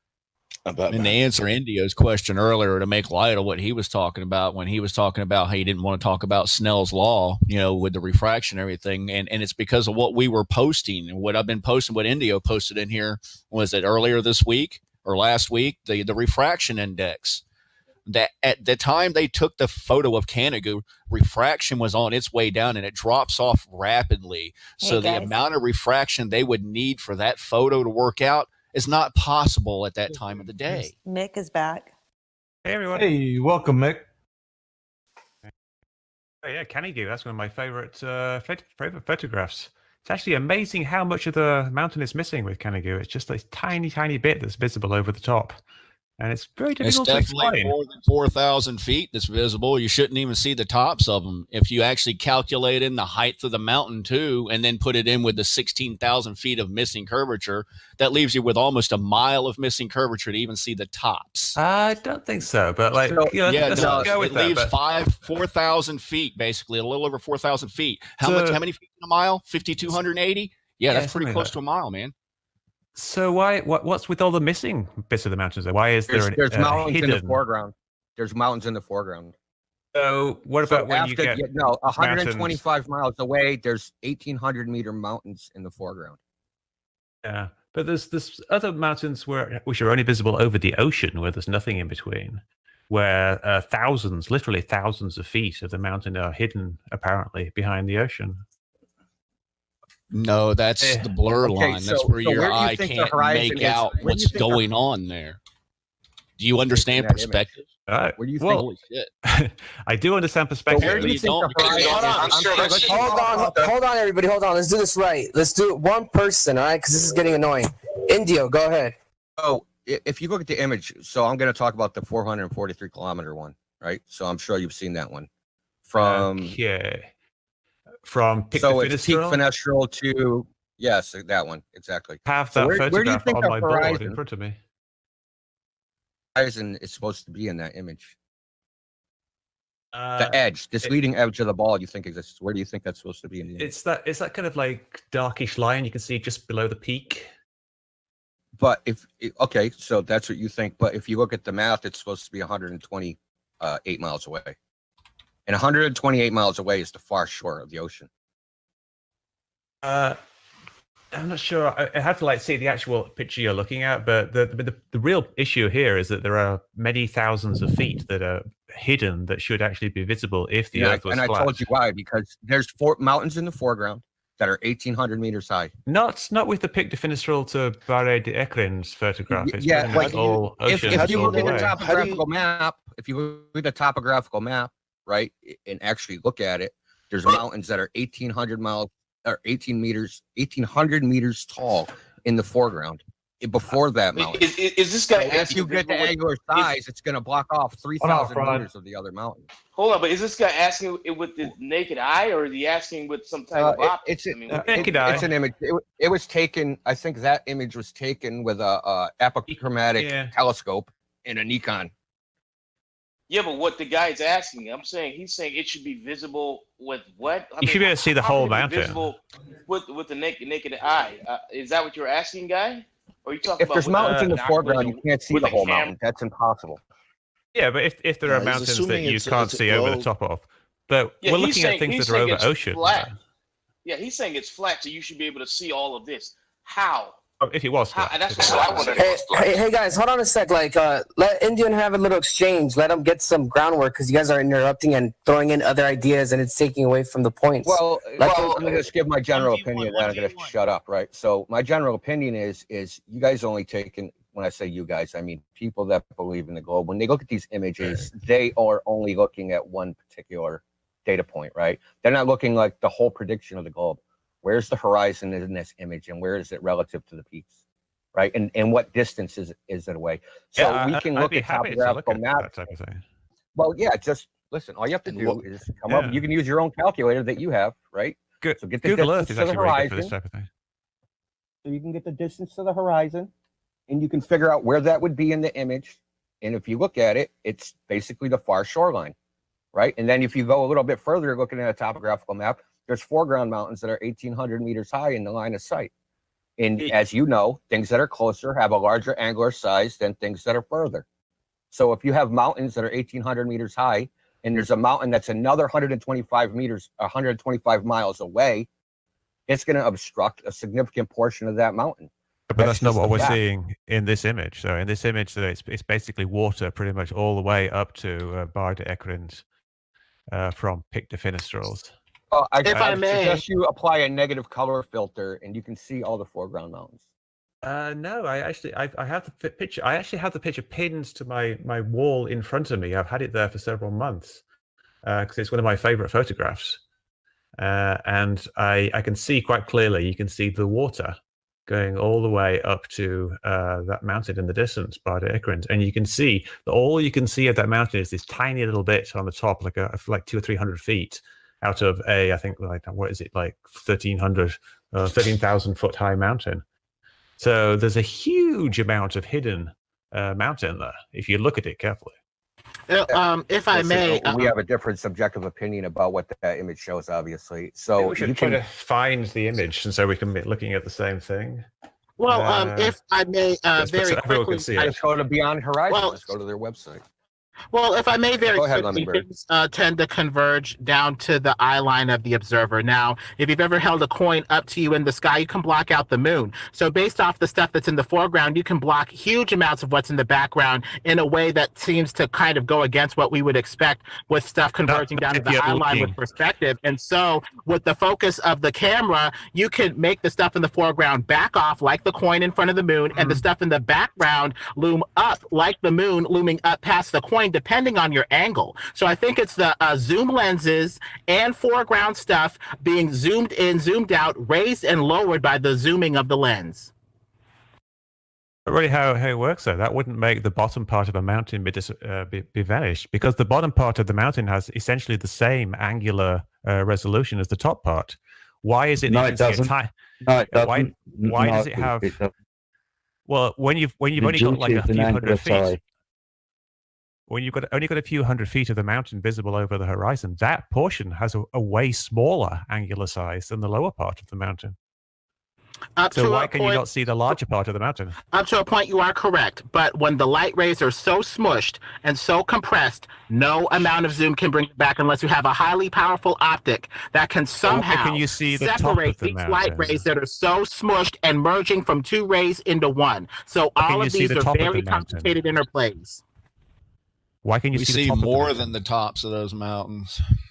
Can you? Why is it only the top of the mountain above the horizon? Equal elevations, Why isn't that equal angles. That's, I don't think you're understanding that. Like, I understand. And no, you don't. No, you don't. No, you don't. You have no idea. Listen, you can look this up in a book called Trigonometric Delights, right? So the equal angles. So so say I have 100 meter space, right? If it's at eye level, so if it's at eye level, it's subtends one angle. But if it's below angle or above eye level, that angle subtended is going to reduce. This math, what you're talking about, is what I used to do every day for like 20 years.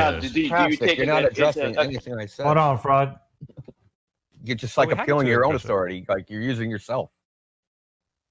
Can you map the boat that I've posted a video of that's disappearing over the curvature of the driveway? Can you map up that? Can you tell me why that boat is disappearing from the bottom up? Looking at the right thing here. So I'm just looking. Oh, I see it now. That, like, if that boat disappears behind something, that means that the ground isn't flat. But if it disappears from the bottom up and the surface is flat, and it also creates some, other atmospheric effects at the horizon. You know how? Do you know how cameras work? Yeah. How do they work? It's time to propose a new model, Mick. You need to talk about the compression at eye line. So you need to have an eye line go out 180 degrees to the flat plane and talk about convergence rates with angles to that eye line. Right. I think the issue here is that people are talking about optics and cameras and looking at things, but you don't really understand how optics work and how cameras work. No, I see. In the demonstration, I see a boat disappearing from the bottom up, which appears to be a flat surface. That's just happening. A flat surface. Well, I use my eyes. Is it flat there? I use my eyes. Can you with a laser? I mean, laser's different. We're talking about observing something. I observe. Go ahead. Hey, whoever's talking, let Jedi talk. So it's a different function observing something and shooting a laser at something, because this is an optical phenomena. You observe this happening, and you shoot laser, it probably has a direct line of sight. Now, how many videos of this do you want for you then to assert that there's a radius value within every single floor? What I would like is for you to demonstrate that the floor is in fact flat, and then show the boat. How level do you want the surface? And don't remember that we're making observations over the sea, which is not flat. I would like you to make, like, say, use a laser, and just show that it doesn't deviate within. When would the laser start refraction? 1 millimeter. No, with the floor, you would hardly get any refraction, so it's irrelevant. Okay, what if we shot a laser over a distance of water? That's a different thing. What we're talking about here is you demonstrating that your video, in fact, shows some kind of optical way that a boat would disappear below an apparent horizon on a flat surface, which is kind of what you're saying. That's what the video shows there, isn't it? Yeah, I'm showing you an optical phenomena, which appears to be, as the angle is decreased to the surface of the floor. If that's true, if that's true, that would be great, because that means you could actually you could disprove all these this nonsense optics that apparently people are using in the real world. So why don't you do a bit of work and try to rigorously demonstrate? I'm just making an observation. You're the one who's coming along and having to apply a model. To it. What I'm saying is that your observation is wrong. What, my eyes and the camera are wrong, so you are declaring that this can only happen over a curved surface. Obviously, what you see is what you see. But your interpretation over a curved surface. You're saying it can only happen over a curved surface.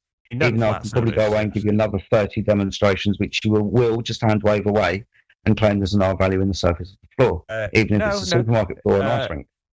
It could be an inclined surface with an angle in it. It doesn't have to be curved as such. But yeah, a flat surface inside a building, anything like less than, say, 100 feet, then you would always be able to see the floor from any position above the floor, because there's a line of sight from your eye to that point. If you can draw a line from something, from your eye to something, then you can see that thing. That's a fundamental law of physics. That's not always the case. It's demonstrated. I have tried it in my home. With well, that's not true at all, and you know it's not true. I don't even know why you say that. It is entirely true. So the Sirius, it's supposed to be 2 stars. So why do I see 1 star? But if there's a line of sight to each star, right? Because there's a difference between being able to see the light from something and being able to resolve the individual thing. How come I see that the sun and the moon? You just said we could see it in the sky? But if you can't perceive it, if you can't distinguish the difference between 2 objects, then you can't see the object, right? If there's 2 objects there and you see it as one, it doesn't have to be obstructed by something else. One of those things. Right, so there's an angular size. There's an angular size below which you can't resolve things, but you can't say that the top of a mountain, which is smaller than the bottom of a mountain, is visible, and that the lower part, which has a larger angular size, is invisible because of that angular size. If it's bigger, there's also an angular size where you cannot differentiate 2 objects from one. Sure, yeah. That's the resolution limit. I'm saying is like a smaller size. That's one aspect, but the other aspect is differentiating two particular points of light and seeing them as 2 distinct objects versus 1 distinct object. Mr. West, as you know, if light rays get too close together when they're refocused, the object effectively disappears as the 2 rays merge into one, which means at your eye line, you're making angles going up and down, and as those light rays are converging up toward that line, you're going to get disappearance and convergence, which would make stuff up here to disappear over a curve if you had that paradigm in your head, or just simply converge at a horizon line optically over a flat plane. Horizon line is kind of like an irrelevant thing for that, though. Like, let's say you just were looking up at 30 degrees. Where's the horizon line now? Is it always at the same place relative to your direction, Mr. West? If you look infinitely in that direction, that would be your new horizon line. But over a flat plane, guess where your horizon line will tend to be? In the forward direction infinitely. So if I were to look down at the ocean instead of looking at the horizon, would that mean the mountain would now be visible because it's now above my horizon line? You still need a wide enough angle. Are you looking forever in that direction, or is there a flat plane beneath your feet that is limiting how big the bottom half of your vision is? You're only 6 feet tall-ish, so you're only going to have 6 feet or less from your eye line down for the bottom part of objects to converge up toward that horizon line, going straight out over the flat plane. Not actually how it works, though. Like, what if you were to look up so you can't actually see? What if you were to look upwards so you can't actually see the ocean at all? So the horizon is just below your field. Wait, you're saying the way we see it is not how it works. Below is there a 6 feet barrier below your feet angling up 30 degrees as well, infinitely in that direction? Then yes, you would see the same behavior. But if you're looking 30 degrees up and the ground is not in the way, the convergence changes. Now you have infinite room up, infinite room down. The only limit would be how fast it converges toward that point. Why does it look the same regardless of which direction you point the camera? Hey, real quick, Mick West, we have 2 members here that have been wanting to ask you some questions. I just want to make room for them before we get onto a quick topic that might last forever. Edna or Bambi, feel free to ask your question now. Mick won. It's okay. My question was answered way earlier. Okay, sorry about that. It's because they've been asking me on DMs. Sorry, I was muted and trying to talk. That's embarrassing. No, what I wanted to know was I've heard a lot about you and communicating with Dr. John Dee. Yeah. What kind of flaws did you see in what he was doing? Like, what do you go against? Well, he seems to have this really strange misconception of how refraction works, and saying that you can never get downwards refraction. And when he actually did his experiments, he measured. He was quite good actually. The way he did it, he measured the temperature at various levels, but the temperature variations he actually showed in the video were actually enough to create the amount of refraction needed to bend the laser light around the curve. This is the. Oh my God! He did. Holy shit. So wait, lasers. This was the I didn't know that lasers are able to bend around curvature. They don't. Yeah, they are. Yes. Yeah, but on a molecular level, can you show me lasers bending around a curve? Well, I can just show it. I can show it in my garage. It's quite easy to do. All right, yeah, all right. So, all right, let's. Let me explain. I want to hear the explanation. How do you do it? All right, you does anybody here actually have a laser? He changed the temperatures around the laser, trying to create a refraction, is what he did. But the thing is the temperature medium at night, it's not, the air has already mixed and is stabilized, and you're not going to get that change. That's at not night. the question, though. The question was like, can a laser be bent by the air? Upward, but not downward. No, she was asking about down and around the globe. So yeah, I was asking why if it could bend around a curve. It's not going to bend upwards around a curve.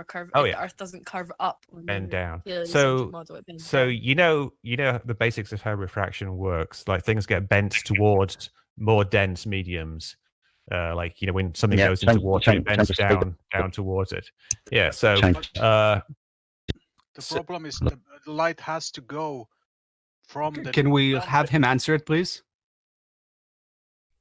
Go ahead. I'm not really sure how to answer it, because it is quite demonstrable that a laser light will bend towards cold air, and you can demonstrate this. Like I said, I do it in my garage all the time. You just take an ice pack, you take a laser beam, and you shine it across the top of the ice pack, and it will bend down. Now you do have to be careful doing this. Like you have to actually have a very long line of sight, because it doesn't bend very much. But you can actually demonstrate it. And we do know that at night, the ground is colder. Well, not at night. Like during the day, the water is colder than the air. This is something that is known. Water is colder than air. Not in the South Pacific. Most of the time.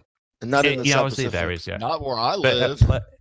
All right. Excuse me, I live in Florida. It's the opposite of that. No, buddy. listen. He just backed himself into a corner. So when we do this, when the air is colder, then I guess you're going to have a new excuse, right? Yeah, no. It varies. Like sometimes the light will bend up, and sometimes it will bend down. And this is something that Dr. John. This is why you guys get called pretender clowns. You're just pretending that you know this. When did you become the expert on refraction over water? After the flat Earth took off, right? Yeah. Coincident. Flat Earth Society is in the heezy. Oh God! Anyway, he has no argument with Dr. John Dee. He can't even argue with the guy. He's a total joke. Mr. Webb, the issue is. I hope he has to argue with Dr. John Dee. Like he has some other photographs where he took pictures of a headland, like a cliff. You do realize that we have somebody that was here for that test, a peer-to-peer laser test, in this Discord right now. Well, no, that's great. That's great. It's actually on site for it. Yeah, I thought the test was none of your shit's going to fly when you talk about all this garbage about refraction. When they were there, they observed this crap. Being there doesn't actually change. You're also forgetting this shit doesn't happen at night. I already showed you the refraction index, but you're going to refute what mainstream science shows you, right? Oh no, it's a very simple. It's the temperature gradient of the air, and that varies throughout the day. So, at night it mixes and it becomes stable. And that's why it's nil at night, Mick. No, that's what that graph literally shows. But no, that's not what Dr. John showed, though, is it? No, just one second. I want to address this one point. So this one point first. He said that there was no refraction at night, but his actual own measurements showed a temperature gradient of about 3 degrees over the first, I think, 2 or 3 meters. Okay, and they accounted for that. They took in account for everything. they and did found, and guess what? Yeah, they did. Yeah, he did. Couldn't be any Ask refraction. CJ. CJ's right here, man, in the Discord. Just ask him. Just ping him and ask him. Hey, Mitch. What, Mitch? I have a question for you. So all this talk of refraction, why not get a test that doesn't have refraction as such a major component? I posted one in the chat. I'll do it again real quick. And that shows high altitude view of the horizon versus the level, with the moon in between the two. Then you get rid of all your refractive problems, right? We're in the high atmosphere, very little air. Level. You still get refraction if you're looking towards the horizon. The horizon could be all over, but you still see the moon, which is quite a bit further than the horizon. So you know the horizon has to be below it. Hold on. I have to add, that's a heads-up display. Correct. That can be. You can take a camera and point it at a different angle to the heads-up display. Can't. That's not how they work. You're supposed to view those things directly. They're not from angles. If you're not looking at it directly, you can't see it. They go invisible. That's how they're designed. Otherwise, planes would be crashing. Hold on, when pilots are slouching in their seats. It doesn't work that way.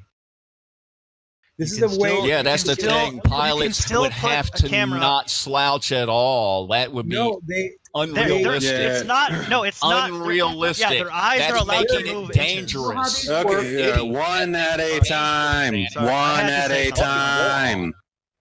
Yes, that one makes at a it time. Dangerous. So why would they design something like that that's dangerous like that? It is. It's bad. It's poor designing. It's the way it is. Understand how they. Mr. West, back to you're the garbage anyway, Zanuck. You spew that shit in here every day, man. We don't need to hear anything from you right now. Literally. Mr. West, back to the refraction. The conditions that we typically find these laser tests in are over water, and water absorbs heat faster than the surrounding air, so you're going to have a warmer layer of air over the water typically, which is going to lead to upward refraction with cooler layers above. So in the water is these lasers, that's going to be your typical condition. You can't just keep talking if I've said something is wrong. If something is wrong, there's no point continuing. If you made a mistake, like you said that water is going to be warmer than the air, the water is not always warmer than the air. It's quite often it's cooler than the air. If the air above the Salton Sea is 100 degrees, you don't have water that's 100 degrees, do you? You have water that's about 70 degrees. That's because the air above it is warmed up by the water, which absorbs heat from the air, releases it into the air, leading to a warmer layer over the water. You get a cooler air over cooler water. If the water is cooler than the air, it's going to cool the air. We have somebody that wants to ask a question. Bambi, I think, was in the middle of asking her question. Go ahead, Bambi. Yeah, it was about the experiment you did. Like, I was going to get you to explain it and what you did and if you've got any proof of it, but we started shouting over about how lasers don't go up, but that wasn't the question I asked. I wasn't talking about lasers going upward. I was going to ask if you've got any evidence that you've done, or do you want to explain it and break it down? Let me explain just what I did in a little bit more detail, and I can post the link to the video of me doing it. What I wanted to demonstrate is if a laser is shone over something that is cold, it will bend down. And this is because the air is cold and it's bending down towards the colder air. And the way I did this is I set up a laser at one end of my garage, and I set up a mirror at the other end of the garage. And I set the mirror up so it reflected the beam of the laser back, so it was right next to where the laser was. So you could very easily see any deviations in the beam of this laser.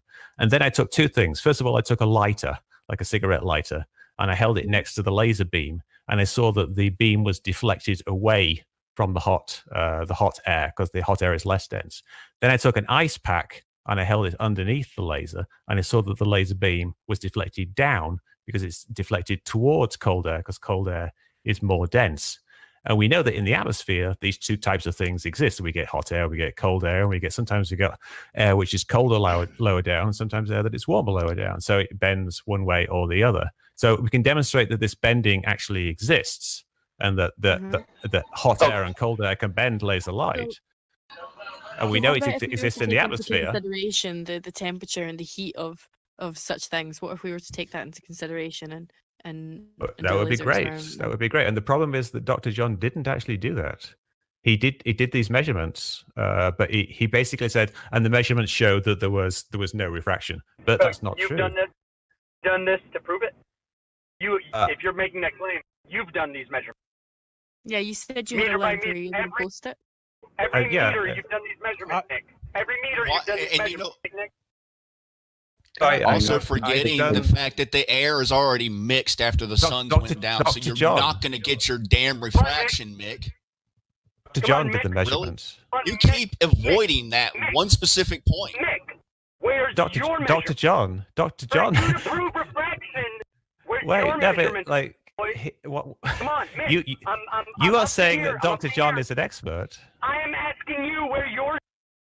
Tell me. He has a PhD in spectrophotometry. What do you got, Mr. Gamer Boy? I just have a BSc. Yeah. You got nothing. Exactly. The experiment you're talking about. The experiment. That's what you got. Now you tell me where your experiment is. You tell me where you have measured the atmosphere to prove that it is happening. You say he hasn't measured it, so he can't. It isn't. Tell us where you. Mate, can you put your link in the live stream, please? Yeah, sorry. I was trying to answer this guy, but he won't let me get a word in. Well, first of all, you haven't even looked at the experiment. You will answer what I told you to answer now, or this is over. Hold on. I still haven't got the link of him doing I'm not sure what you want me to do. Like, we know that. You to show us the measurements that you have taken to prove. Okay, right. But like, do you think that the air doesn't get colder? The measurements you have taken, Mick, where are they? The measurements you have taken. Come on. The measurements of what? The measurements you have taken. Well, let me post the link to my video. Let me find it. That's what I want. The fucking video. Post it, please. You tell me. You tell me. I'm driving. I'm not watching a video. I am driving. Okay. You will tell me. He can explain it to you in a minute, but I want the fucking video, and I've been asking for a very long time. Please let him send the video, and then he can explain it to you. Meme, you're also coming in a bit distance. I understand you're driving, buddy, but you're a bit far away. Not coming in very loud. Yeah, Mick, if you can please send the link into the live stream and then just explain. I'm just looking for it. I have so many videos that have the word refractive. I already posted it before, but that's I got booed. Oh, here it is. Dude, just post it when you get it, and then for me, because he's driving, can you just explain it to him? Thank you. So Nick, real quick, where we post things, I don't know if you're familiar with this Discord, but there's a channel right under the live stream. It's called Livestream. Oh, it's above the live stream. Sorry, it's Livestream 1 voice text. You can drop it in there, and that's where it's. I just did. Awesome. When I gave him VC Verified, I explained that. Yeah. So that it's basically it's what I explained earlier, and it's showing that that's my garage, and it's showing the light bending towards cold and away from hot. No, where have you measured this across the great distance we're talking about? I used Dr. John's measurements. He posted it in his video. The temperature gradient. He actually measured it. I haven't done it. I'm using Dr. John's measurements. Why? What's wrong with his measurements? I'm asking you about Dr. John's measurements. I'm asking you about yours to prove that it is happening. Well, I haven't done a long distance laser measurement like Dr. John measuring the thing. You haven't done but anything. he has though. You haven't done anything. Yeah, but what I'm asking you haven't. Is, where is your measure? I've done experiments that it is happening. It's just you saying it. It's just you saying it. It's just you saying it to counter something. Hello? I think you're repeating yourself now. I think you made your point. This.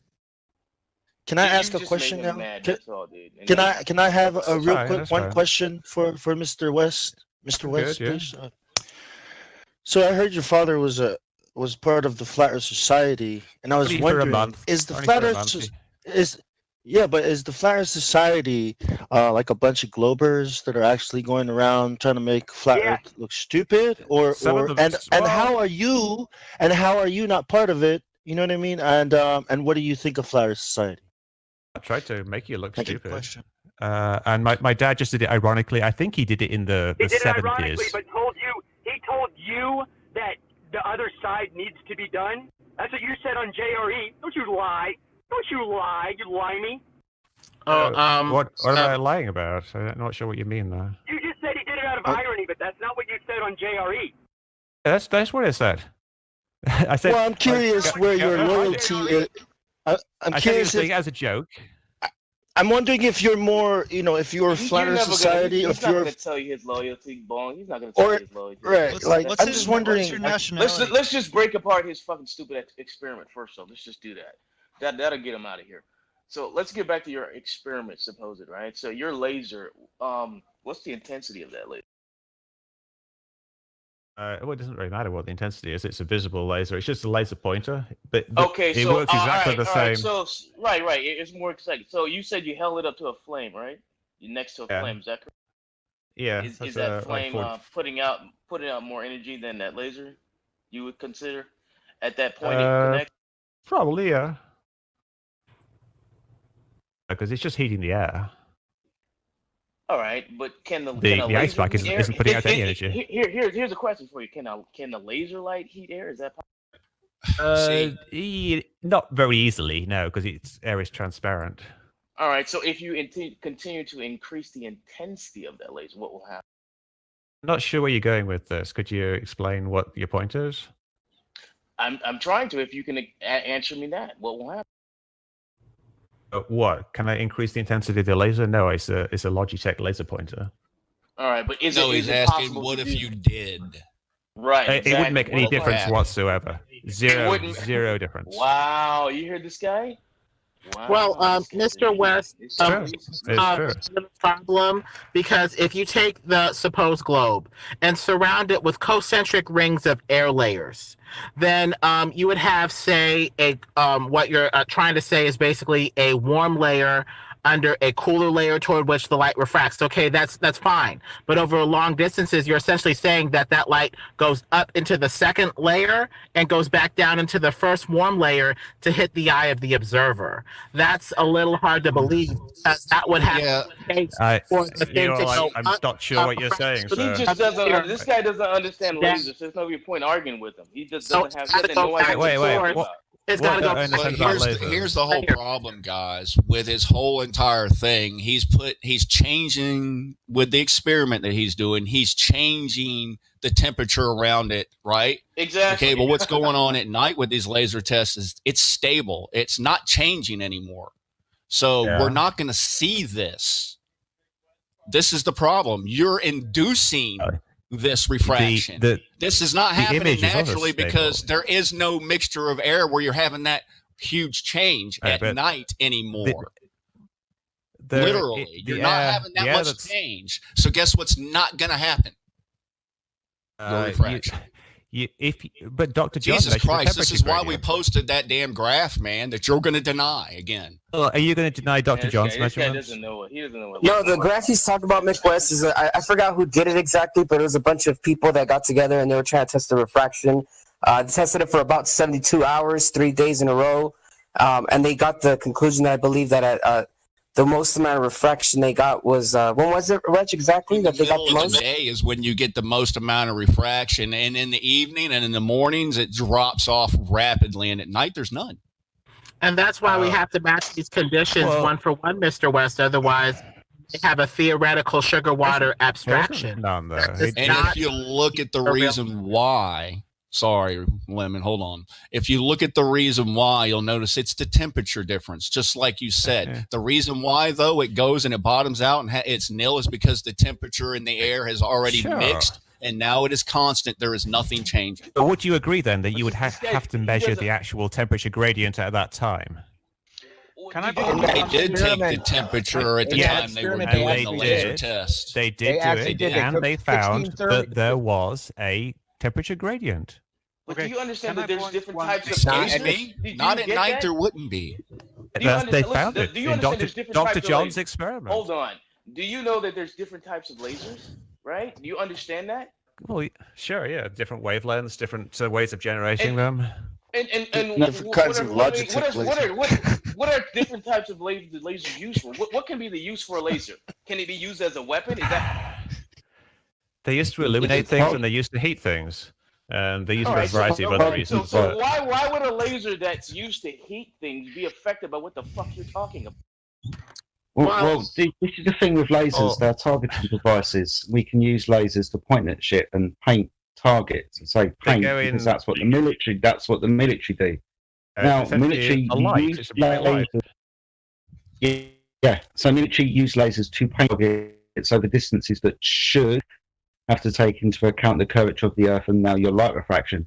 These are from vessels that it seems, with a little bit of research, that quite a lot of their ordnance and weapons that they use for the shit out of stuff requires a direct line of sight targeting system, up to and including about 100 miles. So if they can aim lasers at shit up to 100 miles away, you know, that's got a direct line of sight and is directly in front of them from a vessel at sea, and the targeting device is somewhere about 40 foot off the surface of the water.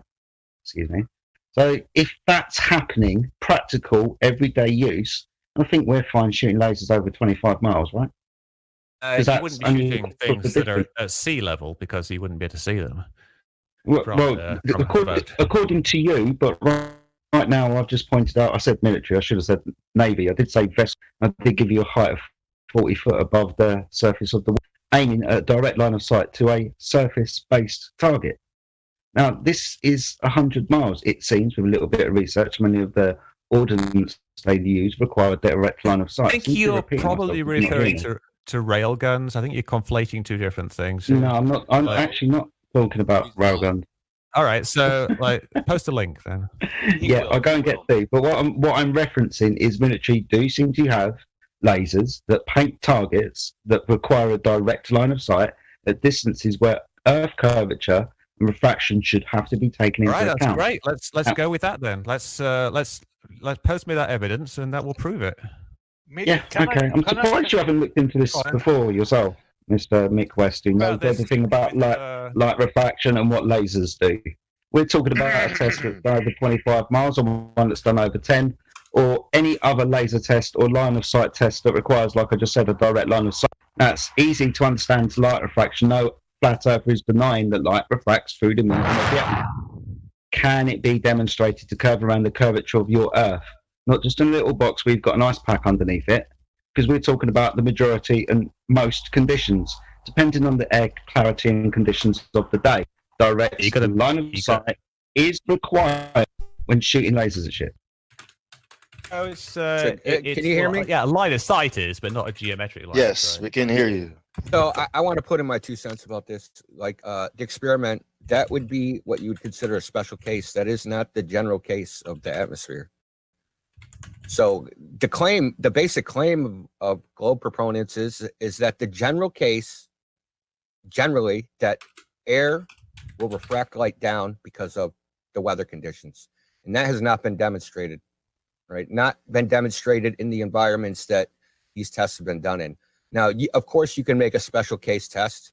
I think it was Greater Sapien did one over CO2 in frozen ice, right? So, but he didn't take into account that CO2 has a higher refractive index of air, and it's way colder than any environment on Earth. You know, so these are special case experiments. These are not the general case conditions that we find ourselves in. And I think like just showing that light can refract says really nothing. We all know light can refract. Okay? So you got to look at the actual conditions. Did it refract in this situation? And what do actual measurements and tests of refraction show? Look at the actual measurements that Dr. John did. I can post them if you want. I've got them right here. Mr. McWest, I have one point in your courage test that is wrong, or I have a question for that.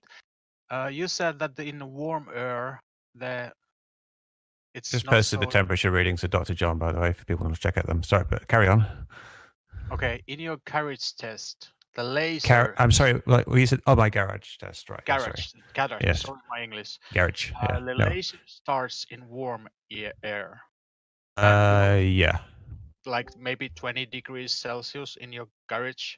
Yeah. And it goes nearby the ice. And it goes into the colder air. Maybe, I don't know, minus something. The ice was probably like minus 20, minus 15, minus 20 or something like that. Exactly. Where does that happen in nature? That your laser starts from a warmer temperature and goes through the colder temperature when you point it across the lake. If you're on the shore of the lake, then the air around you is say like 90 degrees. How many degrees Fahrenheit difference is in the where the laser starts? Only need actually it's quite interesting. You only need about 1 degree of difference to curve like over the surface of a lake. It's quite interesting just how little of a temperature gradient, because the gradient it's not really the amount, it's the amount per meter. So if you've got a gradient of say 1 degree per meter, that's actually a huge gradient. But because it's very close to the surface of the water, you get this very, very steep gradient just at that point, which is why you have these issues with the lasers, and it's why you also get this very thick line of compression at the bottom of the images just over the horizon, because closer to the water you get this steep gradient. Okay, so I'm looking at which is what Dr. Don showed. Yeah, well, he didn't measure at 2 meters. He didn't measure at 1.5 meters. He didn't do his measurements at 1 meter. He did them at a single elevation, right? No, it's this 5 measurements there. Oh, sorry, 4 measurements there. Above the water, 0.5 meters, 1 meters, 1.5, and 2 meters. And the difference between above the water is 1.5 degrees. The elevation that he did, the laser was at, the laser itself. No, it doesn't matter there, because at some point the laser is going to be skimming the surface of the water. Listen, it does matter because this is a vertical chart, right? So either the laser's got to hit the water, or it's going to skim the horizon. So I think. So if it's skimming the horizon, that means it this goes. chart is vertical. Goes he didn't shoot the laser vertically. Correct, he didn't cross this gradient. No, it shoots when you go along the gradient. What happens is that the light bends towards the more dense the air, the colder air in this case. This is something. There's some boundary. There's some boundary. No.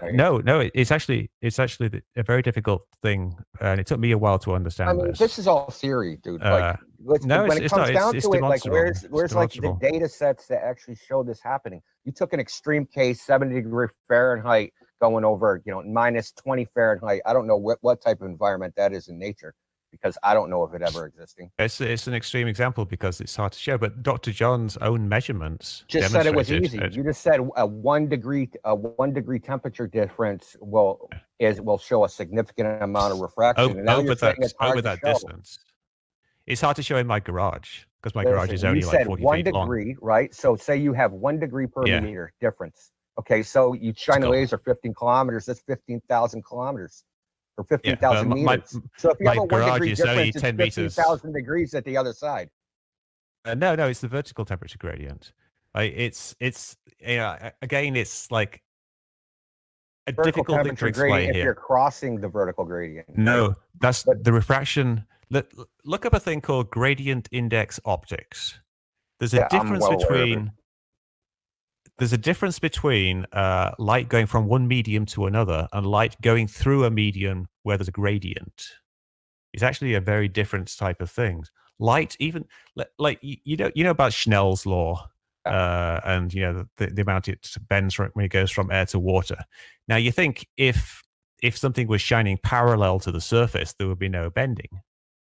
And so you think that if something is shining like at right angles to the temperature gradient, intuitively you would think there'd be no bending, but there actually is, because a light actually bends towards the more dense medium. It doesn't matter about if it's actually going into a more dense medium; it just bends towards it because it's not actually a line as such. It's actually a wave front. Light is a wave, so it will still bend down, even though the temperature gradient is only vertical. So a it's kind of confusing. Of the cone, a portion of the wavefront will go to the medium, and another portion won't. Right? No, it will. This is layers, right? This is 4 layers. I'm at 1 meter, so I'm just going off his little data here. This little data set from John D. So say the laser's at 1 meter. He's shining exactly horizontally. Now, and we've assumed that from the target from the source to the target, the laser is always at 1 meter elevation. Yeah. How is it crossing into the 1.5 meter? No, that's the thing. That's the fascinating thing about it, is that it doesn't need to go. I'm asking you how it's done. How does that happen? I know that there's beam divergence, right? So there's going to be spread. A portion of the wavefront is going to spread out and go higher and lower. But the centroid of the beam is not going to. That's not going to happen. light. The main light is like a wave, right? No, it's not. No, it's not. Light's not a wave. Wait, okay. Light's a particle. Right, it's a particle that acts as a wave. No, it doesn't. Particles don't act like waves. Particles act like particles. Well, water is made of particles, and water but light isn't. Light is made of particles. Light's not water. You false equivalence fallacy, knucklehead. Water is made of molecules, which is light is made of particles. It's not water. And clown show. It acts like a wave. Photons are particles. Act like waves. They don't. Stop screaming. Why do you get like interference and things like that then if they don't act like waves? Yeah, QE, look, dude. Okay, we're talking about something else entirely, dude. And you come in here wanting to talk about waves and particles. Look, dude, you're not going to interrupt the conversation and take this in an entirely different direction. McWest, continue talking about refraction. All right, so, yeah. He was, it is relevant, though. Hold on. Hold on, got something. Mick made a claim. Mick made a claim. From ray optics to wave optics, right? Huey is refuting his claim that he made as part of his argument. That light acts like a wave, which it does. No, it doesn't. You can keep on saying it, but you're wrong. To refute light as particles, you have to refute the photoelectric effect, number one.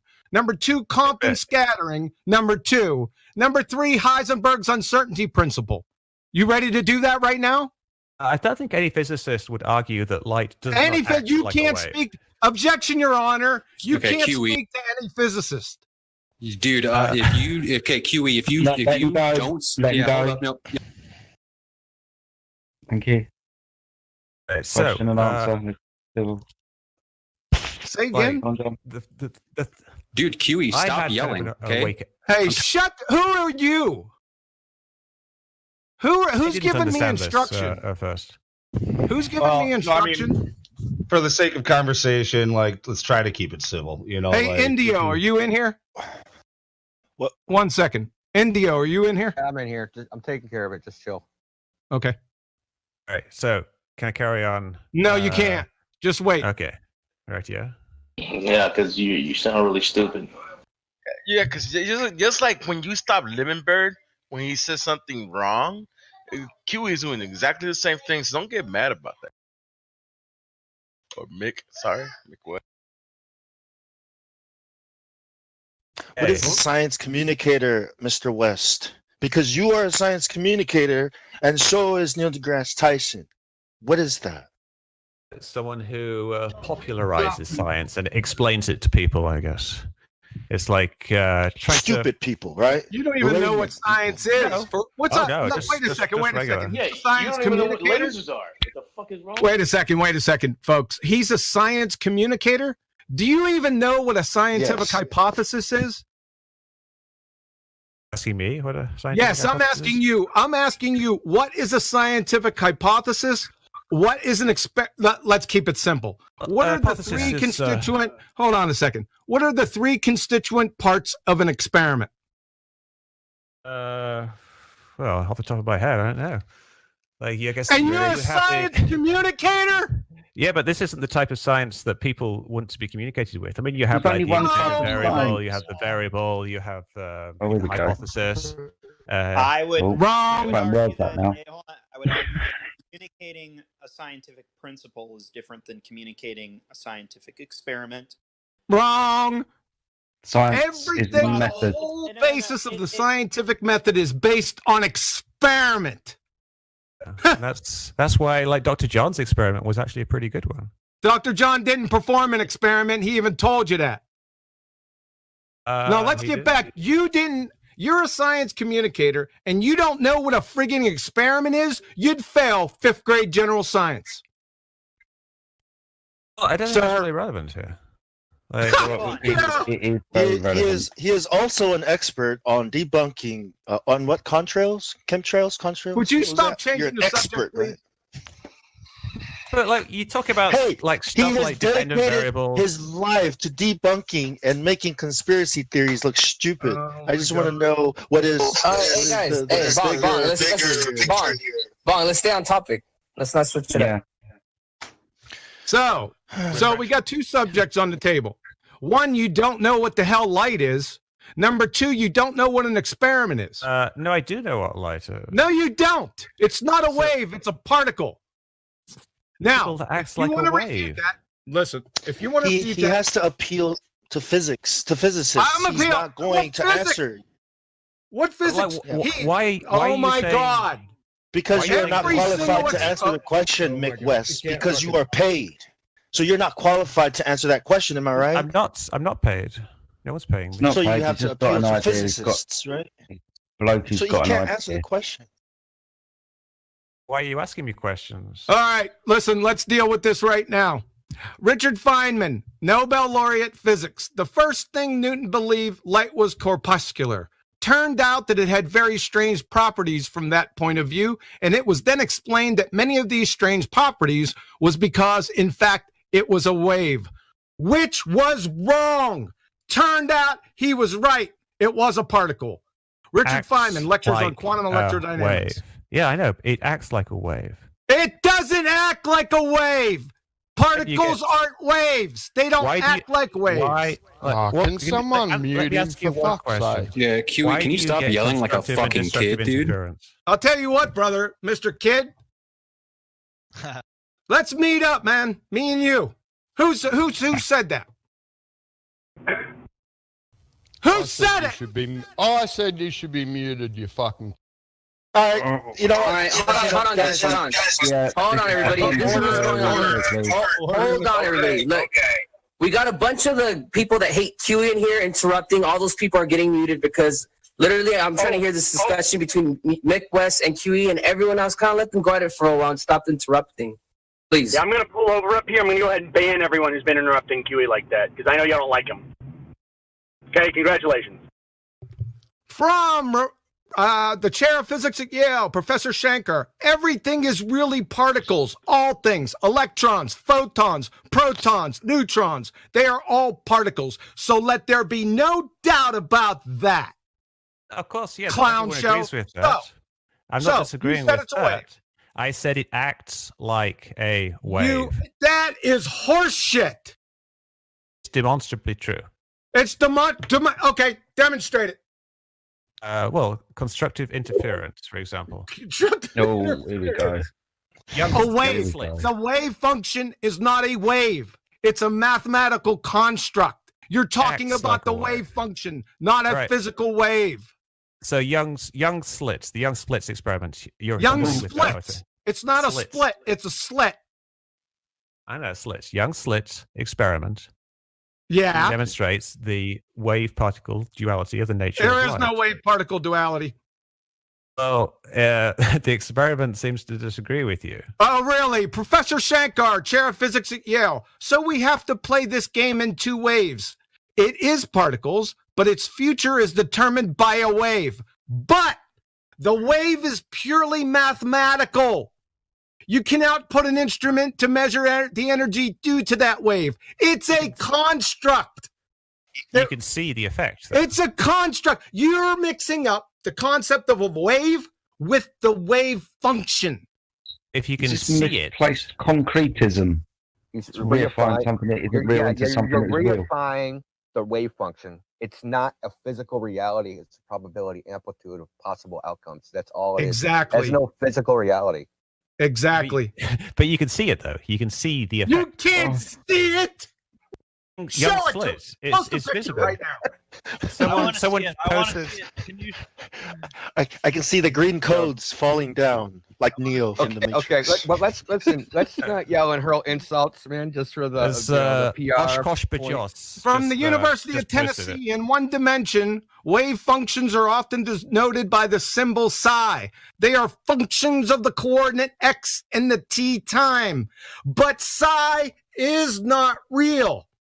But a complex function does not have real. See, don't rumpus me, you clown. You don't even know what an experiment is. You're denying reality. You can actually see. Oh, kiss my ass! I just pummeled you. Pummeled you. Are you denying that you can see the effect of Young slits? Oh my God! But the wave function itself has no physical interpretation. That is a physical interpretation. You can actually see the University of Tennessee the professor of physics at Yale, Richard Feynman, and now we got Mick pseudo-fucking-West telling us the opposite. All right. Well, if you want to deny the evidence of your own eyes... Deny the evidence? Fine. Bullshit. You don't have any evidence. You just got clobbered, and you already didn't know that. You don't even know what an experiment is, Mick. Wikipedia. You want to know what denying the evidence of your own eyes is, Mick? It's looking at the sun and the moon and thinking that they're different sizes. That's denying your own eyes. This guy doesn't even know what an experiment is. He doesn't even know. It's a little weird. It's a little weird that you don't know what an experiment is, and you just said that you teach it. The thing is, like, science. You don't know the parts of an experiment. The vernacular of an experiment is just something that you do to test or to demonstrate a hypothesis. Yeah, but you need things in this test to conduct it, right? Oh, you don't. You get the idea that you need a dependent variable, an independent variable, and control. The idea, that's a scientific method. Yeah, we get that idea from the scientific method, and we're trying to demonstrate cause and effect relationships without personal bias. No, he said but you don't can need demonstrate very simple things, like you say. Does light does it act like a wave? If it acts like a wave, then if you did a double slit experiment, there would be constructive and destructive interference, and you do the experiment. That's a wave function for the 10th time. It's something that actually happens, though. Does it? What's does a it happen function? or not? Happen. What's a function? Hold on a second. What's a function? Hold on a second. What's a function, Mick? In what context? A function is it's basically a mapping of one variable through a mathematical operation to another, It's like a sign. Mathematical construct. It's a function, a complex function, Mick. Okay, let me ask you a question. Is this QE? You ain't asking me shit. You don't even know what a hypothesis is. Hey, Quantum. You don't have to know all that stuff. You can still do Quantum. some decent experiments. We're on the same side of this fence. But I realize it's like sometimes you have to realize when you're dealing with people that are trying to disprove like concern trolling with just diverting. Jedi, you hear me, right? It's like you start to realize, I hear you, mate. Yeah, I get you. But come on, these guys came here to try to prove to us something that we can prove ourselves with math and logic and science. But at the end of the day, we don't have to start to get upset or like get rivaled or triggered by that. Yeah, but they're pretender clowns. Oh, I already know. He's just doing his job. At the moment, what we're doing is we're talking about light and it acting like a mathematical model. But a mathematical model isn't real, is it? It doesn't matter if it's real. When you drop an apple, it acts like the mathematical model of gravity. See, that's exactly what I just said. I just said that. I was like, that's like fucking Neil deGrasse Tyson saying, "This is gravity drops the mic." Are you serious? Is that it? Bong, I'm on. Is that all you got, man? But I'm trying to say, like, at the end of the day, like, if we're on this side of the fence, we should be sitting back in our chair and chilling. Like, we don't have to sweat them. Yeah, you should be. Like, we have to let them fucking sweat because we already know we've done the math and they haven't done the math. So, done the math? Done the math? Yeah, done the math. Bring Neil deGrasse Tyson here, West. Okay, Mick said he doesn't have to have independent and dependent variables in an experiment, right? He just said that. Well, it depends what type of. If you want to have a strict interpretation Penn State University. Let's go through these. Can we go through them, Mick? So we have Mick that says you don't have to have Mick. Yeah, but can I speak? You don't have to be frustrated by guys that are just talking shit, trying to fucking waste our time. Can I speak, please? I'm gonna refute Mick. Go. Pseudo McWestian 2 space. I'm gonna refute him right now. Are we ready? Space. We live in 3 space. Not according to your friggin' fairy tale gas model, but I digress. We'll get to that in a moment. Experiment. You said you didn't need Mick. You said you didn't need a dependent and independent variable in an experiment, right? That's what you said? For the common understanding of what an experiment is. Yeah, I got you on tape, so that's what you said. Here we go. Experiment, Penn State University. There should be 3 categories of variables in every experiment. Dependent, independent, and controlled. The Institute of Physics. That would be great. That would be great now, wouldn't it? That's just one definition of. That's okay. Let's get another one. Institute of Physics. When planning an investigation, You're giving the same students need. Please shut up, Mick. when I'm pummeling you. Please shut up. You're just going to keep doing the same thing over and over again. Yeah, I'm going to keep refuting your dumb ass. I'm going to take control, John. Going to take control. If you're just going to turn around in a minute and say, no, I'm just going to keep over talking you, then that's not helping the conversation. Just let him finish. I'm sure he'll finish much quicker if you stop interrupting him. Yeah, but I know he's going to do the same. Don't even appeal to me.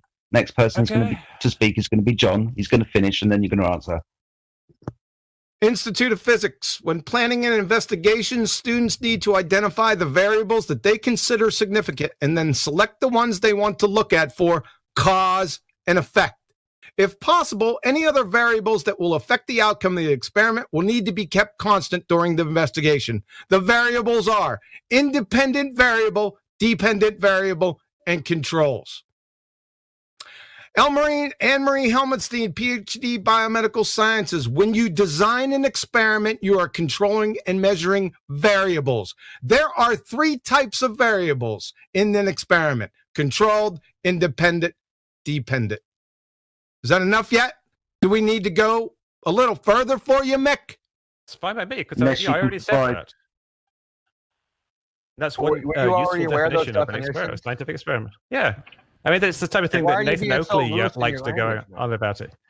Because when people talk about an experiment, they don't necessarily mean that very, very precise thing. Doesn't matter what they mean in the colloquial sense of experiment, just the broad umbrella experiment. We were talking about scientific communication. When I meet a girl at the bar, I want to experiment. Scientific experiment. Science. And you're saying you don't need an IV, DV, and a CV. That's what you're saying. I think that if you're trying to communicate science, those are not useful concepts to discuss with the general public. Because the experiment and breaking it down into a very easily formulated method of where your dependent variable comes from, your naturally observed phenomena, and then how you build your hypothesis, generally you're answering the question of what causes that. So there's your independent variable. And then obviously you've got a control shit. So there's your controlled variables. You then got to take this forward in your experiment and test your hypothesis. Without these independent variables that are very easily explained, if that you just hand away from a hands back in an experiment. Can you doesn't involve something that you're trying to manipulate to prove a cause of an effect? Right, and the gold standard is basically that when you change something that you know is the cause independently, since you're independently changing the variable, you get a dependent variable that acts in accordance with your hypothesis to prove with as much proof as possible the causal relationship. And you have controls in the experiment that shouldn't change if the experiment is properly controlled, all the factors have been factored, and nothing weird is changing in the experiment. If one of your controls changes, well, then perhaps there's another explanation you haven't explored or controlled for. Take with gravity. Let him answer. Let him answer because hold on. Calm down. He said that you didn't need an independent or dependent variable in an experiment. I provided many citations here that said the opposite. Let him answer, please. We're talking about scientific communication. And when you talk about things like dependent variables and independent variables and control groups, it confuses things for the general public. It's usually better simply to describe what the experiment does. You can keep that other stuff in the background as useful information. Like, this is why we need these things. We need controls. We need this independent variable. We need a dependent variable. But in terms of scientific communication, it's usually best just to describe what's actually going on and what it shows. Mick, you baited. Mick, I'm sorry, I'm going to have to stop you. You baited and switched us. I didn't ask you what you were teaching them. I asked you personally, what are the 3 constituent parts of an experiment? And you didn't know. I couldn't remember off the top of my head at the time, and now I remember. Man, can I quote you? Can I quote you from Wikipedia? It all stems from a fundamental distrust of science and authority. Are you not trusting science and authority when you say those things? Like, you don't have to explain the variables. Like, so you're quoting Wikipedia? Like, if you look at the Wikipedia, are these your words or not? Are those your words or not? Which words? The word on Wikipedia. Which ones? What? I'm not sure what you're talking about. Read them again. I didn't write anything. Right. Yeah, just read them again. It all stems from From a fundamental distrust of science and authority, you are always going to get a percentage of people who are true believers. My goal is to minimize that as much as possible, to stop people falling for it and help them get out as easily as possible. What does that mean? That is what I said. So we're talking about the scientific method here, accurate. and we're asking for the variables, and you're saying, what are you saying? You don't need those, or what? You don't need to I'm saying explain it's that not to us? productive. It's not productive for communication not to the general public. It sounds to me like he's describing atheists when it comes to religion. But people asked me about science communication. They said, you're a science communicator. What is science? And I was trying to talk about it in the context of science communication. That you even know what that is? And you even know what that is makes you a shell. I'm scientist. That's such a corporate little turd term. You know that, right? I'm a science communicator. I'm a product communicator. I communicate what the product is. You're an advertiser. I don't say I'm a science. I create synergies between. You're an advertiser with a stick down your throat. Well, propaganda is important even in science, saying proof for evolution or, proof of the God particle. Part of it is how you disseminate it to the masses to get funding and get support for your projects. But with gravity, we don't really have an experiment that's properly controlled to say we can tell that this is gravity versus, say, electromagnetism or something else. We don't even have proof that it coalesces things into balls for heliocentrism or makes orbits for heliocentrism's extravagant claims. So that's why these experiments preferably would be properly controlled with some decent variables, and sometimes you have to revisit the experiments if you discover something after gravity's formulation, like, say, electromagnetism. Just to see if we're getting off into gravity and electromagnetism. Yeah. Hold on. I think you're getting off into semantics as well. Yeah. Maybe we should get back to semantics. Words mean things, Mick. So let's summarize. Yeah, words mean things, Mick. But let's summarize. You are a science communicator that didn't know the constituent parts of a scientific experiment. Off the top of my head. Fail 5th grade general science. Just to let you know. Okay? Thanks. That's fine. No. And light isn't. Well, that's the general pattern. I mean, he knew what we were talking about in general. That's not what's important. What's important is the shape of the Earth and these experiments that are used to undergird gravity. Light appear not to have been very well controlled, and so we may have bad theory, built on top of bad theory, built on top of bad theory, leading us to where we are. You don't have bad theories, Lemon Bird. Just stop. There is no bad scientific theories. Scientific theories are validated, confirmed hypotheses. There's a lot of things that go under the term theory that are not scientific theories. To the general public, the word theory and the word hypothesis are pretty much interchangeable. Sure, not for scientists. Yeah, for the general public. Yeah, that's the problem. That's scientific theory. You're talking about colloquial theory? That's intentional. Or scientific theory? Yeah, and this is why words mean things. That's just you changing the meaning of words so you can weasel it around and make it mean whatever you want. And that's been intentional. Politicians, how people use them. Politicians have been doing that for a long time. Really? What? There's a word that we use quite often, just band it around, hoping it's going to do something that it probably won't because you can't demonstrate it. Refraction. Words do definitely mean things as well. Yeah, go on. Let's get back to this bending of light and you tell us what light is. Let's go. All right, excellent. So the problem is that, like, I brought up the idea that light kind of acts as if it is a wave. Wrong. You're wrong, Mick.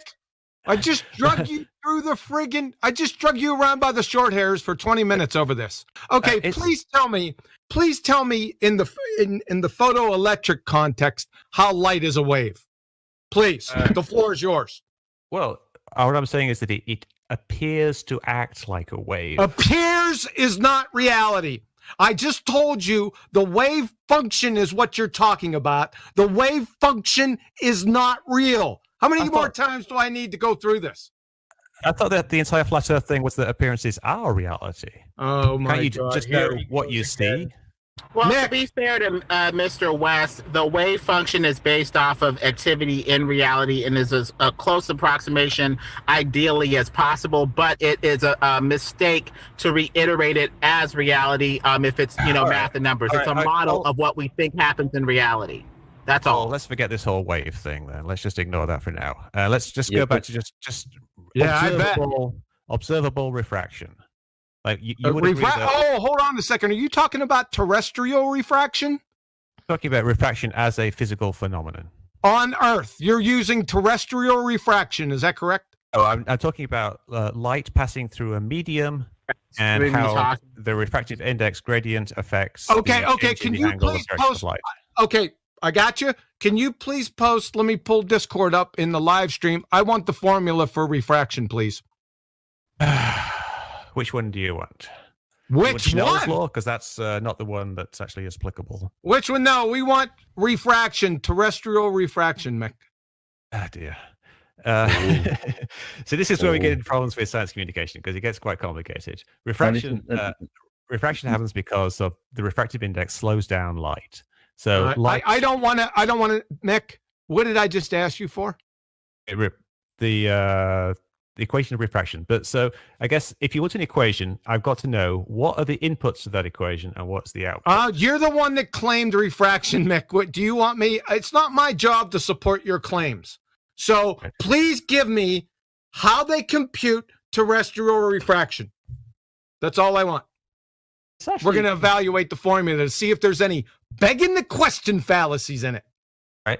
So fundamentally, the refraction is governed by the speed of light in a medium. The speed of light in a medium is the speed of light in a vacuum divided by the refractive index. No, it's not. No, it's not. You don't know this. Don't go into the speed of light, Mick. We want the terrestrial. Go to Wiki, for fuck's sake, at least. That actually is the underlying formula. Oh my God! It's a simplification. Refraction. That's actually a simplification.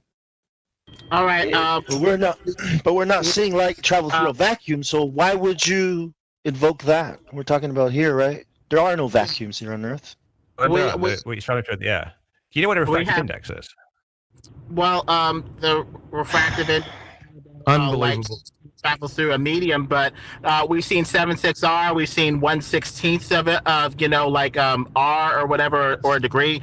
How about the one that gives the biggest amount of refraction? That'll help hedge in the discussion. How about the equation that gives the highest amount of refraction? Let's go to the limit. How about that? We just want to see the equation they use for refraction. That's all I asked for.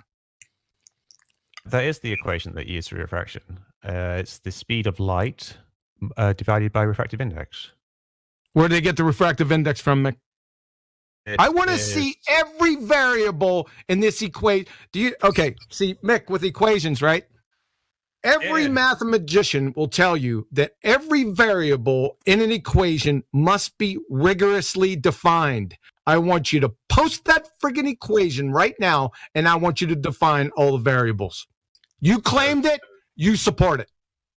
You're a programmer. You know that. There's only two variables here, which is the speed of light. Well, it's not a variable, it's a constant. The refractive index is the only actual variable. Oh, my God. Now, it varies based on the density of the air, which kind of varies based on temperature density. and pressure. It's the optical density, not the mass density. Humidity. Yeah. The optical density, which defines the refractive index. There's a square root of epsilon times mu. So the refractive index electric permittivity of free space, and mu being the magnetic permeability of free space. So that's the actual refractive index. The values the values of vacuum is 1, and every other medium is set relative to that. But I think the thing that's missing here is, obviously. I think the thing that's actually pretty straightforward. Yeah, hold on a second. I think the thing that's missing here is people are assuming that the refractive index is perfectly following the curve of the globe. Over 20, 30, 40, 50 miles is following perfectly.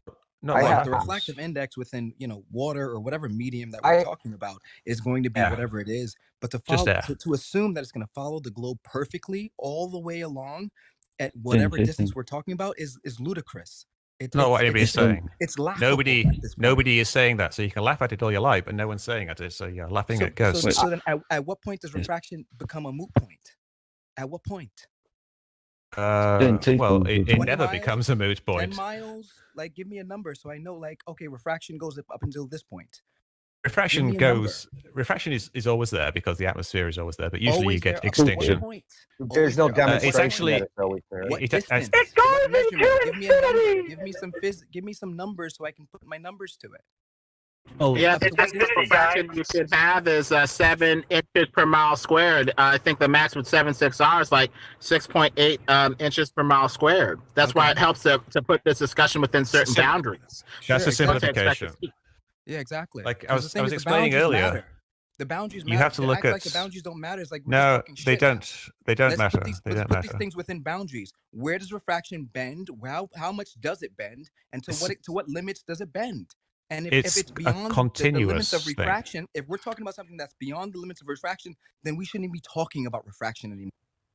We need to look in history for the greatest refractions in history, and let's put that down as the refractive index. Let's try that, and put this thing within certain boundaries. Exactly. Yeah. Well That's said, not how it Lemon works, Bird. though. Well said, Lemon Bird. You have to use That's ray not how- tracing. Of course, that's not how it works. We don't understand. Oh God, Ray, you still haven't answered my question though. Mick, do you see the live stream?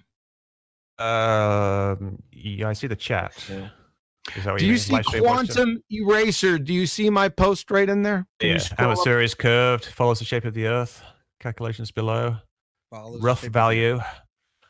Of course it does. What are you asking here? Well, I'm not asking anything. I'm showing you that terrestrial refraction takes into account the radius of the Earth. Well, that's because the atmosphere is curved. So, okay, so it's a beg. You have to prove that the atmosphere is curved. Wow. Prove the Listen, atmosphere is curved. can I bring up All a right, point? Well, hold on a second. Let Mick prove that the atmosphere is curved. We know that the surface of the ocean is curved. We can see that. Oh, so Wait. We're not using refraction. We're not using refraction to curve the curvature of the Earth. Reasoning here, right? That's the only curvature you're about to find. I don't know. You just said the atmosphere. Now it's the ocean. Let's say it's not curved. Then let's say we don't know if it's curved or not. Sure. Everybody knows that water does not curve. Everybody knows that. What I was saying, Mick. People know that. What I was saying, Mick. It's not actually true. What I was saying, Mick, in the beginning when I said terrestrial refraction, I was trying to lead you to the definition and the equation for terrestrial refraction. As we can see, terrestrial refraction. I'm not done yet, Mick. I know, Just one I know second. what you're going to say. So just one second. Oh, yeah, but this is for the audience. Okay, go ahead. What I wanted to say was I was trying to lead you to give us, because you claimed it, I just wanted you to support it. And as we can see, that terrestrial refraction is computed by already assuming the radius, i.e. curvature of the Earth. So to use that, you must first scientifically validate the radius of the Earth, and then we'll let you use your terrestrial refraction. Yeah, okay. So go ahead. That's fine. No, that's not a problem. Is that So what's the fair? question? Is that Yeah, fair? yeah. Okay, Yeah, so but we're not using refraction to prove the curvature of the Earth. We use Earth. What are we using? Are we using measurements over land? Okay, we've been talking about refraction all this time. why were we talking about So why were we talking about hold on, Right, one at a someone time. just One cut at a that time. out. Timestamp it, 2019, Mick West. Someone quickly. Well, That's hilarious. Okay, let's listen. He's John under. got that.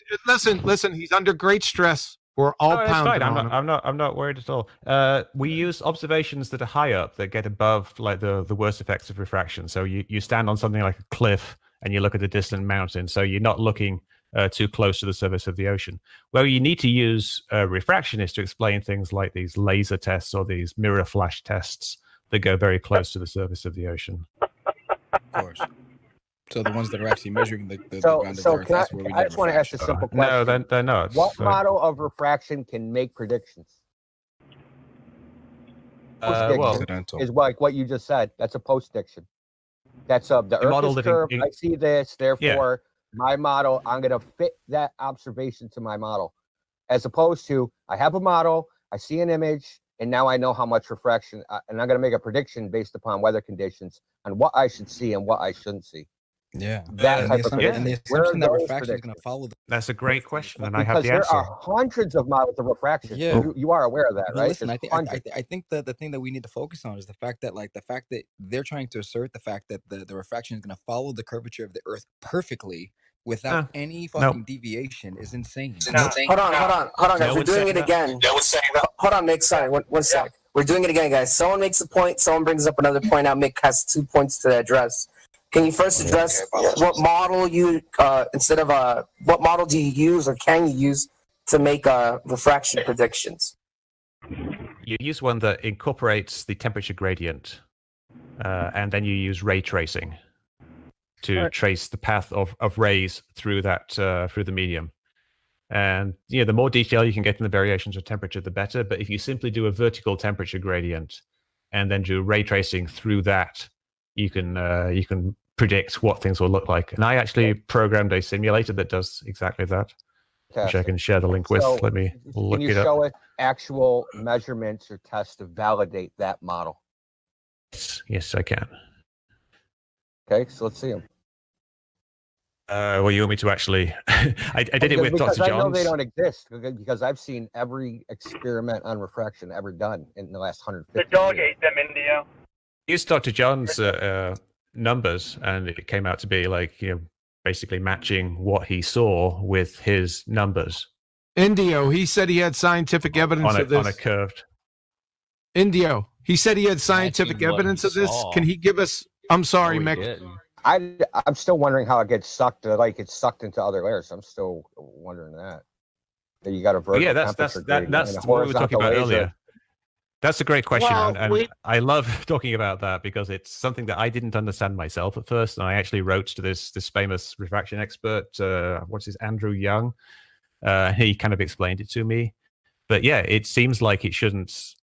If something's going kind of between the layers, as you say, it shouldn't actually get bent down, but it does because it does because the math says it does, or because it's observed. No, you can actually demonstrate it. You can demonstrate it. It sounds like we're assuming curvature. I just want to see these demonstrations due to these models. Right? Well, these the problem models is that actually make predictions that are accurate. Yeah. All right. Let me get my refraction simulator link up so you can see it. Wait a second. Wait, you wouldn't even give people data on your calculator, but yet you're gonna expect us to believe that crap? Really? I'm saying sending you models, a link. Right? I've got a link reality, and we validate models by experiment. Right. So where are the experiments validating the models? Yeah, we want the hypothesis, I know who A.T. Young is. I've read everything he's published. Right. So I know who these people are. Where at San Diego State University? Use ray tracing. You're going to get a bend just from the nature of the equation, right? But that's just the equation. But that's fine. That's a model. So where's the actual experimental validations of these models? Dr. John's experiment. Controlled experiments. Dr. John, hold on a second. Hold on a second. We already talked about Dr. John. Dr. John didn't conduct an experiment. He already said as much. You don't know what an experiment is. That's the problem. Hey, Indio, he said scientific evidence. Can you please have him post the natural phenomenon? Go through the steps of the scientific method, please, Indio. The natural phenomenon that he observed? There isn't. Yeah, there isn't one. What's your dependent variable? Let's see, the temperature gradient. The temperature. So the temperature grading. Hold on a second. Hold on. So I'm going to write this down, Mick, because I want to make sure that I got this correct. Temperature. It's just what changes. Are you doing the changing or is something else changing based off of your changes? That's it. Hold on a second. He said hold on a second. Hold on, people. Relax. That's the dependent variable actually will be the image itself. So we're going from the temperature to the image now? Get them mixed up. But it doesn't matter. Wait, 1 second. So if I manipulate the image, what will I get? No. If the temperature gradient changes and the image changes as predicted by the model, then that validates the model. Mick, you have to have a hypothesis because a hypothesis is a scientific prediction. So we're only at the first step. We're only at the first step, Mick. 1 second. Now, the dependent variable, your observed phenomena, is now the image? Yes, the image. Okay, what's the independent variable? I don't know. What would you give me an example of an independent variable? He doesn't even know. The temperature, the moisture. Oh my God, Mick! Thank you. Just want to make sure we've got the right terminology here. Mick, So it's yes, your the temperature gradient. Mick, it's your experiment. You're asking me for the independent variable for your experiment, son. Yeah. Can So somebody clip the that? temperature gradient varies. It has an effect, which is changing the image. So an hypothesis. The hypothesis is that there's a model. There's the Earth is. Every time you stop reifying shit. There are over 5 dozen people in here. We're already on a ball when this is happening, right? This is a clown show, Mick. The hypothesis. Wait, did you really just say the hypothesis is it's a model? Have you seen my refraction simulator? Let him describe it. Let him describe it. Hold on, everybody. Please let him finish. Could you please let him? Yeah. Go ahead, Big. Go ahead. Mick, I'm gonna have you over for a beer. Cool. So the model. You want me to describe the model that I use? No, let's just summarize. 1 second. You said the dependent variable was the image. The independent variable was what? The temperature gradient. Temperature gradient. Okay, give us your hypothesis. That if you ray trace light through air that is curved, with the temperature gradient being like the same over every point on the curved surface, then you will get images that match reality.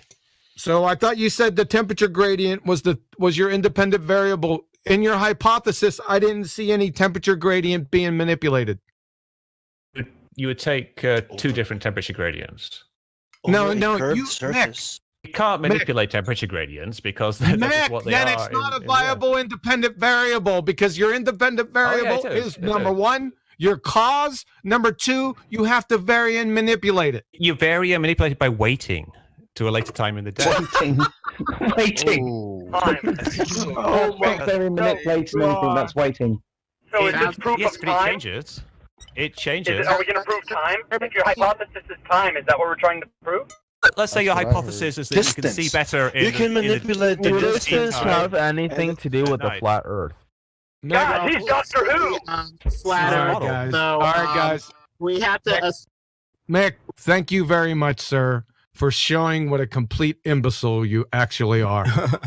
Thank you very much. This isn't That'll be all about for me. Midwest. This is about the flat Earth. But we have to assume curvature. So whether or not there is curvature on the Earth, and so if we do not have reliable sources, say because NASA is lying, or because lenses are adding curvature, we may need to revisit the very basis of our hypotheses that we're, making these experiments off of. Sure. I think my simulator does actually fulfill the criteria for an experiment if you apply it to real-world situations. May I ask a quick question, Mr. West? What caused you to join our server today? Like what? I was invited by somebody. I can't remember his name. It's somebody flat Earth literalist. No, flat Earth level literalist. Horizontal. Thanks, Ben. I thank you for gracing us with your presence. Yeah. Welcome. I'm no talk about this stuff. Did he very interesting. I like the variety of feedback that I've got, and I know that you think that I'm wrong, but I would disagree. And I would encourage you to have a look at the refraction simulator, because it's quite detailed, and it simulates a number of different things. So it even does lasers. Does this refraction simulator simulate the distance with which refraction starts to divert from the curvature of the Earth, or does it just follow the curvature of the Earth all the way around 360 degrees? Well, when does the refraction stop? Is my question. It doesn't stop. So it goes all the way around. It doesn't 360 degrees. No. So when does look at it? If it doesn't look go at it, and you'll see. If it doesn't go 360, it has to stop somewhere, right? It stops because of atmospheric extinction and scattering. Okay, but like, where does it break? Theoretically, where does the simulator stop working? Is my question. My simulator is only set up to go to really about 200 or 300 miles because I didn't see much point so we going have a beyond that. limit to the simulator. Okay.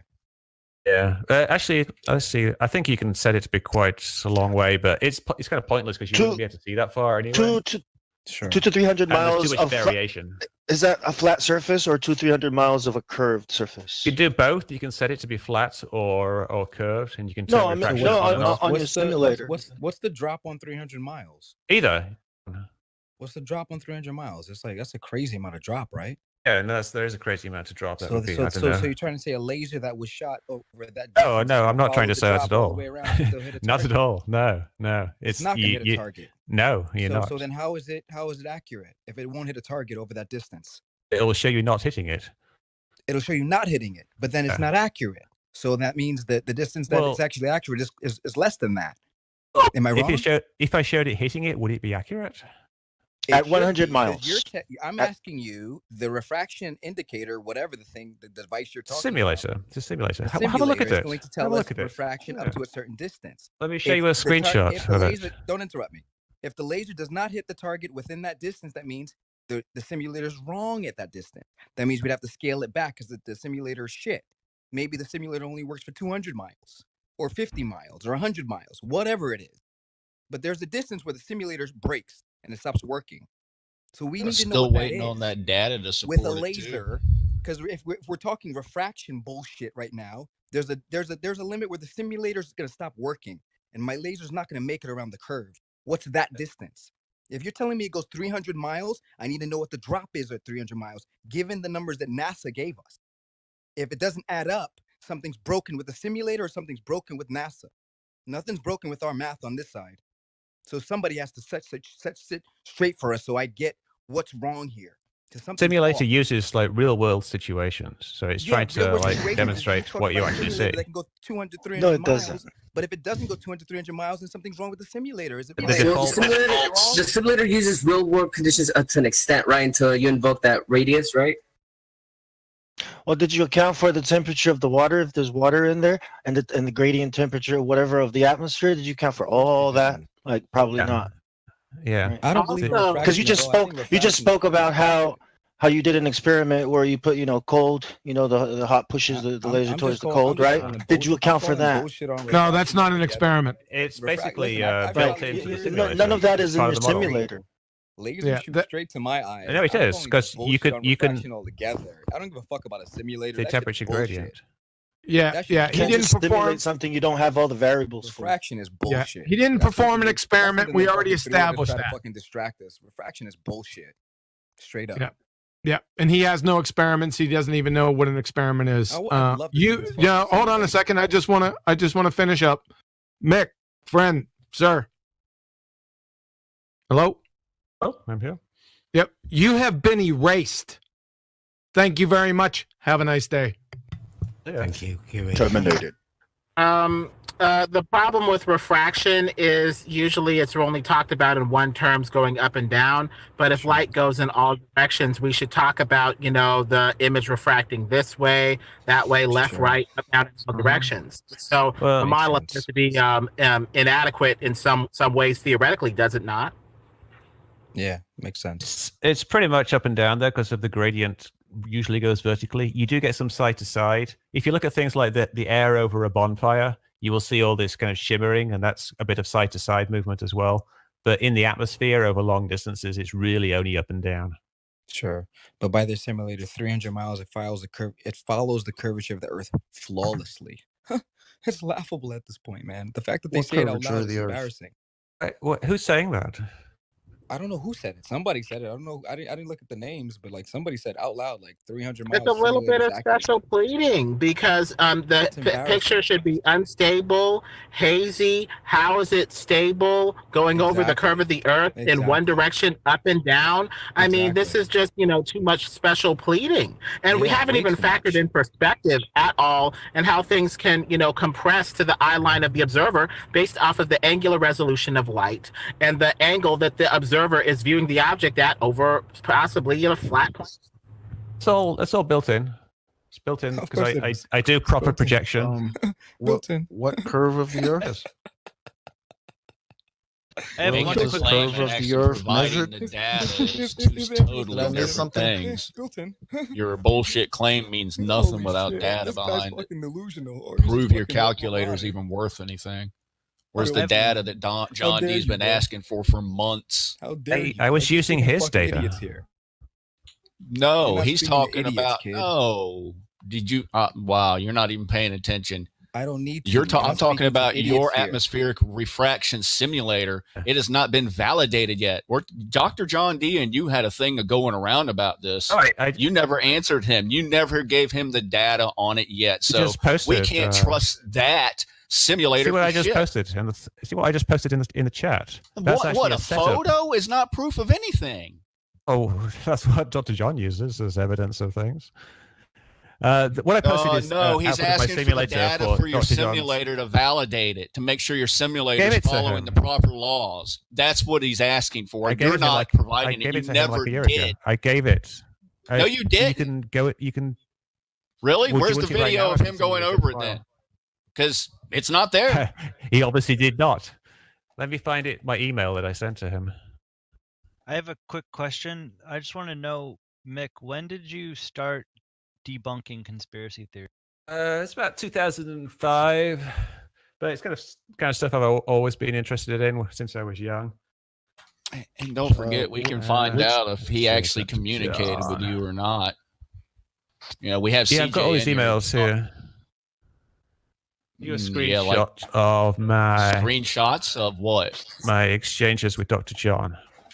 Screenshot of what? Like I said, it could be anything. It could be, but it doesn't have to be you and him. Literally. Yeah, it could be all lies. We need to validate that you actually made this conversation with him and not through you. I need to hear it from him. All right. Well, you can. I can't trust CC you on an email if you like. You kidding me? No, that's true. That's true. I would encourage you not to trust me. I'm just trying to find where I sent him. That's a weird statement. Hey, I just looked at the values in your little calculator here. Is that in degrees? The beam divergence? Which one? Oh, yeah, that's. Let me. I think. Degrees are radians. Back up again. I'm tired of the math that they're handing us, bro. I'm just tired of the fucking math they're handing us.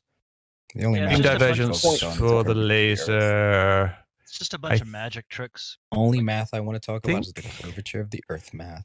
No I think other math. The laser divergence is the standard laser, which I think is like in degrees per 1,000 meters. I'm not entirely sure though. But whatever, like the standard units of laser divergence. Well, I'm just going by the screenshot. Yeah. So it's or per 1,000 feet or something like. I can't remember what it is. I could look it up, but I was looking up something else. Well, I mean, there's only going to be one angle in that screenshot. It isn't going to like. Listen, if it exits all the screenshots, 0.5 degree angle, it's going to stay at that. It isn't going to get crazy. Divergence is greatly exaggerated on the screenshots. You can actually turn that off with one of the options, side zoom. It turns it to flat. Yeah, I'm not interested. But anyway, in that. I want to talk about the measured flat Earth and like why that 8 inches per mile squared. At least that parabolic equation doesn't fucking ever come out the way NASA told us it should. Like that's because the only thing I want to focus on. Because anything of refraction, basically. I'm not even interested in talking about. I don't want to talk about space. I don't want to talk about refraction. I don't want to talk about shit. The problem is 8 inches per mile squared. Why is it found by the people that you've got a big problem, man. You've got a big problem. That's all I want to talk about. Everything else is bullshit to me. Everything else is word salad. Everything else is obfuscation. Everything else is bullshit. Where's the 8 inches per mile squared? Let's talk about that. Catalina. Explain that to me in simple terms, because I'm so dumb. I don't get it. We know how far away Catalina is. We know how high we are off the ocean. We know how far away Catalina is. What do we know? How far away Catalina Island is from Santa Monica. Santa Monica. And what's the distance? I believe it was 35 miles. 35 miles. And what does that equate to in terms of curvature? You mean in terms of how much should be hidden? Droppage. Droppage. Well, droppage isn't the important no, it is. The actual... I should not see how many feet should be obfuscated from my view.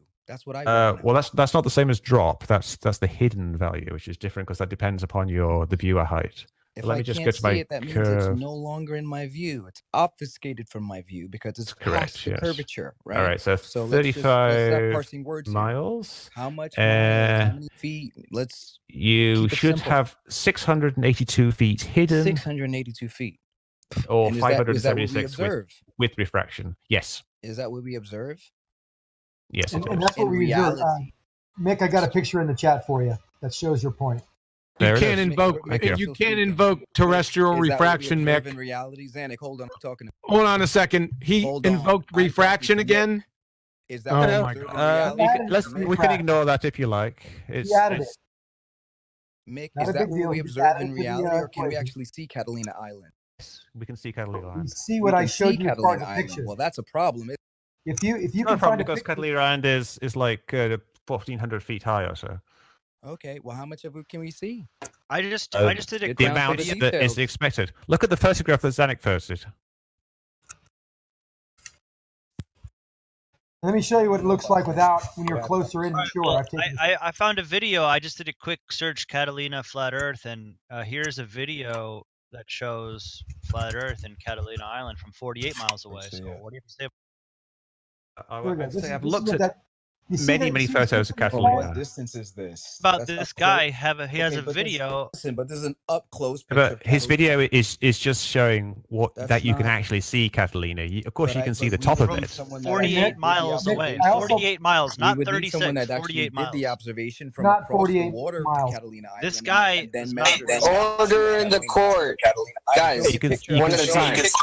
You can see the amount of Catalina Island that you would expect. Useless. We need someone that actually did the entire experiment across the water. I've been there. Measured the shoreline. Measured how much we can see. That wasn't an experiment. Right. So, do you deny the existence of Catalina Island, or just how big it wasn't an experiment? Is the problem? An experiment. Right. Observation. You're taking a picture of like the mountain, like look, Catalina Twin Island. Harbors Like, there. what does that have to do with You can anything? see the We're talking picture about from the shore the curvature of the Earth. What about the video I posted where there's 2 minutes of a guy zooming in from farther away than you guys are saying? And there should be no Catalina Island at all. Look at that real quick. Oh, we could do the math on that. From Santa Monica Pier, how far it was? You can say your little observation, but I just posted a video with the I got the alternative. video. I'm watching it now. What are you saying? See, but here's the thing. It's like You're saying exactly what I showed you. Here's from the thing. 48 miles away. Here's how. Can you hear me? What you would expect to see. Here's the thing. It's showing exactly what I showed you. See that? Hear me out on this one. I'm not even gonna watch the video. Let's be honest. Like I'm not even gonna waste my time with the video. There's so many observations that people have shown distances that we should not see. So if you post a video that I can see it, I'm like, well, now I'm like, did you doctor it just to fucking make a point? Because like, if we have observations after observation after observation after observation of shit we shouldn't see, why don't you reconcile the shit that is on our side? Don't bring me another video that I've never that I didn't reference, that didn't come from one of us, didn't come from an independent observer. Give me a video that I've seen on my own. You know, make the Chicago skyline disappear, and then we'll have a conversation. Until then, where are you based? Chicago skyline disappear. Do you have a place where you could go? Do you have a do you have a place you can go? I mean, I've been to Catalina and done it myself many times. Skyline? That's not you can just disappear. I don't know where your video came from, nor do I trust it. There's lots of videos of the Chicago skyline being hidden. I'm going to trust you. I don't know who you are. No. I don't know who you. I don't know how you make your money. You think I'm going to trust you? Do an experiment, Tony Hawk. The Great Lakes. Do an experiment, Mick. Wait a second. He said do an experiment. Mick, you didn't know what an experiment was when we first discussed this. But you're saying that experiment has to have an independent variable, a dependent variable, and a control. Yeah, I'm not saying that. And okay. Penn State, Colorado State, the Institute of Physics, the National Science Teachers Association, though they're saying that. Let's say my independent variable here is my height above the ocean. Height is not a viable independent variable because it doesn't cause anything, Mick. But your changing position changes how much you can see of an object. The independent variable is your cause. Height doesn't cause anything, like depth doesn't cause anything. Height changes your view position. No. It will change what you see. It doesn't cause anything, Mick. It's a variable which is tied to a result. There's a direct correlation between the height and what you can see. Correlation is not causation, Mick. And height is not an independent variable, Mick. Seriously? Yeah, height isn't an independent variable. Well, what is it dependent on? Time. It has to be something you manipulate, and then you see a change. No, it has to be your cause. Not only it has to satisfy. Shut up for a second.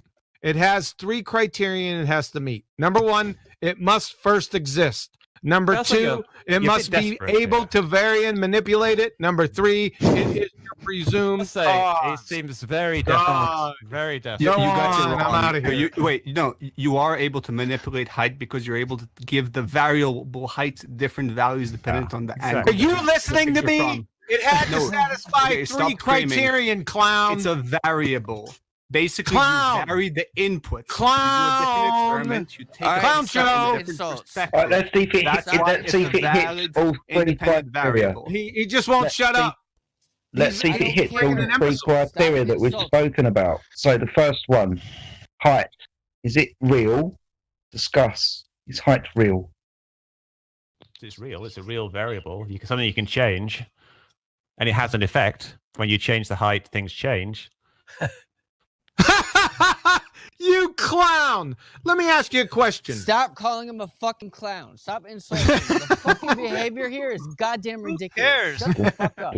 You clown. I'm a fucking mod here, You're a so clown shut the fuck too. up.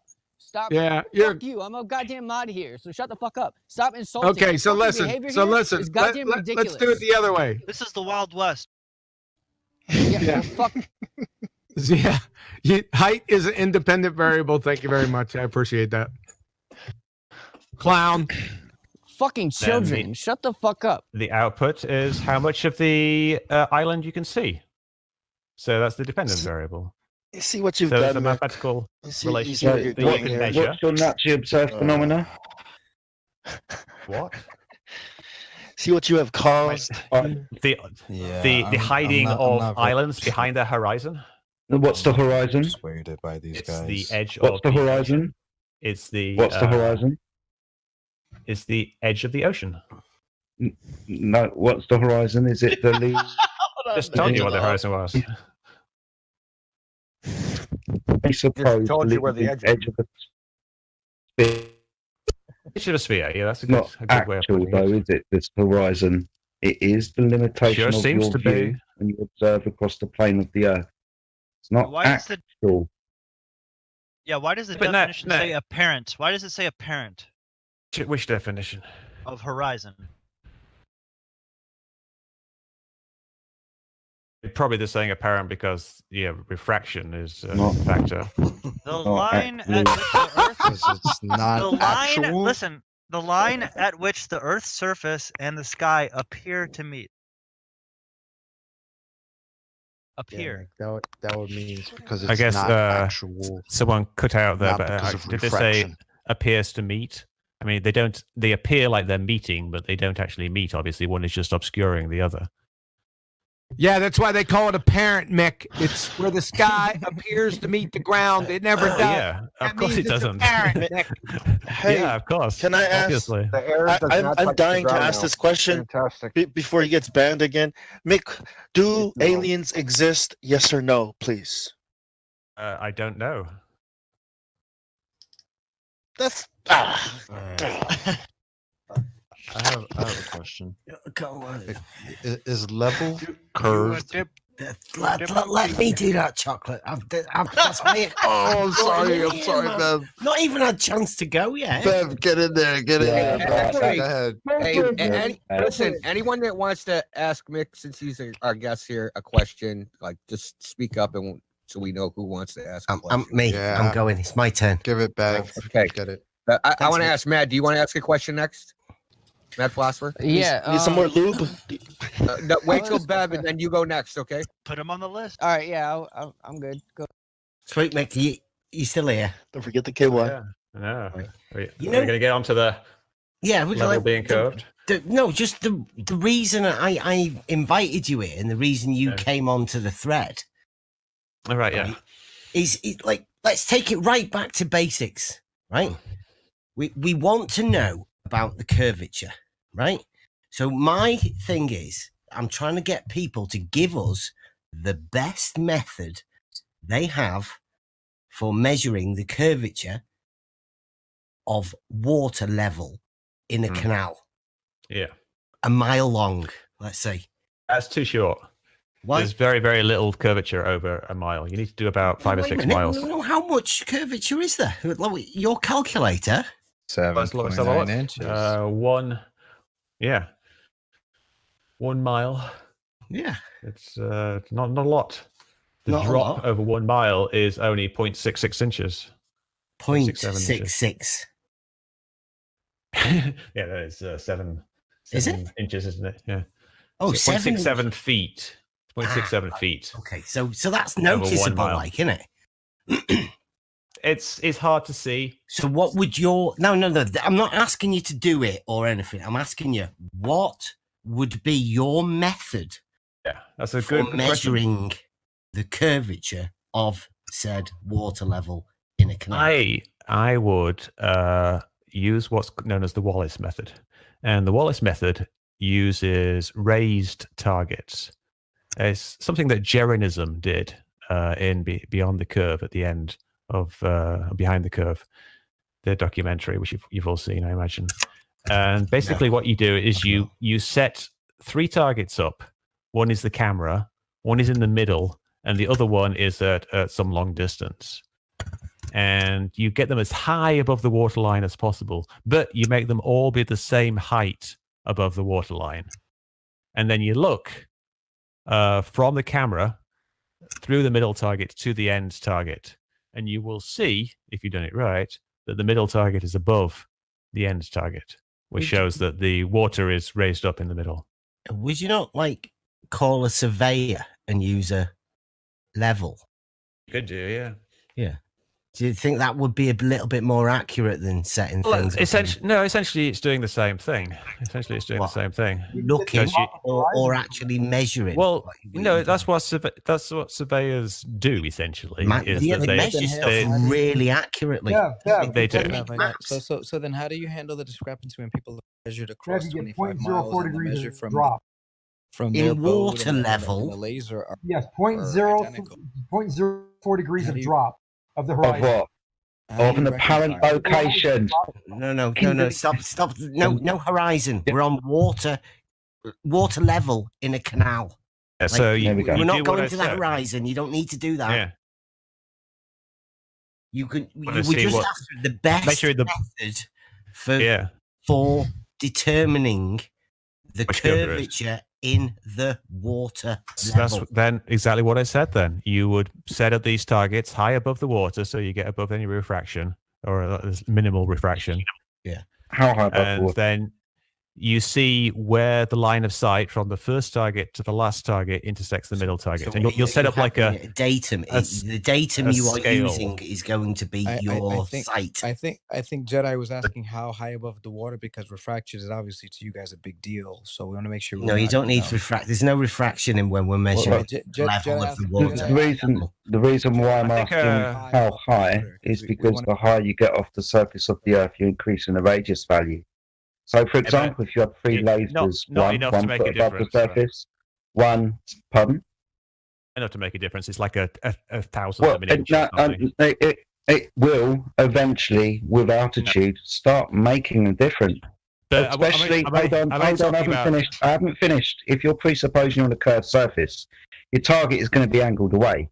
Also, if you have a low target, a mid target, and a higher target, because of the speed of light, having to traverse a longer distance across an arc, you wouldn't necessarily notice this speed of light change or the time that light would take to get to the top target, because you've increased the distance between the two. Keep doing this with altitude, then that's exactly what you should find on your ball, an increase in the time it takes light to get from the laser to the target, and the target is curved and angled away over a distance of an arc. We're doing 12 feet all at the same height. So if it was flat, I don't understand. I want this one now. I want this one now because you're saying that we're on a ball. So if you increase the radius value of that ball, then this demonstration would take into effect. Correct? You will be able to prove your curve if you could demonstrate with altitude it took the lights longer to get from a target which was further away because it's on an arced tangent, right? Yeah, you could do that, but that's not a very easy thing to do. Like, we're talking about an easy demonstration, like which you can do if you've got a 5 mile long body of water. You set up these targets 12 feet above the water surface, and you look along them, and you see that the middle target's raised up. What would your datum be, though? Like, in order to measure a curvature or a drop or something, the water surface. The what? The water surface. And I call the water surface is level, being horizontal. It goes out. It smells like a lot of bullshit going on. What you're measuring, that's perspective coming into play. So the object in the middle is going to look like it has risen up anyway. Dude, did you not just hear what he said? What did I just say? The datum that you are using to determine drop is a level. It's the water level. Is the water, yes, which is horizontal. It's level. Yeah. Thank you. No, it's level. Which is not horizontal, it's level. Sure. Different things. Here we go. Yeah, There's two types of level. There's two types of levels. What? Yes. What, the real one and the fake one, right? No. There's true level and there's apparent the one you can see and the one you can't see. Right. True level, and then the one that they say. Construction since I was a kid. Level is fucking. There's the one you can see and the one they say is curved. In construction, the one you can see, and the one they say is curved that you can't see. Construction, apparent level, and true level are pretty much the same. Probably haven't lifted a fucking hammer in your life, by the way. I can tell by. No, they haven't. Anyone who talks like this hasn't had a job. I own a lot of hammers. I can show you a hammer. I don't believe you, bro. By the tone of your voice, you've never lifted a hammer in your life. I'm a worker. I've got a hammer. I probably own more hammers than you do. And I'm a worker. You've never lifted a level in your life. Can the real level I own like 5 different levels. Doesn't matter if you own them. Do you know how to use them? Yeah. In order to say that level is curved, you have to prove R, which you failed to do tonight. We're talking about like what water. Bullshit is what we're talking about. Water's always right. It's gonna be relevant. I can hear by the way these guys' voices cracking. They're fucking just feeding us bullshit, man. I could already smell the bullshit coming out of them, bro. Think my voice is cracking? I know it is. No, he's the professor. I don't think. Hold on, guys. I was laughing about the hammer. Sharp ears can hear. People that are lying or just too dumb to realize they don't know what they're talking about. Vagabond. Vaga. Give it a second. I think that's a bit hypocritical. We all know insults. We all know. Whatever. I don't know what you are. I don't know what you are. You broke up though. I don't know what you are. I don't know what you are, but you're one of the damn, and you know you are. I'm a retired video game programmer. I program Tony Hawk's Pro Skater. So AKA, yeah, that's not all you are. Your fucking life. What programming language? That's not all you are. Video game programmer. Hold on. Language you use. Oh, guys, since I retired. Anderson Cooper, he's just a reporter, guys. Anderson Cooper's just a reporter. What programming language you use? I do actually have a lot of hammers. He is a programmer. He is a programmer. What programming language you use? That should have been like right off the bat. You should have been like, "Oh, I use C++, use C, use C Sharp." You broke out. We use C++ in programming video games. I mostly program in JavaScript now, though. If you look at the refraction simulator link I posted, I'll post it again. You can do a view source on that, and it will show all the code. We don't need your simulator. I'll just play Skyrim. Out of your fucking mind, bro. I'm not gonna waste 30 seconds on that shit. I have a question. Killing your own stuff. What happened to Fallout 76, Mick? Damn. Mick worked on it. That's what happened. Hold on. He said he used C++. What was one of the blaming Mick for 76. Hold on. What is one of the things you use in C++? Main things. What do you mean? What do I use? I programmed in it. To release. Get him. That is probably the only true thing about him is that he programmed. Hold on. No, I don't. I haven't heard a legit answer on developing right now. I'm a developer. I develop in C#, but I know some C++. C++ you use new and delete, or you can use malloc and free. What is it called when you release resources? What is it? What is it? What is a deconstructor for that? You're freeing the memory, so it could be a dereferencing, and it could be garbage collection. But it depends what you're talking about. There's lots of different ways of doing these things. All right, so you give me the garbage collection. All right, what are pointers? You're breaking up there, so what are pointers? No. He's verified. We know he's a programmer. How do you know? What are I like talking about programming. Garbage collection is easy. One of the easiest things you can figure out. What are pointers? Pointers? Just ask him what's a stack. That should have been a 2-second answer for you right what's there. Buffer overflows? No, sorry, you're cutting out, so I can't hear the question. So, can you repeat the question? You already repeated a question. I hear everything. You just repeated the question. No, I was asking if that was a question. Buying time. Okay. Now you had the time to look for what is pointers. You have the guy in his ear explaining. What? Yeah, your programming skills are very. I can't hear what you're saying. Why don't you type it in the chat or something? Because I have no idea what you just asked me. Yes, because you're gonna search and look it up. I've got a website called Cowboy Programming. It's cowboyprogramming.com, and I've got loads of articles I've written in there about programming, and they're all really complicated and technical. So if you doubt my programming abilities, don't make it real, bro. And if you want, you can go and look at the credits for Tony Hawk's Pro Skater 1, and I'm listed there as the lead programmer. My God, I could hire a fucking writer to write me a fucking article with a fucking neurosurgeon tomorrow, bro. Doesn't make me a neurosurgeon. You could go to. You're asking me I don't know, high school level questions like what is a pointer? Exactly. So this should have been like, oh, dude, the pointer is this, isn't that? No, I know what a pointer is. Like I started programming it in Z80 or 68K, well later 68K, and a pointer then was just one of the registers, like one of the address registers in 68K. It's a location of a variable in memory. Order this now. Yeah, but where's the curve? You finally looked for the answer, did you? Yeah, bro, but where's the curve? You know what it is. He knows what it is. We know that you're good at programming and manipulating stuff, and you can show it on your simulator, but you're not really, because you can't, list the variables. Like you're just gonna give us a simulator. I'm telling you the variables. The variables are they're right there in the simulator. But the temperature gradient would be the one that you'd want for doing an experiment. Yeah, but where's the curve at though, bro? How come water is always flat in video games? It's just the easiest way of programming it. Or is it would because be way more complicated? Yeah, because it's because it's the easiest way of programming. It would be a little weird if you programmed it with curve, right? Because it would be complicated. It would be hard to do. It would be pointless. Yeah, if you want it to look like it does in real life, find its look own at the level? water. It is actually programmed with curve in things like Microsoft's Flight Simulator or X-Plane. But when? Actually, how does it find its own level? I've been tracking the simulator. It's not what you think it is. With a lump in the middle. It's like saying, how does a pendulum find its own level? No, it's not. It's like asking how does a fluid find its equilibrium. That's what they do. Because if it's in disequilibrium, then it moves towards equilibrium. That's just it doesn't have a big lump in the middle, does it? I think that's what it means. It doesn't have a big lump in the middle. It's a sphere. Water curve? How does a body of water at rest curve? By being attracted towards the center of the Earth by gravity. Gravity. Here we go.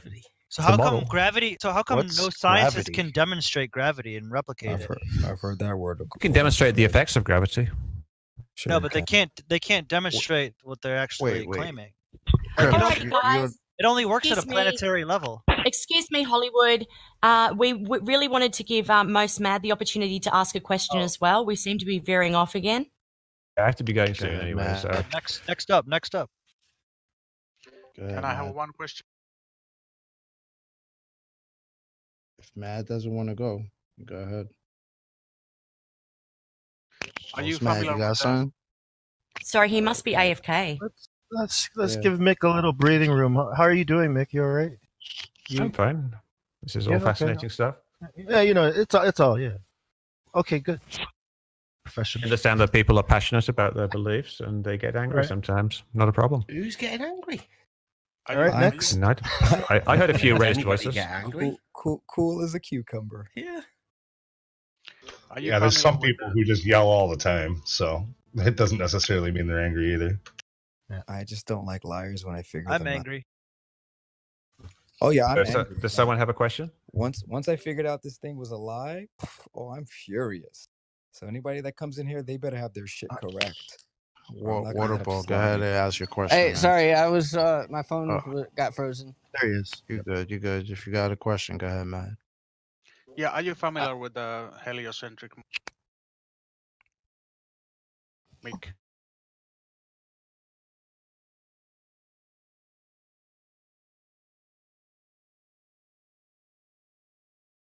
What's up, guys? Hey, what happened to the audio? I cut it off. Oh. Yeah, it's just. I thought maybe something. Oh, sorry. I thought something happened to the bot. Yeah, I turned it off. Okay, yeah, that makes sense. Having McWest, I felt like that was in our former years when we were just starting out. It was a bit of a dog pile. It wasn't organized. It was just him coming in here. And it was a bit chaotic. So, with that, it's like a lot of people would see, we didn't address, that particular conversation with McWest the way, formal, having a few people come in here and do that. It's different because you get a lot of the passion rising up to the surface, and then everybody's just dogpiling, and there's no real coherent conversation happening with like 20 people trying to ask questions. So it was like all over the place. And we could have done better. I think it was kind of triggering though too, because he did write a book about how stupid conspiracy people are, and how they should all listen to him. Yeah, of course. And you're like, dude, it's not even a conspiracy theory. Like, what are you on about? Lou brought up a good point last night. It's like, when something like that happens, you get like these big name people that come in here. It's like, it's good to deconstruct that with like 2 or 3 people that are going to do it like and one at a time when they're speaking to him. Get all of what they want to say out. Because it's hard to know, like, let's say you're speaking to somebody and you're on a point. We don't know, like, if you have like follow-up points with the point that you're making, or we don't know that. So we're going to, as soon as we hear you stop speaking, we're going to jump in. That's the thing. Like with the open forum like this, it's hard to gauge that. We wouldn't know if you have a follow-up point or not, like depending on like what line of questions you have for that person. So it's good to like say things like, I yield the floor, and sort of, when it's this big, when there's that many people. And it's also good to not interrupt somebody when they're on a point, because it gets lost. Like there was a few times in the beginning of that where the point got lost of what the person was asking. So, and this is just, I'm always like, I want better for the FE community. So that's why. Now that we've come to a place where that shouldn't be the way we handle things anymore, I think it's important for us. I'm all for everybody being an open forum, and that it's just, I don't like it when, if you're on a point, somebody else jumps in and then they're dismantling some other point that you were trying to make, not intentionally, but it's more of like, because of that passion rises to the top, they don't allow for the other point to get fleshed out. And it's too bad, I would have liked to hear like each point get fleshed out, but everybody wants to jockey for a position to do that. Oh yeah, like do like a freestyle so everyone just having a conversation, but when one globalist comes in here and lots of people want to talk with just that person, do like a round robin sort of turn-based queue system, so that way it doesn't turn into a complete shit show and then it's just a wasted opportunity. Well, let's just say, and I'll put it this way, let's just say you're on a point, right? And that point triggers the rest of the people in here, because they do that. It's often, I'd say it's most likely going to happen. Globalists come in here and you speaking to them and they say something triggering within the comments that you guys have been talking about. Other people will then bamboozle the person in front of you, like, hey, no, you're hold on, wait a minute, like, and you're just like, well, I can't even finish my point then, or like, what's happening? So yeah, it's so as we get better with it, I think it just becomes more evident that that's the road we want to be on.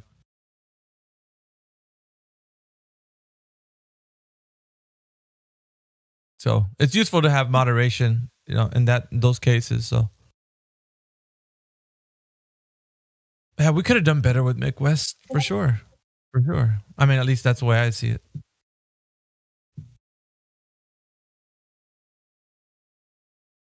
Because I think, man, like each one of you guys can do a really good job if you were let time to kind of, but at the same time, with an open forum like this, we need to say, yeah, I yield the floor.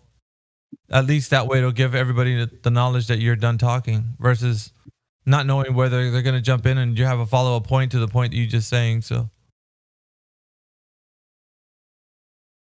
what up, Julius? Hey, morning, everyone. Did you see that Top Gun clip I posted? Let's see. That's from the new Maverick movie. Check that out. It references the Earth curvature. It's funny. Does it? I didn't. Let me play it.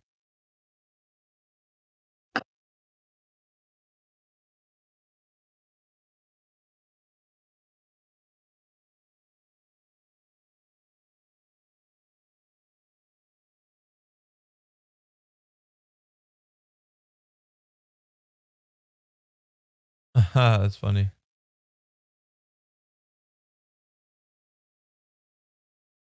That's great.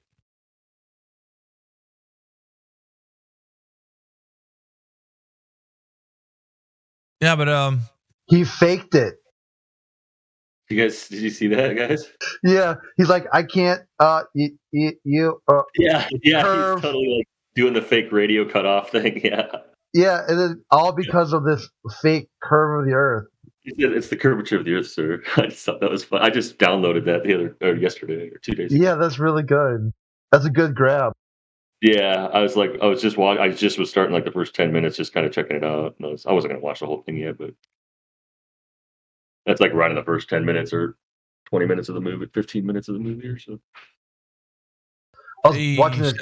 And then they got that pull away shot right at the end where that jet's just freaking cruise over the plane. It's flat. Shout out to the YouTube live stream text chat flatties that are there. What's up, guys? Morning to you guys. Morning to everybody here. Beautiful Sunday for sure. Gorgeous. Yeah, I'm telling you, man, our bodies can resist a lot more of the weather, Julius. What's that? It's crazy. The way you and I are, the road we're heading on with our diet is just crazy.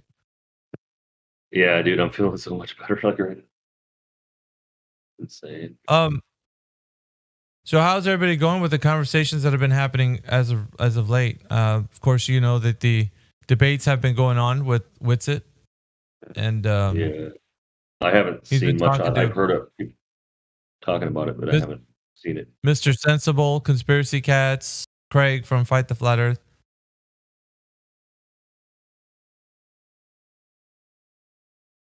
Bottom of the barrel type of conversations too. They don't offer anything at all. They never do. But it's something for you guys that are in the audience, maybe take a look at, because they've never brought anything to the table that's worth intellectual discussion. So, yeah, if you dry up the super chats and just said, "Hey, these type of things can't have super chats anymore," they would just find something else to do with their life. It's like, as long as YouTube enables them to act this way, and they think they're getting paid to, they'll keep doing it. They don't care what they're talking about. They just found a group of people that they think they can mock and get paid for it. Yep, they're getting some coin off of it, no doubt. I know that's the tip that Craig is on. He just wants to get coin from whatever's going on. He really doesn't care about the people. He doesn't care about the topic. He doesn't care at all. It's all theatrics to him. And as long as he's getting a dollar from it, he's fine. He's going to keep doing it. Yeah, they'll confess to it. A lot of them say this is all for entertainment purposes. It's not about science. It's not about logic. It's not about interacting with people or learning ideas. It's only about entertainment. That's it. Yeah. And I remember there was a couple of conversations that he actually shot me in the background back in the couple years ago, was something to that effect. It's like, if I come on your platform, just know that this is the way this is going to be. Like he wanted to have it scripted so that he can be who he wanted to be, and then get the most out of the theatrics. But see, you guys on the outside of it don't ever hear these you don't see the DMs, you don't hear these conversations, so you wouldn't know.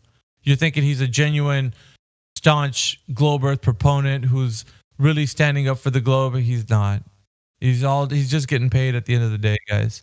But some of you guys who are listening to him that subscribe to his channel, you guys see, that's the only side of him you see. You don't realize that behind the scenes that he's begging for flat earthers to get on a show with him, because he needs more to churn up more content. These are the fake, actors that are on the set for Globe Earth, and that's all we're dealing with, man. That's all they care about. It's just theatrics. So most of the guys who are in the YouTube live stream text chat, like Flurf Williams, Moxie, Bendy Light, who else? I mean, just the slew of these, I want to call them J-Trig. Look up J-Trig, by the way, guys. I'm thinking that's who these guys are. They're colluding. They're all a part of some people who actually get paid to come in here. It's just, let's call it for what it is, right? They're getting paid for being on here mocking flat earth. It's coin to them in their pockets. Why else would they be steadily coming in here for no reason at all? There isn't anything about the truth that they like. They don't stand for truth.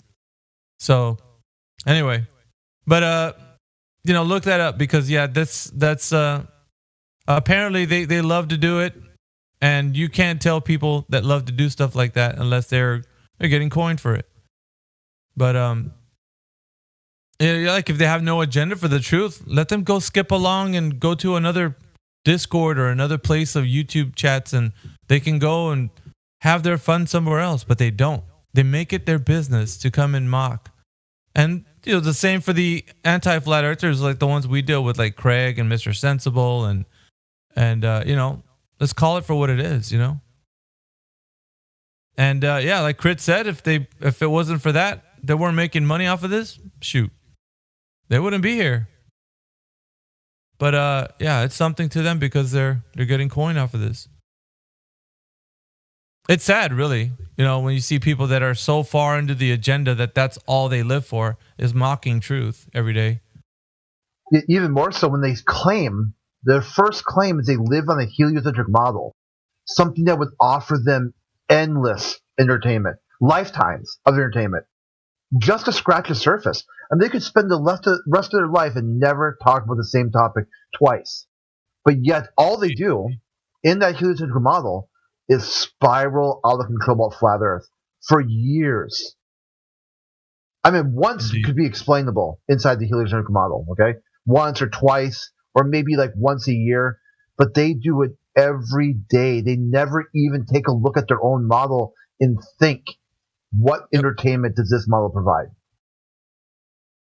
It's almost like we've dove into the psychology behind it. We've dove into the aspect of them being somebody who's opposed to what we're saying. We've looked into all of it, and once we've weighed and measured, it's clear to see there isn't anything that they have interest in what we're saying. Their agenda is specific. It's very toxic. It's very just trying to sway people off. So it's all about feelings with these guys, And so that you guys know, you who are the critical thinkers, right? Come in here and see these guys day in and day out mocking flat earth. They don't want to allow you to think for yourself. They don't want to allow you to question things. They want to sandbag people, and sandbag, I use that term. It's so that you can understand, just like someone not allowing gatekeeping, not allowing you to come and think about things, and they want to mock you and make you and belittle you, and that's what they do. So heck yeah, we're gonna defend that. We're gonna get on the point where it's like, hey, guys don't need to be in here. You go to another platform. Get out of here. Then nobody needs you to be mocking this this understanding. You can go somewhere else. And they're always talking about things like Artemis and like all these other things. Well, go to a place where that forum is open to you guys talking about it and have fun. Don't be in here. Like we don't have a need for you guys at all. Period. So I always call them out. And they do things, ladies and gentlemen, I mean, they do things to where they make you think that you can't understand the nature of your reality. And I'm appalled by it, day in and day out. I'm appalled by it. Because we can't even talk about things, because they're in here mocking and, they're speaking of things. And it's just, you just see, like, there's certain people in here that would ask things about the question, show me the flat earth. And it's like, it's so easy to see. You just go out and stand by the beach. You can see that there's a flat level horizon. That's it. What is your mission, anti-flat earther, for being in here if it's not to mock the truth? It is indeed to get coin off of this. You guys are some way, somehow, all of you are colluding and you're getting coin. That's it. All this is to you. And I'm exposing each and every one of you, because otherwise there would be no need to be in here. You ain't about truth. There's no truth in you guys. You defend lies. Yeah, because they can't function in society, really. So they really offer nothing. There's no place for them to advance the human condition. There's no place for them, because a lot of them are atheists too, which is like a double whammy. They basically got rooted out. Theist a couple years ago, 8 years ago, there was a big theist-atheist battle on YouTube, and society pulled that weed out from the root and said, "You're done." And still to this day, third wave atheism has yet to even remotely recover. They've kind of made, like, they rebranded themselves as this fourth wave, all-inclusive sort of humanist idea. But the third wave atheists, it just won't give up. They want to try to stay relevant, and they lost the script at some point, and now they're just floundering. And they just need to just put the computer down and just try to do something for society. Try to be productive members of society. If that just means saying hello to your neighbor, get away from the computer and just function. Try to be a functional, normal person for one day.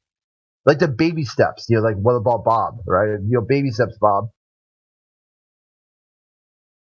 They usually say things like, I love to come in here, it's for entertainment. And all of that is just a facade.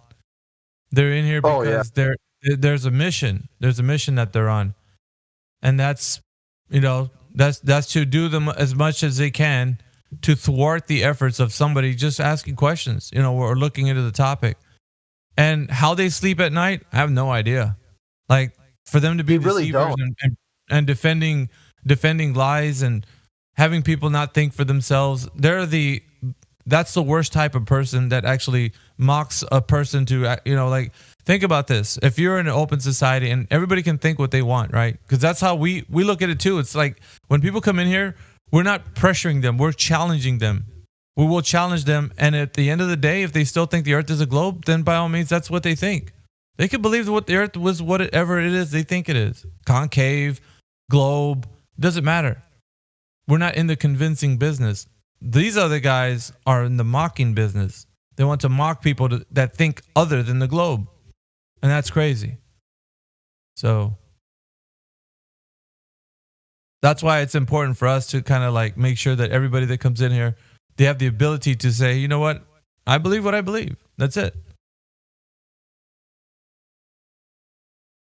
So, yeah, What do you guys think? Because this is like an ongoing thing, and that's what gets people in here that have been doing this for a while. It gets us frustrated because it's like they're kind of like doing it intentionally. They want to come in here and thwart the efforts for just anybody being a free thinking person. It's like you can't even do that anymore because you got these guys mocking, and I don't want anybody to feel bad that comes in here like to think whatever they want. So.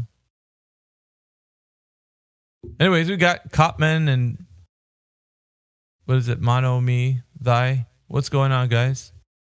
Welcome to the chat.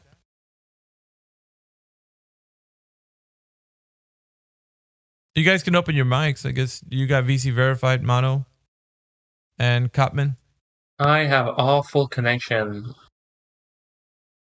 You have an awful connection. I don't know where the server is located, but I'm getting like a lot of latency on the connection. Well, I hear you just fine. So if you want to keep talking, you're fine. You're coming in clear. There's no distortion, no latency on issues on our end. So what brings you to the server, Mono?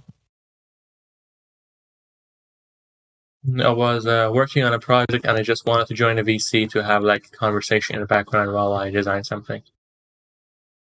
Yeah, no worries, man. But have you heard about this topic that made you curious about like the subject matter, or like is there something about it that was provocative for you to even want to come here? Besides it being just background noise.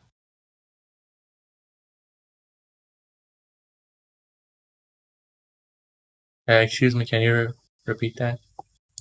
Yes, I can. What would be the reasoning behind you being interested in coming in here? You think it's just interesting, provocative, or do you think it's interesting? Yeah. Yeah.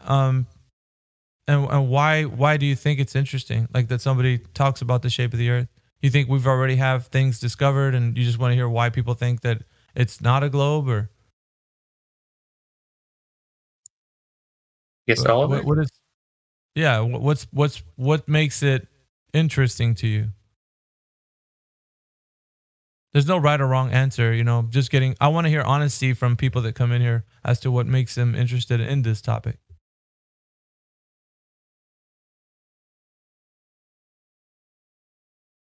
Sorry, my connection dropped out for a second. Why are you interested in this topic, Mono? I just think it's just interesting, I guess. Yeah, is there any reason? Kind of weird, behind Any reason behind why it's interesting? Nothing specific that I can name right now. Oh, surely something that's provocative would be interesting to you for anyone for a reason. I could tell you why. From my perspective, my opinion, basically, because it's my opinion.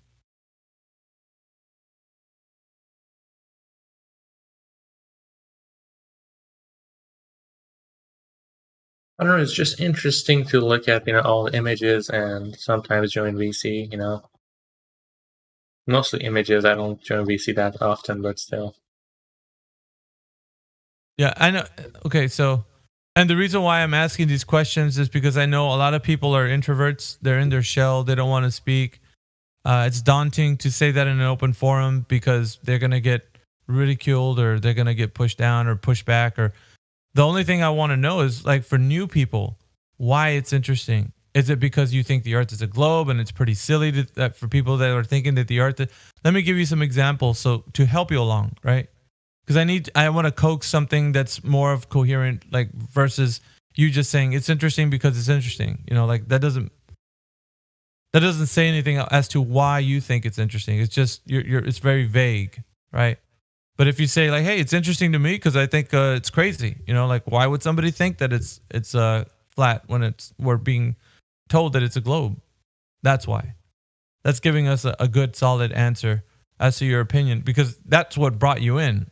Something that's like, what is crazy? Like, why would somebody think that? That was an example, but is that what you think, Mono? Or what other things do you find interesting? So you could do a one-on-one comparison. It could be anything.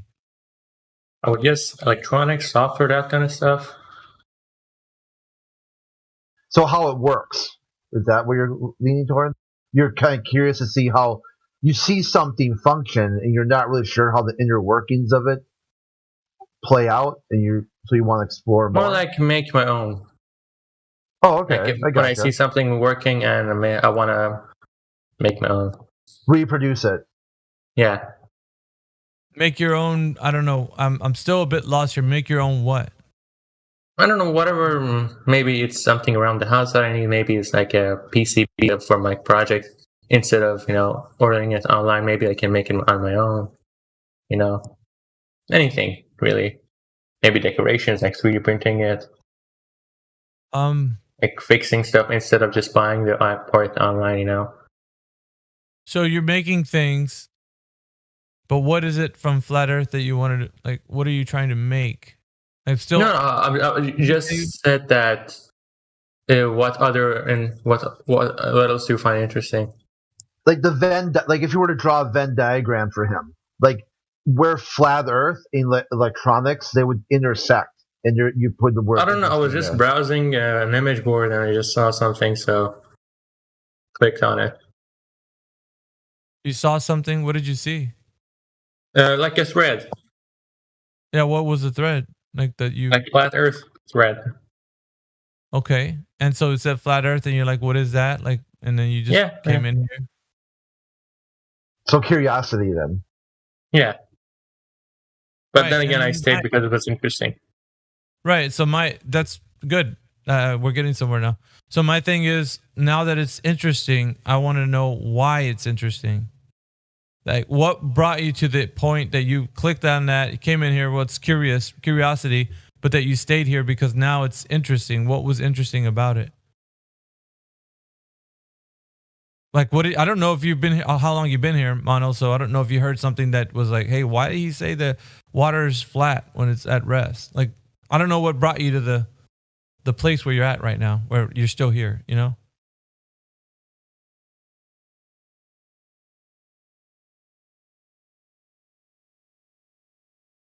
I'm thinking about it, like an appropriate response.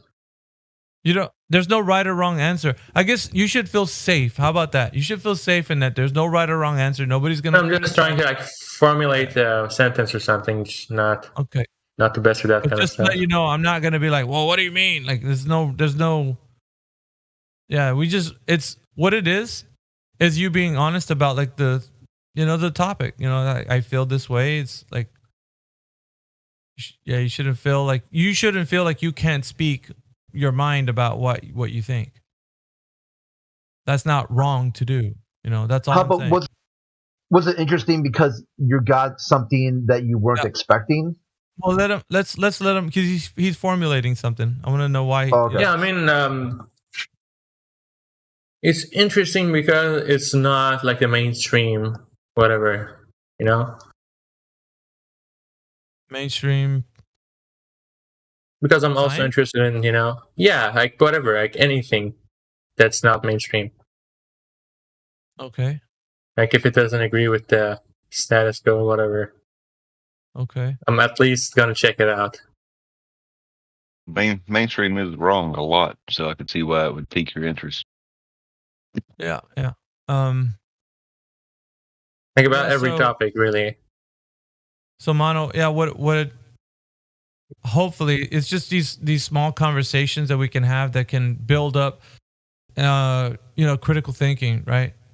It begins with curiosity, just like you said. It begins with curiosity. People that are curious about it, they're like, what are they talking about? And you click on things and you start looking into it.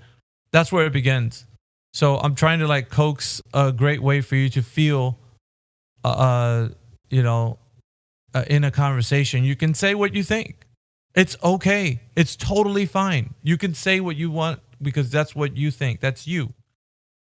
But a lot of people they're so afraid to speak their own thoughts because they know that if they say out what they think out loud, that the whole world's just going to criticize everything that they say. And so it pushes them to be like such an introvert in the topic. And I don't think that's the way we should feel openly to tell people, hey, this is what I think. I mean, good or bad. You know, if you like it or don't like it, that's what I think.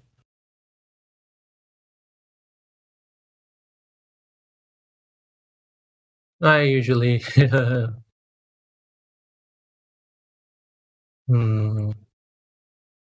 Yeah, I'm not afraid to state my opinion on stuff. Oh, it just seems that way from where I'm sitting, you know? Yeah, but I'm not the most, I don't know.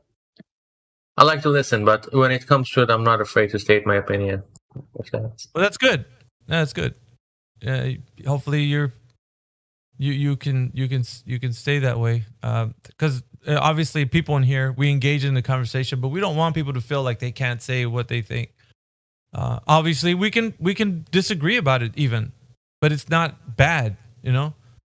Like your religion or whatever, or what your politics or whatever it is, that's you. That's what you believe. But we can't say like, oh, you're wrong because you're just wrong. Like that's your belief, you know? You're entitled to have your own beliefs as a person.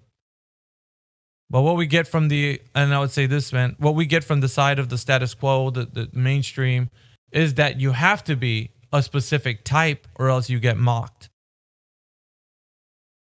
So I'm not that worried about that. Well, I'll give you an example, Mono. Let's say you think the Earth is a globe and all that. That's fine. Everybody, well, because it's the majority that think that, right? The moment you think your cosmology is something else than what you've been told, and you maybe talk to friends or even relatives, they're going to think you just lost your mind, and they're going to mock you for it.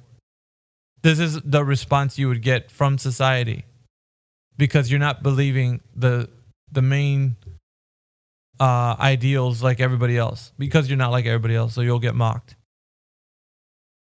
And so you stay within the boundaries of like whatever mainstream is saying, so you don't think. And that's what makes people afraid. You know, you come in here, it's like, well, what do you think about? And you're like, well, I don't know what to say. Like, maybe I'm just, you know, I think like, you know, something. And you stay vague, because if the moment you speak what you think, then everybody's going to jump on your case and be like, what are you talking about? You know, because that's what we're used to. We can't. There was a time when people thought 3D printing was impossible.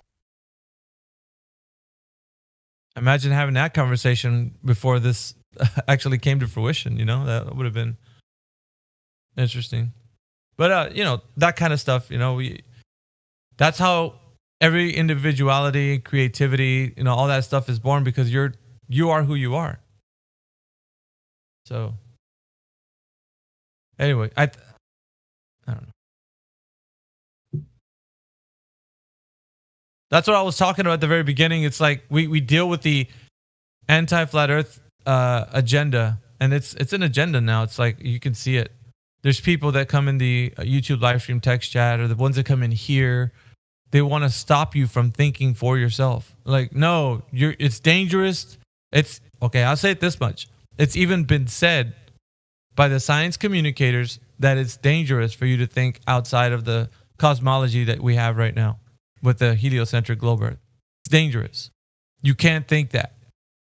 Dangerous. They use trigger words. They use words that bring about warning and such. And it's like you're wondering, why is it dangerous? Why do they find thinking for yourself about your own cosmology, cosmology that you can think about, is dangerous? Well, it's dangerous to them because you now become a free-thinking person. You're not bound by an ideal that they've given to you, because they don't control agendas if you think for yourself, right? And so, yeah, we want to get people to critically think about things. The curiosity about the topic, for you to come in here and click on the link.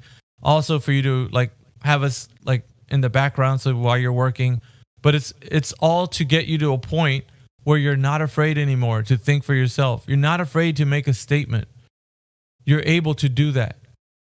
And maybe you're not going to be somebody who changes like a lot of things in this world, but you are contributing to the process of being a critical thinker, and maybe giving somebody else the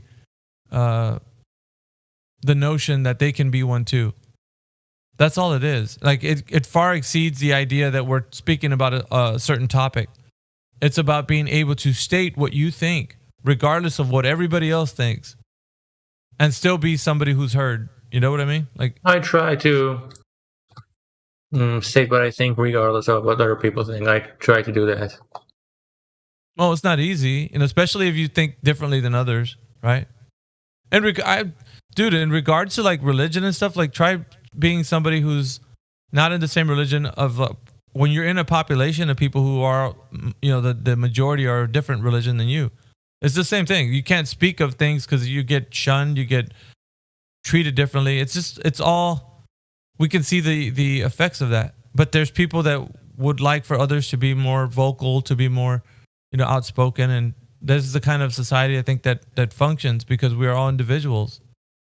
You know, we're not carbon copies of each other. Anyway, but yeah, just now that you're in here, you can you know, think about things. You can contribute to the conversation. You can do so, even if you disagree with the things that we're saying in here. That's fine. You know, that's what you feel. There's a difference between disagreeing and then making it your mission to come in here and start mocking people for what they think or what they believe. That's not nice. That's different, right? So anyways, yeah, well, you know, thank you for being here. Welcome. Whatever, it doesn't matter. The mission here is not so that we're going to convince you for the flat earth, and we're not going to do that. So it's up to you, man. You convince yourself, basically. Everybody in here does. We all came to the knowledge of flat earth because we looked into it. We did the research. We all were really curious, and we find things out because of that curiosity. And then we're bold enough to say, like, hey, I've discovered the earth isn't a globe. You know, it's not what you've been told. That's a journey of self-exploration you got to take, my friend, if you're going to do it. We can't. I don't think there's anybody in here that could spoon feed you flat earth on a Discord and you're just going to be like, well, the earth is flat. Good news, everyone. That doesn't usually happen that way. It happens more of a process where your mind is opened when you do the research and you're like looking into things and you convince yourself. And we just put up the challenging topics and such so you can look into it. Yeah, so Compan, what's going on, man? We're having a conversation, but yeah, welcome to the topic. It just looks like you're on the fence about it, so I can see that maybe somebody's discussed the flat earth topic with you. I already spoke about it a couple of times in here, so yeah, it's well, it's good to have, like, I mean, you came from a place where it looks like you think both can exist, or there's possibility that yes, globe is I don't know what we live on. I have no idea what we live on, but I don't believe we live on this ball we're told to, but it could be bigger. Who knows? Could be flat. I don't know. All right. Yeah, and so people with different understandings and but they might something fishy about this thing. So what do you guys think about, like, and I'll say it openly because it's just something that just happened. So there's two events that just happened. There's the I mean, you got Dude Perfect going up in Jeff Bezos' Blue Origin rocket. You know, he went to space.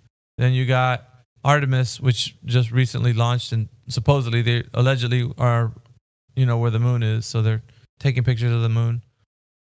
So what do you guys think about that? Dude Perfect, a YouTube guy, like, where they threw stuff around? Say again? I'm just checking who Dude Perfect is. Dude Perfect. Sure. I think I know who they are. I recall. The guy's name is Cody. Yeah. And he does trick shots on, well, used to. Now he's going to be famous for getting in a rocket and going to space, allegedly. And why would one spend that much money? I don't know if it's him. I think he was invited to go on that thing. So it wasn't like his money, so to speak. He does have a huge platform, though. He had 58 million subscribers to his channel, so Funny enough, I think he's still more famous for his ping pong trick shots. This could be the case, but needless to say, now that this video is a part of his portfolio or his profile or whatever you want to call it, like now people can see that not only does he do trick shots, but he's been into space. So this is a part of like how they want to make space real to the everyday guy. So if you're just an everyday Joe on YouTube and you make it big, you could go to space. Like it's crazy, right? He did a little bit more. I guess there was some sort of competition to build a homemade rocket, and whatever rocket shot the highest, it then puts you into a chance to win a free seat on the Blue Origin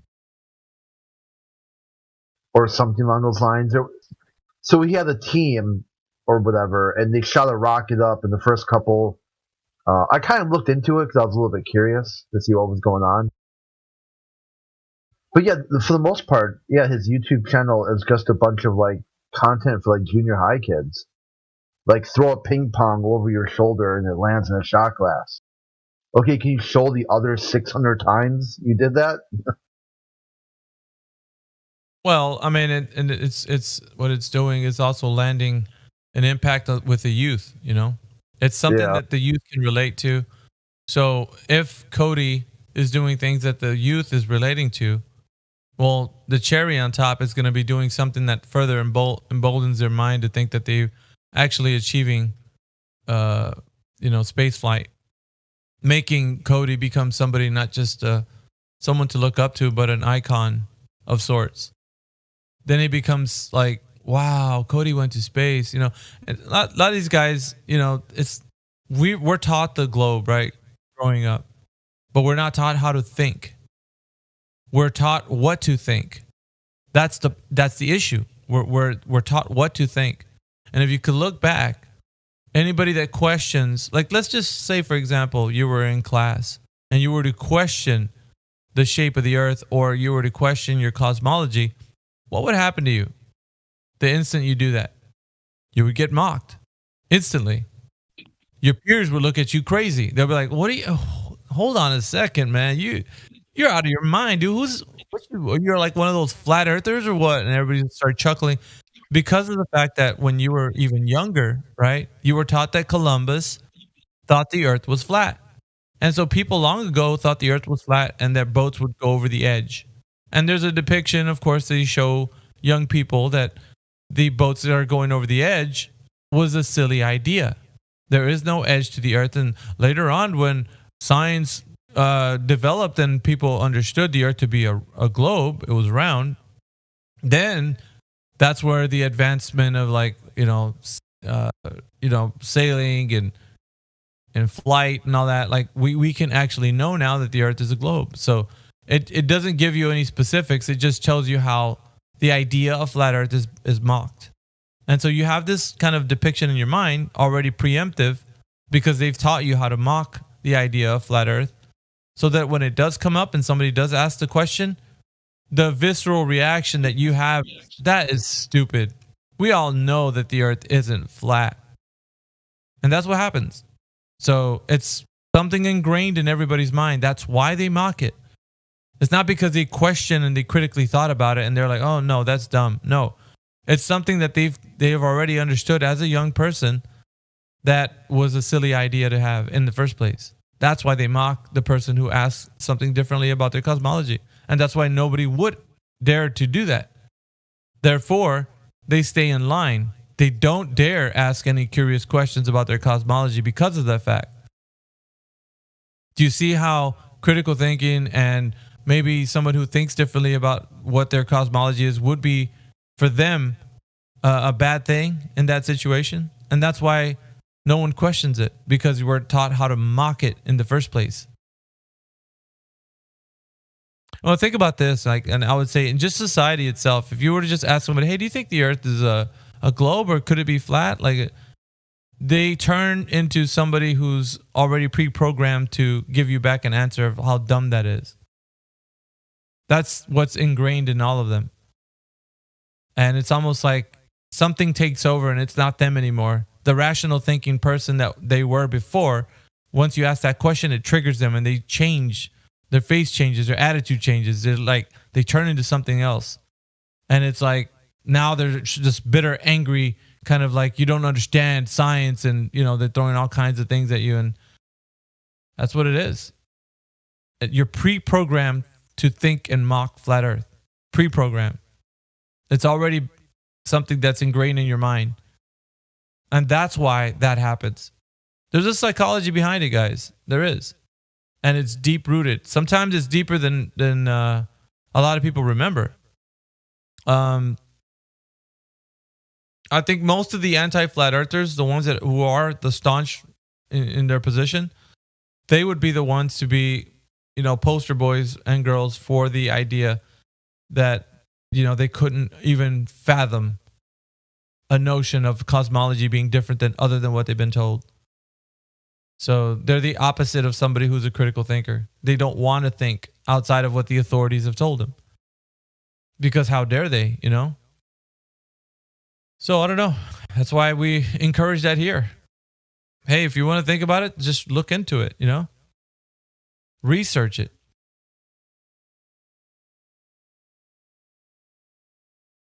Because it's like, these guys don't care, man. They don't really care that if you think the earth is flat or not. To them, it's like, they just mock. That's the only thing they know how to do is mock the idea. So for you guys that are critically thinking about stuff, like, don't let that ever stop you. Don't let somebody who's like trying to mock you about what you think of cosmology. Like, you have to just think for yourselves. Your mind should be your own, not lend over to some other idea.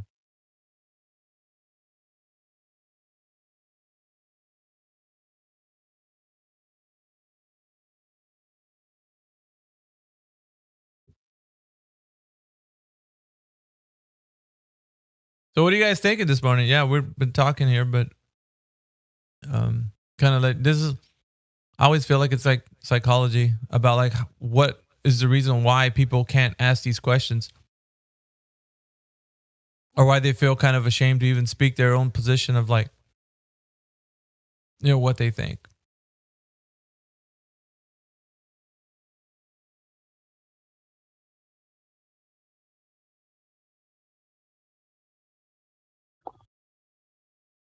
I have to go, but it was nice talking. See ya, Mano. Have a good one.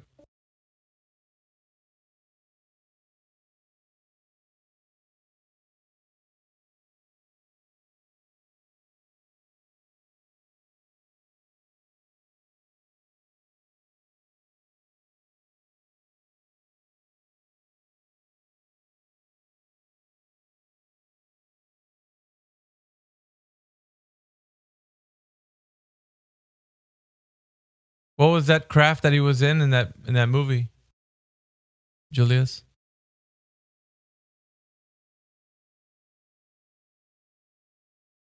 Some kind of jet or what?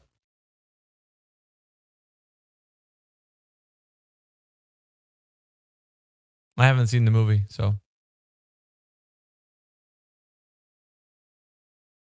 Yeah, some suborbital space force fighter, interceptor, transformer, teleporter.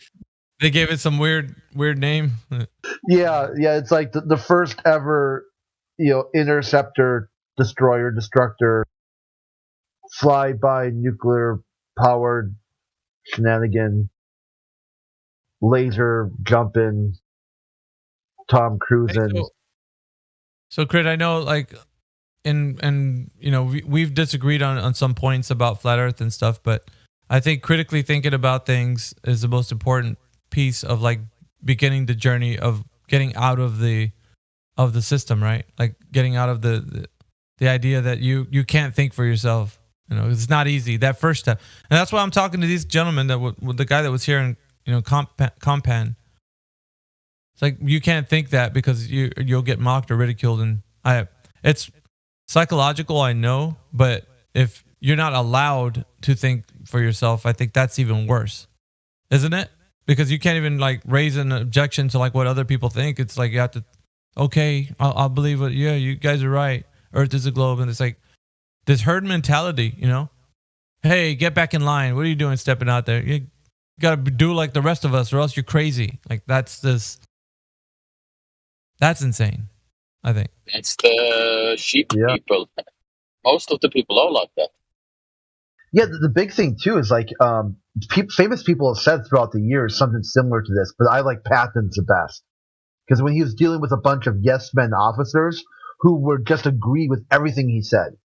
Yeah. And he said at some point during the meeting, so he says everybody agrees. And they're like, yep, everyone's on board. We all agree. We all confirm, it's right. He goes, well, I can guarantee at least one of you is thinking wrong. Yeah. I always say this, Crit, in this channel, your mind is a sacred space. You should be the only one that has access to it. You should not lend that sacred space over to anyone. If you come to any conclusions, it's because it came from you, not from an agenda. Or, like, let's say you could agree with an agenda, but it's not because they told you that you had to. It's something that you said, hey, I want to look into this, and I think that this is what it is. Like, I came to this conclusion myself. It wasn't like I believed everybody because they're just everyone's believing it. That's insane.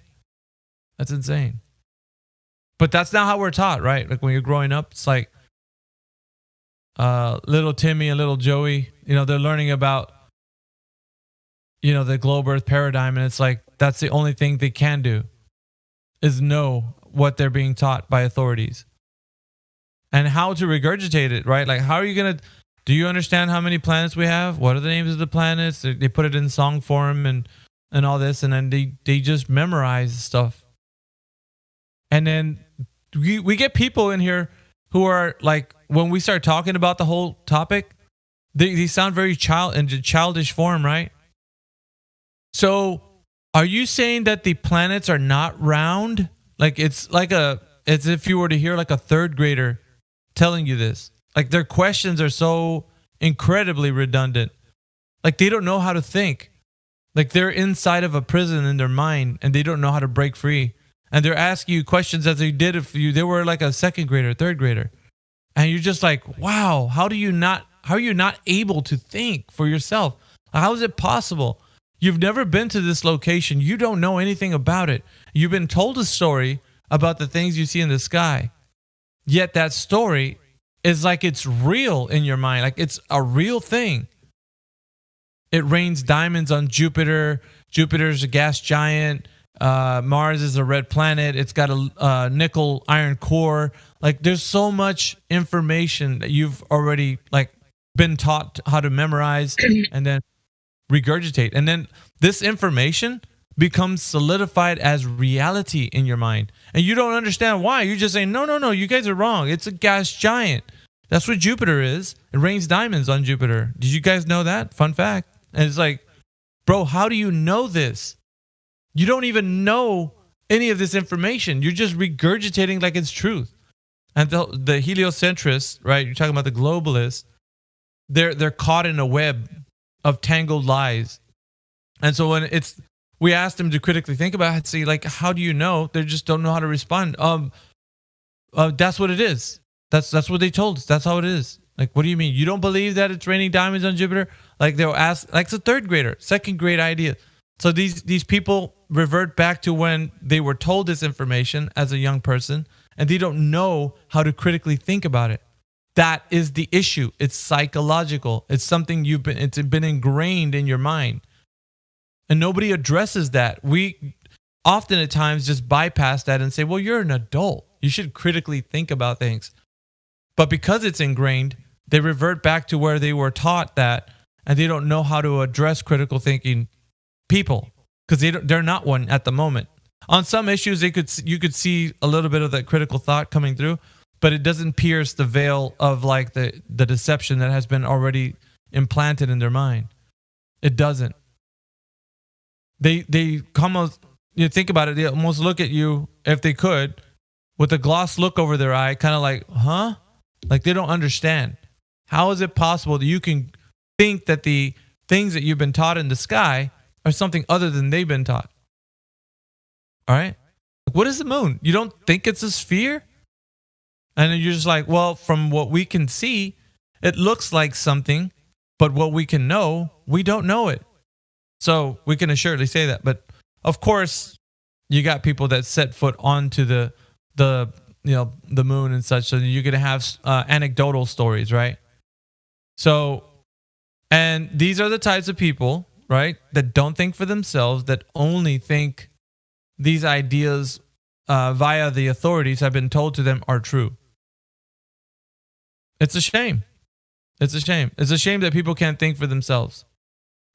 Well, my teacher said, or the astronaut said, or whoever said, and it must be true. Why else would they not tell the truth? Why would they lie? So. Yeah, go ahead, Compan. What'd you say? No, how do you say Elon Musk said? Elon Musk. We can throw a lot of people in the mix. Neil deGrasse Tyson said, and so forth. Yeah. Because everyone seems to love Elon Musk these days. Yeah. So they're really good at giving you thoughts to think about, but they're not good in teaching you how to think. Because the moment you start to do that, you'll find out that they're not speaking truth, that they all have been lying to you.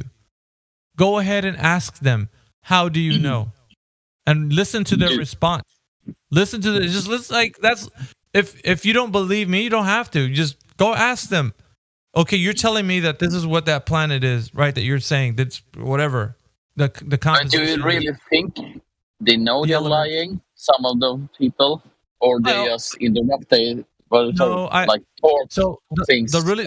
and over again. So the people that really are saying this, like as in they're standing on a podium saying, like, look, man, the Earth, Jupiter is this. We're telling you it's a gas giant. It has like a small little storm that's been raging on for hundreds of years, and if not thousands. It's like they truly believe that this is the thing.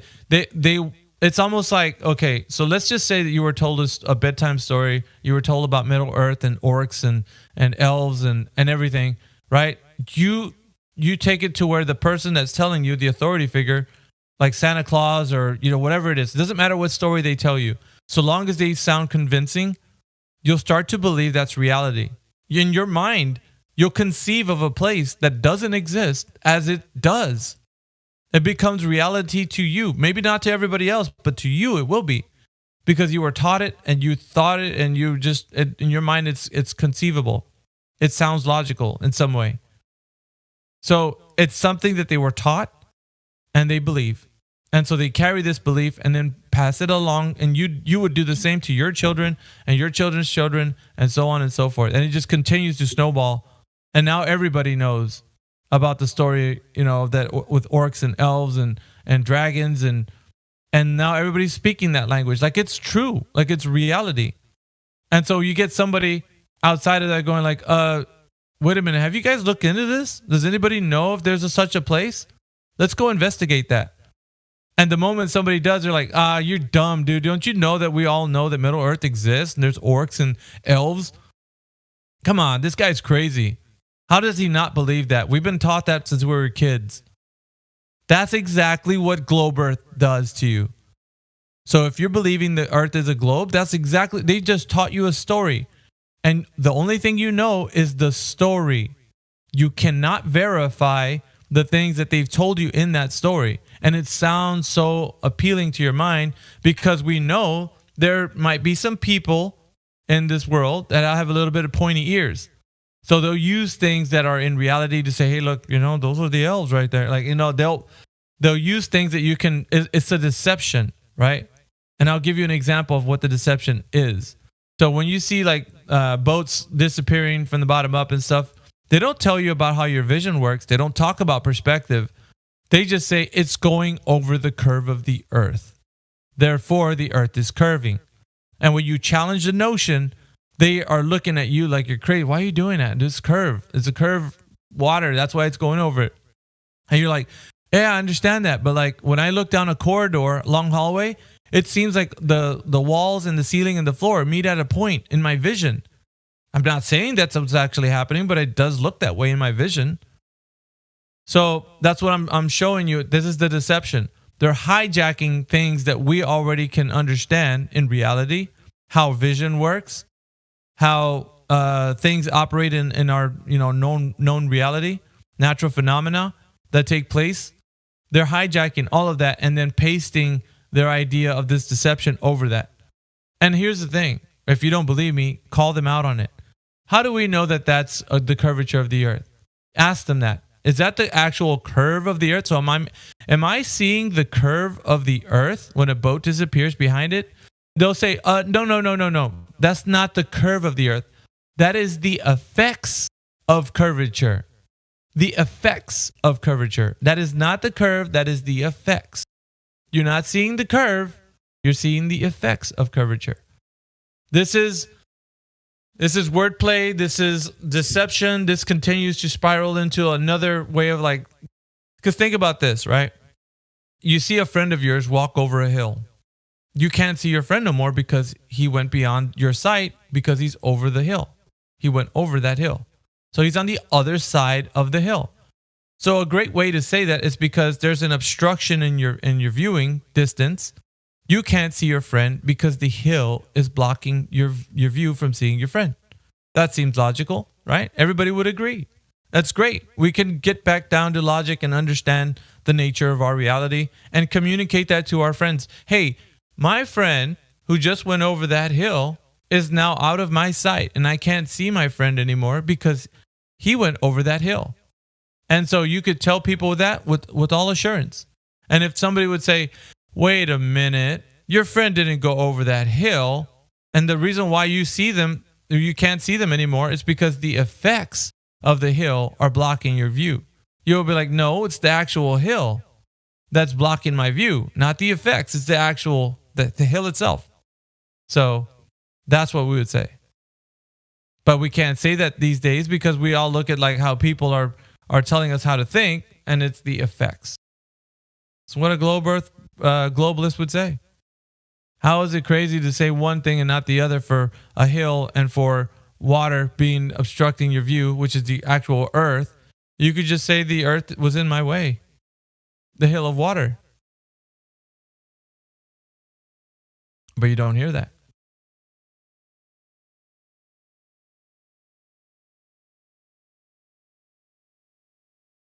This is a globalist mindset. I like that framework of using Middle Earth. Because number one, Middle Earth is flat. That is a flat world in their fantasy. And number two, about circumventing their thought process and changing it.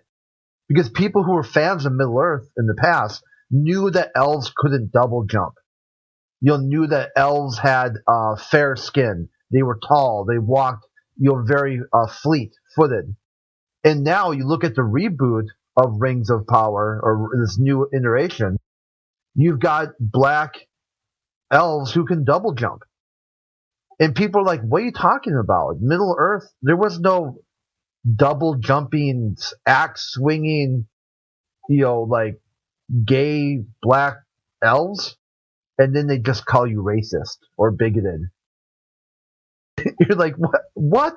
I just want to take it back to not getting off the I want to get it back to where we're saying, these guys with the agenda are telling you how to think.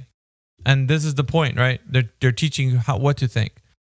And so other people that would be using common sense, right? No, that my friend walked over that hill. It's the hill blocking me. So that's what we're getting. We're getting from them is that, no, it's the effects of the hill. How stupid is that? But this is what we get, nonetheless. But yes, I don't know how it is in the States, but like a year ago, it was always Corona. Every time you watch the news, every time you watch news, today, it's always Russia and Ukraine. The people have forgotten Corona. It's whatever.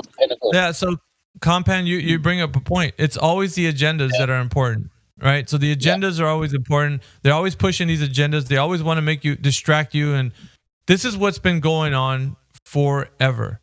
So a lot of people don't. They don't realize this.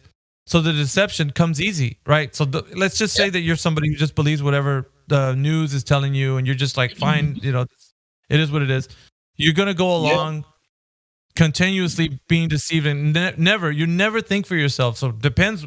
Whatever the news is saying, that's all you think about, and so you're filled with just pure agenda. Your mind is not your own. It's whatever they say. That's reality.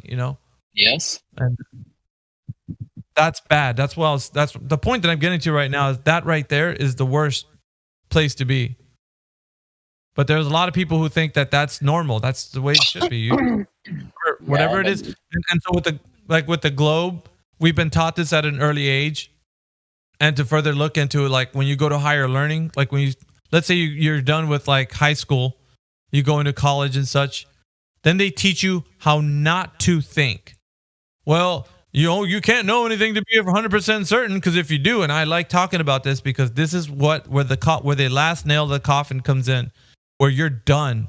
Once you think this way, they got your putty in their hands. If you're never able to say that the reality in which you live is objective, your goose is cooked. It's cooked because it's easy, right? Oh yeah, you're telling me about this agenda that you have? No. How sure are you of that? Well, I'm 99.99999% sure, because there's just that little inkling of percentage that I could be wrong. And right there, you're not standing on objective reality. You're standing on subjective reality. And my friend, you are going to get swayed. If something else better comes along, you're going to get swayed, because then you left the door open for that slight possibility that you could be wrong. And so that's great. For them, it's wonderful. They love to hear that. If you think that the earth is flat, you think the earth is a globe, you think it's a simulation, you think it's concave, it doesn't matter so long as you're never sure of what you're saying. And if you're never sure, then they can be sure of telling you the agenda.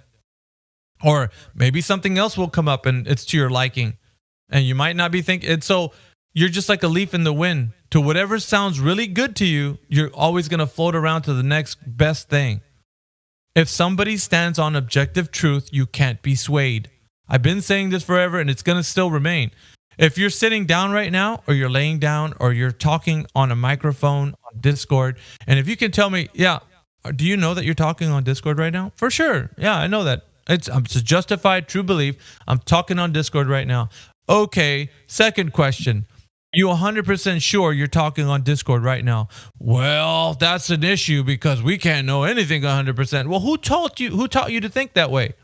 Why can't we be objectively talking on Discord right now? What is the issue here? Are we in some kind of simulation? What's going on? Like, is this a dream that I'm having? Like, no.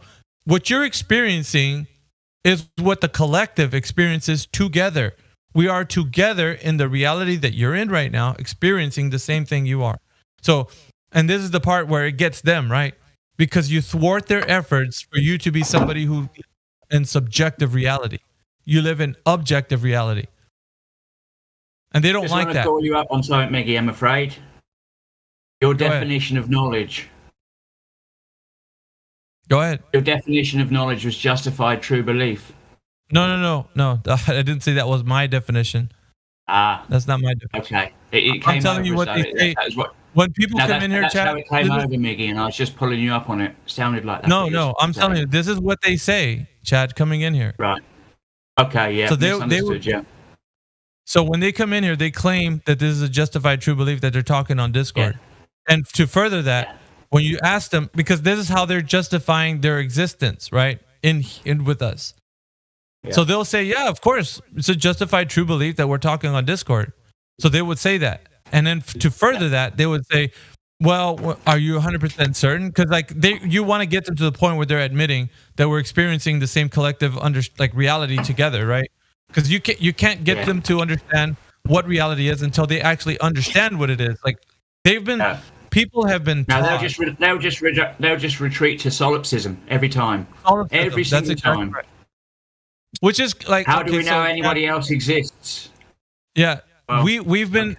I guess like the part about when we have the conversation with them in here that we've kind of looked over is the fact that we're not actually doing, and I call it a reality check, Chad, when they come in here. We don't do that often, So we're engaged with the conversation about how they can understand the earth isn't what they've been taught, yet we miss the whole point where they can't even understand what reality is in the first place.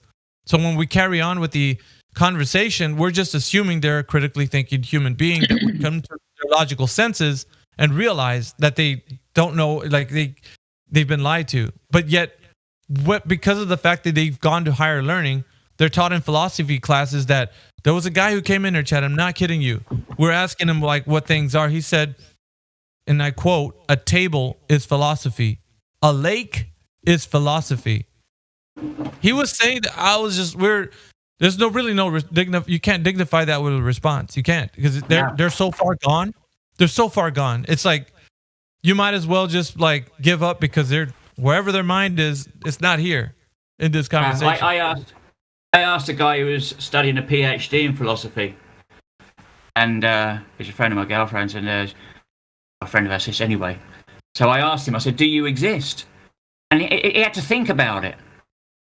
And the best he could come up with was, cogito ergo sum, whatever it is, the Descartes thing. I mean, for goodness sake, if you have to sort of like be told by somebody else that you exist, what sort of an idiot are you? Well, that's his, yeah. Yeah, that's the only way he could be sure that he existed, because somebody else told him that he did. This is playing out in real time, Chad, and we've been like, so far as like the young men and women that come in here, I'd say mostly men that come in here that do the questioning. They're in higher learning at the moment. So you hear people like they're doing undergrad, like, and so forth, and some of them are actually like going for aerospace engineering and such, and they find the topic that we're talking about in here interesting, so they come in here and I got it to the point where I'm like, there's something amiss when we're speaking to them. Like, I don't know what it is. Like, I was still thinking, like, I know we've been talking about these subject about flat Earth, but I feel like we're not talking about something else, that there's an underlying understanding that they're not getting.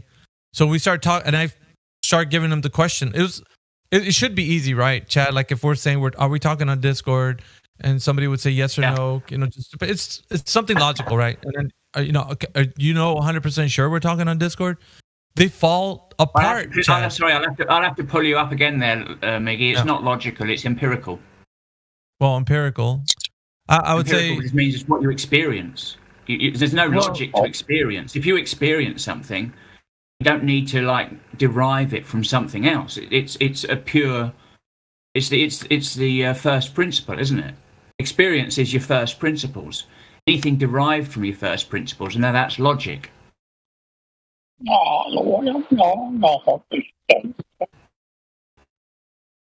Sorry, is that how? Is my mic bad? I think you're hot micing. No, Compact. No, this. What is it? The connection. Yeah, you're hot micing. Yeah, that's fine. So yeah, it could be the fact that we haven't talked about this, Chad, like with these new guys that come in here, so they don't know how to address the fact that we're all collectively experiencing reality together. Like, it's not like you're in a dream or you're in a simulation, or I guess they're taught to think these things, and so they're not coming at this in a way that you can. Yeah, again, sorry, I'll just pull you up on language again. They're not taught, they're told. There's a difference between teaching someone something and telling someone something. Now, these people are told this bullshit. They're not. If you taught something, you'd be able to understand it. You see the difference? Mm-hmm. Yeah, I could agree with you. Well, what I mean is like in their higher learning. So when they're sitting in class, and they're like memorizing, and then to repeat it, what they memorize. What would you consider that being? Is that just something that they're told something? That's not being taught it, is it? That's not understanding it. I mean, you can be told about philosophy, and you can read a philosophy book and understand what it's saying, and understand that it's complete gibberish, like the Stephen Hawking one. We read that, or I read. It's not teaching me about black holes. It's telling me his opinion, which is total nonsense. Yeah, what would you say taught would fall under if somebody's being taught something? Like, how would you say that would be relevant to say, or taught just told I you? think about mathematics. When you learn, say, the 10 times table or something like that, first you're told it. 10 times 1, 10, 10, 20, 30, whatever. And then you realise, you sort of start to actually, after a little while, you start to notice patterns and you understand it. And then you can see why 5 times 10 equals 50. Because, you could it comes together. Or if you're learning about something like chemistry or something, you sort of understand that certain elements, or whatever you want to call them, react in certain ways, and then certain things combine together, and you understand it. But if you're just learning about, carbon, is like 10 protons, 10 whatever, 6 protons, neutrons, or whatever they are, I can't remember exactly, I'm not a chemist, but learn about, the structure of these things. And then when you actually, once you actually understand why we say that these elements have these properties, and how those numbers actually mean something when you do something with them, that's learning, isn't it? So you're being taught once you understand. Is that what you're being taught when you understand and be able to, like, if I would say it this way, if I learned mathematics and I'm able to teach you, then I was taught. I would say that that'd be the correct way to say it. Yeah. I mean, so only when you understand. Is that the underlying understanding of that? Like, you'd have to say, I think so. I've been taught something because I'm able to tell you. Well, I would say that they carry the idea that they've been taught, because that's how they're coming at this with. They're not saying that they were told. They're saying that they were. But the guys that do say it, not from our perspective. I agree with you, though. Yeah. There's a basic principle I agree with. I can't remember who said it, but it was like a famous philosopher. And he said, if you can explain something to the layman, then you understand it. And if you can't, you don't. If you can't explain something to somebody in plain English, in simple English, then you don't understand it, because you haven't absorbed it, and it doesn't make sense. If you can't explain something without using silly words, and you don't know what it is. These people will come in and say, I don't know, gravity or something. They don't even know what gravity means. They haven't been taught. They've been told. Black holes, dark matter. They don't know what it is, or they don't know what they're talking about most of the time. Some do. Some know what they're actually talking about. I think very seldom. I think very seldom do. I don't even think the ones who. Oh yeah, absolutely. They say they do. When you actually further push the topic and you go to the place where they're actually like explaining everything to you, they know like a surface knowledge. So I would say, like, you know what, even if using that definition, Chad, I would say that they've also been told. They haven't been taught. And if we're going to make it to where we're actually like dividing like who has been taught, then like it's probably only the ones who go on and teaching. Like, that's the only ones who've been taught. Like, the rest of these guys that come in here that maybe just have heard about it, they've only been told. So I guess the distinction between I guess I would say like the Mick West, or I don't know, maybe you want to put Neil deGrasse Tyson in there, like they would be the ones I'm not sure. Well, it depends on what level they understand it. I mean, Neil deGrasse Tyson, he has a reasonably basic understanding, but his primary function is not a scientist. His primary function, and Mick West, they're educate. They're called science educators. So they would only like teach very simple stuff, and other stuff they would just tell you about, not actually teach it. I mean, when he was asked about what gravity is, he just said, I don't know, which is absolutely the truth, That makes sense.